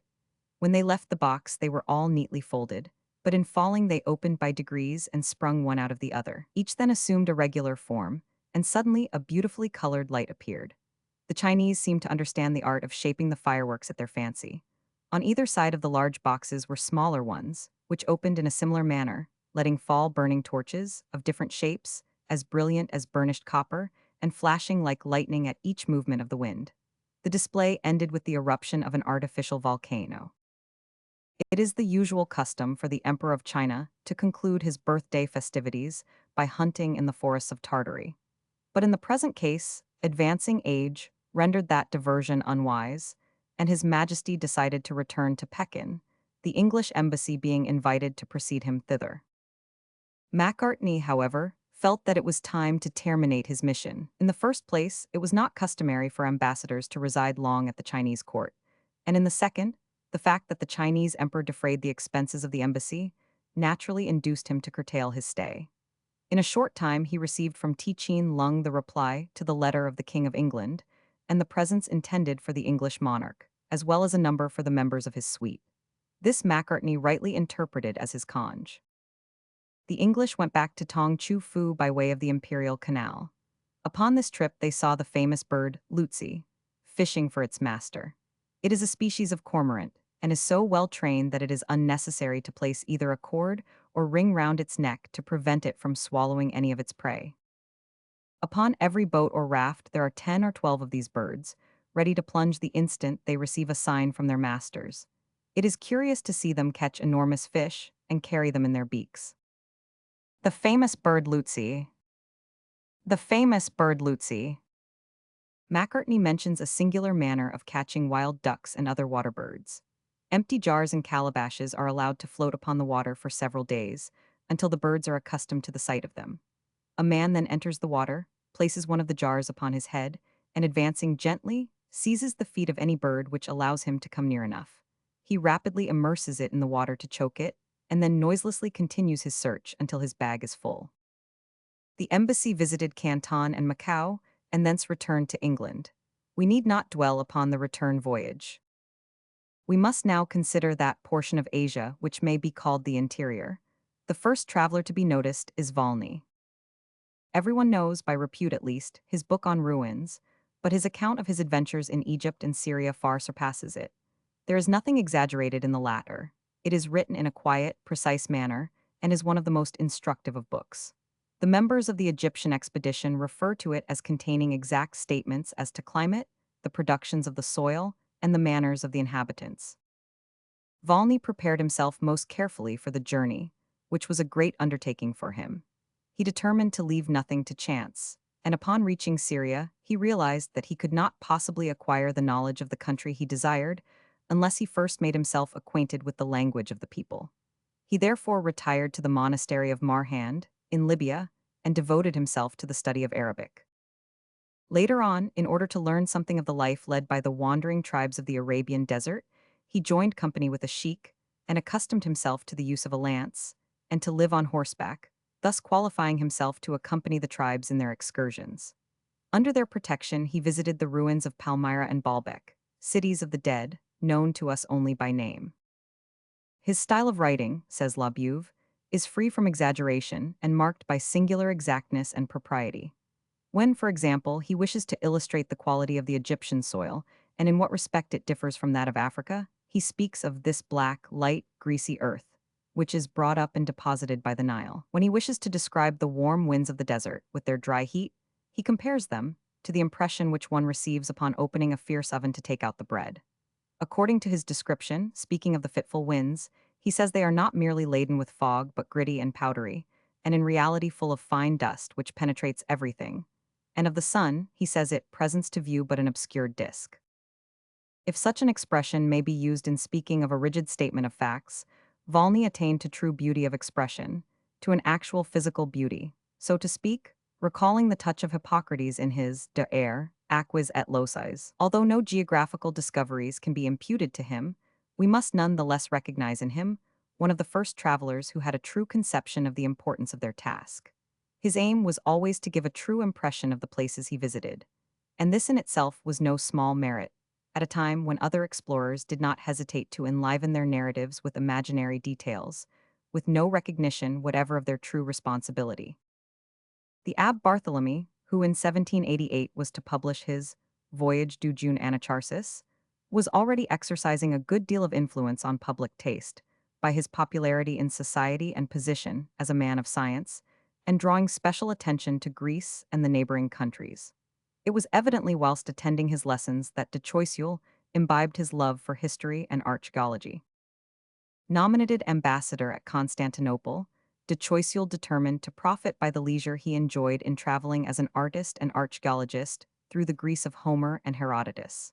Such a journey was the very thing to complete the education of the young ambassador, who was only 24 years of age, and if he knew himself, could not be said to have any acquaintance with the ways of the world. Sensible of his shortcomings, he surrounded himself with learned and scientific men, amongst them the Abb Bartholomew, the Greek scholar, Ants de Villotson, the poet de Lille, the sculptor Fauvel, and the painter Casses. In fact, in his picturesque history of Greece, he himself merely plays the role of M. Aeschines. M. de Choiseul Gouffier engaged as private secretary a professor, the Abb Jean-Baptiste Le Chevalier, who spoke Greek fluently. The latter, after a journey to London, where M. de Choiseul's business detained him long enough for him to learn English, went to Italy and was detained at Venice by severe illness for 7 months. After this, he joined M. de Choiseul Gouffier at Constantinople. Le Chevalier occupied himself principally with the site of Troy. Well versed in the Iliad, he sought for, and believed he identified, the various localities mentioned in the Homeric poem. His able geographical and historical book at once provoked plentiful criticism. Upon the one side, learned men, such as Bryant, declared the discoveries made by Choiseul to be illusory, for the reason that Troy, and, as a matter of course, the 10-year siege, existed only in the imagination of the Greek poet, whilst others, and principally the English portion of his critics, adopted his conclusions. The whole question was almost forgotten when the discoveries made quite recently by Schliemann reopened the discussion. Guillaume and Olivier, who traversed the greater portion of the Western Hemisphere at the end of the last century, had a strange career. Employed by Berthier de Sauvigny to translate a statistical paper on Paris, he lost his patron and the payment for his labors in the first outburst of the Revolution. Wishing to employ his talent for natural history away from Paris, he was nominated by the minister Roland to a mission to the distant and little-known portions of the Ottoman Empire. A naturalist named Brugger was associated with him.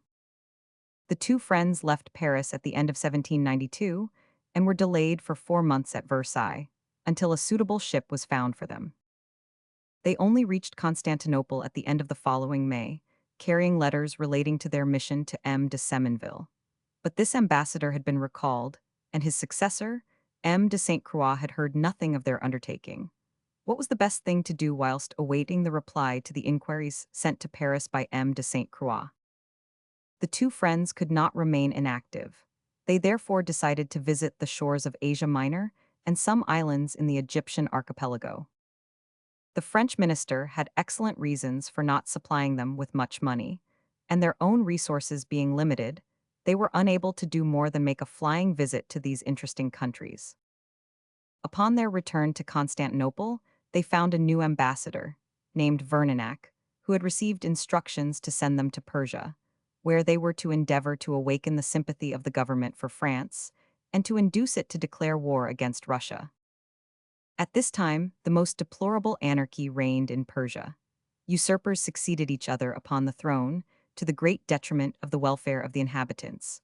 War was going on in Khorasan at the time that Olivier and Brugger arrived. An opportunity occurred for them to join the Shah in a country as yet unvisited by any European. But unfortunately, Brugger was in such bad health that they were not only forced to lose the chance, but were detained for 4 months in an obscure village buried amongst the mountains. In September 1796, Mehmet returned to Tehran. His first act was to order 100 Russian sailors whom he had taken prisoners on the Caspian Sea to be put to death and their limbs to be nailed outside his palace walls, a disgusting trophy worthy of the butcher tyrant. The following year Mehemet Ali was assassinated, and his nephew, Fato Ali Shah, succeeded him after a short struggle. It was difficult for Olivier to discharge his mission with this constant change of reigning sovereigns. He was forced to renew his negotiations with each succeeding prince. Finally, the travelers, realizing the impossibility of obtaining anything definite under such circumstances, returned to Europe and left the question of alliance between France and Persia to a more favorable season. They stopped upon their homeward journey at Baghdad, Ispahan, Aleppo, Cyprus, and Constantinople. Although this journey had been fruitless as regarded diplomacy, and had contributed no new discovery to geography, Cuvier, in his eulogy of Olivier, assures us that, so far as natural history was concerned, much had been achieved. This may be the better credited, as Olivier was elected to the Institute as the successor to Daubenton. Cuvier, in academic style, says that the narrative of the voyage published in 3/4 volumes was warmly received by the public. It has been said, he continues, that it might have been of greater interest if the censor had not eliminated certain portions, but allusions were found throughout the whole volume, which were inadmissible, as it does not do to say all we know, especially of Thama's Kuli Khan. M. Olivier had no greater regard for his assertions than for his fortune. He quietly omitted all that he was told to leave out, and restricted himself to a quiet and simple account of what he had seen. A journey from Persia to Russia is not difficult, and was less so in the 18th century than today. As a matter of fact, Russia only became an European power in the days of Peter the Great. Until the reign of that monarch, she had been in every particular, manners, customs, and inhabitants, Asiatic, with Peter the Great and Catherine Roman too. However, commerce revived, high roads were made, the navy was created, and the various tribes became united into one nation. The empire was vast from the first, and conquest has added to its extent. Peter the Great ordered the compilation of charts, sent expeditions round the coast to collect particulars as to the climate, productions, and races of the different provinces of his empire, and at length he sent bearing upon the voyage which resulted in the discovery of the straits bearing his name.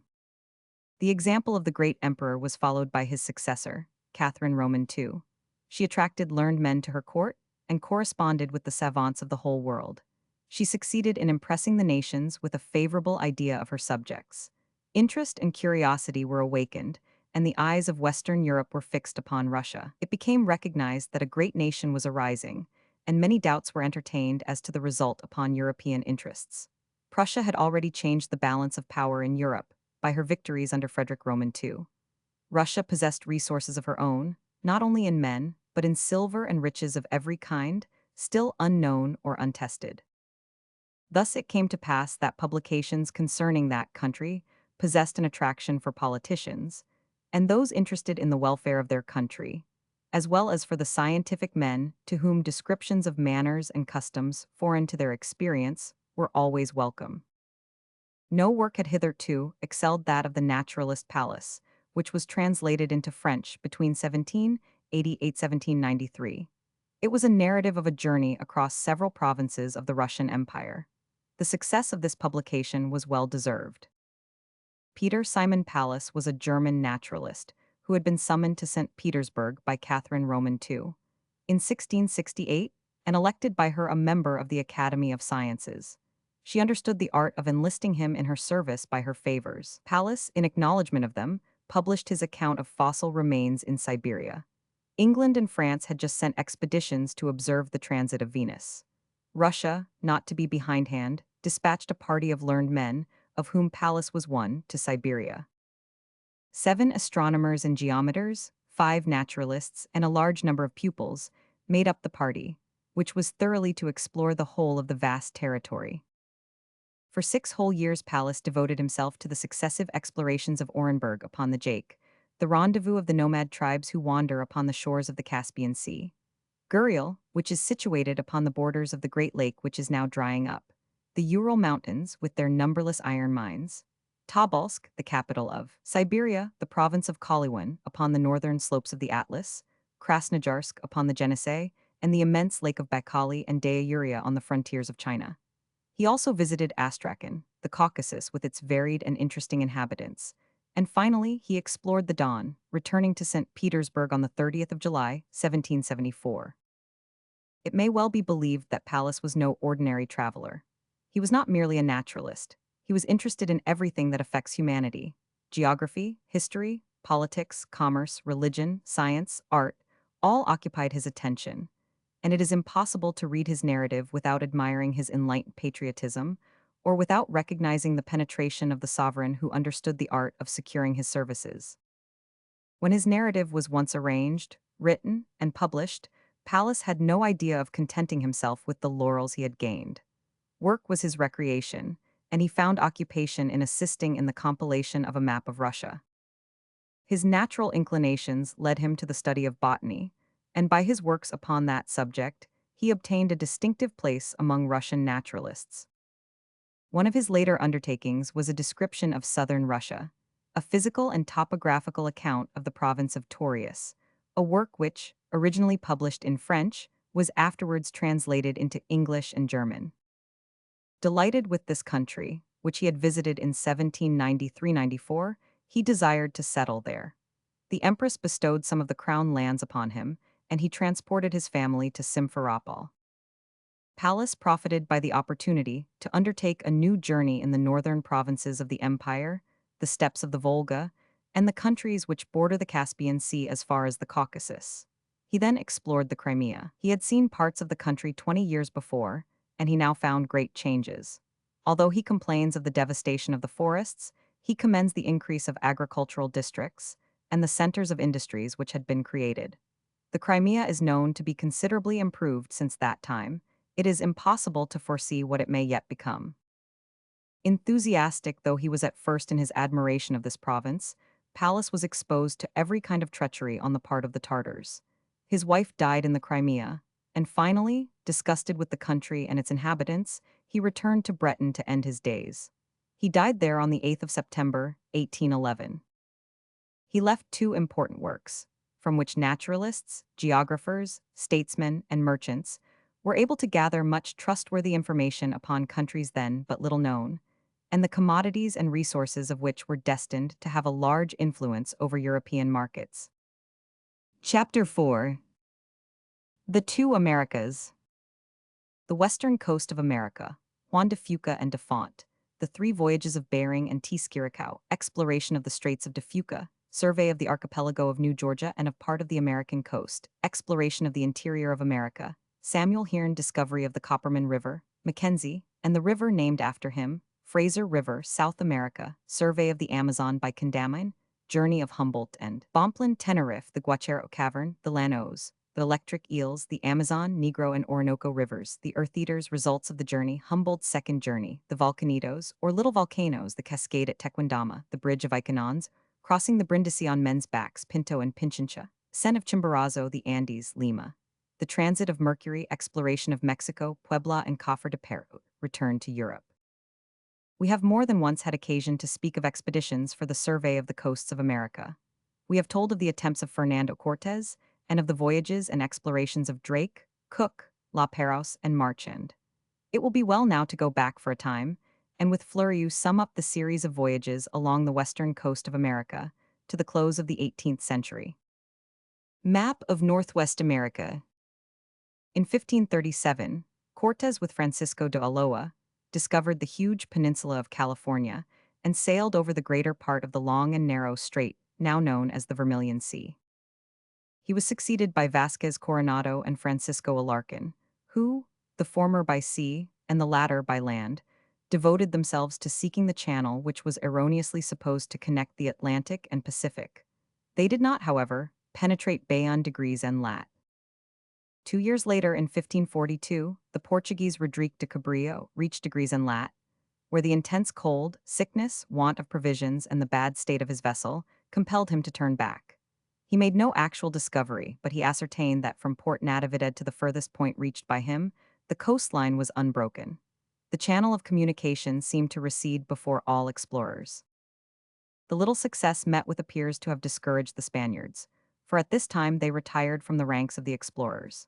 It was an Englishman, Drake, who, after having sailed along the western coast as far as the Straits of Magellan and devastated the Spanish possessions, reached the 48th degree, explored the whole coast, and returning the same way, gave to the vast districts included within 10 degrees the name of New Albion. Next came, in 1592, the greatly fabulous voyage of Juan de Fuca, who claimed to have found the long-sought Strait of Anian, when he had but found the channel dividing Vancouver's island from the mainland. In 1602, Vizcaino laid the foundations of Port Monterey in California, and 40 years later took place that much contested voyage of Admiral de Fuente, or de Font according as one reckons him a Spaniard or a Portuguese, which has been the text of so many learned discussions and ingenious suppositions. To him, we owe the discovery of the archipelago of St. Lazarus above Vancouver's Island, but all that he says about the lakes and large towns he claims to have visited must be relegated to the realms of romance, as well as his assertion that he discovered a communication between the two oceans. Port Monterey. Port Monterey. Facsimile of early engraving. In the 18th century, the assertions of travelers were no longer blindly accepted. They were examined and sifted, those parts only being believed which accorded with the well-authenticated accounts of others. Buech, Delisle, and above all Fleurieu, inaugurated the prolific literature of historical criticism, and we have every reason to be grateful to them. The Russians, as we know, had greatly extended the field of their knowledge, and there was every reason to suppose that their hunters and Cossacks would soon reach America, if, as was then believed, the two continents were connected in the north. But from such unprofessional travelers, no trustworthy scientific details could be expected. A few years before his death, the Emperor Peter I drew up, with his own hands, a plan of an expedition, with instructions to its members, which he had long had in view, for ascertaining whether Asia and America are united or separated by a strait. The arsenal and forts of Kamchatka being unable to supply the necessary men, stores, and sea, captains, sailors, equipment, and provisions had to be imported from Europe. Vitus Bering, a Dane, and Alexis T. Skirikow, a Russian who had both given many a proof of skill and knowledge, were appointed to the command of the expedition, which consisted of two vessels built at Kamchatka. They were not ready to put to sea until July 20th, 1720. Steering northeast along the coast of Asia, of which he never for a moment lost sight, Bering discovered on the 15th August in 67 degrees 18 and lat, a cape beyond which the coast stretched away westwards. In this first voyage Bering did not apparently see the coast of America, though he probably passed through the strait to which posterity has given his name. The fabulous Strait of Anian gave place to Bering Straits. A second voyage made by the same explorers the following year was without results. Not until June 4th, 1741, were Bering and T. Skirikow in a position to start again. This time they meant to bear to the east after reaching 50 degrees and lat, till they should come to the coast of America. But the two vessels were separated in a gale of wind on the 28th August and were unable to find each other again throughout the trip. On the 18th July, Bering discerned the American continent in 58 degrees 28 and lat, and the succeeding days were devoted to the survey of the vast bay between Capes St. Elias and St. Hermogenes. Bering spent the whole of August in sailing about the islands known as the Shumagen Archipelago off the peninsula of Alaska, and after a struggle, lasting until the 24th September, with contrary winds, he sighted the most southerly cape of the peninsula and discovered part of the Aleutian group. Exhausted by long illness, however, the explorer was now no longer able to direct the course of his vessel, and could not prevent her from running aground on the little island bearing his name. There, on the 8th December, 1741, this brave man and skillful explorer perished miserably.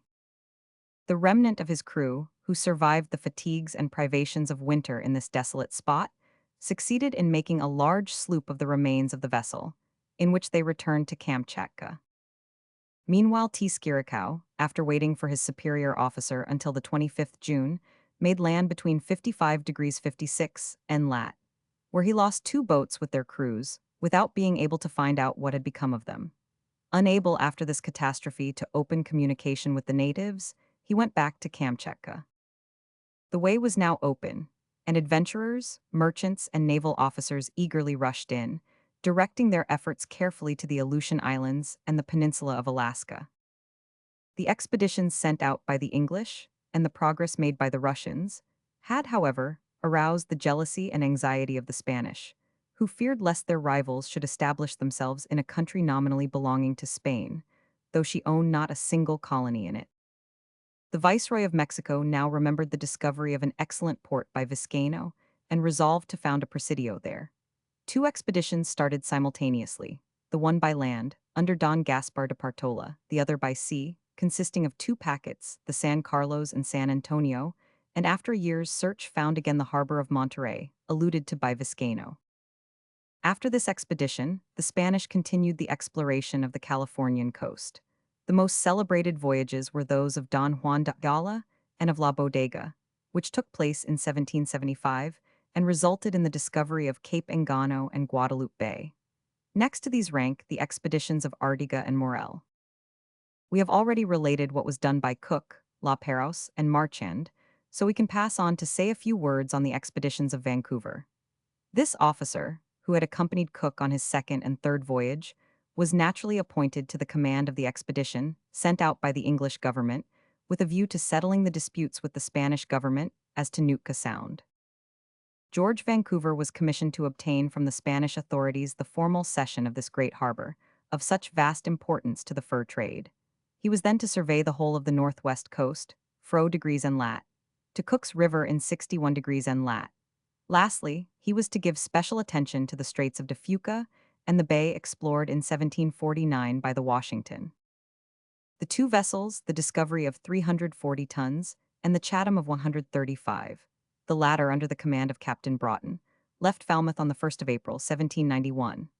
After touching at Tenerife, Simon Bay, and the Cape of Good Hope, Vancouver steered southwards, sighted St. Paul's Island, and sailed towards New Holland, between the routes taken by Dampier and Marion, and through latitudes which had not yet been traversed. On the 27th September was sighted part of the coast of New Holland, ending in abrupt and precipitous cliffs, to which the name of Cape Chatham was given. As many of his crew were down with dysentery, Vancouver decided to anchor in the first harbor he came to get water, wood, and above all provisions, of which he stood sorely in need. Port George Roman III was the first reached, where ducks, curlews, swans, fish, and oysters abounded, but no communication could be opened with the natives, although a recently abandoned village of some 20 huts was seen. We need not follow Vancouver in his cruise along the southwest coast of Holland, as we shall learn nothing new from it. On the 28th November Van Diemen's Land was doubled, and on the 2nd December the coast of New Zealand was reached, and anchor cast by the two vessels in Dusky Bay. Here Vancouver completed the survey left unfinished by Cook. A gale soon separated the Discovery from the Chatham, which was found again in Matavai Bay, Tahiti. During the voyage there from Dusky Bay, Vancouver discovered some rocky islands, which he called the Snares, and a large island named Opera, whilst Captain Broughton had discovered Chatham Island, on the east of New Zealand. The incidents of the stay at Tahiti resemble those of Cook's story too closely for repetition. On the 24th January, the two vessels started for the Sandwich Islands and stopped for a short time off Awahi, Waiahu, and Ottaway.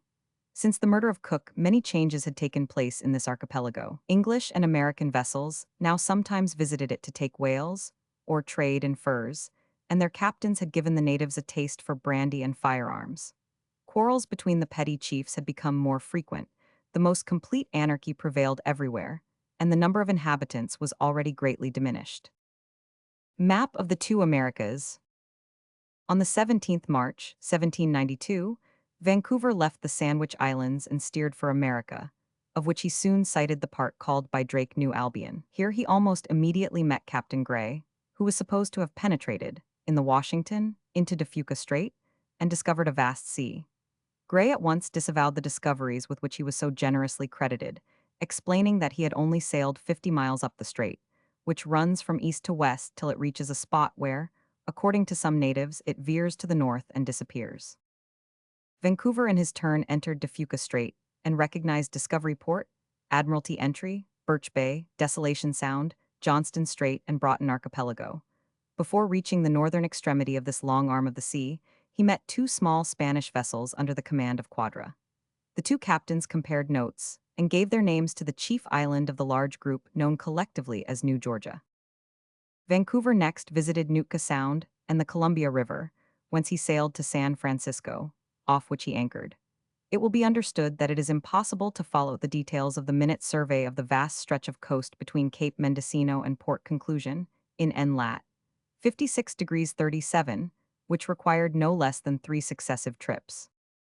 Now, says the great navigator, that we have achieved the chief aim of the king in ordering this voyage, I flatter myself that our very detailed survey of the northwest coast of America will dispel all doubts, and do away with all erroneous opinions as to a northwest passage. Surely no one will now believe in there being a communication between the North Pacific and the interior of the American continent in the part traversed by us. Leaving Nootka to survey the coast of South America before returning to Europe, Vancouver touched at the small Coconut Island, which, as we have already observed, little deserves its name, cast anchor off Valparaiso, doubled Cape Horn, took in water at St. Helena, and re-entered the Thames on the 12th September, 1795. The fatigue incidental to this long expedition had so undermined the health of the explorer that he died in May, 1798, leaving the account of his voyage to be finished by his brother. Throughout the arduous survey, occupying 4 years, of 900 miles of coast, the Discovery and Chatham lost but 2 men. It will be seen from this how apt a pupil of Cook the great navigator was, and we do not know whether most to admire in Vancouver his care for his sailors and humanity to the natives, or the wonderful nautical skill he displayed in this dangerous cruise. While explorers thus succeeded each other on the western coast of America, colonists were not idle inland. Already established on the borders of the Atlantic, where a series of states had been founded from Florida to Canada, the white men were now rapidly forcing their way westwards. Trappers and coureurs des bois, as the French hunters were called, had discovered vast tracts of land suitable for cultivation, and many English squatters had already taken root, not, however, without numerous conflicts with the original owners of the soil, whom they daily tried to drive into the interior. Emigrants were soon attracted in large numbers by the fertility of a virgin soil and the more liberal constitution of the various states. Their number increased to such an extent that at the end of the 17th century, the heirs of Lord Baltimore estimated the produce of the sale of their lands at £3,000. And in the middle of the following century, 1750, the successors of William Penn also made a profit 10 times as great as the original price of their property. Yet emigration was even then not sufficiently rapid, and convicts were introduced. Maryland number in 1750. Many scandalous abuses also resulted from the compulsory signing by newcomers of agreements they did not understand. Although the lands bought of the Indians were far from being all occupied, the English colonists continued to push their way inland, at the risk of encounters with the legitimate owners of the soil. In the north, the Hudson's Bay Company, holding a monopoly of the fur trade, were always on the lookout for new hunting grounds, for those originally explored were soon exhausted. Their trappers made their way far into the western wilds and gained valuable information from the Indians whom they pressed into their service and taught to get drunk. By this means the existence of a river flowing northwards, past some copper mines, from which some natives brought fine specimens to Fort Prince of Wales, was ascertained. The company at once, i.e. in 1769, decided to send out an expedition, to the command of which they appointed Samuel Hearne. For a journey to the Arctic regions, where provisions are difficult to obtain, and the cold is intense, a few well-seasoned men are required, who can endure the fatigue of an arduous march over snow and bear up against hunger. Hearne took with him only 2 whites and a few Indians on whom he could depend. In spite of the great skill of the guides, who knew the country and were familiar with the habits of the game it contained, provisions soon failed. 200 miles from Fort Prince of Wales, the Indians abandoned Hearne and his 2 companions, who were obliged to retrace their steps.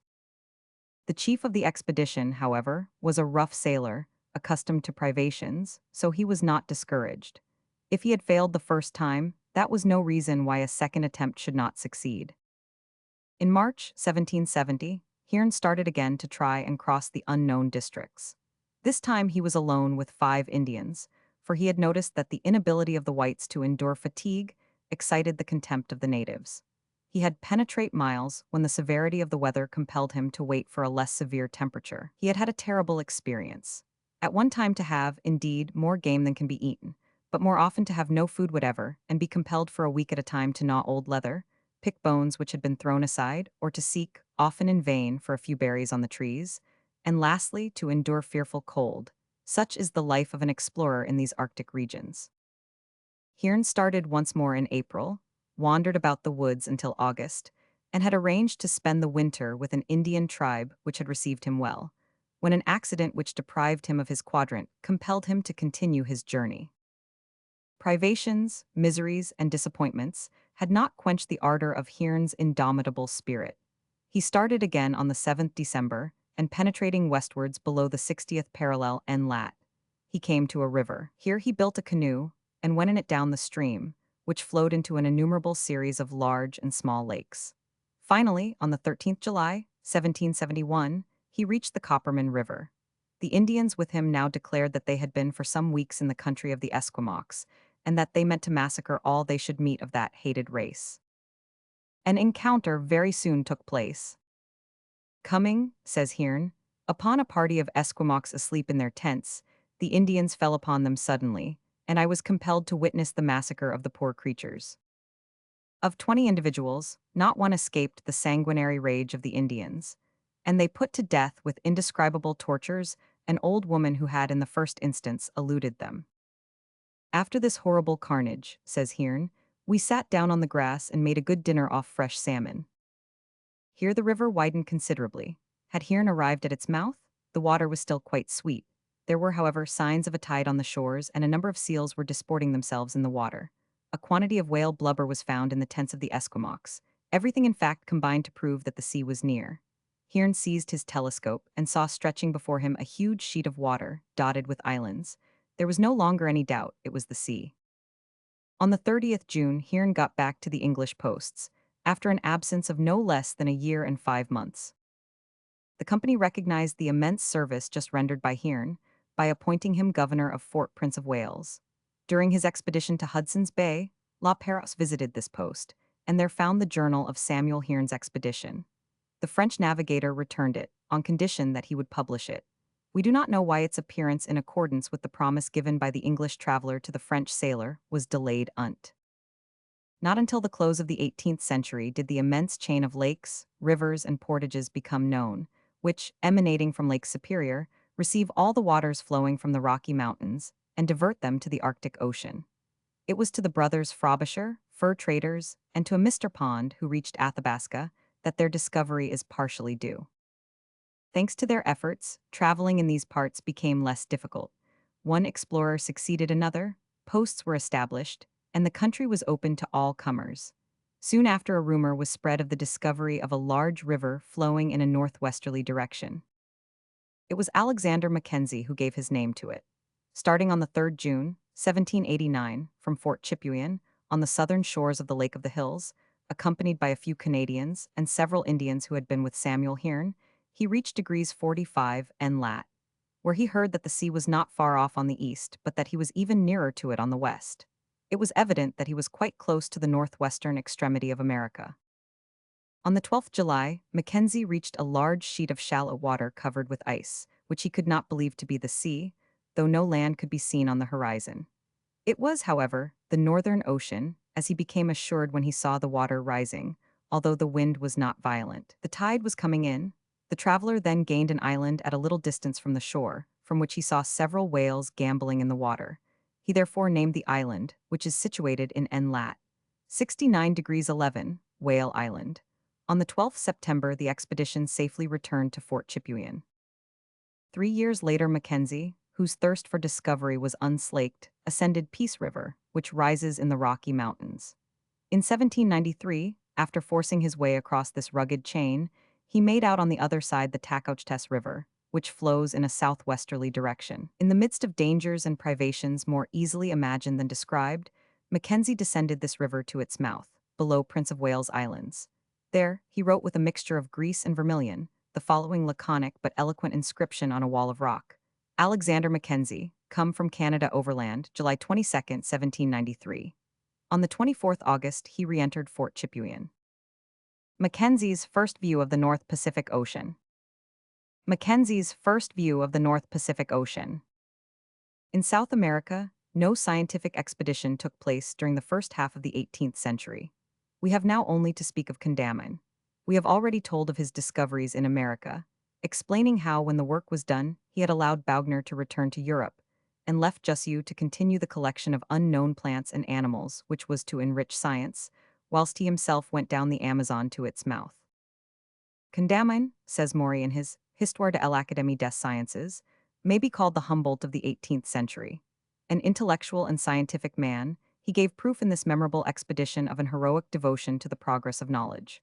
The funds granted to him by the king for his expedition were not sufficient.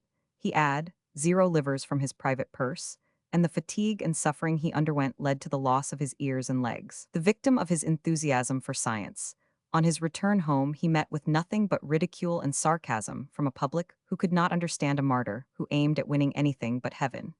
In him was recognized, not the indefatigable explorer who had braved so many dangers, but the infirm and deaf M. de Condamin, who always held his ear trumpet in his hand. Content, however, with the recognition of his fellow savants, to which Buffon gave such eloquent expression in his reply to the address at his reception at the French Academy, Condamin consoled himself by composing songs, and maintained until his death, which was hastened by all he had undergone, the zeal for information on all subjects, even torture, which led him to question the executioner on the scaffold of Damiens. Portrait of Condamin. Portrait of Condamin. Facsimile of early engraving. Few travelers before Condamin had had an opportunity of penetrating into Brazil. The learned explorer hoped, therefore, to render his journey useful by making a map of the course of the river, and putting down all his observations on the singular costumes worn by the natives of that little frequented country. After Orellana, whose adventurous trip we have related, Pedro de Ursua was sent in 1559 by the Viceroy of Peru to seek for Lake Parima and the El Dorado. He was murdered by a rebel soldier, who committed all manner of outrages on his way down the river, and finished his course by being abandoned on Trinity Island. Efforts of this kind did not throw much light on the course of the river. The Portuguese were more fortunate. In 1636, and Pedro Teixeira, with 47 canoes and a large number of Spaniards and Indians, followed the Amazon as far as the junction of its tributary the Napo, and then ascended, first it, and afterwards the Coca, to within 30 miles of Quito, which he reached with a few men. The map drawn up by Sanson after this trip, and as a matter of course copied by all geographers, was extremely defective, and there was no other. At that time the copy of a map drawn up by Father Fritz, a German missionary, came out in Vol. Roman 12, of the Letters Edifiants, a valuable publication, containing a multitude of interesting historical and geographical facts. In this map it was shown that the Napo is not the true source of the Amazon, and that the latter, under the name of the Maranon, issues from Lake Guanuco, 30 leagues east of Lima. The lower portion of the course of the river was badly drawn, as Father Fritz was too ill when he went down it to observe closely. Leaving Tarqui, 5 leagues from Cuenca, on the 11th May, 1743, Condamin passed Zaruma, a town once famous for its gold mines, and having crossed several rivers on the hanging bridges, which looked like huge hammocks slung from one side to the other, reached Loxa, 4 degrees from the line, and fathoms lower than Quito. Here he noticed a remarkable difference of temperature, and found the mountains to be mere hills compared with those of Quito. Between Loxa and Yin de Bracamoros, the last buttresses of the Andes are crossed. In this district, rain falls every day throughout the year, so that a long stay cannot be made there. The whole country has declined greatly from its former prosperity. Loyola, Valladolid, Yin, and the greater number of the Peruvian towns at a distance from the sea, and the main road between Carthage and Lima, were in Condamin's time little more than hamlets. Yet forests of coconut trees grow all around Yin, the natives thinking no more of them than they do of the gold dust brought down by their rivers. Condamin embarked on the Chinsype, wider here than the Seine at Paris, and went down it as far as its junction with the Maranon, beyond which the latter river becomes navigable, although its course is broken by a number of falls and rapids, and in many places narrows till it is but 20 fathoms wide. The most celebrated of these narrows is the Pongo, or Gate of Mansarich, in the heart of the Cordillera, where the Amazon has hewn for itself a bed only 55 fathoms wide, with all but perpendicular sides. Condamin, attended only by a single Negro, met with an almost unparalleled adventure on a raft in this pongo. The stream, he says, the height of which had diminished 25 feet in 36 hours, continued to decrease in volume. In the middle of the night, part of a large branch of a tree caught between the woodwork of my boat, penetrating further and further as the latter sunk with the water, so that if I had not been awake and on guard at the time, I should have found myself hanging from a tree on my raft. The least of the evils threatening me would have been the loss of my journals and notebooks, the fruit of 8 years of work. Fortunately, I eventually found means to free my raft and float it again. Celebrated Narrows of Mansorich. Celebrated Narrows of Mansorich. Facsimile of early engraving. In the midst of the woods near the ruined town of Santiago, where Condamine arrived on the 10th July, lived the Zabero Indians, who had been for a century in revolt against the Spaniards, who tried to force them to labor in the gold mines. Beyond the Pongo of Mansorich, a new world was entered, a perfect ocean of fresh water, a labyrinth of lakes, rivers, and channels, set in an impenetrable forest. Although he had lived in the open air for more than 7 years, Condamine was struck dumb by this novel spectacle of water and trees only, with nothing else besides. Leaving Borja on the 14th July, the traveler soon passed the mouth of the Morona, which comes down from the volcano of Sangay, the ashes from which are sometimes flung beyond Guayaquil. He next passed the three mouths of the Pastaca, a river at this time so much swollen that the width of no one of its mouths could be estimated. On the 19th of the same month, Condamine reached Laguna, where Pedro Maldonado, governor of the province of Esmeraldas, who had come down the Pastaca, had been waiting for him for 6 weeks. At this time, Laguna was a large community of some 1,000 Indians capable of bearing arms, who recognized the authority of the missionaries of the different tribes. In making a map of the course of the Amazon, says Condamine, I provided myself with a resource against the ennui of a quiet voyage with nothing to break the monotony of the scenery, though that scenery was new to me. My attention was continually on the strain as, compass and watch in hand, I noted the deflections in the course of the river, the time occupied in passing from one bend to another, the variations in the breadth of its bed, and in that of the mouths of its tributaries, the angle formed by the latter at the confluence, the position and size of the islands, and above all the rate of the current, and that of the canoe, now on land and now in the canoe, employing various modes of measurement, which it would be superfluous to explain here. Every instant was occupied. I often sounded and measured geometrically the breadth of the river and that of its tributaries. I took the height of the sun at the meridian every day, and I noted its amplitude at its rising and setting, wherever I went. On the 25th July, after having passed the Tigray River, Condamine came to a new mission station, that of a tribe called Yamios, recently rescued from the woods by the fathers. Their language is difficult to learn, and their mode of pronouncing it extraordinary. Some of their words are 9 or 10 syllables long, and yet they can only count up to 3. They use a kind of pea shooter with great skill, firing from it small arrows tipped with a poison which causes instantaneous death. The following day the explorer passed the mouth of the Ucayale, one of the most important of the tributaries of the Maranon, and which might even be its source. Beyond it, the main stream widens sensibly. Condamine reached on the 27th the mission station of the Amaguas, formerly a powerful nation, whose dwelling extended along the banks of the Amazon for a distance of 200 leagues below the Napo. Originally strangers in the land, they are supposed to have come down some river rising in Granada, and to have fled from the Spanish yoke. The word Amagua means flathead in Peruvian, and these people have the singular custom of squeezing the foreheads of newborn babies between two flat pieces of wood, to make them, as they say, resemble the full moon. They also use two curious plants, the floripondio and the curupa, which makes them drunk for 24 hours and causes very wonderful dreams. So that opium and hachich have their counterparts in Peru. Amagua Indians. Amagua Indians.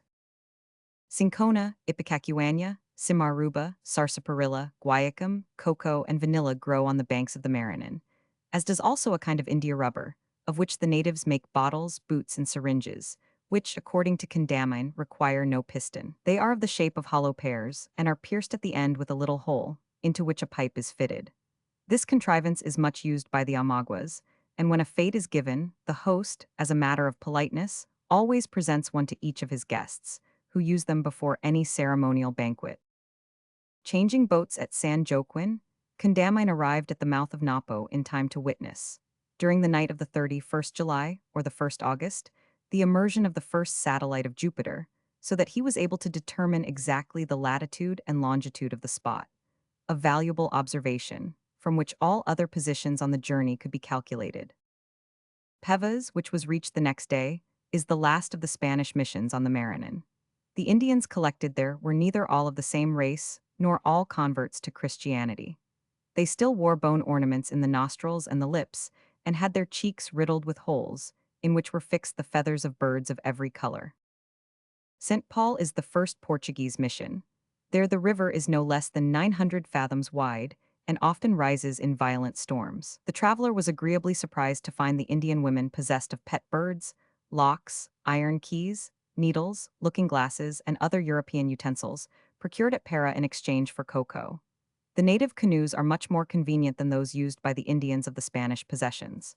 They are in fact regular little brigantines, 60 feet long by 7 wide, manned by 40 oarsmen.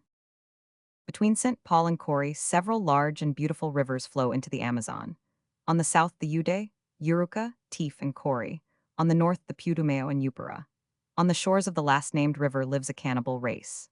Here Texera set up a barrier, on the 26th June, 1639, which was to mark the frontier between the district in which the Brazilian and Peruvian languages respectively were to be used in dealing with the Indians.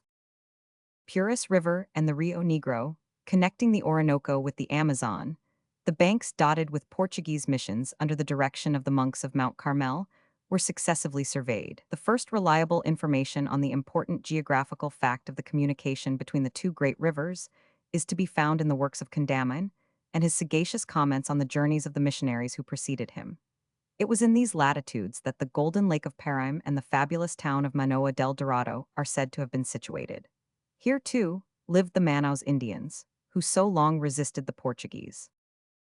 Now were passed successively the mouth of the Madeira River, so called on account of the quantity of timber which drifts down from it, the port of Pauxis, beyond which the Maranon takes the name of the Amazon, and where the tide begins to be felt, although the sea is more than 200 miles distant, and the fortress of Tapios, at the mouth of a river coming down from the mines of Brazil, on the borders of which live the Tupinambas.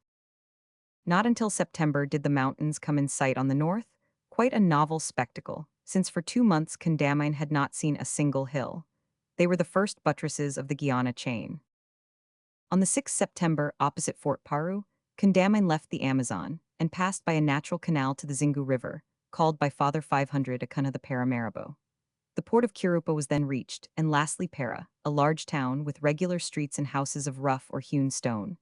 To complete his map, the explorer was obliged to visit the mouth of the Amazon, where he embarked for Cayenne, arriving there on the 20th February, 1774. This long voyage had the most important results. For the first time, the course of the Amazon had been laid down in a thoroughly scientific manner, and the connection between it and the Orinoco ascertained.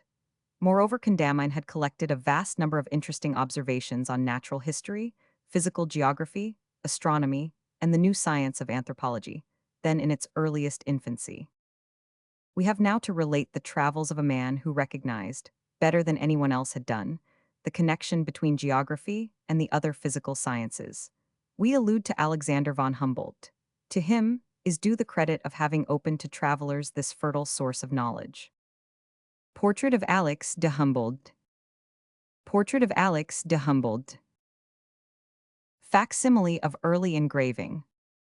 Born at Berlin in 1759, Humboldt's earliest studies were carried on under Camp, the well-known editor of many volumes of travels.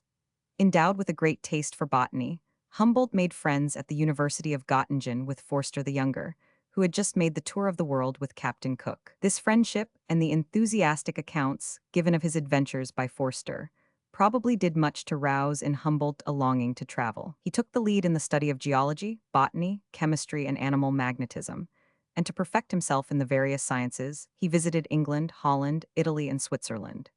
In 1797, after the death of his mother, who objected to his leaving Europe, he went to Paris, where he became acquainted with Aime Bomplin, a young botanist, with whom he at once agreed to go on several exploring expeditions. It had been arranged that Humboldt should accompany Captain Baudin, but the delay in the starting of his expedition exhausted the young enthusiast's patience, and he went to Marseille with the intention of joining the French army in Egypt. For 2 whole months he waited for the sailing of the frigate which was to take him, and, weary of inaction, he went to Spain with his friend Bomplin. in the hope of obtaining permission to visit the Spanish possessions in America.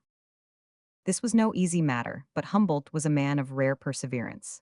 He was thoroughly well informed, he had first-rate introductions, and he was, moreover, already becoming known. In spite, therefore, of the extreme reluctance of the government, he was at last authorized to explore the Spanish colonies and take any astronomical or geodesic observations he chose. The two friends left Corunna on the 5th June, 1799, and reached the Canaries 13 days later. Of course, as naturalists they were in duty bound not to land at Tenerife without ascending the peak. Scarcely any naturalist, says Humboldt in a letter to La Métairie, who, like myself, has passed through to the Indies, has had time to do more than go to the foot of this colossal volcano and admire the delightful gardens of Orotava. Fortunately for me, our frigate, the Pizarro, stopped for 6 days. I examined in detail the layers of which the Peak of Tade is composed. We slept in the moonlight at a height of 1,200 fathoms.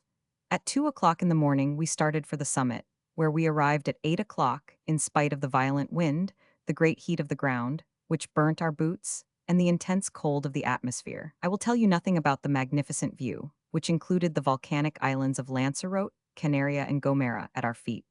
The desert, 20 leagues square, strewn with pumice stone and lava, and without insects or birds separating us from thickets of laurel trees and heaths, or of the vineyards studded with palms, banana, and dragon trees, the roots of which are washed by the waves. We went into the very crater itself. It is not more than 40 or 60 feet deep. The summit is 1904 fathoms above the sea level, as estimated by Borda in a very careful geometric measurement.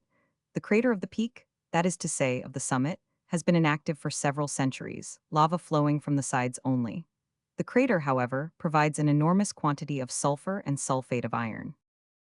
In July, Humboldt and Bomplund arrived at Cumana, in that part of America known as terra firma. Here they spent some weeks in examining the traces left by the great earthquake of 1797. They then determined the position of Cumana, which was placed a degree and a half too far north on all the maps, an error due to the fact of the current bearing to the north near La Trinidad, having deceived all travelers. In December 1799, Humboldt wrote from Caracas to the astronomer Lalande. I have just completed an intensely interesting journey in the interior of Persia, in the Cordillera of Coquillar, Tumari, and Guiri.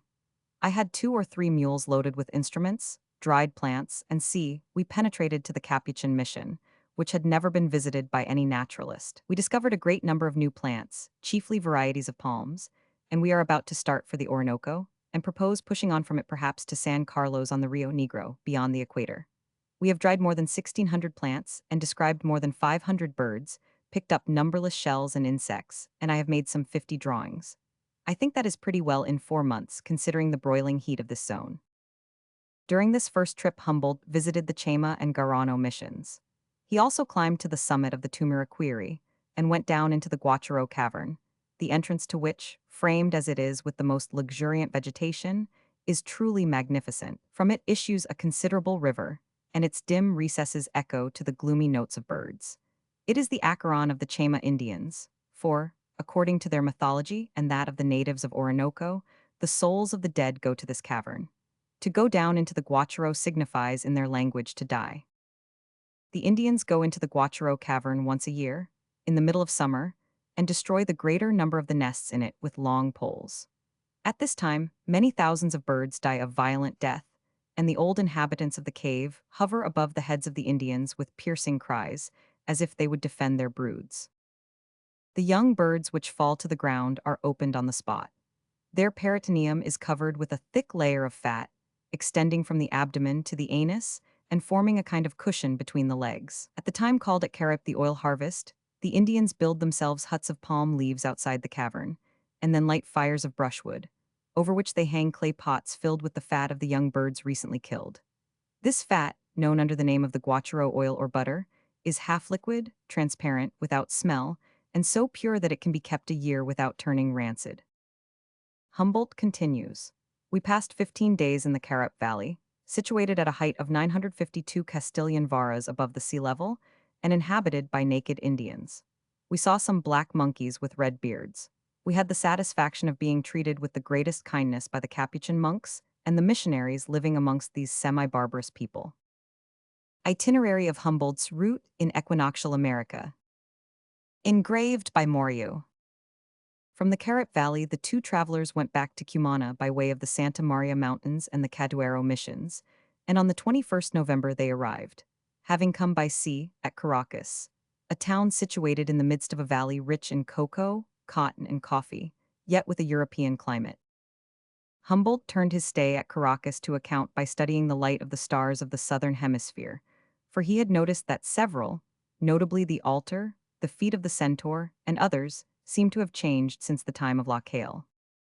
At the same time, he put his collections in order, dispatching part of them to Europe, and most thoroughly examined some rocks, with a view to ascertaining of what materials the earth's crust was here composed. After having explored the neighborhood of Caracas and ascended the Silla, which, although close to the town, had never been scaled by any native, Humboldt and Bomplund went to Valencia, along the shores of a lake called Tacarigua by the Indians, and exceeding in size that of Neufchatel in Switzerland. Nothing could give any idea of the richness and variety of the vegetation. But the interest of the lake consists not only in its picturesque and romantic beauty. The gradual decrease in the volume of its waters attracted the attention of Humboldt, who attributed it to the reckless cutting down of the forests in its neighborhood, resulting in the exhaustion of its sources. Near this lake Humboldt received proof of the truth of the accounts he had heard of an extraordinary tree, the palo de la vaca, or cout tree, which yields a balsamic and very nutritive milk, drawn off from incisions made in the bark. The most arduous part of the trip began at Porto Caballo, at the entrance to the Llanos, or perfectly flat plains stretching between the hills of the coast and the Orinoco Valley. I am not sure, says Humboldt, that the first sight of the Llanos is not as surprising as that of the Andes. Nothing, in fact, could be more striking than the sea of grass, from which whirls of dust rise up continually, although not a breath of wind is felt at Calabozo, in the center of this vast plain. Humboldt first tested the power of the gymnotus, or electric eel, large numbers of which are met with in all the tributaries of the Orinoco. The Indians, who were afraid of exposing themselves to the electric discharge of these singular creatures, proposed sending some horses into the marsh containing them. The extraordinary noise made by the shoes of the horses, says Humboldt, made the eels come out of the ooze and prepare for battle. The yellowish livid gymnoti, resembling serpents, swam on the top of the water and squeezed themselves under the bodies of the quadrupeds which had disturbed them. The struggle which ensued between animals, so differently constituted, presented a very striking spectacle. The Indians, armed with harpoons and long canes, surrounded the pond on every side, and even climbed into the trees, the branches of which stretched horizontally over the water. Their wild cries, as they brandished their long sticks, prevented the horses from running away and getting back to the shores of the pond, whilst the eels, driven mad by the noise, defended themselves by repeated discharges from their electric batteries. For a long time they appeared victorious, and some horses succumbed to the violence of the repeated shocks which they received upon their vital organs from every side. They were stunned and sank beneath the water. Others, panting for breath with manes erect and wild eyes full of the keenest suffering, tried to fly from the scene, but the merciless Indians drove them back into the water. A very few, who succeeded in eluding the vigilance of the guards, regained the bank, stumbling at every step, and lay down upon the sand, exhausted with fatigue, every limb paralyzed from the electric shocks received from the eels. I never remember receiving a more terrible shock from a Leyden jar than I did from a gymnotus on which I accidentally trod just after it came out of the water. The astronomic position of Calabozo having been determined, Humboldt and Bomplund resumed their journey to the Orinoco. The Uriticu, with its numerous and ferocious crocodiles, and the Apure, one of the tributaries of the Orinoco, the banks of which are covered with a luxuriant vegetation such as is only met with in the tropics, were successively crossed or descended. The latter stream is flanked on either side by thick hedges, with openings here and there, through which boars, tigers, and other wild animals made their way to quench their thirst. When the shades of night shut in the forest, so silent by day, it resounds with the cries of birds and the howling or roaring of beasts of prey, vying with each other as to which shall make the most noise. While the Uriticu is inhabited by fierce crocodiles, the Apure is the home of a small fish called the carabido, which attacks bathers with great fury, often biting out large pieces of flesh. It is only 4 or 5 inches long, but more formidable than the largest crocodile, and the waters it frequents are carefully avoided by the Indians, in spite of their fondness for bathing and the relief it affords them, persecuted as they are by ants and mosquitoes. Our travelers went down the Orinoco as far as the Temi, which is connected by a short portage with the Cano Pimicino, a tributary of the Rio Negro. The banks of the Temi and the adjacent forests are often inundated, and then the Indians make waterways 2 or 3 feet wide between the trees. Nothing could be more quaint or imposing than floating amongst the gigantic growths beneath their green foliage. Sometimes, 300 or 400 leagues inland, the traveler comes upon a troop of freshwater dolphins, spouting up water and compressed air in the manner which has gained for them the name of blowers. Gigantic vegetation on the banks of the Temi. Gigantic vegetation on the banks of the Temi. It took 4 days to transport the canoes from the Tenir to the Cano Pimicino, as a path had to be cleared with axes. The Pimicino flows into the Rio Negro, which is in its turn a tributary of the Amazon. Humboldt and Bomplin went down the Rio Negro as far as San Carlos, and then up the Cassiquairo, an important branch of the Orinoco, which connects it with the Rio Negro. The shores of the Cassiquairo are inhabited by the Idipaminors, who live entirely on smoked ants. Lastly, the travelers went up the Orinoco nearly to its source, at the foot of the Duida volcano, where their further progress was stopped by the hostility of the Guaharibos and the Guayca Indians, who were skillful marksmen with the bow and arrow. Here was discovered the famous El Dorado Lake, with its floating islets of talc. Thus was finally solved the problem of the junction of the Orinoco and the Maranon, which takes place on the borders of the Spanish and Portuguese territories, 2 degrees above the equator. The two travelers then floated with the current down the Orinoco, traversing by this means 500 leagues in 25 days, after which they halted for 3 weeks at Angostura to tide over the time of the great heat, when fever is prevalent, regaining Cumana in October 1800. My health, says Humboldt, was proof against the fatigue of a journey of more than 1,300 leagues, but my poor comrade Bomplind was, immediately on his return, seized with fever and sickness, which nearly proved fatal. A constitution of exceptional vigor is necessary to enable a traveler to bear the fatigue, privations, and interruptions of every kind with which he has to contend in these unhealthy districts with impunity. We were constantly surrounded by voracious tigers and crocodiles, stung by venomous mosquitoes and ants, with no food for 3 months but water, bananas, fish, and tapioca, now crossing the territory of the earth-eating Ottomacs, now wandering through the desolate regions below the equator, where not a human creature is seen for 130 leagues. Few indeed are those who survive such perils and such exertions, fewer still are those who, having surmounted them, have sufficient courage and strength to encounter them a second time. We have seen what an important geographical discovery rewarded the perseverance of the explorers, who had completed the examination of the whole of the district north of the Amazon, between Papian and the mountains of French Guiana. The results obtained in other branches of science were no less novel and important.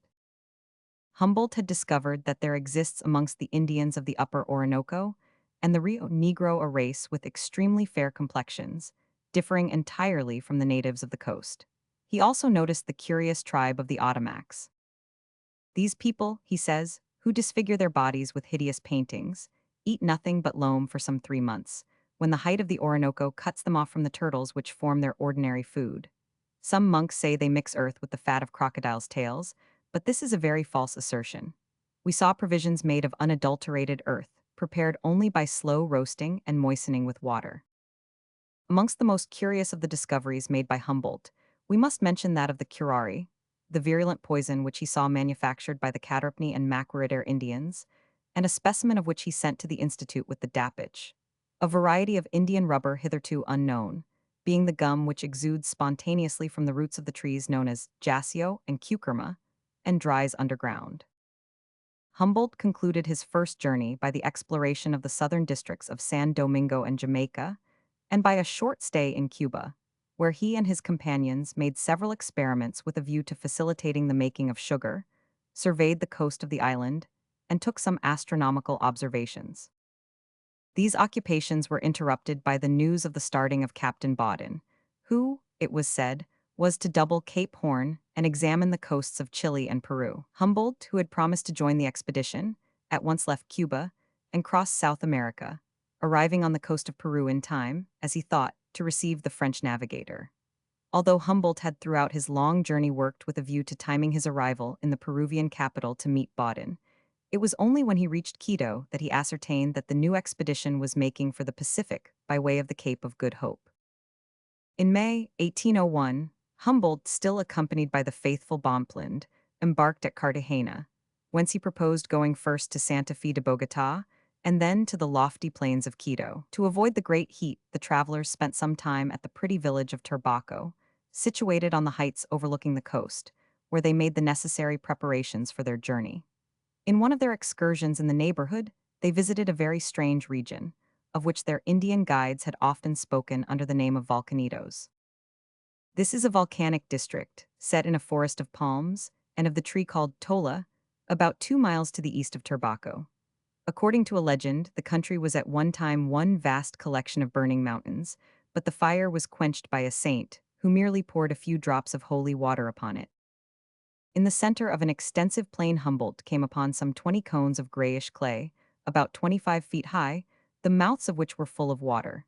As the travelers approached, a hollow sound was heard, succeeded in a few minutes by the escape of a great quantity of gas.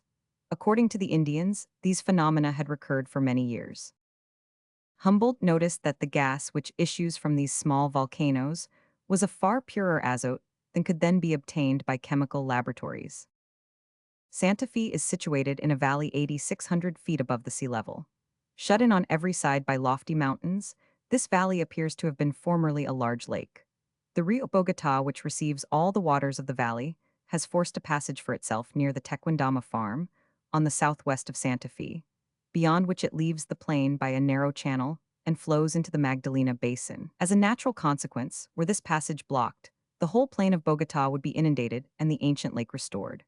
There exists amongst the Indians a legend similar to that connected with Roland's Pass in the Pyrenees, telling how one of their heroes split open the rocks and drained dry the valley of Bogota, after which, content with his exploit, he retired to the sacred town of Araca, where he did penance for 2,000 years, inflicting upon himself the greatest torture. The cataract of Tequendama, although not the largest in the world, yet affords a very beautiful sight. When swollen by the addition of all the waters of the valley, the river, a little above the falls, is 175 feet wide, but on entering the defile, which appears to have been made by an earthquake, it is not more than 40 feet in breadth. The abyss into which it flings itself is no less than 600 feet deep. Above this vast precipice constantly rises a dense cloud of foam, which, falling again almost immediately, is said to contribute greatly to the fertility of the valley. Nothing could be more striking than the contrast between the valley of the Rio Bogota and that of the Magdalena, the one with the climate and productions of Europe, the corn, the oaks and other trees of our native land, the other with palms, sugar canes, and all the growths of the tropics. One of the most interesting of the natural curiosities met with by our travelers on the trip was the bridge of Jacanons, which they crossed in September 1801. At the bottom of one of the contracted ravines known as canyons, peculiar to the Andes, a little stream, the Rio Sumapaz, has forced for itself a narrow channel.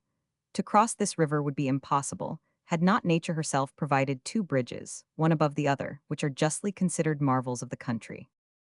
3 blocks of rock detached from one of the mountains by the earthquake which produced this mighty fissure have so fallen as to balance each other and form a natural arch, to which access is obtained by a path along the precipice. In the center of this bridge, there is an opening through which the traveler may gaze down into the infinite depth of the abyss, at the bottom of which rolls the torrent, its terrible roar mingled with the incessant screaming of thousands of birds. 60 feet above this bridge is a second, 50 feet long by 40 wide, and not more than 8 feet thick in the middle. To serve as a parapet, the natives have made a slender balustrade of reeds along the edges of this second bridge, from which the traveler can obtain a fine view of the magnificent scene beneath him. The heavy rain and bad roads made the journey to Quito very exhausting, but for all that Humboldt and Bonpland only halted there for an absolutely necessary rest, quickly pressing on for the Magdalena Valley and the magnificent forests clothing the sides of the Trinidiu in the central Andes. This mountain is considered one of the most difficult to cross in the whole chain. Even when the weather is favorable, 12 days at least are necessary for traversing the forests, in which not a human creature is seen and no food can be obtained. The highest point is 1,200 feet above the sea level, and the path leading up to it is in many parts only 1 foot wide. The traveler is generally carried, bound to a chair in a sitting posture, on the back of a native, as a porter carries a trunk. We preferred to go on foot, says Humboldt in a letter to his brother, and the weather being very fine, we were only 17 days in these solitudes, where not a trace is to be seen of any inhabitant. The night is passed in temporary huts made of the leaves of the heliconia, brought on purpose. On the western slopes of the Andes marshes have to be crossed, into which one sinks up to the knees, and the weather having changed when we reached them, it rained in torrents for the last few days. Our boots rotted on our feet, and we reached Carthago with naked and bleeding feet, but enriched with a fine collection of new plants. From Carthago, we went to Papian by way of Buga, crossing the fine Cauca Valley and skirting along the mountain of Choca, with the platina mines for which it is famous. We spent October 1801 at Papian, whence we made excursions to the basaltic mountains of Julusudo and the craters of the Pures volcano, which discharge hydrosulfuric steam and porphyritic granite with a terrible noise. The greatest difficulties were met with in going from Papian to Quito. We had to pass the Pasto Paramos, and that in the rainy season, which had now set in. A paramo in the Andes is a district some 1,700 or 2,000 fathoms high, where vegetation ceases and the cold is piercing. We went from Papian to Almager and thence to Pasto, at the foot of a terrible volcano, by way of the fearful precipices forming the ascent to the summit of the Cordillera, thus avoiding the heat of the Patia Valley, where one night will often bring on the fever known as the calentura de Patia, lasting 3 or 4 months. The province of Pasto consists entirely of a frozen plateau, almost too lofty for any vegetation to thrive on it, surrounded by volcanoes and sulfur mines, from which spiral columns of smoke are perpetually issuing. The inhabitants have no food but batatas, and when they run short they are obliged to live upon a little tree called a chupela, for which they have to contend with the bear of the Andes. After being wet through night and day for 2 months, and being all but drowned in a sudden flood, accompanied by an earthquake near the town of Jaybera, Humboldt and Bompland arrived on the 6th January, 1801, at Quito, where they were received in cordial and princely style by the Marquis of Selva Leger. Quito is a fine town, but the intense cold and the barren mountains surrounding it make it a gloomy place to stay in. Since the great earthquake of the 4th February, 1797, the temperature has considerably decreased, and Bauger, who registered it at an average of 4 degrees to 16 degrees, would be surprised to find it varying 4 degrees to 10 degrees Reaumur. Cotopaxi and Pichincha, Antisana and Illinaza, the various craters of one subterranean fire, were all examined by the travelers, a fortnight being devoted to each. Humboldt twice reached the edge of the Pichincha crater, never before seen except by Condamin. I made my first trip, he says, accompanied only by an Indian. Condamin had approached the crater by the lower part of its edge, which was covered with snow, and in this first attempt I followed his example. But we nearly perished. The Indian sank to the breast in a crevasse, and we found to our horror that we were walking on a bridge of frozen snow. For a little in advance of us, there were some holes through which we could see the light. Without knowing it, we were in fact on the vaults belonging to the crater itself. Startled but not discouraged, I changed my plan. From the outer rim of the crater, flung as it were upon the abyss, rise 3 peaks, 3 rocks, which are not covered with snow, because the steam from the volcano prevents the water from freezing. I climbed upon one of these rocks, and on the top of it, found a stone attached on one side only to the rock and undermined beneath, so as to protrude like a balcony over the precipice. This stone was but about 12 feet long by 6 broad, and is terribly shaken by the frequent earthquakes, of which we counted 18 in less than 30 minutes. To examine the depths of the crater thoroughly we lay on our faces, and I do not think imagination could conceive anything drearier, more gloomy, or more awful than what we saw. The crater consists of a circular hole nearly a league in circumference, the jagged edges of which are surrounded by snow. The interior is of pitchy blackness, but so vast is the gulf that the summits of several mountains situated in it can be made out at a depth of some 300 fathoms, so only fancy where their bases must be. I have no doubt that the bottom of the crater must be on a level with the town of Quito. Condamin found this volcano extinct and covered with snow, but we had to take the bad news to the inhabitants of the capital that the neighboring burning mountain is really active. Humboldt ascended the volcano of Antisana to a height of 2773 fathoms, but could go no further, as the cold was so intense that the blood started from the lips, eyes, and gums of the travelers. It was impossible to reach the crater of Cotopaxi. On the 9th June, 1802, Humboldt, accompanied by Bonpland, started from Quito to examine Chimborazo and Tungurunga. The peak of the latter fell in during the earthquake of 1797, and Humboldt found its height to be but 2531 fathoms, whilst in Condammon's time it was 2620 fathoms. From Quito, the travelers went to the Amazon by way of Lactacunga, Ambato, and Riobamba, situated in the province laid waste by the earthquake of 1797, when 40,000 inhabitants were swallowed up by water and mud. Going down the Andes, Humboldt and his companions had an opportunity of admiring the remains of the Yega Road, leading from Cusco to Asua, and known as the Incas Road. It was built entirely of hewn stones and was very straight. It might have been taken for one of the best Roman roads. In the same neighborhood are the ruins of a palace of the Inca Fupupengi, described by Condamine in the minutes of the Berlin Academy. After a stay of 10 days at Cuenca, Humboldt entered the province of Jaen, surveyed the Maranon as far as the Rio Napo, and with the aid of the astronomical observations he was able to make, supplemented Condamine's map. On the 23rd October, 1802, Humboldt entered Lima, where he successfully observed the transit of Mercury. After spending a month in that capital, he started for Guayaquil, whence he went by sea to Acapulco in Spanish America. The vast number of notes collected by Humboldt during the year he spent in Mexico, and which led to the publication of his essay on Spanish America, would, after what we have said of his previous proceedings, be enough to prove, if proof were needed, what a passion he had for knowledge, how indomitable was his energy, and how immense his power of work. At one and the same time, he was studying the antiquities and the history of Mexico, the character, customs, and language of its people, and taking observations in natural history, physical geography, chemistry, astronomy, and topography. The Tasco, Morin, and Guanajuato mines, which yield a profit of several million piastres per annum, first attracted the attention of Humboldt, who had early studied geology. He then examined the Jorullo volcano, which, although situated in the center of an immense plain 36 leagues from the sea, and more than 40 from any volcano, discharged earth on the 29th September, 1759, and formed a mountain of cinders and clay 1,700 feet high. In Mexico, the travelers were able to obtain everything necessary to the arrangement of the immense collections they had accumulated, to classify and compare the observations each had taken, and to prepare their geographical map for publication.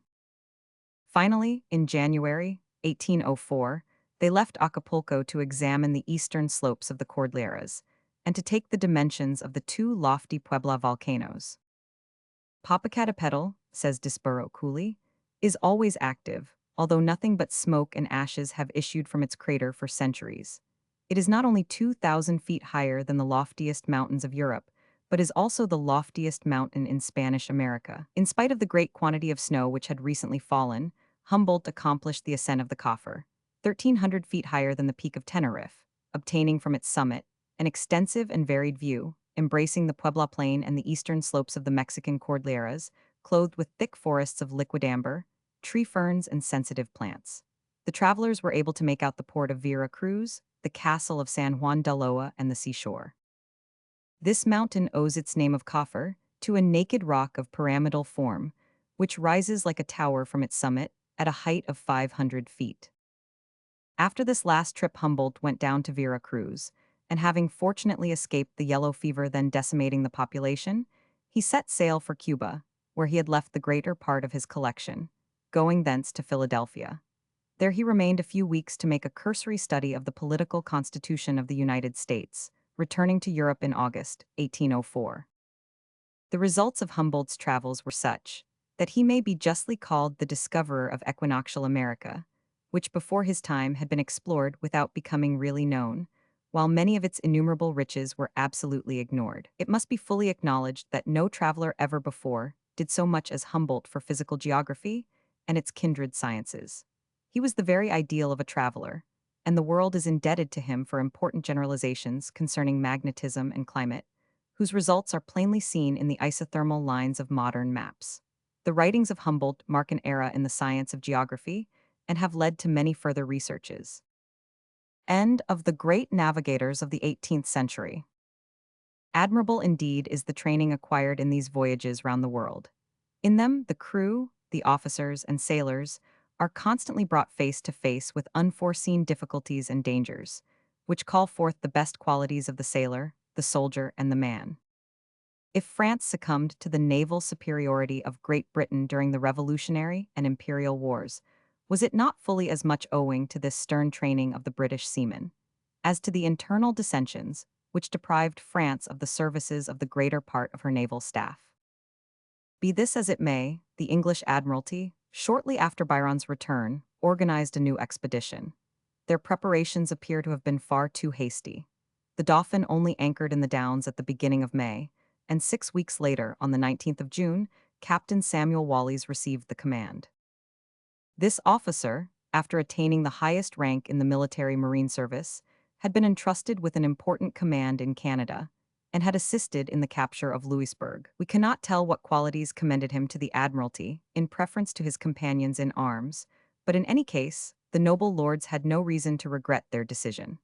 Wallis hastened the needful preparations on board the Dauphin, and on the 21st of August, less than a month after receiving his commission, he joined the sloop Swallow and the Prince Frederick in Plymouth Harbor. The latter was in charge of Lieutenant Brine, the former was commanded by Philip Carteret. Both were most distinguished officers who had just returned from a voyage round the world with Commodore Byron, and whose reputation was destined to be increased by their second voyage. The Swallow, unfortunately, appears to have been quite unfit for the service demanded of her. Having already been 30 years in service, the sheathing was very much worn, and her keel was not studded with nails, which might have served instead of sheathing to protect her from parasites. Again, the provisions and marketable commodities were so unequally divided that the Swallow received much less than the Dauphin. Carteret begged in vain for a rope yarn, a forge, and various things which his experience told him would be indispensable. This rebuff confirmed Carteret in his notion that he should not get further than the Falkland Isles, but none the less he took every precaution which his experience dictated to him. As soon as the equipment was complete, on the 22nd of April, the vessels set sail. It did not take Wallis long to find out that the Swallow was a bad sailor, and that he might anticipate much trouble during his voyage. However, no accident happened during the voyage to Madeira, where the vessels put in to revictual. Upon leaving the port, the commander supplied Carteret with a copy of his instructions, and selected Port Famine, in the Strait of Magellan, as a rendezvous in case of separation. Their stay at Port Praya, in the island of Santiago, was shortened on account of the ravages committed there by the smallpox, and Wallis would not even allow his crew to land. Shortly after leaving the equator, the Prince Frederick gave signs of distress, and it was necessary to send the carpenter on board to stop up a leak on the larboard side. This vessel, which was provided with inferior provisions, counted already a number of sick among her crew. Towards 8 o'clock in the evening of the 19th of November, the crews perceived in the NE a meteor of extraordinary appearance, moving in a straight line towards the SW with marvelous rapidity. It was visible for almost a minute, and left behind a trail of light, so bright that the deck was illuminated as if it were midday. On the 8th of December, the coast of Patagonia was at last visible. Wallis skirted it until he reached Cape Virgin, where he landed with the armed detachments of the Swallow and Prince Frederick. A crowd of natives awaited them upon the shore, and received with apparent satisfaction the knives, scissors, and other trifles which it was usual to distribute upon such occasions, but they would not part with guanacos, ostriches, or any other game which were seen in their possession for any consideration. Wallis says, "We took the measure of the largest of them. One was 6 feet 6 inches in height. Several were 5 feet 5 inches, but the average was 5 foot 6 or 6 feet. It must be remembered that these were English feet, which are only 305 millimeters. If these natives were not quite so tall as the giants mentioned by previous navigators, they were very little less striking. Each one," continues the narrative, "carried a strange kind of weapon. It consisted of 2 round stones, covered with copper, each of which weighed about a pound, and they were attached at both ends to a cord about 8 feet long. They used them like slings, holding one of the stones in the hand, and whirling the other round the head until it attained sufficient velocity, when they threw it towards the object they wished to strike. They managed this weapon so adroitly that they could strike a butt no larger than a shilling with both stones, at a distance of 15 roods. They did not, however, employ it in chasing guanacos or ostriches." Wallis conducted 8 of these Patagonians on board. They did not appear surprised, as one would have expected, at the number of new and extraordinary things they met with. They advanced, retired, made 1,000 grimaces before the mirrors, shouted with laughter, and conversed animatedly among themselves. Their attention was attracted by the pigs for a moment, but they were immensely amused with the guinea fowls and turkeys. It was difficulty to persuade them to leave the vessel. At last they returned to the shore, singing and making signs of delight to their countrymen who awaited them on the bank. They made 1,000 grimaces. They made 1,000 grimaces. On the 17th of December, Wallis signaled the Swallow to head the squadron for the passage of the Straits of Magellan. At Port Famine, the commander had 2 tents erected on shore for the sick, the woodcutters, and the sailors. Fish in sufficient quantities for each day's meal, abundance of celery, and acid fruits similar to cranberries and barberries were to be found in this harbor, and in the course of about a fortnight, these remedies completely restored the numerous sufferers from scurvy. The vessels were repaired and partially calked. The sails were mended, the rigging, which had been a good deal strained, was overhauled and repaired, and all was soon ready for sea again. But Wallis first ordered a large quantity of wood to be cut and conveyed on board the Prince Frederick, for transport to the Falkland Isles, where it is not obtainable. At the same time, he had hundreds of young trees carefully dug up, and the roots covered in their native soil to facilitate their transplantation in Port Egmont, that in taking root, as there was reason to hope they would, they might supply the barren archipelago with this precious commodity. Lastly, the provisions were divided between the Dauphin and the Swallow, the former taking sufficient for a year, the latter for 10 months. We will not enlarge upon the different incidents which befell the 2 ships in the Straits of Magellan, such as sudden gales, tempests and snowstorms, irregular and rapid currents, heavy seas and fogs, which more than once brought the vessels within an inch of destruction. The Swallow especially was in such a dilapidated condition that Carteret besought Wallis to consider his vessel no longer of any use in the expedition, and to tell him what course should best be pursued for the public good.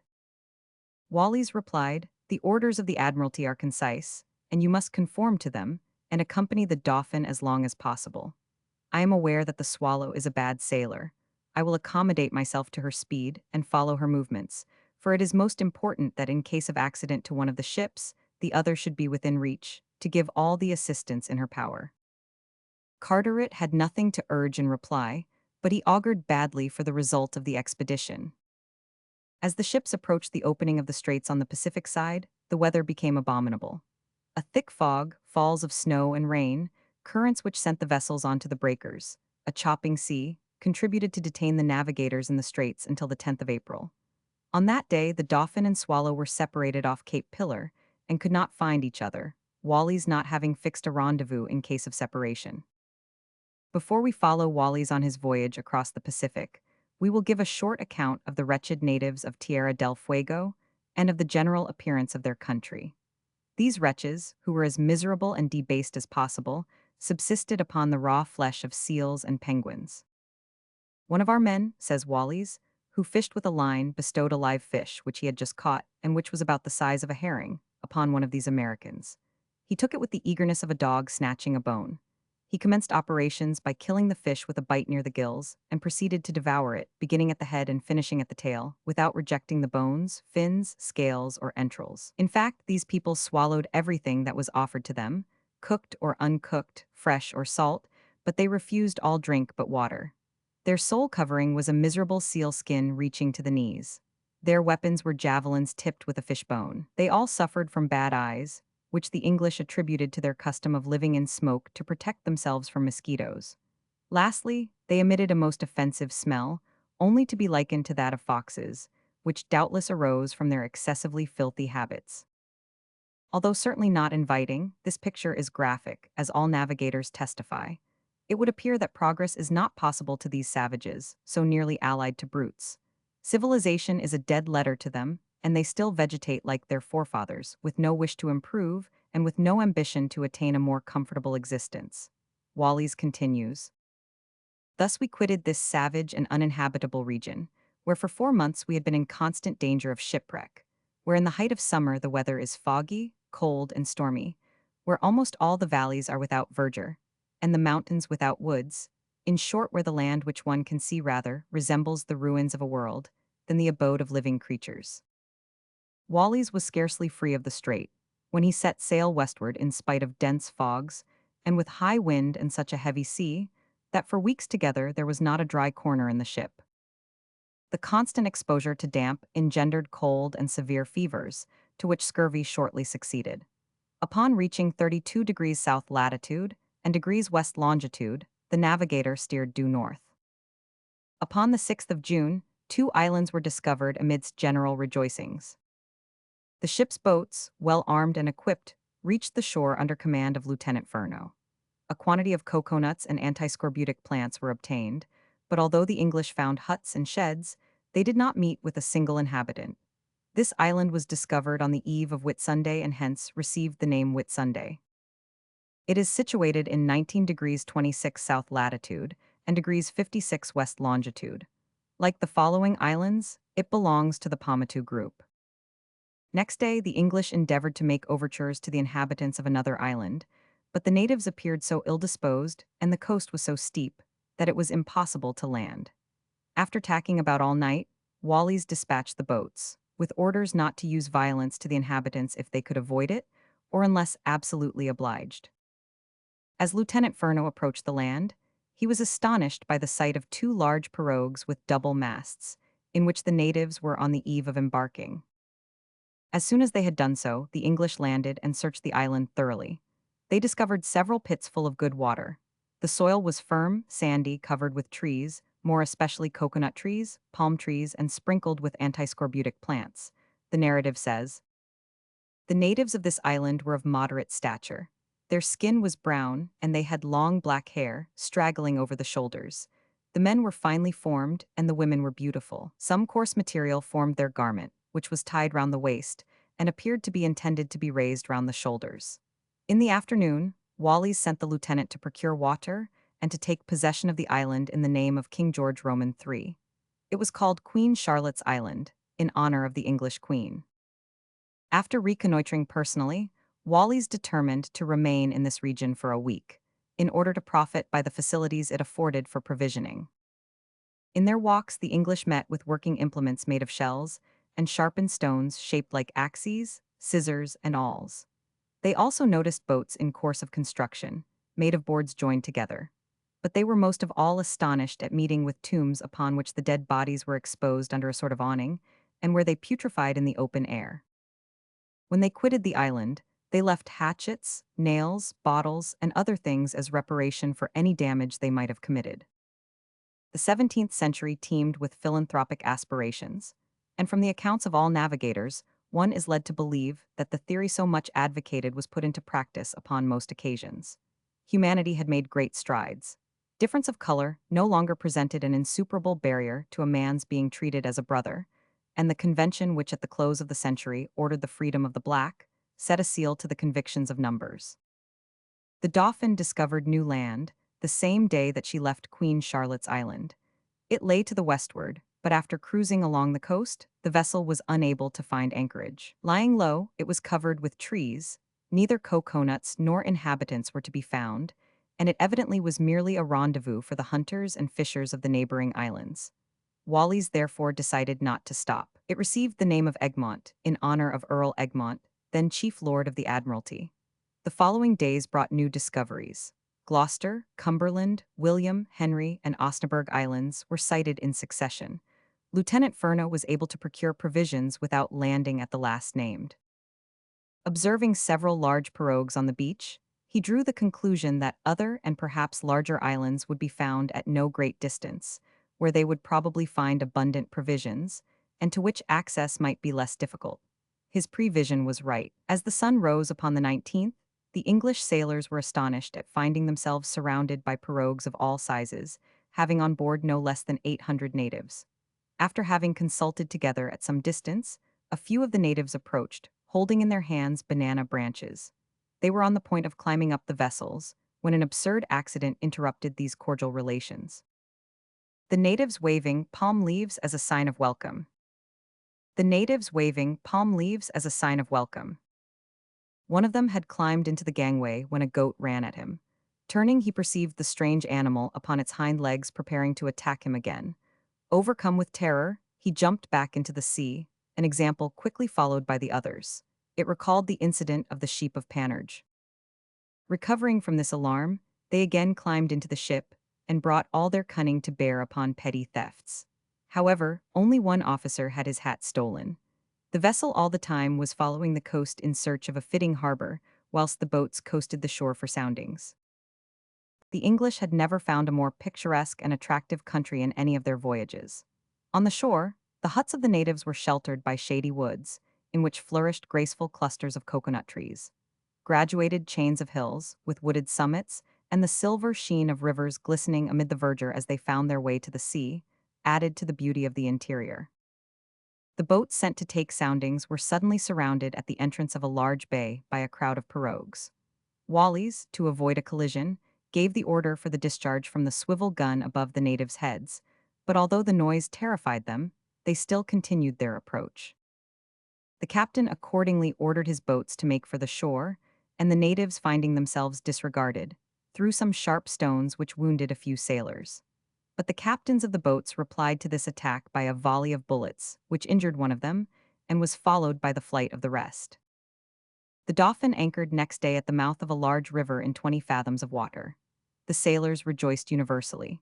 The natives immediately surrounded them with pirogues, bringing pigs, fowls, and various fruits, which were quickly exchanged for hardware and nails.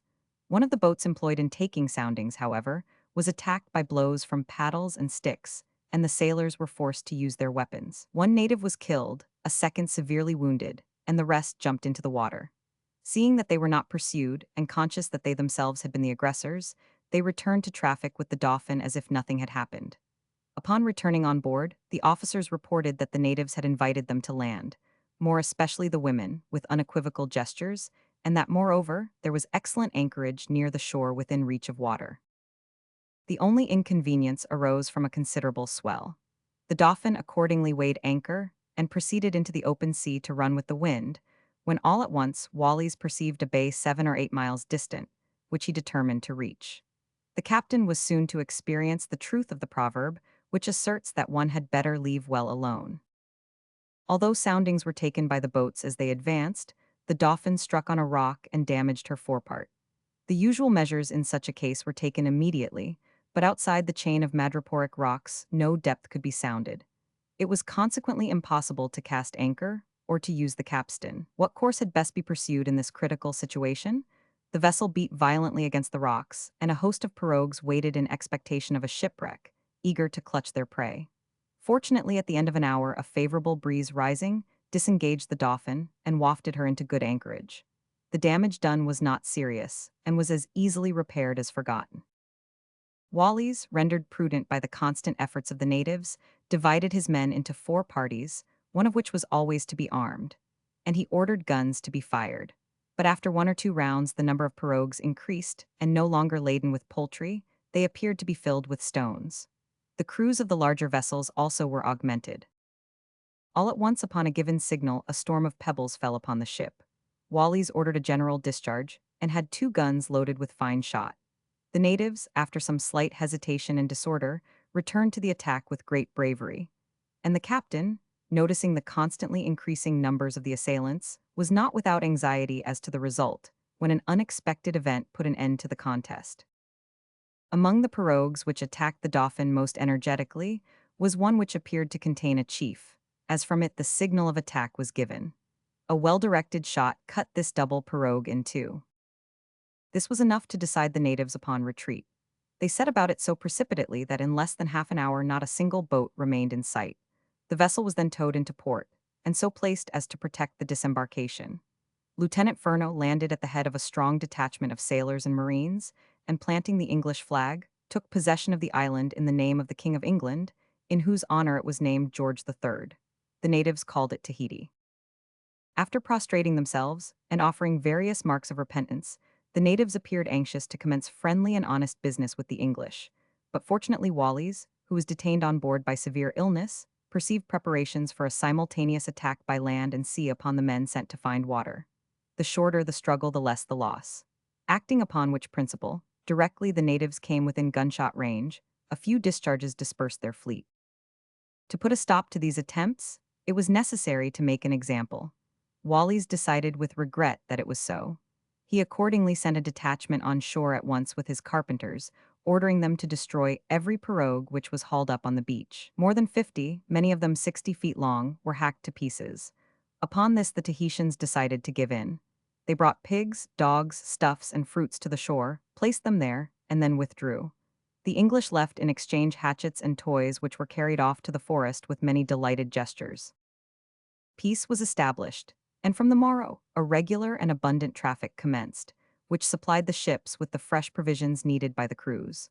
There was ground for hope that these amicable relations would continue during their stay in the island, now that the natives had once realized the power and effect of the strangers' weapons. Wallis, therefore, ordered a tent to be prepared near the water supply, and disembarked all the sufferers from scurvy, whilst the healthy members of his company were engaged in repairing the rigging, mending the sails, and calking and repainting the vessel, putting her, in short, in a condition fitted for the long journey which was to take her to England. Polynesia. Grave par e moriu. At this juncture, Wallis's illness assumed an alarming character. The first lieutenant was in hardly better health. All the responsibility of the expedition fell upon Verne, who was quite equal to the task. After a rest of 15 days, during which the peace had not been disturbed, Wallis found all his invalids restored to health. Provisions, however, became less plentiful. The natives, spoilt by the abundance of nails and hatchets, became more exacting. Upon the 15th of July, a tall woman, apparently some 45 years of age, of majestic appearance, and who seemed to be much respected by the natives, came on board the Dauphin. Wallis at once perceived by the dignity of her deportment and the freedom of her manner, peculiar to persons habituated to command, that she was of high station. He presented her with a blue mantle, a looking-glass, and other gewgaws, which she received with an expression of profound contentment. Upon leaving the vessel, she invited the captain to land and to pay her a visit. Wallis, although still very weak, did not fail to comply with this request next day.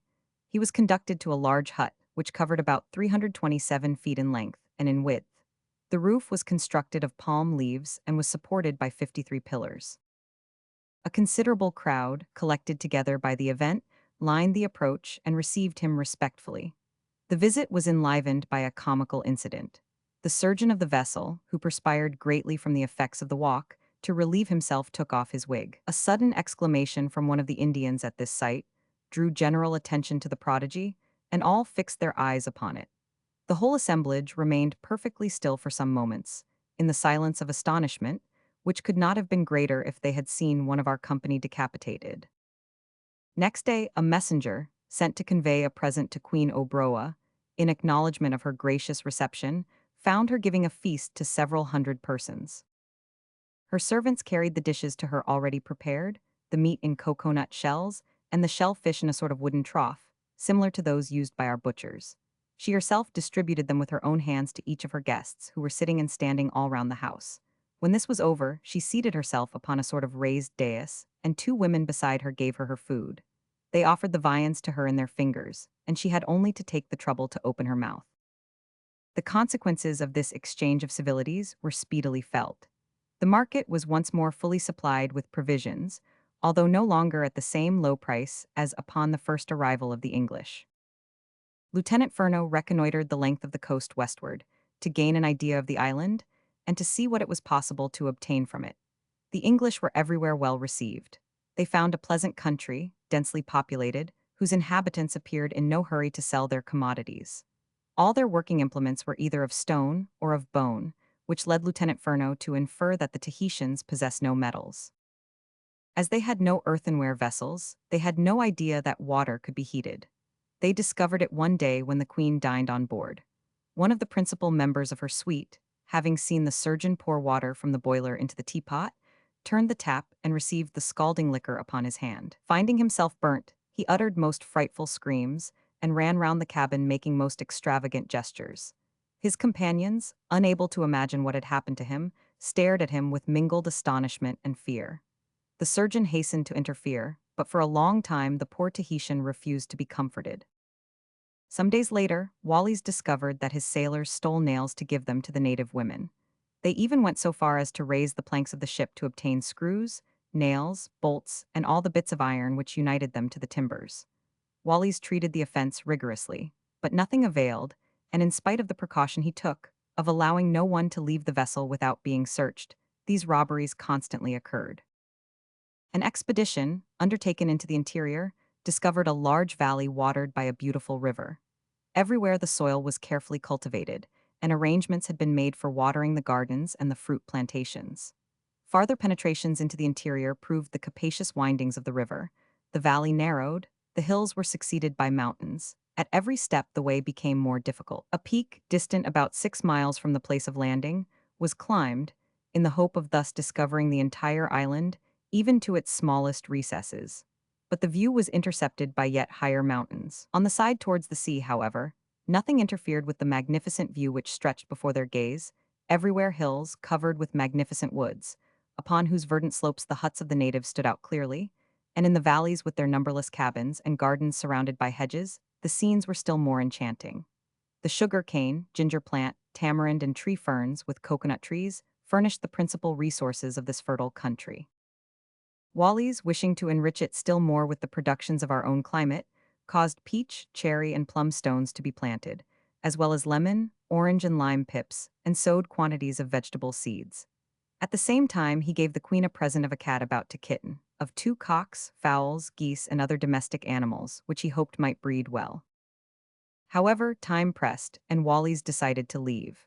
When he announced his intention to the queen, she threw herself upon a seat and cried for a long time, with so much grief that it was impossible to comfort her. She remained upon the vessel up to the last moment, and as it set sail, embraced us, says Wallis, in the tenderest way, weeping plenteously, and our friends the Tahitians bade us farewell with so much sorrow, and in so touching a manner that I felt heavy-hearted and my eyes filled with tears.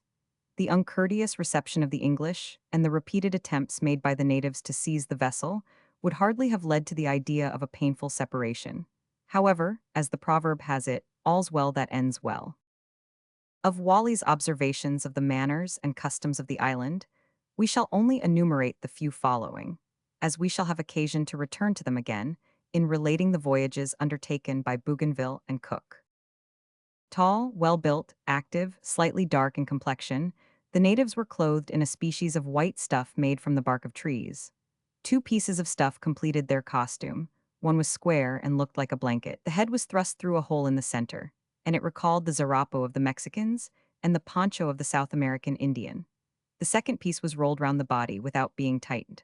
Almost all men and women tattoo their bodies with black lines close together, representing different figures. The operation was thus performed.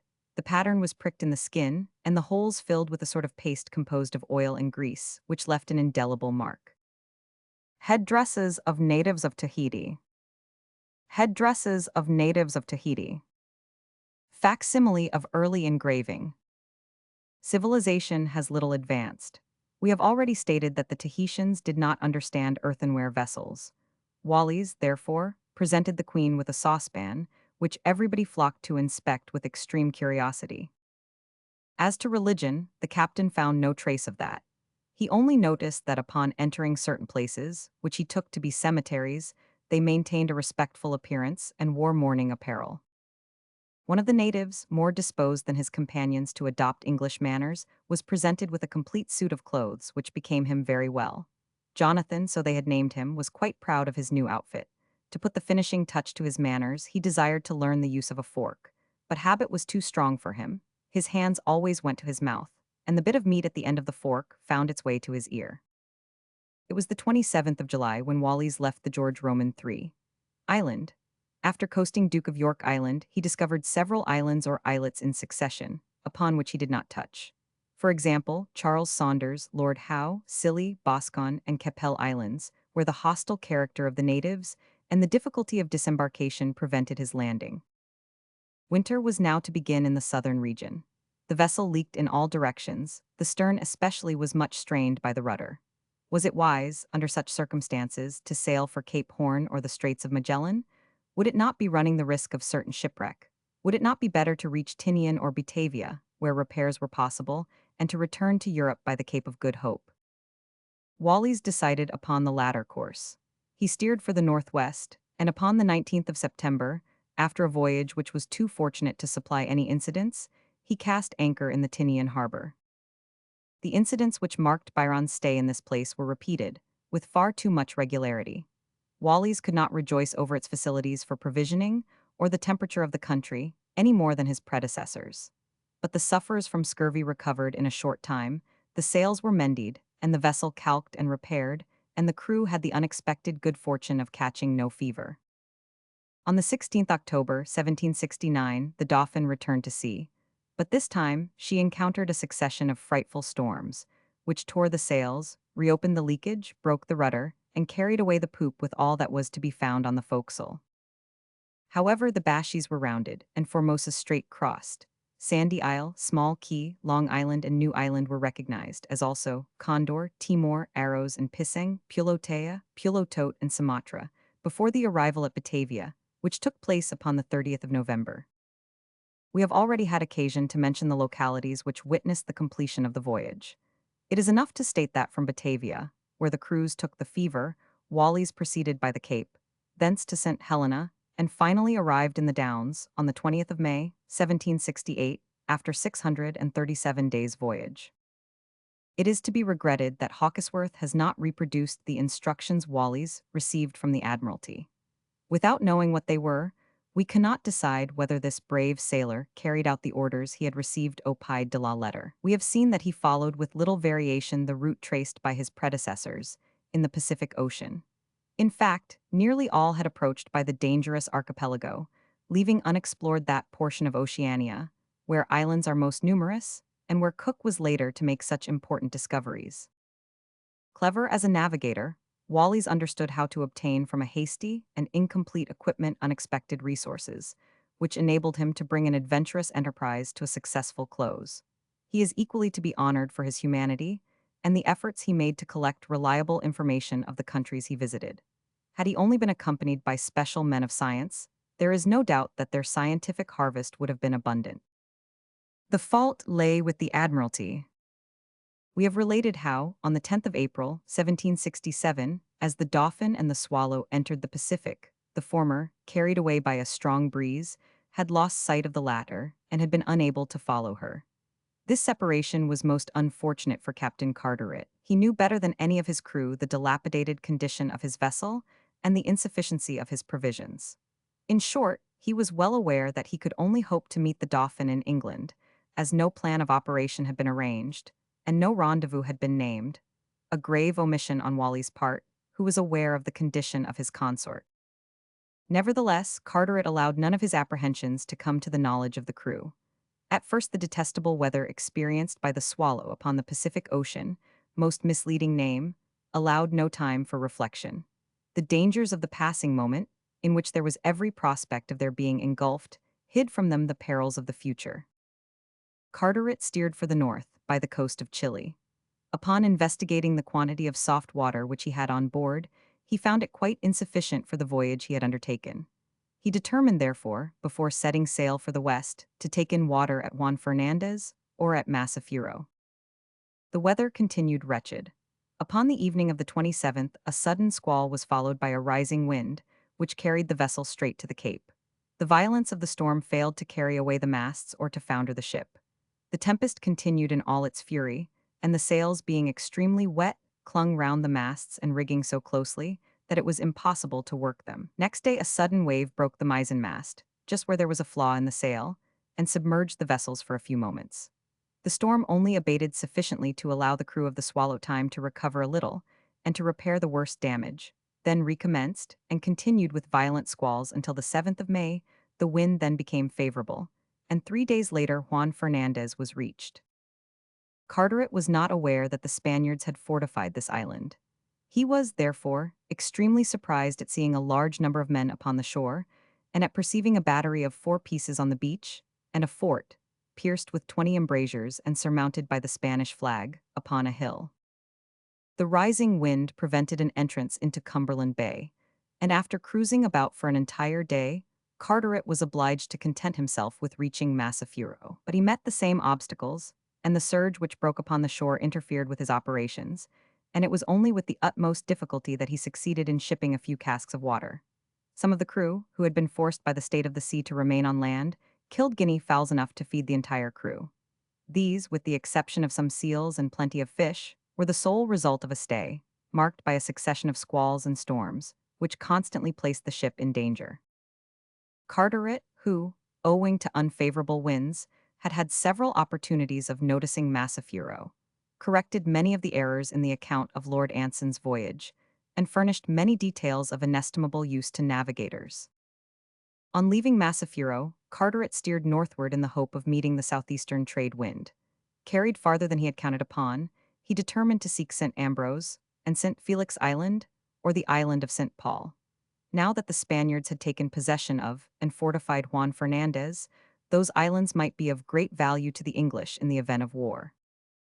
But Mr. Green's charts and the elements of navigation by Robertson did not tally as to their situation.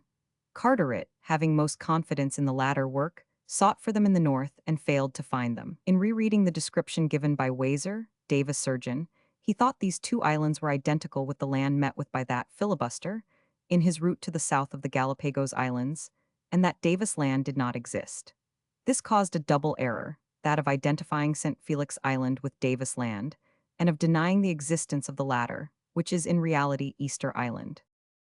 At this parallel, says Carteret, that is in 18 degrees west from his point of departure, we had fresh breezes and a strong northerly current, and other reasons for conjecturing that we were near Davis Land, which we were seeking so carefully. But a stiff breeze rising again, we steered quarter SW, and reached 2 degrees southern latitude, from which it follows that if this land, or anything answering to it, exists, I must infallibly have fallen in with it, or at least have seen it. I afterwards remained in 28 degrees south latitude, and degrees west of my point of departure, and as far as I can conjecture 121 degrees west London. All the navigators combined in insisting upon the existence of a southern continent. Carteret could not conceive that Davis Land was but a small island, a spot lost in the immensity of the ocean. As he found no continent, he decided upon the non-existence of Davis Land. It was precisely in this way that he was misled. Carteret continued his search until the 7th of June. He was in 28 degrees south latitude and degrees west longitude, that is to say, he was in the immediate neighborhood of Easter Island. It was still the depth of winter. The sea ran continually high, violent and variable winds. Dull, foggy and cold weather was accompanied by thunder, rain and snow. No doubt it was owing to the great darkness, and to the thick fog which hid the sun for several days that Carteret failed to perceive Easter Island, for many signs, such as the number of birds, floating seaweeds, and sea, announced the neighborhood of land. These atmospheric troubles again retarded the voyage, in addition to which the Swallow was as bad a sailor as possible, and one may guess at the weariness, the preoccupation, even the mental suffering of the captain, who saw his crew on the point of starvation. But in spite of all, the voyage was continued by day and night in a westerly direction until the 2nd of July. Upon this day land was discovered to the north, and on the morrow, Carteret was sufficiently close to recognize it. It was only a great rock 5 miles in circumference, covered with trees which appeared uninhabited, but the swell, so prevalent at this time of year, prevented the vessel coming alongside. It was named Pitcairn after the first discoverer. In these latitudes, the sailors, previously in good health, felt the first attacks of scurvy. Upon the 11th, a new land was seen in 22 degrees southern latitude and degrees 34 longitude. It received the name of Osnaburg in honor of the king's second son. Next day, Carteret sent an expedition to 2 more islands, where neither eatables nor water were found. The sailors caught many birds in their hands, as they were so tame that they did not fly at the approach of man. All these islands belonged to the dangerous group, a long chain of low islands, clusters of which were the despair of all navigators, for the few resources they offered. Carteret thought he recognized Quiros in the land discovered, but this place, which is called by the natives Tahiti, is situated more to the north. Sickness, however, increased daily. The adverse winds, but especially the damage the ship had sustained, made her progress very slow. Carteret thought it necessary to follow the route upon which he was most likely to obtain provisions and the needful repairs. My intention in the event of my ship being repaired, says Carteret, was to continue my voyage to the south upon the return of a favorable season, with a view to new discoveries in that quarter of the world. In fact, I had settled in my own mind, if I could find a continent where sufficient provisions were procurable, to remain near its coast until the sun had passed the equator. then to gain a distant southern latitude, and to proceed westward towards the Cape of Good Hope, and to return eastward after touching at the Falkland Islands, should it be necessary, and thence to proceed quickly to Europe. These laudable intentions show Carteret to have been a true explorer, rather stimulated than intimidated by danger, but it proved impossible to carry them into execution. The trade wind was only met on the 16th, and the weather remained detestable. Above all, although Carteret navigated in the neighborhood of Danger Island, discovered in 1765 by Byron, and by others, he saw no land. We probably were close by land, he says, which the fog prevented our seeing, for in these waters numbers of birds constantly flew round the ship. Commodore Byron in his last voyage had passed the northern limits of this portion of the ocean, in which the Solomon Islands are said to be situated, and as I have been myself beyond the southern limit without seeing them, I have good reasons for thinking that if these islands exist, they have been badly marked on all the charts. This last supposition is correct, but the Solomon Islands do exist, and Carteret stopped there a few days later without recognizing them. The victuals were now all but consumed or tainted, the rigging and the sails torn by the tempest, half the crew on the sick list, when a fresh alarm for the captain arose. A leak was reported, just below the load waterline. It was impossible to stop it, as long as they were in the open sea. By unexpected good fortune land was seen on the morrow. Needless to say what cries of delight, what acclamations followed this discovery.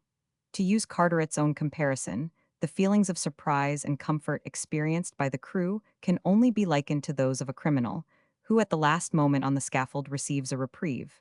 It was Nightingale Island, already discovered by Mendana. No sooner was the anchor cast than landing was hurried, in search of water supply. The natives were black, with woolly hair, and perfectly naked. They appeared upon the shore, but fled again before the boat could come up with them. The leader of the landing party described the country as wild, bristling with mountains and impenetrable forests of trees and shrubs reaching to the shore itself, through which ran a fine current of fresh water. The following day, the master was sent in search of an easier landing place, with orders to propitiate the natives, if possible, by presents. He was expressly enjoined not to expose himself to danger, to return if several pirogues advanced against him, not to leave the boat himself, and not to allow more than 2 men to land at once, whilst the remainder held themselves on the defensive. Carteret, at the same time, sent his ship's boat on shore for water. Some natives attacked it with arrows, which fortunately hit no one.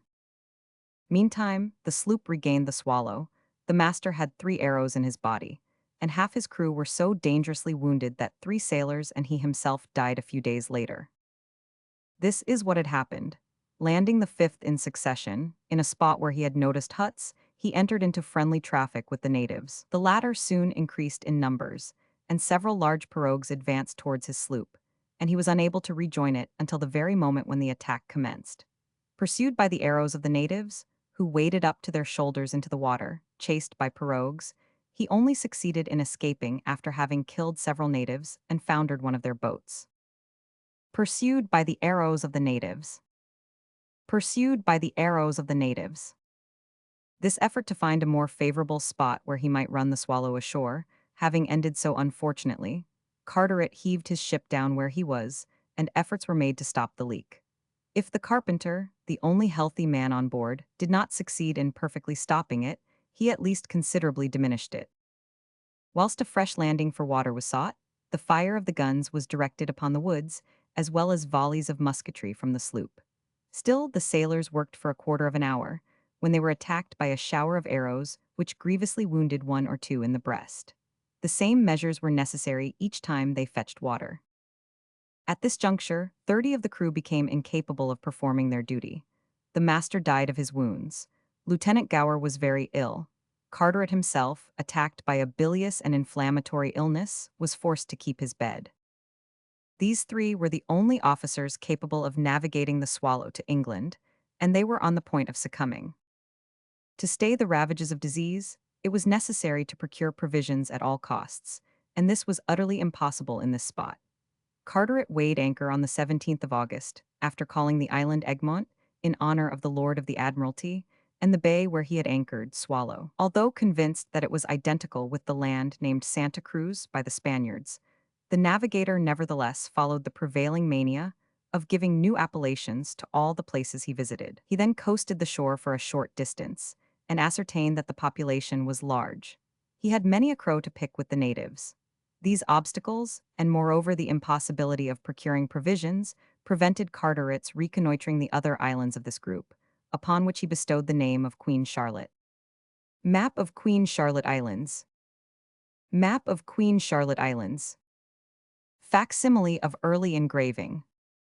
The inhabitants of Egmont Isle, he says, are extremely agile, active, and vigorous. They appear to live as well in water as on land, for they are continually jumping from their pirogues into the sea. One of the arrows which they sent passed through the planks of the boat and dangerously wounded the officer at the poop in the thigh. Their arrows are tipped with stone, and we saw no metal of any kind in their possession. The country in general is covered with woods and mountains and interspersed with a great number of valleys. On the 18th of August, 1767, Carteret left this group with the intention of regaining Great Britain. He fully expected to meet with an island on his passage, where he might be more fortunate. And on the 20th, he actually did so, discovering a little low island, which he named Gower, where coconuts were procurable. Next day he encountered Simpson and Carteret Islands, and a group of new islands which he took to be the Ohang Java, discovered by Tasman. Then successively Sir Charles Hardy and Winchelsea Islands, which he did not consider as belonging to the Solomon Archipelago, the island of St. John, so called by Scout, and finally that of New Britain, which he gained on the 28th of August. Carteret coasted this island, in search of a safe and convenient port, and stopped in various bays where he obtained water, wood, cocoa, nutmegs, aloes, sugar canes, bamboos, and palm cabbages. This cabbage, he says, is white crisp of a substance filled with sugar. Eaten raw, the flavor resembles that of a chestnut, and boiled it is superior to the best parsnip. We cut it into small strips and boiled it in the broth made from our cakes, and this broth, afterwards thickened with oatmeal, furnished us with a good meal. The wood was all alive with pigeons, turtle doves, paroquets, and other unknown birds. The English visited several deserted huts. If an idea of the civilization of a people can be drawn from their dwellings, these islanders were on the lowest rung of the social ladder, for their huts were the most miserable Carteret had ever seen. The commander profited by his stay in this place, by once more overhauling the Swallow and attending to the leak, which the carpenters doctored as well as they could. The sheathing was greatly worn, and the keel quite gnawed away by worms. They coated it with pitch and warm tar mixed together. On the 7th of September, Carteret accomplished the ridiculous ceremony of taking possession of the country in the name of George Roman III. He then dispatched one of his boats upon a reconnoitring expedition, which returned with a quantity of cocoa and palm cabbages, most precious provision for the sick on board. In spite of the fact that the monsoon would soon blow from the east for a long time, Carteret, alive to the dilapidated condition of his ship, determined to start for Batavia, where he hoped to make up his crew and to repair the Swallow. Upon the 9th September, therefore, he left Carteret Harbor, the best which he had met with since leaving the Straits of Magellan. He soon penetrated to a gulf to which Dampier had given the name of St. George Bay, and was not long in reconnoitring for a strait which separated New Britain and New Ireland. This passage he found and named St. George. He describes it in his narrative with a care which should certainly have earned for him the thanks of all his contemporary navigators. He then followed the coast of New Ireland to its southern extremity. Near a little island, which he named Sandwich, Carteret had some dealings with the natives. These natives, he says, are black and have woolly hair like Negroes, but they have not flat noses or large lips. We imagine them to be of the same race as the inhabitants of Egmont Island. Like them, they are entirely naked, if we accept some ornaments of shells which they attach to their arms and legs. At the same time, they have adopted a fashion, without which our fashionable men and women are not supposed to be perfectly dressed. They powder their hair, or rather the wool on their heads, white, from which it follows that the fashion of wearing powder is probably of greater antiquity and of more extended fashion than we would have generally supposed. They are armed with spears and large sticks in the shape of clubs, but we perceived neither bows nor arrows. At the southwestern extremity of New Ireland, Carteret found another land, to which he gave the name of New Hanover, and shortly afterwards the group of the Duke of Portland. Although all this portion of the narrative of his voyage, in countries unknown before his time, abounds in precious details, Carteret, a far more able and zealous navigator than his predecessors Byron and Wallis, makes excuses for not having collected more facts. The description of the country, he says, and of its productions and inhabitants, would have been far more complete and detailed had I not been so weakened and overcome by the illness to which I had succumbed through the duties which devolved upon me from want of officers.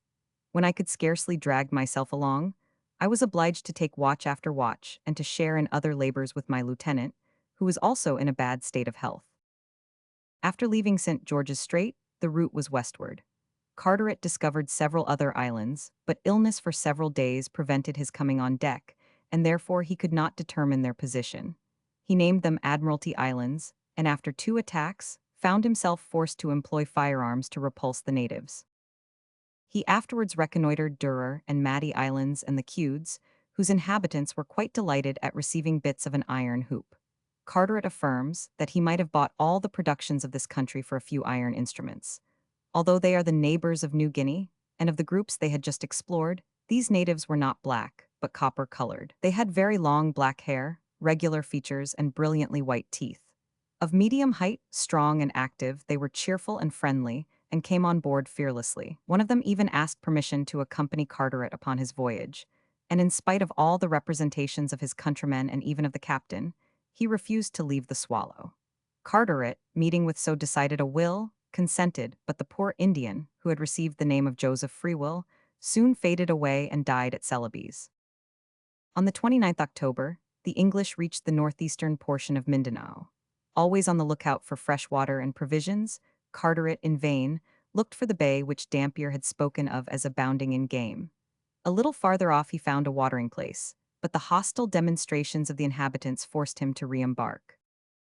After leaving Mindanao, the captain sailed for the Straits of Macassar, between the islands of Borneo and Celebes. They entered it on the 14th of November. The vessel then proceeded with so much difficulty that she only accomplished 28 leagues in 15 days. Ill, he says, weakened, dying, tortured by the sight of lands which we could not reach, exposed to tempests which we found it impossible to overcome, we were attacked by a pirate. The latter, hoping to find the English crew asleep, attacked the Swallow in the middle of the night. But far from allowing themselves to be cowed by this new danger, the sailors defended themselves with so much courage and skill that they succeeded in foundering the Malay prau. A struggle between the Swallow and a Malay prau. A struggle between the Swallow and a Malay prau.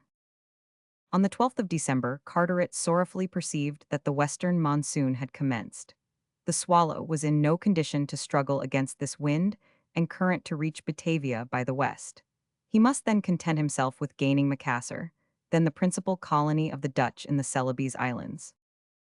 When the English arrived, it was 35 weeks since they left the Straits of Magellan. Anchor was scarcely cast when a Dutchman, sent by the governor, came on board the Swallow. He appeared much alarmed on finding that the vessel belonged to the English Marine Service. In the morning, therefore, when Carteret sent his lieutenant, Mr. Gower, to ask for access to the port in order to secure provisions for his dying crew, and to repair his dilapidated ship, and await the return of the monsoon, not only could he not obtain permission to land, but the Dutch hastened to collect their forces and arm their vessels. Finally, after 5 hours, the governor's reply was brought on board. It was a refusal couched in terms as little polite as they were equivocal. The English were simultaneously forbidden to land at any port under Dutch government. All Carteret's representations, his remarks upon the inhumanity of the refusal, even his hostile demonstrations, had no other result than the sale of a few provisions, and permission to proceed to a small neighboring bay. He would find there, he was told, certain shelter from the monsoon, and might set up a hospital for his sick, that indeed he could procure more plentiful provisions there than in Macassar, from whence they would send him all that he could need. Fearing death by starvation and foundering, it was necessary to overlook these exactions, and Carteret proceeded to the roadstead of Bontine. There the sick, installed in a house, found themselves prohibited from going more than 30 roods from their hospital. They were kept under guard and could not communicate with the natives. Lastly, they were forbidden to buy anything excepting through the agency of the Dutch soldiers, who strangely abused their power, often making more than 1,000% profit. All the complaints of the English were useless. They were forced to submit during their stay to a surveillance to the last degree humiliating. It was only on the 22nd of May, 1768, on the return of the monsoon, that Captain Carteret was able to leave Bontyne, after a long series of annoyances, vexations, and alarms, which it is impossible to give in detail and which had sorely tried his patience. Celebes, he says, is the key to the Moluccas, or Spice Islands, which are necessarily under the power of the people who are masters of this island. The town of Macassar is built upon a promontory, and is watered by one or two rivers which cross it or flow in its vicinity. The ground is even and beautiful in appearance. There are many plantations and cocoa-nut woods, interspersed with houses, which convey the idea that it is well populated. At Bontyne the beef is excellent, but it is difficult to procure enough of it to feed a fleet. Fowls, and as much rice and fruits as can be wished, are procurable. The woods abound with wild pigs, which are to be had cheap, because the natives, being Mohammedans, do not eat them. These details, however incomplete, had great interest at the time they were collected, and we go so far as to believe that even now, some 100 years since they were first written, they yet contain a certain amount of truth. No incident marked the voyage to Batavia. After several delays, caused by the desire of the Dutch company to make Carteret give them a testimonial as to the treatment he had met with from the government of Macassar, and which he steadily refused, Carteret at last obtained permission to repair his vessel. On the 15th of September, the Swallow, partially refitted, set sail. She was reinforced with a supplementary number of English sailors, without which it would have been impossible to regain Europe. 80 of her original crew were dead, and 80 more were so reduced that 7 of their number died before they reached the Cape. After a stay in this port, a most salutary one for the crew, which lasted until the 6th of January, 1769, Carteret set out once more, and a little beyond Ascension Island, at which he had touched, he met a French vessel. It was the frigate La Boudeuse with which Bougainville had just been round the world. On the 20th of March, the Swallow anchored in Spithead roadstead, after 31 months of a voyage as painful as it had been dangerous. All Carteret's nautical ability, all his sang-froid, all his enthusiasm were needed to save so inefficient a vessel from destruction, and to make important discoveries under such conditions. If the perils of the voyage add luster to his renown, the shame of such a miserable equipment falls upon the English Admiralty, who, despising the representations of an able captain, risked his life and the lives of his crew upon so long a voyage. Chapter 3.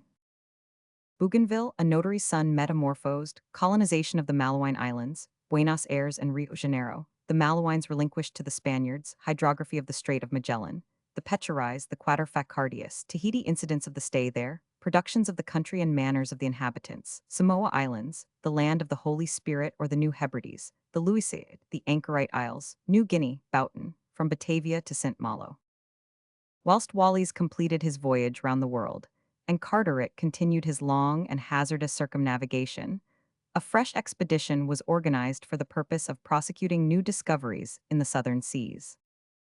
Under the old regime, when all was arbitrary, titles, rank, and places were obtained by interest. It was therefore not surprising that a military officer, who left the army scarcely 4 years before with the rank of colonel, to enter the navy as a captain, should obtain this important command. Strangely enough, this singular measure was amply justified, thanks to the talents possessed by the favored recipient. Louis Anton de Bougainville was born at Paris, on the 13th of November, 1729. The son of a notary, he was destined for the bar, and was already an advocate. But having no taste for his father's profession, he devoted himself to the sciences, and published a treatise on the integral calculus, whilst he obtained a commission in the Black Musketeers. Of the 3 careers he thus entered upon, he entirely abandoned the 2 first, slightly neglected the third, for the sake of a fourth, diplomacy, and finally left it entirely for a 5th, the naval service. He was destined to die a member of the Senate after a 6th metamorphosis. Portrait of Bougainville. Portrait of Bougainville. Facsimile of early engraving. First aide-de-camp to Chevret, then secretary of the embassy in London, where he was made a member of the Royal Society. He left Brest in 1756 with the rank of captain of dragoons to rejoin Montcalm in Canada. Becoming aide-de-camp to this general, he distinguished himself on various occasions and obtained the confidence of his chief, who sent him to France to ask for reinforcements. That unhappy country was just then overwhelmed with reverses in Europe and had need of all her resources. Therefore, when young Bougainville entered upon the object of his mission to M. de Choiseul, the minister answered brusquely, "When the house is on fire, one does not worry oneself about the stables." "At least," replied Bougainville, "no one can say that you speak like a horse." This sally was too witty and too stinging to conciliate the minister. Ultimately, Madame de Pompadour, who appreciated witty people, introduced Bougainville to the king, and although he did not succeed in obtaining much for his general, he gained a colonelcy and the Order of St. Louis for himself, although he had only seen 7 years' service. Returning to Canada, he was anxious to justify Louis Roman XIV's confidence and distinguished himself in various matters. After the loss of the colony, he served in Germany under M. de Choiseul-Stainville. His military career was cut short by the Peace of 1763. His active spirit and love of movement rebelled against a garrison life. He conceived the strange idea of colonizing the Falkland Islands in the extreme south of South America, and of conveying there free of expense the emigrants from Canada who had settled in France to escape the tyrannous yoke of England. Carried away by this idea, he addressed himself to certain privateers at St. Malo, who, from the commencement of the century, had been in the habit of visiting the group, and who had named them Malouine Islands. Having gained their confidence, Bougainville brought the advantages, however problematical, of this colony to the minister's notice, maintaining that the fortunate situation of the island would secure a good resting place for ships going to the southern seas. Having high interest, he obtained the authority he desired and received his nomination as ship captain. It was the year 1763. There is little reason to suppose that marine officers, who had passed all the grades of the service, looked with gratification upon an appointment which no past event justified. But that mattered little to the Minister of Marine, M. de Choiseul-Stainville. Bougainville had served under him, and was far too grand a personage to trouble himself about the grumbling of the ship's officers. Bougainville, having brought his uncle and cousin, de Nerval and Darbelin, to look favorably upon his venture, caused the Eagle of 20 guns and the Sphinx of 12 to be built at St. Malo, under the auspices of M. Guzat Duclos. Upon these he embarked several Canadian families. Leaving St. Malo on the 15th of September, 1763, he rested at St. Catherine's Island on the coast of Brazil, and at Montevideo, where he took horses and cattle, and landed at the Malouines in a large bay, which appeared to him wholly suited to his purpose. But he was not long in discovering that what had been taken by preceding navigators for woods of moderate height were only reeds. Not a tree, not a shrub grew in the islands. Fortunately, an excellent turf did for fuel in their stead, whilst fish and game offered good resources. The colony consisted at first of only 29 persons, for whom huts were built and also a provision warehouse. At the same time, a fort, capable of holding 14 guns, was planned and commenced. M. de Nerval agreed to remain at the head of the establishment, whilst Bougainville returned to France on the 5th of April. There he recruited some more colonists, and took a considerable cargo of provisions of every kind, which he disembarked on the 5th of January, 1765. He then went to the Strait of Magellan in search of a cargo of wood, and having, as we have already narrated, met Commodore Byron's squadron, followed it to Port Famine. There he took in more than 10,000 saplings of different growths, which he intended to transport to the Malouines. When he left the group on the 27th of April following, the colony already numbered 80 persons, comprising a staff paid by the king. Towards the end of 1765, the same 2 vessels were sent back with provisions and new colonists. The colony was beginning to make a show when the English settled themselves in Port Egmont, reconnoitered by Byron. At the same time, Captain McBride attempted to obtain possession of the colony, on the ground that the land belonged to the English king, although Byron had not recognized the Malouines in 1765, and the French had then been settled there 2 years. In the meantime, Spain laid claim to it in her turn, as a dependency of Southern America. England and France were equally adverse to a breach of the peace, for the sake of this archipelago, which was of so little commercial value, and Bougainville was forced to relinquish his undertaking on condition that the Spanish government indemnified him for his expenses. In addition, he was ordered by the French government to facilitate the restoration of the Malouines to the Spanish commissioners. This foolish attempt at colonization was the origin and groundwork of Bougainville's good fortune, for in order to make use of the last equipment, the minister ordered Bougainville to return by the South Sea and to make discoveries. In the early days of November 1766, Bougainville repaired to Nantes, where his second-in-command, M. Duclos Guillat, captain of the fireship and an able and veteran sailor, who grew gray in the inferior rank because he was not noble, superintended the equipment of the frigate La Boudeuse, of 26 guns. Bougainville left the roadstead of Minden at the mouth of the Loire on the 15th of November for the La Plata River, where he hoped to find two Spanish vessels, the Esmeralda and the Liber. But scarcely had the Boudeuse gained the open sea when a furious tempest arose. The frigate, the rigging of which was new, sustained such serious damages that it was necessary to put for repairs into Brest, which she entered on the 21st November. This experience sufficed to convince the captain that the Boudeuse was but little fitted for the voyage he had before him. He therefore had the masts shortened and changed his artillery for less heavy pieces. But in spite of these modifications, the Boudeuse was not fit for the heavy seas and storms of Cape Horn. However, the rendezvous with the Spaniards was arranged, and Bougainville was obliged to put to sea. The staff of the frigate consisted of 11 officers and 3 volunteers, among whom was the Prince of Nassau-Siegen. The crew comprised sailors, boys, and servants. As far as La Plata, the sea was calm enough to allow of Bougainville's making many observations on the currents, a frequent source of the errors made by navigators in their reckonings. On the 31st of January, La Boudeuse anchored in Montevideo Bay, where the 2 Spanish frigates had been awaiting her for a month, under the command of Don Felipe Pelices Puente.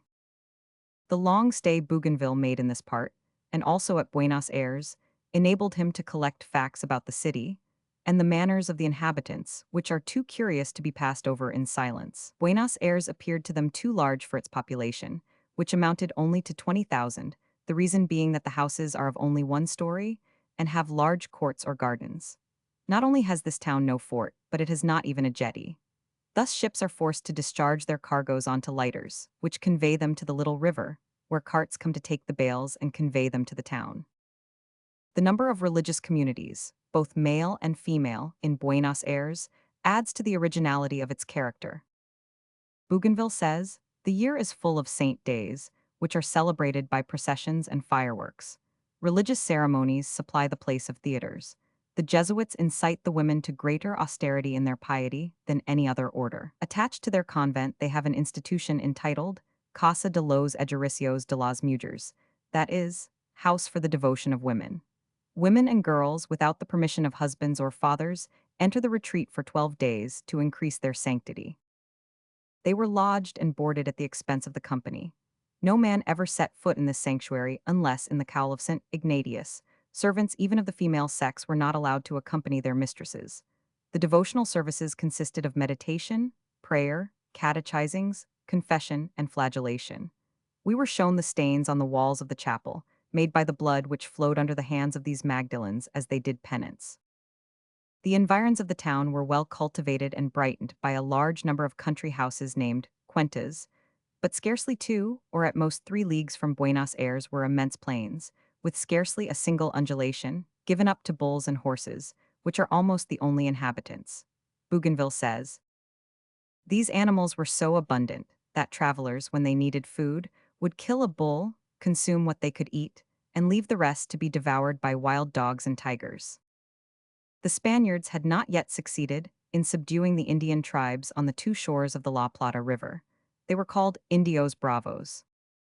They are of medium height, very ugly, and almost all infected with the itch. Their complexions are very dark, and the grease with which they perpetually rub themselves makes them even blacker. Their sole garment is the skin of the roebuck, which reaches to the heels, and in which they wrap themselves. These Indians pass their lives on horseback, at least near the Spanish settlement. They occasionally come there with their wives to buy eau de cologne, and they never cease drinking until drunkenness literally deprives them of the power to move. Sometimes they assemble in droves of 200 or 300 to carry off the cattle from the Spanish lands or to attack the caravans of travelers. They pillaged, massacred, and carried off slaves. It was an evil without remedy. How was it possible to subdue a wandering nation in a vast and uncultivated country where it was difficult even to meet with them? Commerce was far from flourishing, as no European merchandise was allowed to pass by land to Peru or Chile. Nevertheless, Bougainville saw a vessel leaving Buenos Aires carrying 1,000,000 piasters, and if, adds he, all the inhabitants of this country had the traffic of their hides in Europe, that of itself would be enough to enrich them. The anchorage of Montevideo was safe, although several times they were visited by pamperos, a scourge of the southwest, accompanied by violent tempests. The town offered nothing of interest. The environs are so uncultivated that it is necessary to import flour, biscuits, and everything necessary for the boats. But fruits such as figs, peaches, apples, lemons, and sea are plentiful, as well as the same quantity of butcher's meat as in the rest of the country. These documents, which are 100 years old, are curious when compared with those furnished by contemporary navigators, especially by M. Émile Darroux in his work on La Plata. In many respects, this picture is still correct, but there are other details, such for instance as regards instruction, of which Bougainville could not speak, as it did not exist, in which it has made immense progress. When the victuals, the provision of water, and the cattle were embarked, the three vessels set sail on the 28th of February, 1767, for the Malouines. The voyage was not fortunate. Variable winds, heavy weather, and a running sea caused much damage to the Boudius. On the 23rd of March, she cast anchor in French Bay, where she was joined on the morrow by the two Spanish vessels, which had been much tried by the tempest. Upon the 1st of April, the restitution of the colony to the Spaniards was solemnized. Very few French profited by their king's permission to remain in the Malouines. Almost all preferred to embark upon the Spanish frigates upon their leaving Montevideo. As for Bougainville, he was forced to await the provisions, which the flyboat Edel was to bring him, and which was to accompany him upon his voyage round the world. However, the months of March, April, and May passed, and no Edel appeared. It was impossible to cross the Pacific with only 6 months' provisions, which was all the Boudius carried. Bougainville decided at last, on the 2nd of June, to reach Rio Janeiro, which he had mentioned to M. de la Gerendise, the commander of the Edel, as a rendezvous, should unforeseen circumstances prevent his reaching the Malouines. The crossing was made with such favorable weather that only 18 days were needed to reach the Portuguese colony. The Edel, which had been awaiting her for 4 days, had left France later than was expected. She had been forced to seek shelter from the tempest at Montevideo, from whence, following her instructions, she gained Rio. Well received by the Count of Acunha, Viceroy of Brazil, the French had opportunities of seeing the comedies of Metastasio given at the opera by a mulatto troupe, and of hearing the works of the great Italian masters executed by a bad orchestra, conducted by a deformed abbé in ecclesiastical dress. But the cordial relations with the viceroy were not lasting. Bougainville, who with the viceroy's permission had made some purchase, found the delivery of it refused for no reason. He was forbidden to take wood he needed from the royal timber yard, although he had concluded a contract for it. And lastly, he was prevented from lodging with his staff, during the repairs of the Boudius, in a house near the town, placed at his disposal by a friend. To avoid altercation, Bougainville hurried the preparations for departure. Before leaving the capital of Brazil, the French commander entered into various details of the beauty of the port and the picturesque nature of its surroundings, and finished by a very curious digression upon the prodigious riches of the country, of which the port was the emporium. The mines called General, he says, are the nearest to the town, although they are 75 leagues away from it. They yield the king a yearly revenue by his right to a fifth share of at least 112 arrobas of gold. In 1762, they brought him in 119. Under the captaincy of the general mines, those of the Rio des Morts, Sabara, and Cerro Frio were included. The last named, in addition to all the gold it produces, yields all the diamonds which come from the Brazils. No precious stones, except diamonds, are contraband. They belong to the speculators, who were obliged to keep an exact account of the diamonds they find, and to restore them to the possession of an intendant named by the king for this purpose. He immediately places them in a casket bound with iron and fastened with 3 locks. He retains 1 key, the king has another, and the provedor de hacienda real the third. This casket is enclosed in a second, stamped with the seals of the 3 persons named, and containing the 3 keys of the smaller one. But in spite of all these precautions, and the severe punishment visited upon diamond robberies, an enormous contraband trade was carried on. It was, however, not the only source of revenue, and Bougainville calculated that, deducting the maintenance of troops, the pay of the civil officers, and all the expenses of the administration, the King of Portugal drew no less than 10 million francs from the Brazils. From Rio to Montevideo no incident occurred, but upon the Plata, during a storm, the Edel was run down by a Spanish vessel, which broke her bowsprit, her beak head, and much of her rigging. The damages and the shock increased the leak of the ship and forced her to return to Ensenada de Barragan, where repairs were more easily managed than at Montevideo. It was impossible, therefore, to leave the river until the 14th of November. Map of New Zealand. Grave par e Moriu. 13 days later, both ships came in sight of Virgin Cape at the entrance to the Strait of Magellan, which they hastened to enter. Possession Bay, the first they met with, is a large space, open to all winds and offering very bad anchorage. From Virgin Cape to Orange Cape is about 15 leagues, and the strait is throughout 7 or 8 leagues wide. The first narrow entrance was easily passed, an anchor cast in Boucault Bay, where half a score of officers and men landed. They soon made acquaintance with the Patagonians and exchanged a few trifles, precious to the natives, for swansdown and guanaco skins.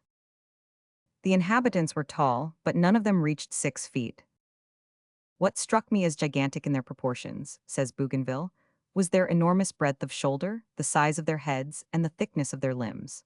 They are robust and well-nourished, their muscles are sinewy, their flesh firm, and in fact they are men who, having lived in the open air and drawn their nourishment from juicy aliments, have reached their highest point of development. The distance from the first to the second opening may have been 6 or 7 leagues, and was passed without accident. This opening is only 1.5 leagues in width, and 4 in length.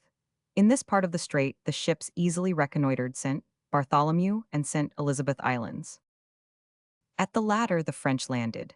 They found neither wood nor water. It was an absolutely desert land. Leaving this place, the American side of the strait is amply furnished with wood. But although the first advances had been fortunate, Bougainville was to find plenty to try his patience. The distinctive character of the climate lies in the rapid atmospheric changes, which succeeded each other so quickly that it is quite impossible to forecast their sudden and dangerous variations. Hence the damages which it is impossible to foresee, which retard the passage of the ships, even if they do not force them to seek shelter for repairs. Guyot Duclos Bay provides an excellent anchorage, with 6 or 8 fathoms of water and sound bottom. Bougainville remained there long enough to fill several casks, and endeavored to procure fresh meat, but he only met with a few wild animals. St. Anne's Point was reached. At that place Sarmiento had founded the colony of Philippeville in 1581. In a preceding volume, we have narrated the fearful catastrophe, which procured the name of Port Famine for this spot. The French reconnoitered several bays, capes, and harbors at which they touched. They were Bougainville Bay, where the Edel was repainted, Port Beaubassin, Cormadiere Bay off the coast of Tierra del Fuego, and Cape Forward, which forms the most southerly point of the strait and of Patagonia, Cascade Bay in Tierra del Fuego, the safety, easy anchorage, and facilities for procuring water and wood of which render it a most desirable haven for navigators.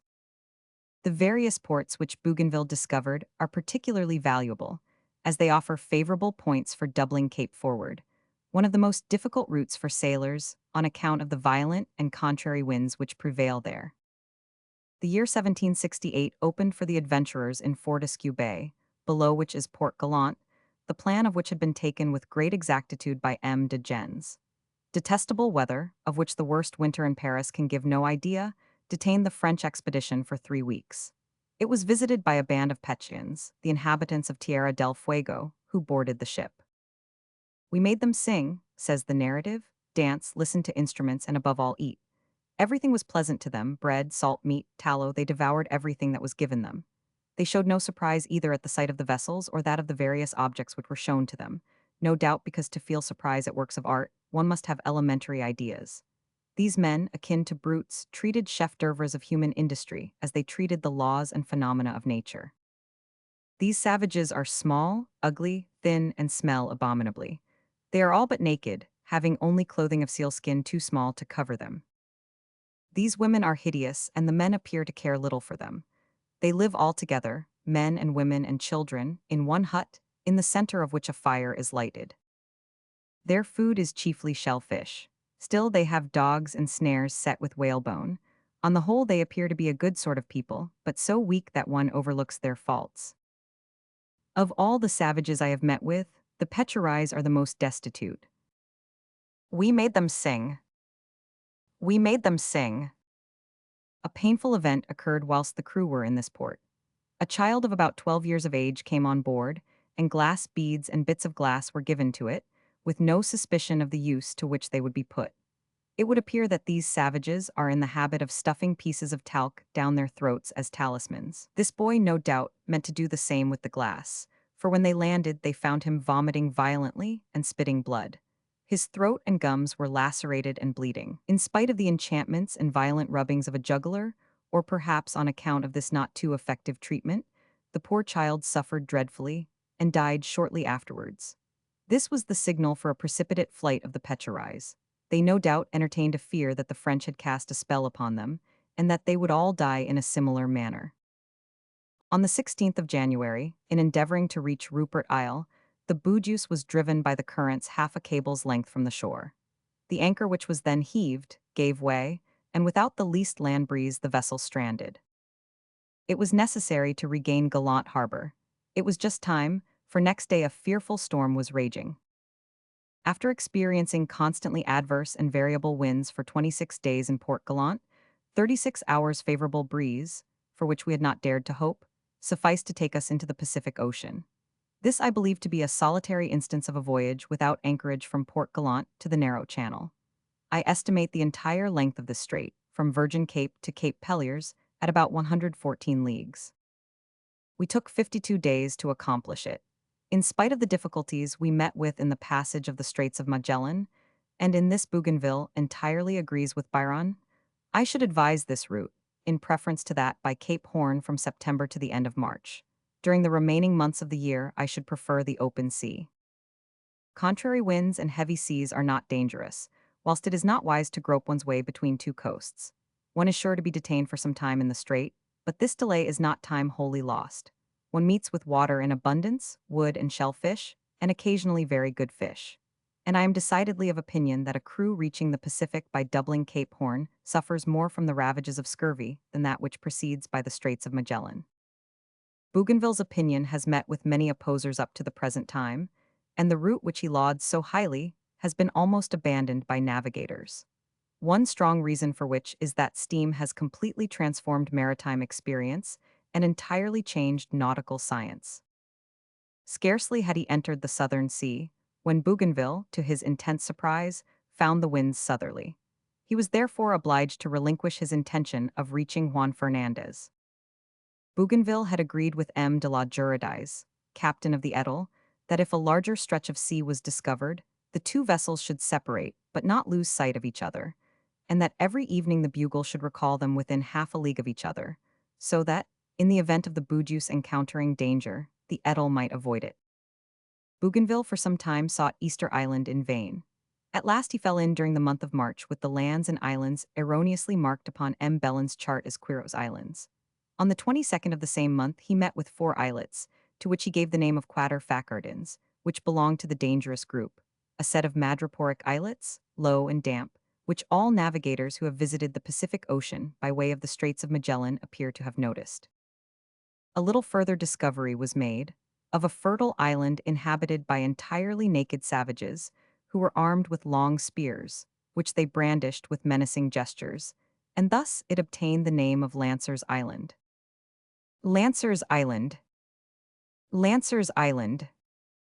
We need not refer to what we have already repeatedly said of the nature of these islands, the difficulty of access to them, their wild and inhospitable inhabitants. Cook calls this very Lancer's Island, Thrum Cape, and the island of La Harpe, which Bougainville found on the 24th, is identical with Cook's Bow Island. The captain, knowing that Roggwin had nearly perished in these latitudes, and thinking the interest of their exploration not worth the risk to be run, proceeded southward, and soon lost sight of this immense archipelago, which extends in length 500 leagues and contains at least 60 islands or groups. Upon the 2nd of April, Bougainville perceived a high and steep mountain, to which he gave the name of La Boudius. It was Media Island, already called La Dezana by Quiros. On the 4th at sunrise, the vessel reached Tahiti, a long island consisting of 2 peninsulas, united by a tongue of land no more than a mile in width. More than 100 pirogues hastened to surround the 2 vessels. They were laden with coconuts and many delicious fruits, which were readily exchanged for all sorts of trifles. When night fell, the shore was illuminated by 1,000 fires, to which the crew responded by throwing rockets. The appearance of this shore, says Bougainville, raised like an amphitheater, offered a most attractive picture. Although the mountains are high, the land nowhere shows its nakedness, being covered with wood. We could scarcely credit our sight when we perceived a peak, covered with trees, which rose above the level of the mountains in the southern portion of the island. It appeared only 30 fathoms in diameter and decreased in size at its summit. At a distance, it might have been taken for an immense pyramid, adorned with foliage by a clever decorator.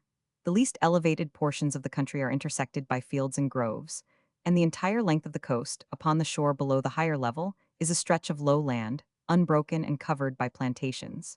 There, amid the bananas, coconut, and other fruit trees, we saw the huts of the natives. The whole of the morrow was spent in barter. The natives, in addition to fruits, offered fowls, pigeons, fishing instruments, working implements, stuffs, and shells, for which they asked nails and earrings. Upon the morning of the 6th, after 3 days devoted to tacking about and reconnoitering the coast in search of a roadstead, Bougainville decided to cast anchor in the bay he had seen the first day of his arrival. The number of pirogues round our vessels, he says, was so great that we had immense trouble in making way through the crowd and noise. All approached crying, Teo, friend, and offering 1,000 marks of friendship. The pirogues were full of women, who might vie with most Europeans in pleasant features, and who certainly excelled them in beauty of form. Bougainville's cook managed to escape, in spite of all prohibitions, and gain the shore. But he had no sooner landed than he was surrounded by a vast crowd, who entirely undressed him to investigate his body. Not knowing what they were going to do with him, he thought himself lost, when the natives restored his clothes and conducted him to the vessel more dead than alive. Bougainville wished to reprimand him, but the poor fellow assured him that however he might threaten him, he could never equal the terrors of his visit on shore. As soon as the ship could heave to, Bougainville landed with some of his officers to reconnoiter the watering place. An enormous crowd immediately surrounded him and examined him with great curiosity, all the time crying Teo, Teo. One of the natives received them in his house and served them with fruits, grilled fish, and water. As they regained the shore, a native of fine appearance, lying under a tree, offered them a share of the shade. We accepted it, says Bougainville, and the man at once bent towards us, and in a gentle way sung, to the sound of a flute which another Indian blew with his nose, a song which was no doubt anacreontic. It was a charming scene, worthy of the pencil of Boucher. 4 natives came with great confidence to sup and sleep on board. We had the flute, bassoon, and violin played for them, and treated them to fireworks composed of rockets and serpents. This display excited both surprise and fear. Before giving further extracts from Bougainville's narrative, it appears apropos to warn the reader not to accept these descriptions au pied de la lettre. The fertile imagination of the narrator embellished everything. Not content with the ravishing scenes under his eyes, the picturesque reality is not enough for him, and he adds new delights to the picture, which only overload it. He does this almost unconsciously. Nonetheless, his descriptions should be received with great caution. We find a strange example of this tendency of the age in the narrative of Cook's second voyage. Mr. Hodges, the painter who was attached to the expedition, wishing to reproduce the disembarkation of the English on the island of Middleburg, paints personages who have not the smallest resemblance to the dwellers in the ocean regions, and whose togas give them the appearance of being contemporaries of C. Assar or of Augustus. Yet he had the originals before his eyes, and nothing could have been easier to him than to depict the scene as it really was. We know better how to respect truth in these days. No additions, no embellishments are found in the narratives of our navigators, and if sometimes they prove but dry accounts, which give little pleasure to the general public, they are sure to contain the elements of earnest study for the scientific man and the basis of works for the advancement of science. With this preamble, let us follow the narrator. Bougainville established his sick and his water casks upon the shore of a small river which ran at the bottom of the bay, under a guard for their security. These precautions were not taken without arousing the susceptibility and distrust of the natives. They had no objection to seeing the strangers walk about their island all day, but they expected them to return on board at night. Bougainville persisted, and at last he was obliged to fix the length of his stay. At this juncture, harmony was restored. A large shed was prepared for the sufferers from scurvy, in number 34, and for their guard, which consisted of 30 men. The shed was closed on all sides and only one opening left, to which the natives crowded with the wares they wished to exchange. The only trouble they had was in keeping an eye upon everything that was brought on shore, for there are no more adroit sharpers in Europe than these folks. Following a laudable custom, now becoming general, Bougainville presented the chief of the settlement with a pair of turkeys and ducks and drakes, and then cleared a piece of land where he sowed corn, wheat, rice, maize, onions, and sea. On the 10th, a native was killed by a gunshot. All Bougainville's inquiries failed to find out the perpetrator of this abominable assassination. Apparently, the natives thought the victim in the wrong, for they continued to frequent the market with their former confidence. The captain, however, knew that the harbor was not well sheltered, and the bottom was entirely coral. On the 12th, during a storm of wind, the Boudius, whose anchor cable had been cut by the coral, caused great injuries to the Edel, upon which she was driven, whilst all on board were busily occupied in repairing these injuries, and a boat had been dispatched in search of a second passage, by means of which the ships might have left with any wind. Bougainville learned that 3 natives had been killed or wounded in their cabins by bayonets, and that owing to the general alarm, all the inhabitants had hurried to the interior. In spite of the risk run by his ships, the captain at once landed and put the supposed perpetrators of this outrage, which might have brought the entire population upon the French, into irons. Thanks to these rigorous measures, the natives calmed down, and the night passed without incident. Still, Bougainville's worst apprehensions were not upon this score. He returned on board as soon as possible. But for a breeze which opportunely sprang up, both vessels would have been driven on shore by a strong squall, accompanied by a swell and thunder. The anchor cables broke, and the vessels had a narrow escape of striking on the breakers, where they must speedily have been demolished. Fortunately, the Edel was able to gain the open, and was soon followed by the Boudius, leaving in this foreign roadstead 6 anchors, which might have been of great use during the rest of the voyage. So soon as they perceived the approaching departure of the French, the natives came in crowds with provisions of every variety.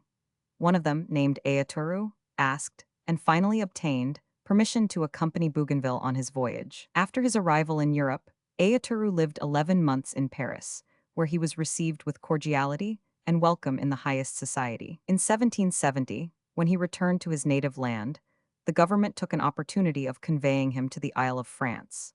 He was to return to Tahiti as soon as the weather permitted, but he died in the island without having been able to convey to his land the useful implements, grains, and cattle, which had been given to him by the French government. Tahiti, which was named Nouvelle Scyther by Bougainville, on account of the beauty of the women, is the largest of the society's group. Although it was visited, as we have already narrated, by Wallis, we will give a little information which we owe to Bougainville. The principal productions were cocoas, bananas, breadfruits, yams, sugar cane, and C. M. de Commerson, naturalist who was on board the Edel, recognized the Indian flora. The only quadrupeds were pigs, dogs, and rats, who multiplied rapidly. Bougainville says, "The climate is so healthy that in spite of our fatigues, although our people were perpetually in the water, and under a burning sun, sleeping on the naked soil under the stars, no one was ill. The sufferers from scurvy whom we disembarked, and who had not enjoyed a single night's sleep, regained their strength, and were so soon restored that some of them were completely cured on board." In addition to this, the health and strength of the natives, who live in cabins open to every wind, and who scarcely cover the ground, which serves them as a bed, with a few leaves, the happy old age to which they easily attain, the sharpness of all their senses, and the singular beauty of their teeth, which they preserve to the greatest age, all testify to the salubrity of the climate and the efficiency of the rules followed by the inhabitants. In character, the people seem gentle and good. It would not appear that they have civil wars among themselves, although the country is divided into little portions under independent chiefs. They are constantly at war with the inhabitants of the neighboring islands. Not satisfied with massacring the men and male children taken in arms, they skin their chins with the beard and keep this hideous trophy. Bougainville could only obtain very vague information of their ceremonies and religion, but he could at least assert the reverence they pay their dead. They preserve the corpses for a long time in the open air, on a sort of scaffold sheltered by a shed. In spite of the odor of decomposition, the women go every day to weep near the monuments, and bedew the sad relics of their beloved ones with their tears and with coconut oil. The soil is so productive, and requires so little cultivation, that men and women live in a state of almost entire idleness. Therefore, it is not astonishing that the sole care of the latter is to be pleasing. Dancing, singing, long conversations, teeming with gaiety, have developed a mobility of expression among the Tahitans, surprising even to the French, a people who themselves have not the reputation of being serious, possibly because they are more lively than those who reproach them with levity.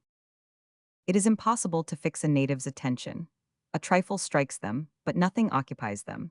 In spite of their want of reflection, they were clever and industrious. Their pirogues were constructed after a fashion equally ingenious and solid. Their fishhooks and all their fishing implements were of delicate workmanship. Their nets were like those of Europeans. Their stuffs manufactured of the bark of a tree were generally woven and dyed of various colors.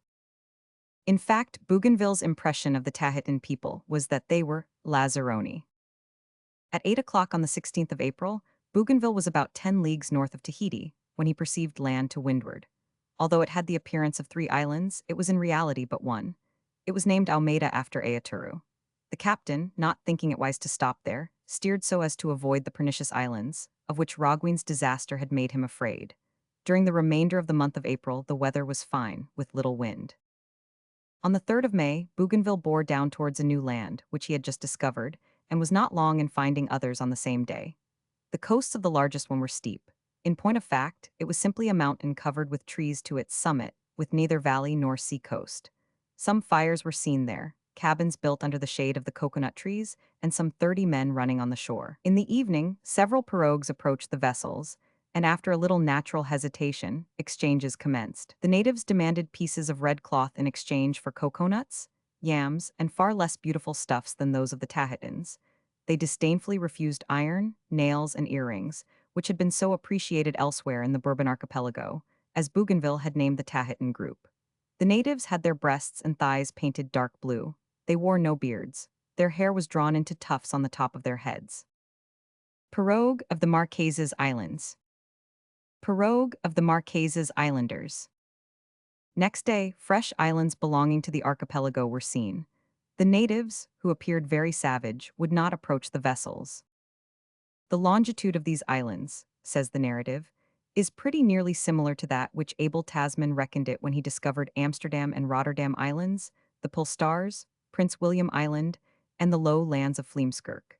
It is also approximate to that assigned for the Solomon Islands. Besides the pirogues which we have seen rowing in the open sea, and to the south, indicate other islands in this locality.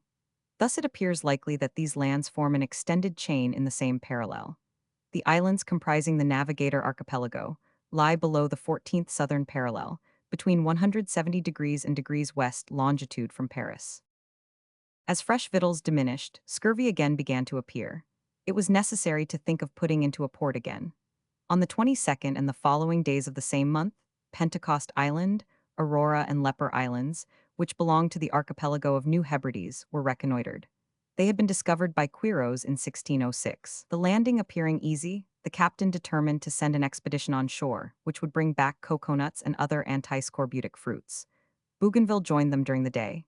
The sailors cut wood and the natives aided in shipping it, but in spite of this apparent good feeling, the natives were still distrustful and carried their weapons in their hands. Those who possessed none held large stones, all ready to throw. As soon as the boats were laden with fruit and wood, Bougainville re-embarked his men. The natives then approached in great numbers and discharged a shower of arrows, lances, and javelins. Some even entered the water, the better to aim at the French.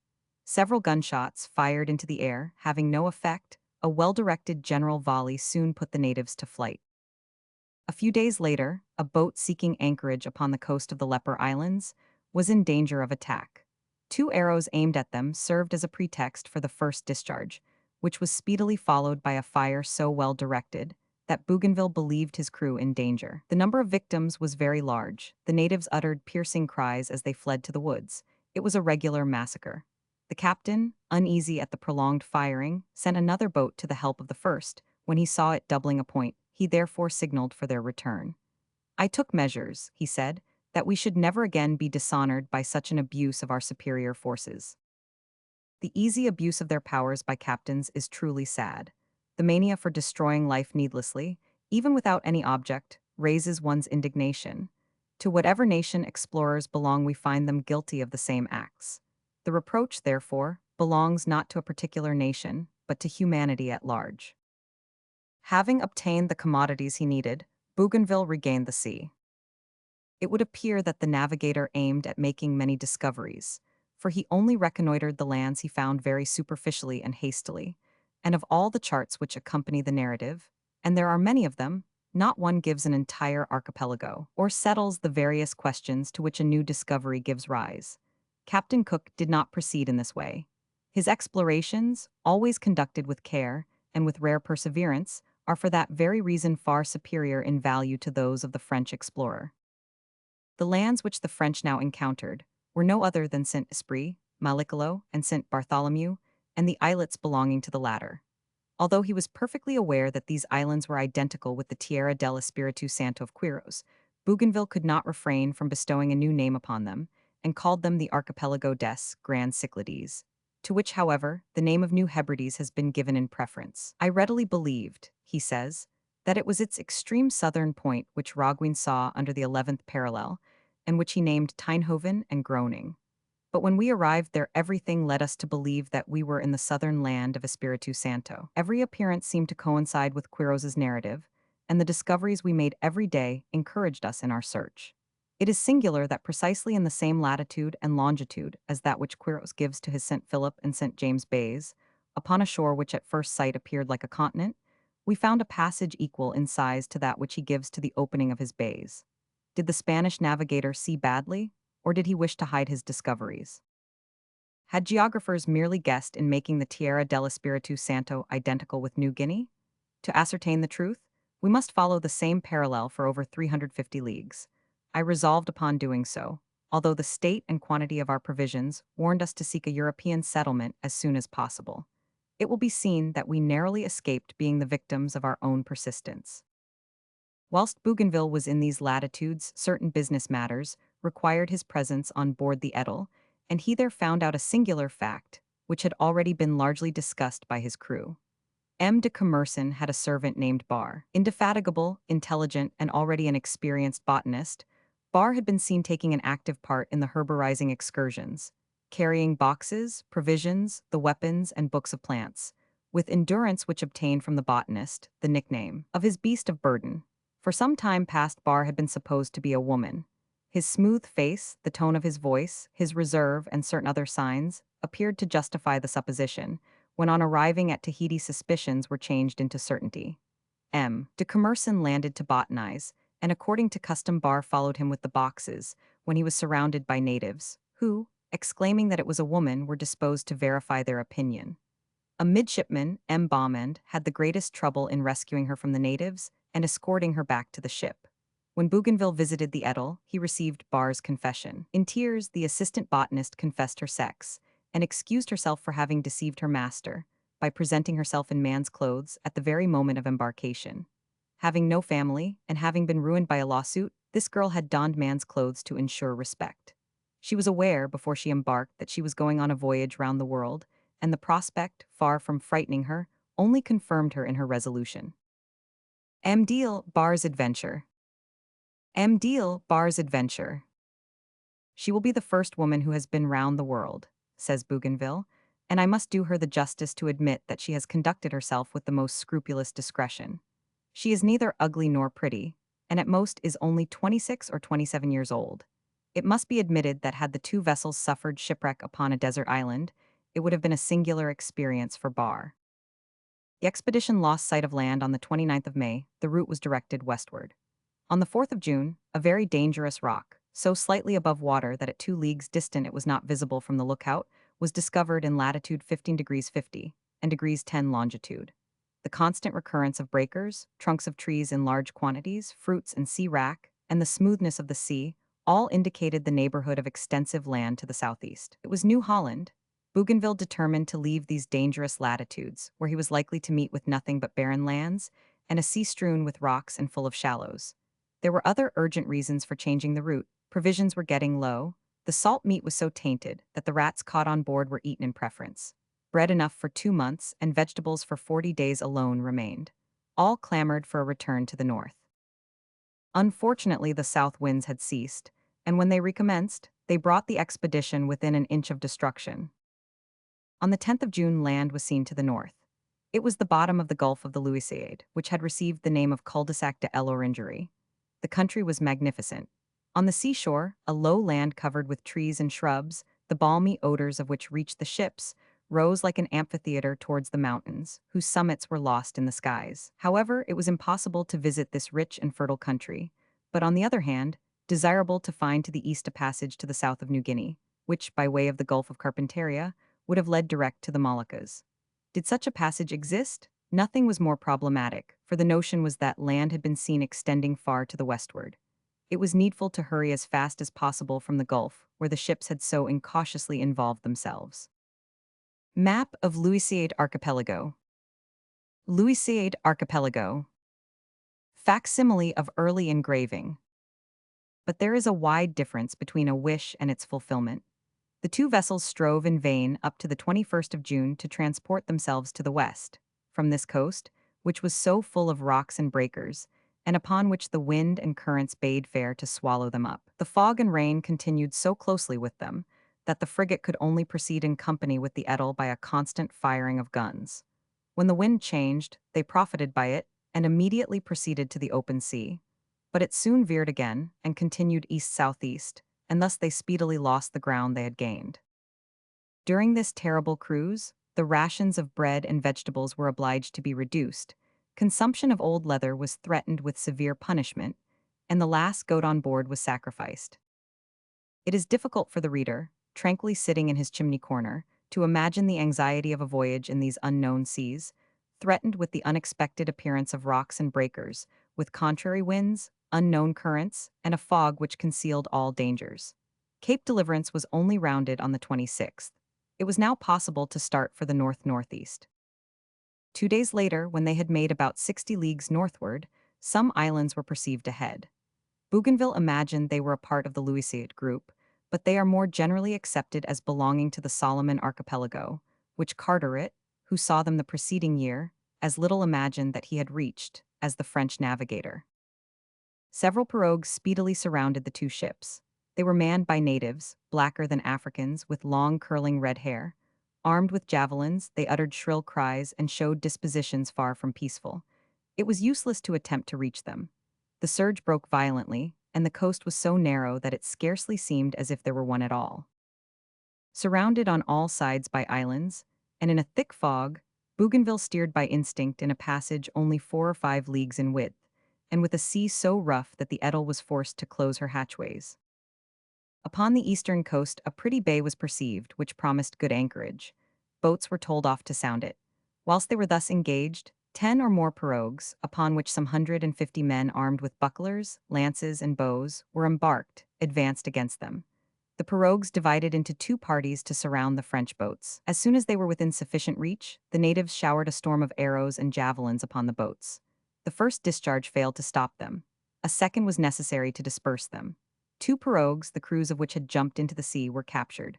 Of great length and well made, these boats were decorated in front with a man's head carved, the eyes of which were formed of mother of pearl, the ears of tortoise shell, and the lips painted red. The water in which this combat took place was called the Warrior River, and the island received the name of Choiseul, in honor of the French Minister of Marine. On leaving this strait, a new land was discovered.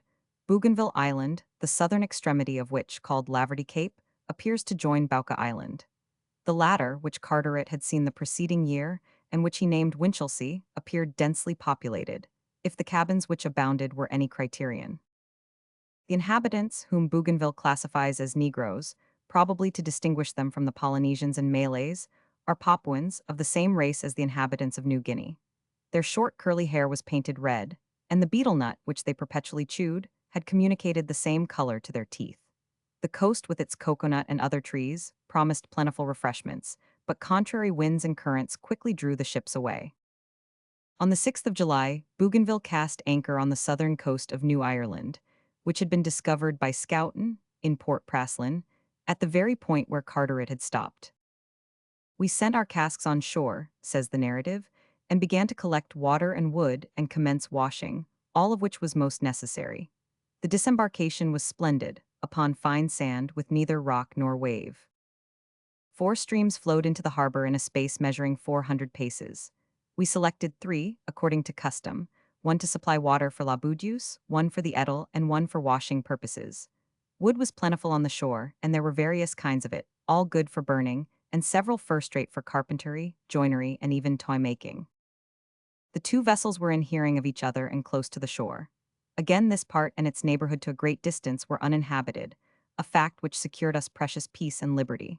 We could not have hoped for a surer anchorage or a more convenient spot for water, wood, or the various repairs needed by the vessels. We were able to send the sufferers from scurvy to range the woods. But with all these advantages, the port had a few inconveniences. In spite of active search, neither coconut trees nor bananas were to be found, nor any of the resources which either by consent or by force could have been gained in an inhabited country. Fish was not abundant, and we could expect only safety and strictly necessary things. There was every fear that the sick would not reestablish their health. We had indeed no serious cases, but several were infected, and no improvement took place, and their malady could not have increased more rapidly. They had been only a few days in port, when a sailor found a leaden plate upon which was an inscription in English. It was easy to guess that they had found the very spot where Carteret had made a stay the preceding year. The resources offered by this country to sportsmen were mediocre in the extreme. They did indeed catch sight of a few boars or wild pigs, but it was impossible to hit them. To make up for this, they shot most beautiful pigeons, the bodies and necks of gray-white and of golden-green plumage, turtle doves, paroquets, crested birds, and a species of crow, whose cry was so like the baying of a dog as to be mistaken for it. The trees were large and magnificent, amongst them the beetle, the areca, and the pepper tree. Malignant reptiles swarm in these marshy lands, and in the ancient forests, serpents, scorpions, and other venomous reptiles abounded. Unfortunately, they were not only to be found on land. A sailor in search of marto, a very rare kind of bivalve mussel, was stung by a serpent. The fearful suffering and violent convulsions which followed only subsided at the expiration of 5 or 6 hours, and at last, the theriac which was administered to him after the bite effected a cure. This accident was a sad damper to conchological enthusiasm. Upon the 22nd, after a severe storm, the ships were sensible of several slight earthquakes. The sea rose and fell several times in succession, which greatly alarmed the sailors who were occupied in fishing. In spite of the rain and ceaseless storms which continued daily, a detachment started to search the interior for bourbon palms, palm trees, and turtle doves. They expected to find wonders, but returned oftenest empty-handed, and with the one result of being wet to the skin. A natural curiosity at some distance from the anchorage, 1,000 times more beautiful than the wonders invented for the ornament of kingly palaces, attracted numberless visitors, who could never tire of admiring it. It was a waterfall, too beautiful for description. To form any idea of its beauty, it would be necessary to reproduce by the brush the sparkling gleam of the spray lit up by the rays of the sun, the vaporous shade of the tropical trees, which dipped their branches into the water, and the fantastic display of light over a magnificent country, not yet spoiled by the hand of man. As soon as the weather changed, the ships left Port Praslin to follow the coast of New Guinea until the 3rd of August. The Edel was attacked by hundreds of pirogues and forced to return the stones and arrows that assailed her by a few gunshots, which put the assailants to flight. On the 4th, the islands named Matthias and Stormy by Dampier were sighted. 3 days later, Anchorite Island was recognized, so called because a number of pirogues occupied in fishing took no notice of the Edel and Boudius, disdaining to enter into relations with the strangers. After passing a series of islets half under water, upon which the vessels nearly struck, and which were named the Echequers by Bougainville, the coast of New Guinea appeared. Steep and mountainous, it ran west-northwest. On the 12th, a large bay was discovered, but the currents, which so far had been unfavorable, were equally so in carrying the boats far from it. It was visible at a distance of 20 leagues from two gigantic mountains, Cyclops and Bougainville. The Aramoa Islands, the largest of which is only 4 miles in length, were next seen, but the bad weather and the currents forced the two vessels to remain in the open sea and relinquish all exploration. It was necessary, however, to maintain a close watch in order to avoid missing the outlet into the Indian Ocean. Mispulu and Waigiu, the last at the extreme north of New Guinea, were passed in succession. The Canal des Francaise, the outlet for ships from this mass of little islands and rocks, was passed without mishap. From thence Bougainville penetrated to the Molucca archipelago, where he reckoned upon finding the fresh provisions requisite for the 45 sufferers from scurvy on board. In absolute ignorance of the events which had occurred in Europe since he left it, Bougainville would not run the risk of visiting a colony in which he was not the strongest power. The small Dutch establishment, Boten or Buru Island, suited him perfectly, all the more that provisions were easily obtained there. The crew received orders to enter the Gulf of Cajeti with the greatest delight. No one on board had escaped scurvy, and half the crew, Bougainville says, were quite unfit for duty. The victuals remaining to us were so tainted and ill-smelling that the worst moments of our sad days were those when we were obliged to partake of such disgusting and unwholesome viands. The charms of Botan Island were enhanced by our wretched situation. About midnight, a delicious odor, emanating from the aromatic plants with which the Molucca Islands are covered, had been wafted several leagues out to sea, and was hailed by us as a forerunner of the end of our woes. The appearance of the moderately sized town, situated below the gulf, with vessels at anchor and cattle grazing in the pastures that surrounded it, caused pleasure in which I participated, but which I cannot describe. Scarcely had the Boudius and the Edel cast anchor, than the resident governor sent 2 soldiers to inquire of the French captain what reason he could assign for stopping at this place, when he must be aware that entrance was permitted to the ships of the India Company only. Bougainville immediately sent an officer to explain that hunger and sickness forced him to enter the first port which presented itself in his route. Also, that he would leave Botan as soon as he had received the aid of which he had urgent need. The resident at once sent him the order of the governor of Ambona, which expressly forbade his receiving any strange ship in his harbor, and begged Bougainville to make a written declaration of the reason for his putting into port, in order that he might prove to his superior that he had not infringed his orders except under paramount necessity. As soon as Bougainville had signed a certificate to this effect, cordiality was established with the Dutch. The resident entertained the officers at his own table, and a contract was concluded for provisions and fresh meat. Bread gave place to rice, the usual food of the Dutch, and fresh vegetables, which are not usually cultivated in the island, were provided for the crews by the resident, who obtained them from the company's gardens. It would have been desirable for the re-establishment of the health of the crew that the stay at this port could have been prolonged, but the end of the monsoon warned Bougainville to set out for Batavia. The captain left Botan on the 7th of September, convinced that navigation in the Molucca archipelago was not so difficult as it suited the Dutch to affirm. As for trusting to French charts, they were of no use, being more qualified to mislead vessels than to guide them. Bougainville therefore directed his course through the Straits of Button and Salire, a route which, though commonly used by the Dutch, is but little known to other nations. The narrative therefore carefully describes, with mention of every cape, the course he took. We will not dwell upon this part of the voyage, although it is very instructive, and on that account interesting to seafaring men. On the 28th of September, 10 months and a half after leaving Montevideo, the Edel and the Boudius arrived at Batavia, one of the finest colonies in the world. After touching at the Isle of France, the Cape of Good Hope, and Ascension Island, near which he met Carteret, Bougainville entered St. Malo on the 16th of February 1769, having lost only 7 men in the 2 years and 4 months which had elapsed since he left Nantes. The remaining particulars of the career of this fortunate navigator do not concern our purpose, and may be dismissed briefly. He took part in the American War, and in 1781 participated in an honorable combat before Port Royal off Martinique. Made chief of the fleet in 1780, he, 10 years later, received a commission to re-establish order in the mutinous fleet of M. d'Albert de Rions. Created vice-admiral in 1792, he did not think it right to accept a high rank, which was, to use his own words, a title without duties.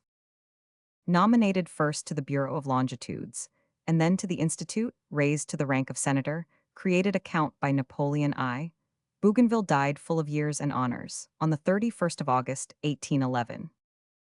Bougainville acquired popularity as the first Frenchman who accomplished a voyage round the world. Though the merit of discovering and reconnoitering, if not of exploring, many groups of islands little known and quite neglected before his time, has been ascribed to him, he owes his reputation rather to the charm and easy animation of his narrative than to his labors. If he is better known than many other French naval officers, his competitors, it is not so much because he accomplished more than they, as because his style of narrating his adventures charmed his contemporaries. As for Guillaume Duclos, his secondary share in the enterprise and his plebeian rank excluded him from reward.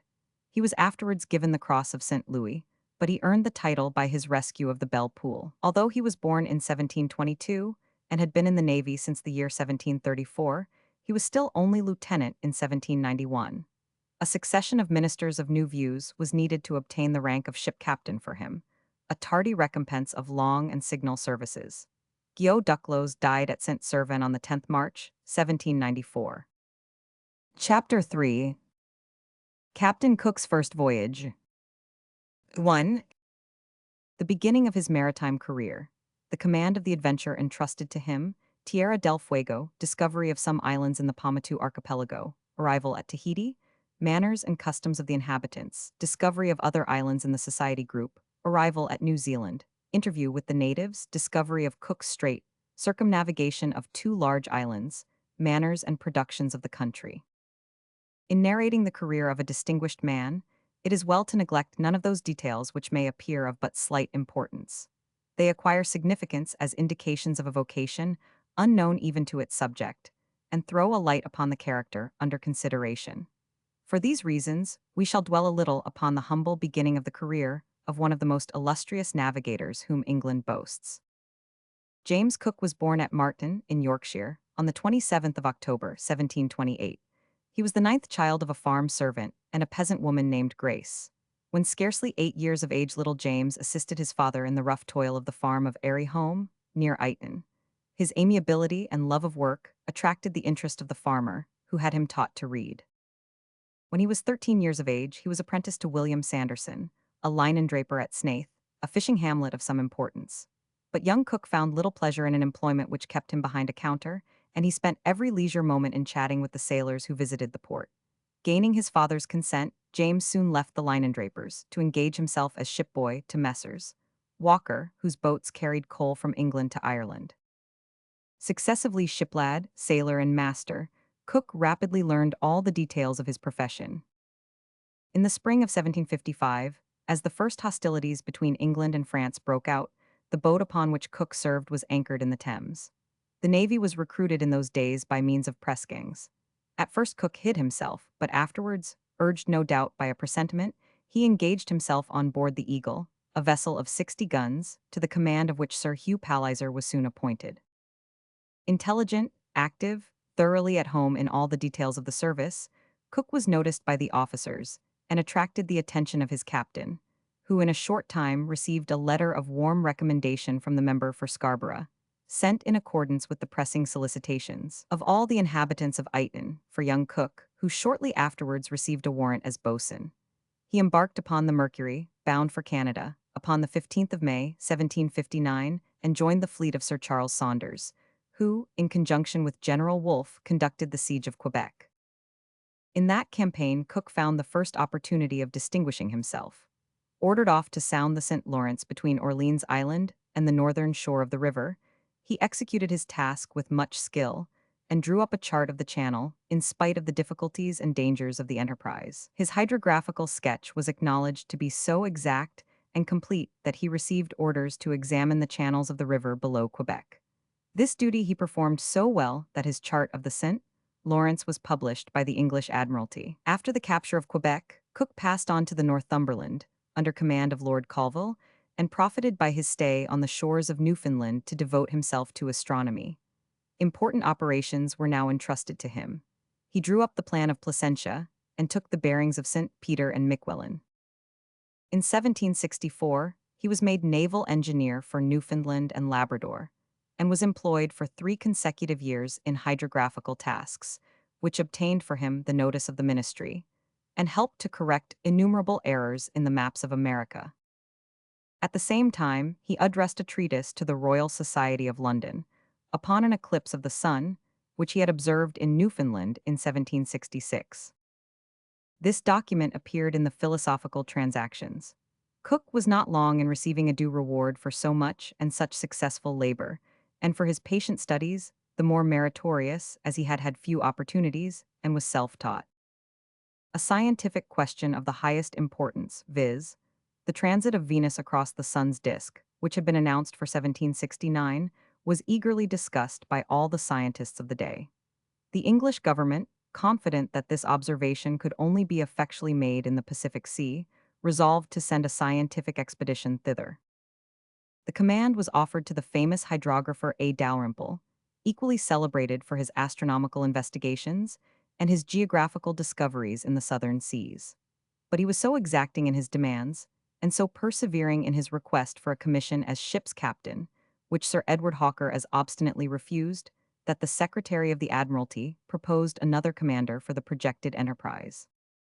His choice fell upon James Cook, who was cordially recommended by Sir Hugh Palliser, and to him, therefore, the command of the Endeavour was given, whilst he was at the same time raised to the rank of ship's lieutenant. Cook was now 40 years of age. This was his first appointment in the Royal Navy. The mission entrusted to him called for varied qualifications, rarely to be met with in a sailor.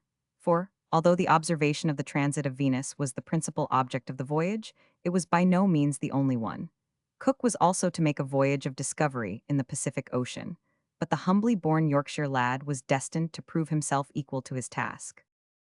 Whilst the Endeavour was being equipped, her crew of 84 men chosen, her store of 18 months' provision embarked, her 10 guns and 12 swivel guns, with the needful ammunition, shipped, Captain Wallis arrived in England. He had accomplished his voyage round the world. He was consulted as to the best spot for the observation of the transit of Venus, and he selected an island which he had discovered, and which was named by him after George Roman III. It was later known by its native name of Tahiti. From this spot, therefore, Cook was to take observations. Charles Green, assistant to Dr. Bradley of Greenwich Observatory, embarked with him. To Green was entrusted the astronomical department.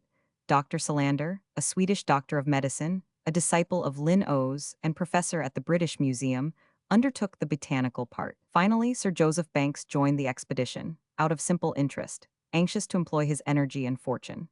After leaving Oxford, Sir Joseph Banks had visited the Newfoundland coast and Labrador and had there acquired a taste for botany. 2 painters accompanied the expedition, one a landscape and portrait painter, the other a scientific draftsman. In addition to these persons, the company comprised a secretary and 4 servants, 2 of whom were Negroes.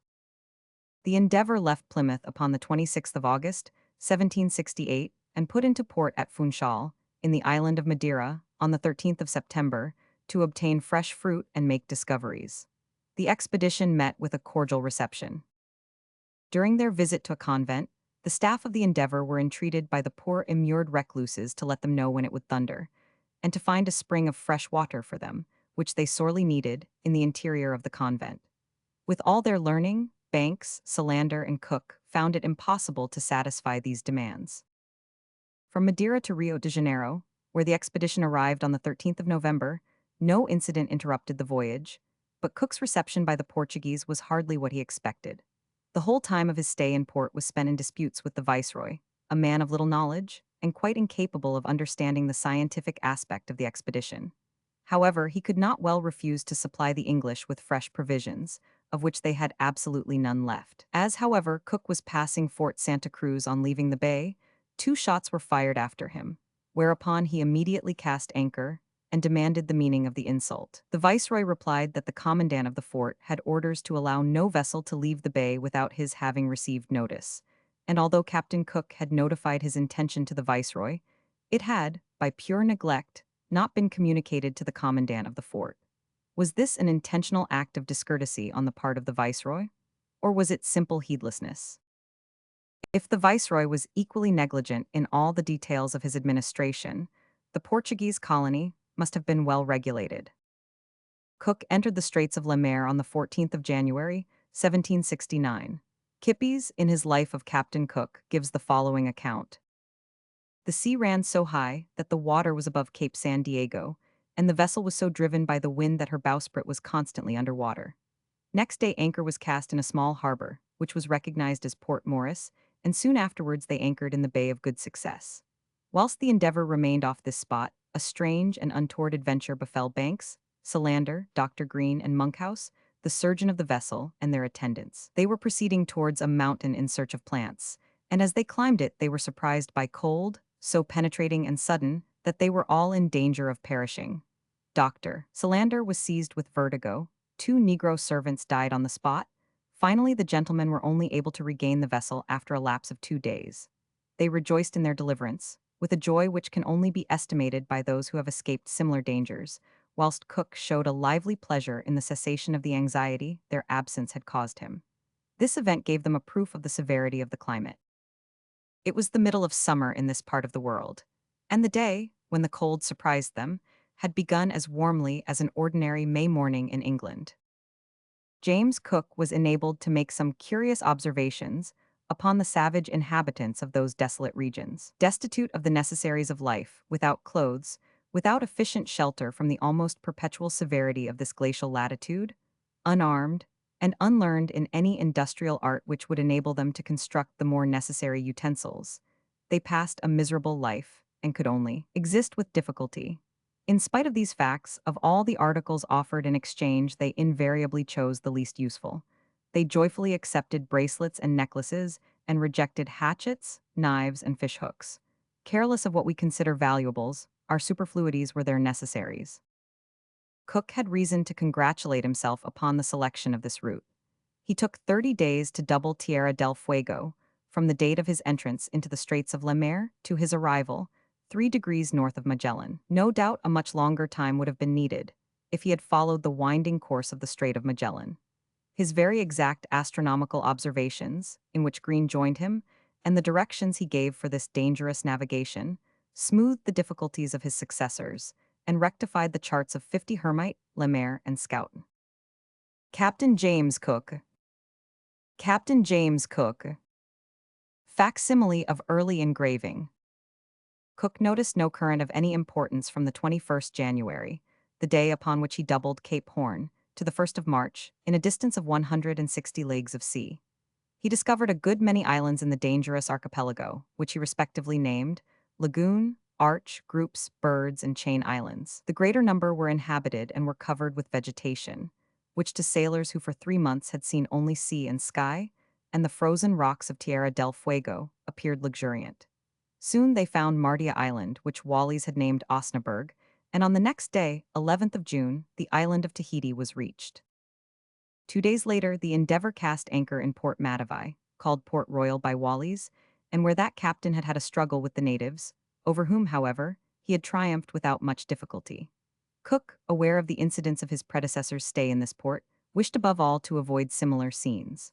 Moreover, it was essential to the success of his observations that no interruption or distraction should occur. His first care was to read out standing orders to his crew, which they were forbidden under heavy penalties to infringe. He first declared that he intended in every possible way to cultivate friendly relations with the natives. Then he selected those who were to buy the needed provisions, and forbade all others to attempt any sort of traffic without special permission. Finally, the men who landed were on no pretext to leave their posts, and if any soldier or workman parted with his arms or implements, not only would the price be deducted from his wages, but he would be punished in proportion to the exigency of the case. In addition to this, to guard the observers from attack, Cook decided on constructing a sort of fort, in which they might be sheltered within gun range of the Endeavour. He then landed with Messrs. Banks, Solander, and Green, soon found a favorable spot, and in presence of the natives immediately traced out the extent of land he intended to occupy. One of them, named Oha, who had had friendly intercourse with Wallis, was particularly profuse in his protestations of friendship. As soon as the plan of the fort was fixed, Cook left 13 men and an officer in charge of the tents and accompanied his associates into the interior of the island, but he was speedily recalled by the sound of firing. A very painful incident, the consequences of which might have been serious, had occasioned this. One of the natives had surprised a sentinel near the tents and had possessed himself of his gun. A general discharge was immediately directed upon the inoffensive crowd, but fortunately no one was injured. The robber meantime was pursued and killed. A great commotion ensued, and Cook was profuse in his protestations to pacify the natives. He promised payment for all that he required for the construction of his fort and would not allow a tree to be felled without their sanction. Finally, he had the butcher of the Endeavour mastheaded and flogged for threatening the wife of one of the chiefs with death. This proceeding effaced the recollection of the painful antecedents, and with the exception of some thieving by the natives, the friendly relations remained undisturbed. And now the moment for the execution of the primary object of the voyage approached. Cook accordingly took steps for putting the instructions he had received into effect. With this view, he dispatched observers with Sir Joseph Banks to Eimeo, one of the neighboring isles. 4 others proceeded to a favorable distance from the fort, where Cook himself proposed to await the transit of the planet. Hence the point of observation was called Point Venus. The night preceding the observation passed with many fears of unfavorable weather, But on the 3rd of June, the sun rose in all its glory, and not a cloud troubled the observers throughout the day. The observations, according to W. de Tunnel's article in Nature, for the 28th of March, 1874, were most fatiguing for the astronomers, for they began at 21 minutes after 9 in the morning and only terminated at 10 minutes after 3 in the afternoon, at which moment the heat was stifling. The thermometer registered degrees Fahrenheit. Cook assures us, and we can readily believe it, that he himself was not certain of the end of his observation. In such thermetrical conditions, the human organism, admirable instrument as it is, loses its powers. On passing the sun, the rim of Venus was elongated as though attracted. A black point or dark ligament, a little less dark than the body of the star, was formed. The same phenomenon occurred upon the second interior contact. The observation, says Cook, was made with equal success at the fort, and by those I had sent to the east of the island. From the rising to the setting of the sun, not a single cloud obscured the sky, and Mr. Green, Dr. Solander, and myself observed the entire transit of Venus with the greatest ease. Mr. Green's telescope and mine were of equal power, and that of Dr. Solander still stronger. We noted a luminous atmosphere or fog surrounding the planet, which rendered the actual moment of contact, and especially of interior contacts, somewhat indistinct. To this fact, it is owing that our observations varied somewhat one from the other. Whilst the officers and savants were engaged in this important observation, some of the crew, forcing an entrance into the storeroom, stole 100 weight of nails. This was a grave offense, and one which might have had disastrous results for the expedition. The market was at once glutted with that one article of traffic, and as the natives testified an immoderate desire to possess it, there was every reason to anticipate an increase in their demands. One of the thieves was detected, but only 70 nails were found in his possession, and the application of 80 lashes failed to make him betray his accomplices. Other incidents of this kind constantly occurred, but friendly relations were not seriously disturbed.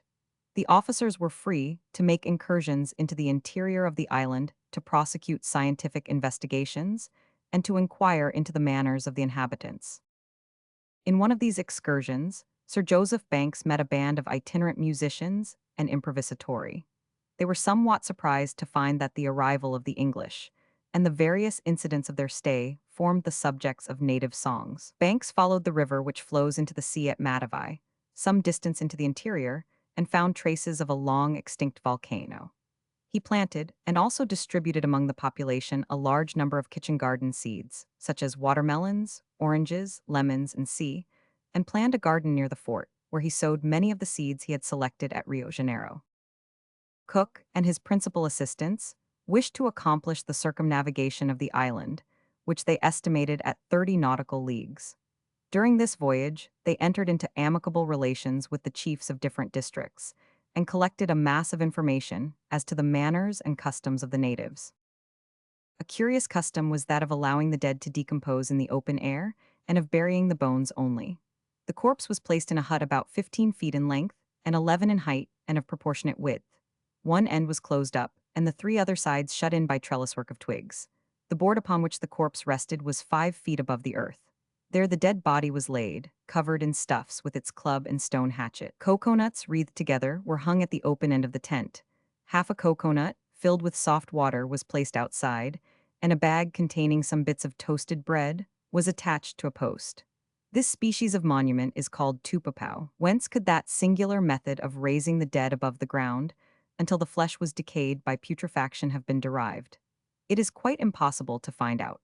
Cook could only ascertain that the cemeteries called morai are places where the natives observe certain religious customs, and that they always betrayed some uneasiness when the English approached.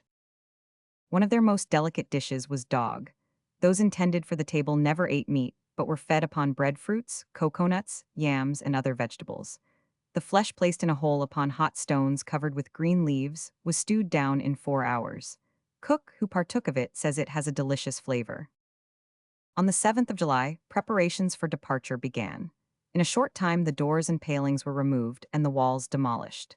At this moment, one of the natives, who had received the English with cordiality, came on board with a young lad of about 13 years of age, who acted as his servant. He was named Tupia. Formerly first minister to Queen Obria, He was afterwards one of the principal priests of Tahiti. He asked to be allowed to go to England. Many reasons combined to decide Cook upon permitting this. Thoroughly acquainted, as a necessary consequence of his high functions, with all the particulars concerning Tahiti, this native would be able to give the most circumstantial details of his compatriots, and at the same time to initiate them into the civilized customs of the Europeans. Finally, he had visited the neighboring islands and perfectly understood the navigation of those latitudes. On the 13th of July, there was a crowd on board the Endeavour. The natives came to bid farewell to their English friends and to their countryman Tupia. Some overcome with silent sorrow shed tears, others, on the contrary, uttered piercing cries, with less of true grief than of affectation in their demonstrations. In the immediate neighborhood of Tahiti were to be found, according to Tupia, 4 islands, Huahine, Ulieta, Ataha, and Balabola. He asserted that wild pigs, fowls, and other needful provisions could easily be obtained there. These commodities had become scarce in the latter part of the stay at Matavai. Cook, however, preferred visiting a small island called Tethuroa, about 8 miles north of Tahiti, but the natives had no regular settlement, and he therefore considered it useless to wait there. When they came in sight of Huahine, several pirogues approached the Endeavour, and it was only after they had recognized Tupia that the natives consented to come on board. King Oria, who was among the passengers, was greatly surprised at all the vessel contained. Soon reassured by the welcome of the English, he became so familiar as to wish to exchange names with Cook. During the entire stay in port, he always called himself Cookie and gave his own name to the captain. Anchor was cast in a convenient harbor, and the officers of this vessel on landing found the manners, the language, and the productions of this island identical with those of Tahiti. 7 or 8 leagues southwest lay Uliatea. Cook landed there also, and solemnly took possession of this and the 3 neighboring isles. He also profited by his stay to make hydrographical surveys of the shores, whilst a leak which had been found in the gun-room of the Endeavour was attended to. After reconnoitering various other small islands, Cook gave the entire group the name of Society Isles. Cook sailed on the 7th of August. 6 days later, he reconnoitered the island of Otro. The hostile demonstrations of the natives prevented the Endeavour from remaining. She set sail for the south. On the 25th of August, the anniversary of their departure from England was celebrated by the crew. On the 1st of September, in 40 degrees 22 S lat, 174 degrees 29 E long, the sea, agitated by a west wind, became very rough. The Endeavour was obliged to put her head to the north and to run before the storm. Up to the 3rd, the weather continued the same, then it abated and it was possible to resume the westward route. In a few days, sundry indications of an island or a continent appeared, such as floating weeds, land birds, and sea. On the 5th of October, the color of the sea changed, and on the morning of the 6th, a coast running west by northwest was perceived. Nearer approach showed it to be of great extent. Unanimous opinion decided that the famous continent, so long looked for, so necessary for the equipoise of the world, known to cosmographers as the unknown land of the south, was at last discovered. This land was the eastern shore of the most northerly of the 2 islands, which have received the name of New Zealand. Smoke was perceived at different points, and the details of the shore were soon mastered. The hills were covered with verdure, and large trees were distinguishable in the valleys.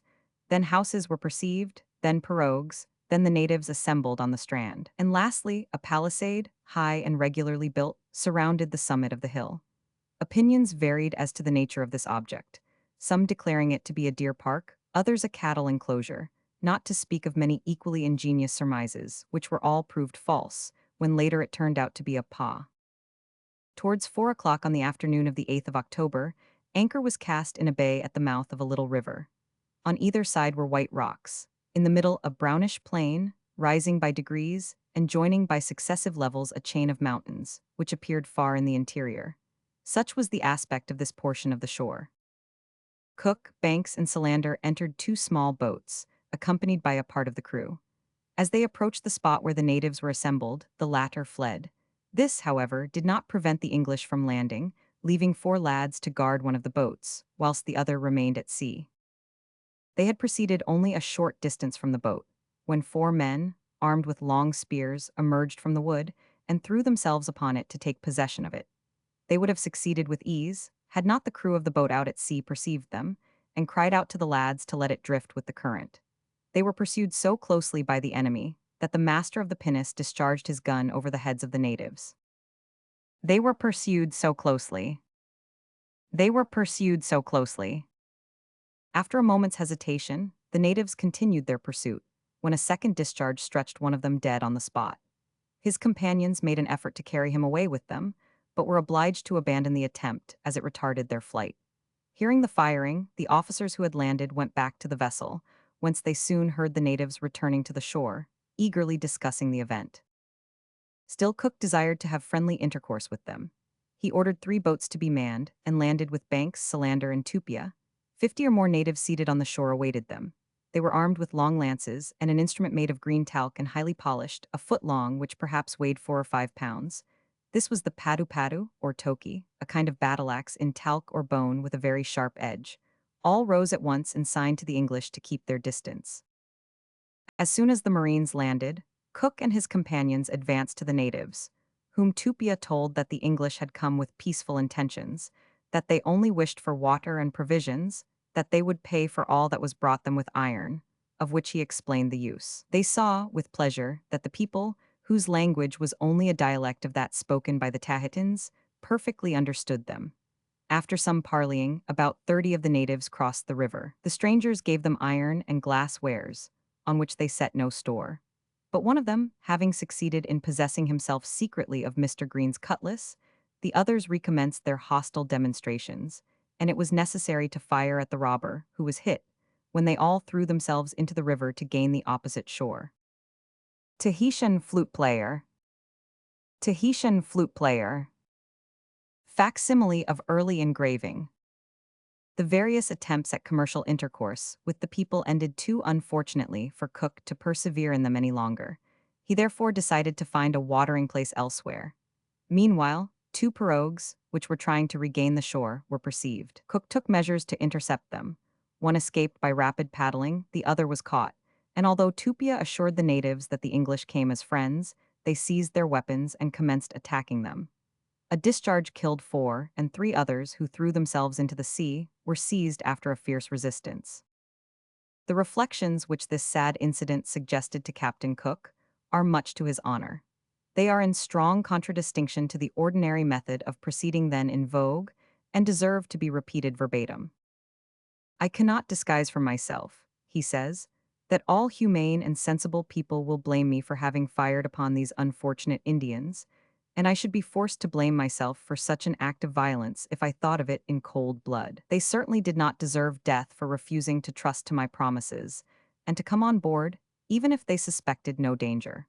But my commission by its nature obliged me to take observations of their country, and I could only do so by penetrating into the interior, either by open force or by gaining the confidence and goodwill of the natives. I had tried unsuccessfully by means of presents, and my anxiety to avoid new hostilities led me to attempt having some of them on board, as the sole method of persuading them that far from wishing to hurt them, we were disposed to be of use to them.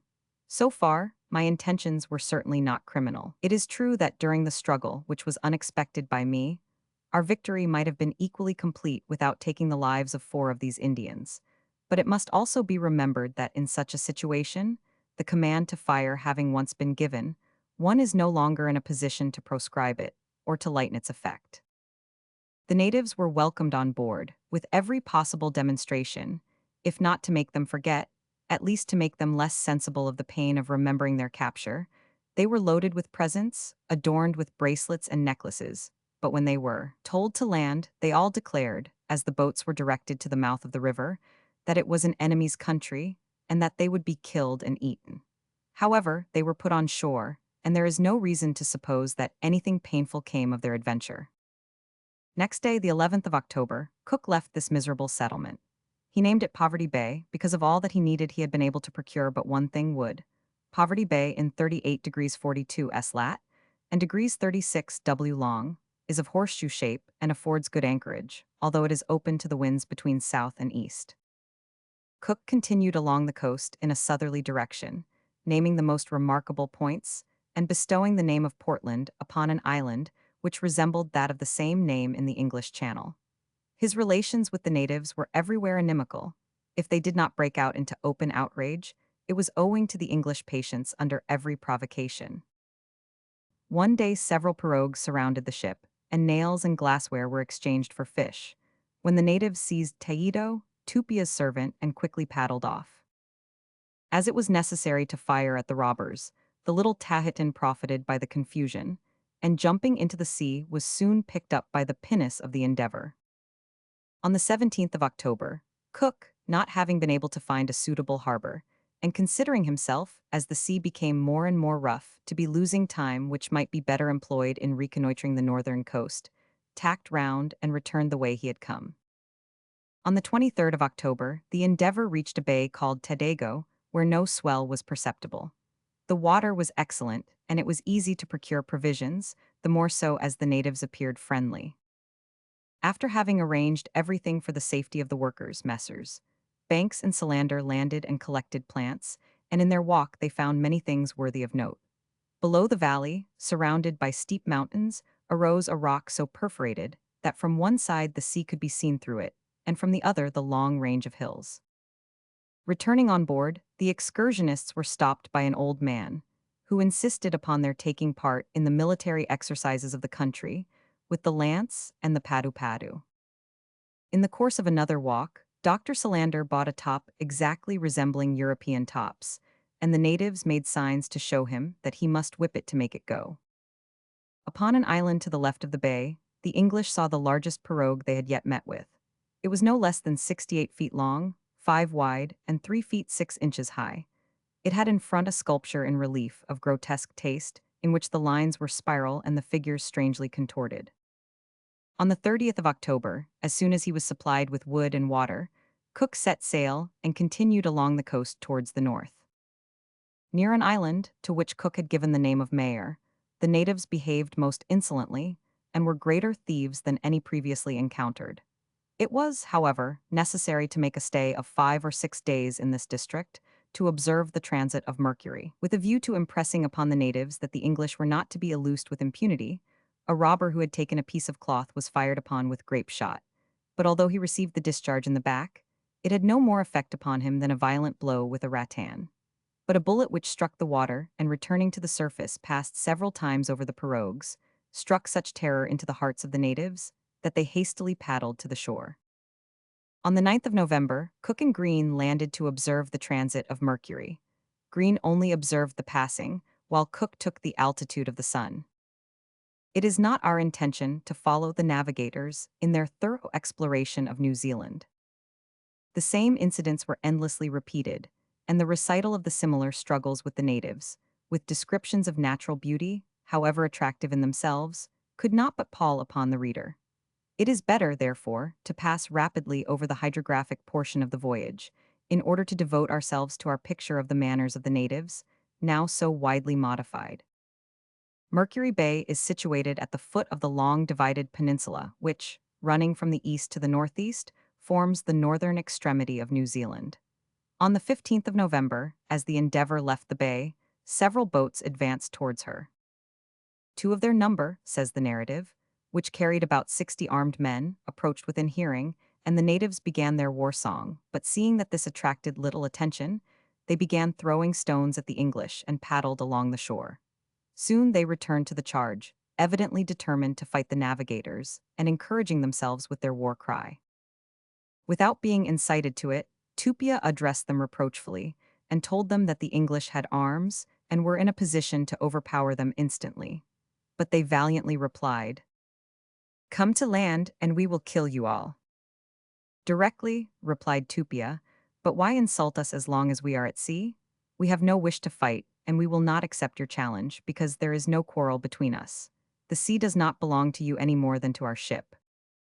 Tupia had not been credited with so much simple and true eloquence, and it surprised Cook and the other English. Whilst he was in the Bay of the Islands, the captain reconnoitred a considerable river, which he named after the Thames.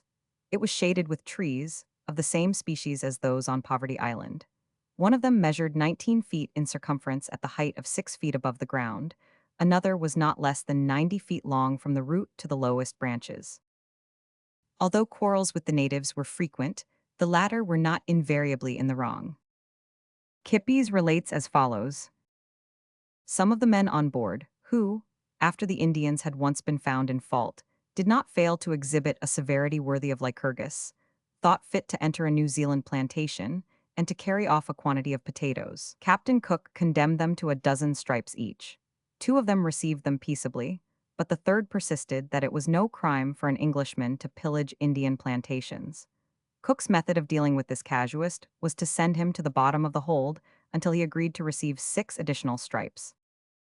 On the 30th of December, the English doubled a cape which they took to be that of Maria van Diemen, discovered by Tasman, but they were so assailed by threatening winds that Cook only accomplished 10 leagues in 3 weeks. Fortunately, they kept at a uniform distance from shore all the time, otherwise we should probably have been spared the recital of their further adventures. On the 16th of January, 1770, after naming various portions of the eastern shore, Cook arrived in sight of an imposing peak, which was covered with snow, and which he named Mount Egmont in honor of the earl of that name. Scarcely had he doubled the peak, when he found that the coast described the arc of a circle.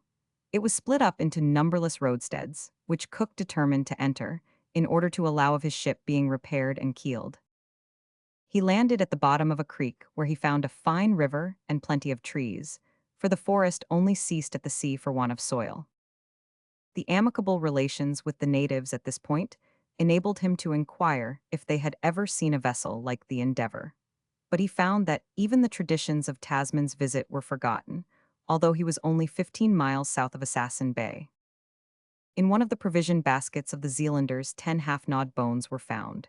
They did not look like a dog's bones, and on nearer inspection, they turned out to be human remains. The natives, in reply to the questions put to them, asserted that they were in the habit of eating their enemies. A few days later, they brought on board the Endeavour 7 human heads, to which hair and flesh still adhered, but the brains, as being delicate morsels, were already picked. The flesh was soft, and no doubt was preserved from decay by some ingredient, for it had no unpleasant odor. Banks bought one of these heads after some difficulty, but he could not induce the old man who brought it to part with a second, probably because the New Zealanders considered them as trophies and testimonies to their bravery. The succeeding days were devoted to a visit to the environs and to some walks in the neighborhood. During one of these excursions, Cook, having climbed a high hill, distinctly perceived the whole of the strait to which he had given the name of Queen Charlotte, and the opposite shore, which appeared to him about 4 leagues distant. A fog made it impossible for him to see further to the southeast, but he had discerned enough to assure him that it was the final extent of the large island of which he had followed all the windings. He had now only to finish his discoveries in the south, which he proposed to do as soon as he had satisfied himself that Queen Charlotte Sound was really a strait. Cook visited a pa in the neighborhood. Built upon a little island or inaccessible rock, the pa was merely a fortified village. The natives most frequently add to the natural defenses by fortifications, which render the approach still more perilous. Many were defended by a double ditch, the inner one having a parapet and double palisade. The second ditch was at least 80 feet in depth. On the inside of the palisade, at the height of 20 feet, was a raised platform 40 feet long by 6 wide. Supported on 2 large poles, it was intended to hold the defenders of the place, who from thence could easily overwhelm the attacking party with darts and stones, of which an enormous supply was always ready in case of need. These strongholds cannot be forced, unless by means of a long blockade the inmates should be compelled to surrender.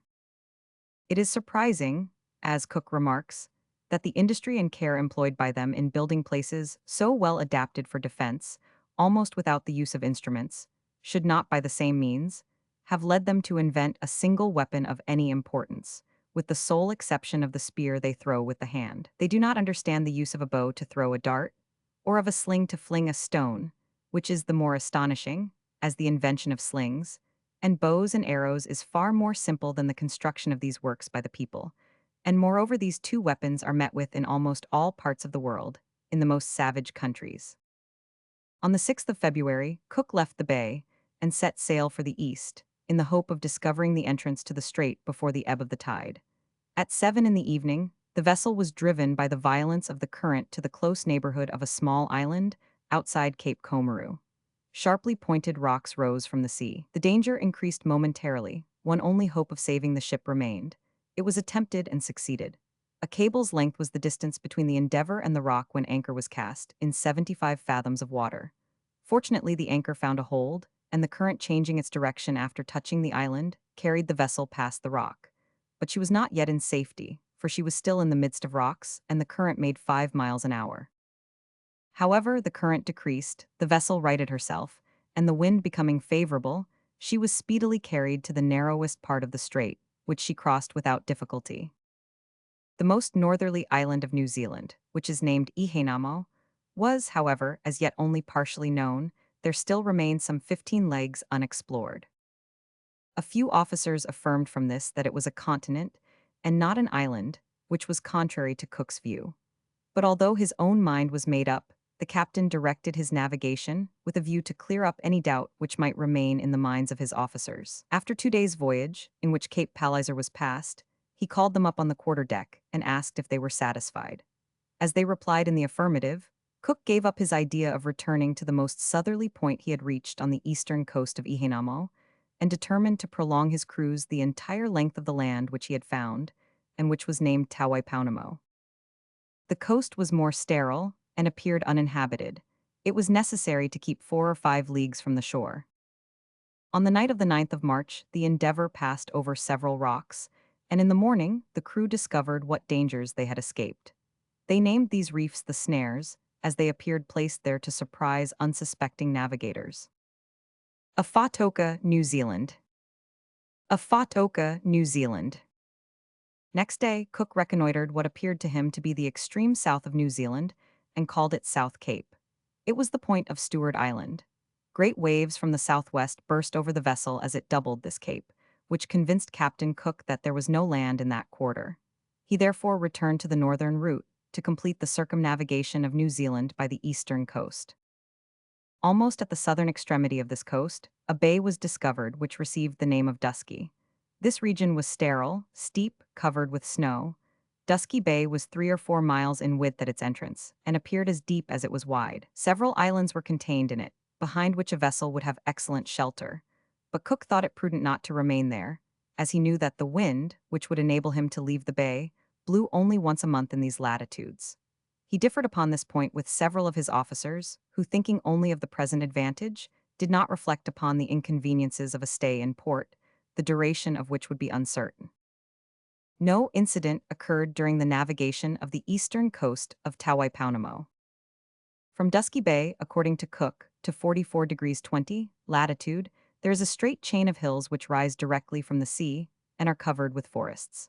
Behind and close to these hills are mountains which form another chain of prodigious height, composed of barren and jagged rocks, excepting in the parts where they are covered with snow, mostly in large masses. It is impossible to conceive a wilder prospect, or a more savage and frightful one than this country from the sea, because from every point of view nothing is visible but the summits of rocks, so close to each other that in lieu of valleys there are only fissures between them. From degrees 20 to 42 degrees 8 the aspect varies. The mountains are in the interior, hills and fruitful valleys border the coast. From degrees 8 to the 41 degrees 30, the coast inclines vertically to the sea and is covered with dark forests. The Endeavour, moreover, was too far from the shore, and the weather was too dark for it to be possible to distinguish minor details. After achieving the circumnavigation of the country, the vessel regained the entrance to Queen Charlotte Sound. Cook took in water and wood. Then he decided on returning to England, following the route which permitted him best to fulfill the object of his voyage. To his keen regret, for he had greatly wished to decide whether or no the southern continent existed, it was as impossible for him to return to Europe by Cape Horn as by the Cape of Good Hope. In the middle of winter, in an extreme southerly latitude, his vessel was in no condition to bring the enterprise to a successful issue. He had no choice, therefore, but to take the route for the East Indies, and to this end to steer westward to the eastern shores of New Holland. Interior of a morai in Hawaii. Interior of a morai in Hawaii. But before proceeding to the narration of the incidents of the second part of the campaign, it will be better to glance backward and to summarize the information upon the situation, productions, and inhabitants of New Zealand, which the navigators had accumulated. We have already seen that this land had been discovered by Abel Tasman, and we have noted those incidents which were marked with traces of bloodshed when it was reconnoitered by the Dutch captain. With the exception of Tasman, in 1642, No European captain had ever visited its shores. It was so far unknown that it was not even decided whether it formed a part of the southern continent, as Tasman supposed, when he named it Staten Island. To Cook belongs the credit of determining its position and of tracing the coasts of these two large islands, situated between 34 degrees and degrees S lat, 180 degrees and degrees W long. Tawaipaunamo was mountainous, sterile, and apparently very sparsely populated. Ihinamo presented an attractive appearance, in its hills, mountains, and valleys covered with wood and watered by bright flowing streams. Cook formed an opinion of the climate upon the remarks made by Banks and Solander that, if the English settled in this country, it would cost them but little care and work to cultivate all that they needed in great abundance. Tattooed head of a New Zealander. Tattooed head of a New Zealander. Facsimile of early engraving. As for quadrupeds, New Zealand afforded an asylum for dogs and rats only, the former reserved for food. But if the fauna was poor, the flora was rich. Among the vegetable products which attracted the English most was one of which the narrative says, the natives used as hemp and flax, a plant which surpasses all those used for the same purposes in other countries. The ordinary dress of the New Zealanders is composed of leaves of this plant, with very little preparation. They fabricate their cords, lines, and ropes from it, and they are much stronger than those made with hemp, and to which they can be compared. From the same plant, prepared in another way, they draw long, thin fibers, lustrous as silk and white as snow. Their best stuffs are manufactured from these fibers, and are of extraordinary strength. Their nets, of an enormous size, are composed of these leaves. The work simply consists in cutting them into suitable lengths and fastening them together. This wonderful plant, which was so enthusiastically described, in the lyrical account just quoted, and in the hardly less exuberant one which La Billadière afterwards gave of it, is known in our day as Phornium tenax. In Ipa, facsimile of early engraving. It was really necessary to subdue the expectations that these narratives excited. According to the eminent chemist Dutchart, the prolonged action of the damp heat, and above all bleaching, disintegrates the cellular particles of this plant, and after one or two washings, the tissues which are fabricated from it are reduced to tow. Still, it forms a considerable article of commerce. Mr. Alfred Kennedy, in his very curious work on New Zealand, tells us that in 1865, only 15 bales of phornium were exported, that 4 years later the export amounted to the almost incredible number of 12,162 bales, and in 1870 to 32,820 bales, valued at 132,578 L. The inhabitants were tall and well-proportioned, alert, vigorous, and intelligent. The women had not the delicate organization and grace of form which distinguished them in other countries. Dressed like the men, they were recognizable only by their sweetness of voice and liveliness of expression. Although the natives of the same tribe were affectionate in their relations to each other, they were implacable to their enemies, and they gave no quarter. The dead bodies of their enemies afforded horrible festivities, which the want of other animal food explains, but can hardly excuse. A New Zealand family. A New Zealand family. Perhaps, says Cook, it appears strange that there were frequent wars in a country where so few advantages follow victory. But besides the need of procuring meat, which led to the frequency of these wars, another cause for them, unknown to Cook, existed in the fact that the population consisted of two distinct races, naturally enemies of each other.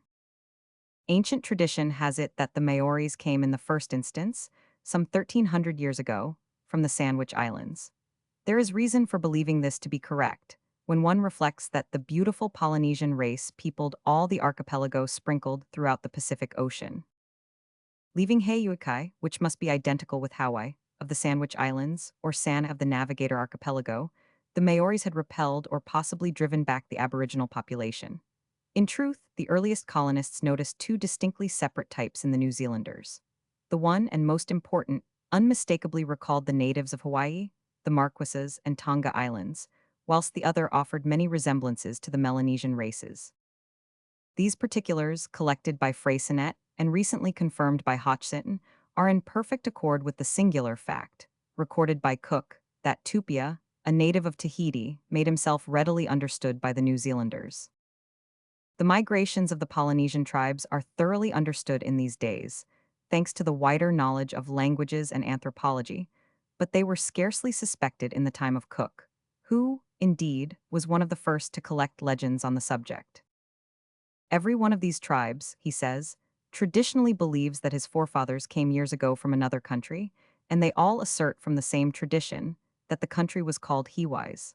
The country at this time produced only one quadruped, the dog, and that was an alien. Thus the New Zealanders had no means of subsistence, but vegetables and a few fowls unknown to the English. Fortunately, the inhabitants were saved from death by starvation by the abundance of fish. Accustomed to war, and looking upon all strangers as enemies, possibly seeing in them merely an edible commodity, the natives naturally attacked the English. Once convinced, however, of the utter inadequacy of their weapons and of the powers of their adversaries, once convinced that the newcomers avoided using those instruments which produced such terrific effects, they treated the navigators as friends and conducted themselves towards them with surprising loyalty.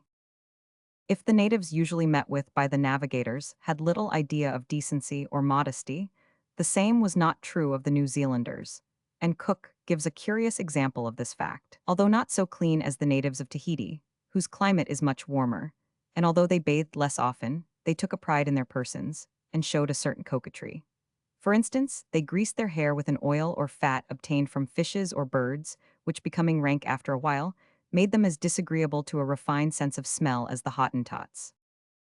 They were in the habit of tattooing themselves, and some of their tattoo designs demonstrated wonderful skill, and tastes certainly not to be expected among this primitive race. The English were greatly surprised to find that the women devoted less attention to their attire than the men. Their hair was cut short and without ornament, and they wore clothes similar to those of their husbands. Their sole attempt at coquetry consisted in fastening the most extraordinary things to their ears: stuffs, feathers, fish bones, bits of wood, not to mention green talc needles, the nails and teeth of their deceased parents, and generally everything they could lay hands on, which they suspended by means of thread. This recalls an adventure related by Cook, which happened to a Tahitan woman. This woman, envious of all she saw, wanted to have a padlock attached to her ear. She was allowed to take it, and then the key was thrown into the sea before her. After a certain time, either because the weight of this singular ornament worried her, or because she wished to replace it by another, she begged to have it removed. The request was refused, upon the ground that her demand was foolish, and that as she had wished for this singular earring, it was fair that she should put up with its inconveniences. The clothing of the New Zealanders consisted of one piece of stuff, something between reed or cloth, attached to the shoulders and falling to the knees, and of a second rolled round the waist, which reached to the ground. But the latter was not an invariable part of their dress.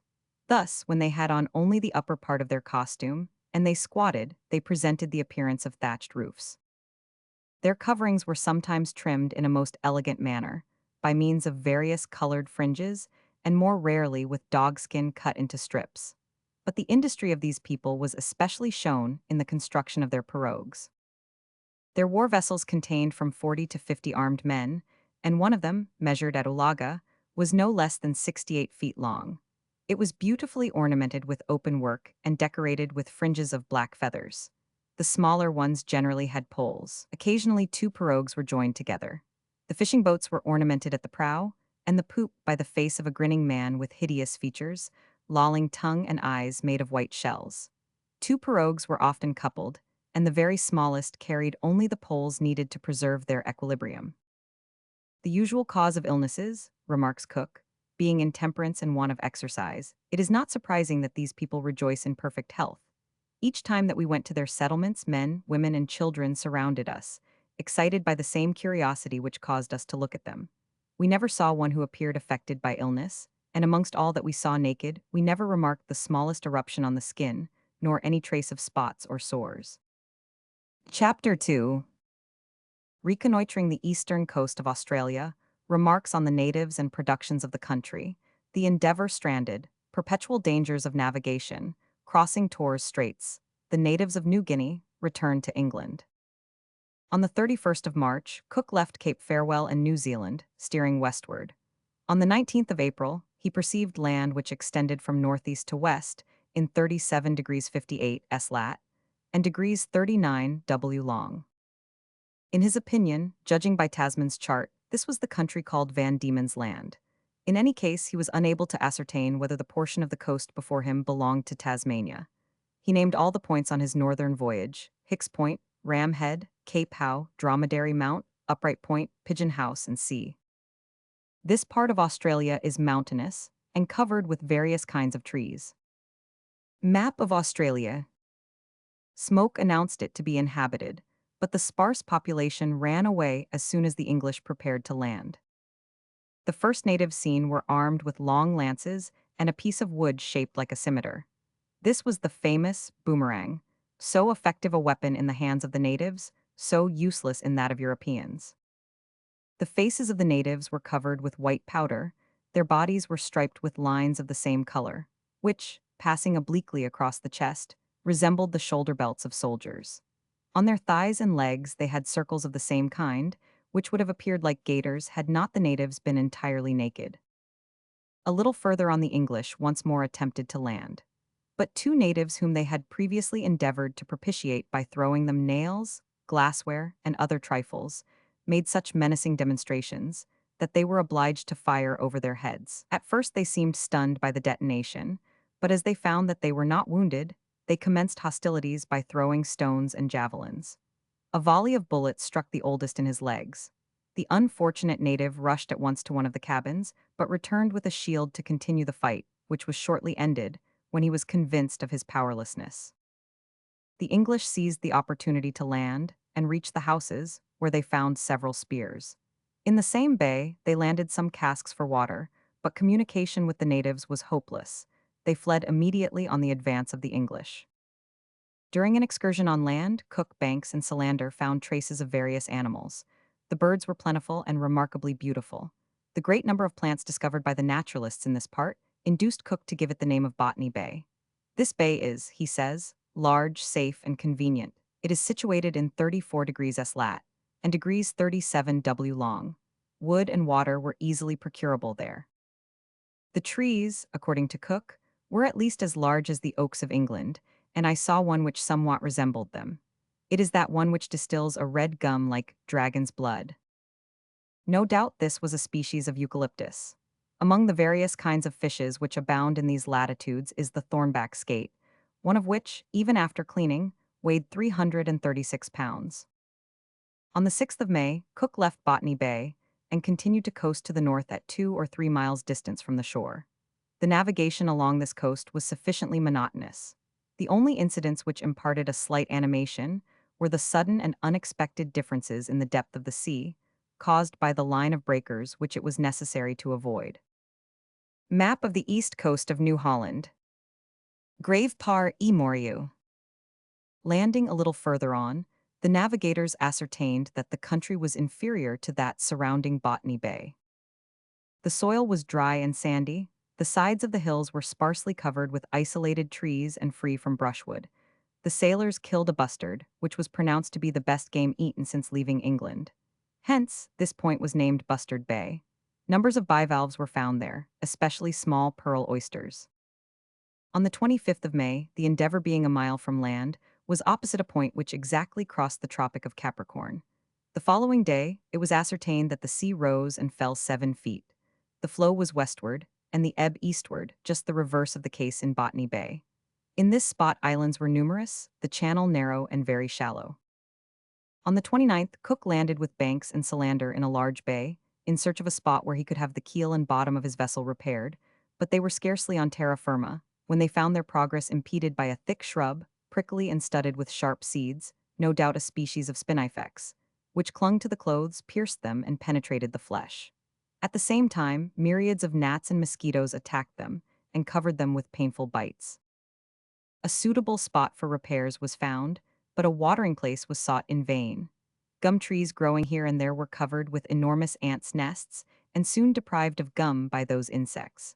Numerous brilliantly colored butterflies hovered over the explorers. These were curious facts, interesting from more than one point of view, but they failed to satisfy the captain, who was eager to replenish his water supply. From the first, the great defect of this country was apparent. It consists in the absence of streams, springs, and rivers. A second excursion made during the evening of the same day was equally barren of good results. Cook ascertained that the bay was very deep and decided on making the circuit of it in the morning. He soon discovered that the width of the channel by which he entered increased rapidly, and that it ultimately formed a vast lake communicating with the sea to the northwest. Another arm stretched eastwards, and it was conceivable that the lake had a second outlet into the sea at the bottom of the bay. Cook named this part of Australia New South Wales. Sterile, sandy, dry, it lacked all that was most necessary for the establishment of a colony, and the English could not ascertain from their cursory inspection or hydrographical examination that, mineralogically speaking, it was one of the richest countries of the New World.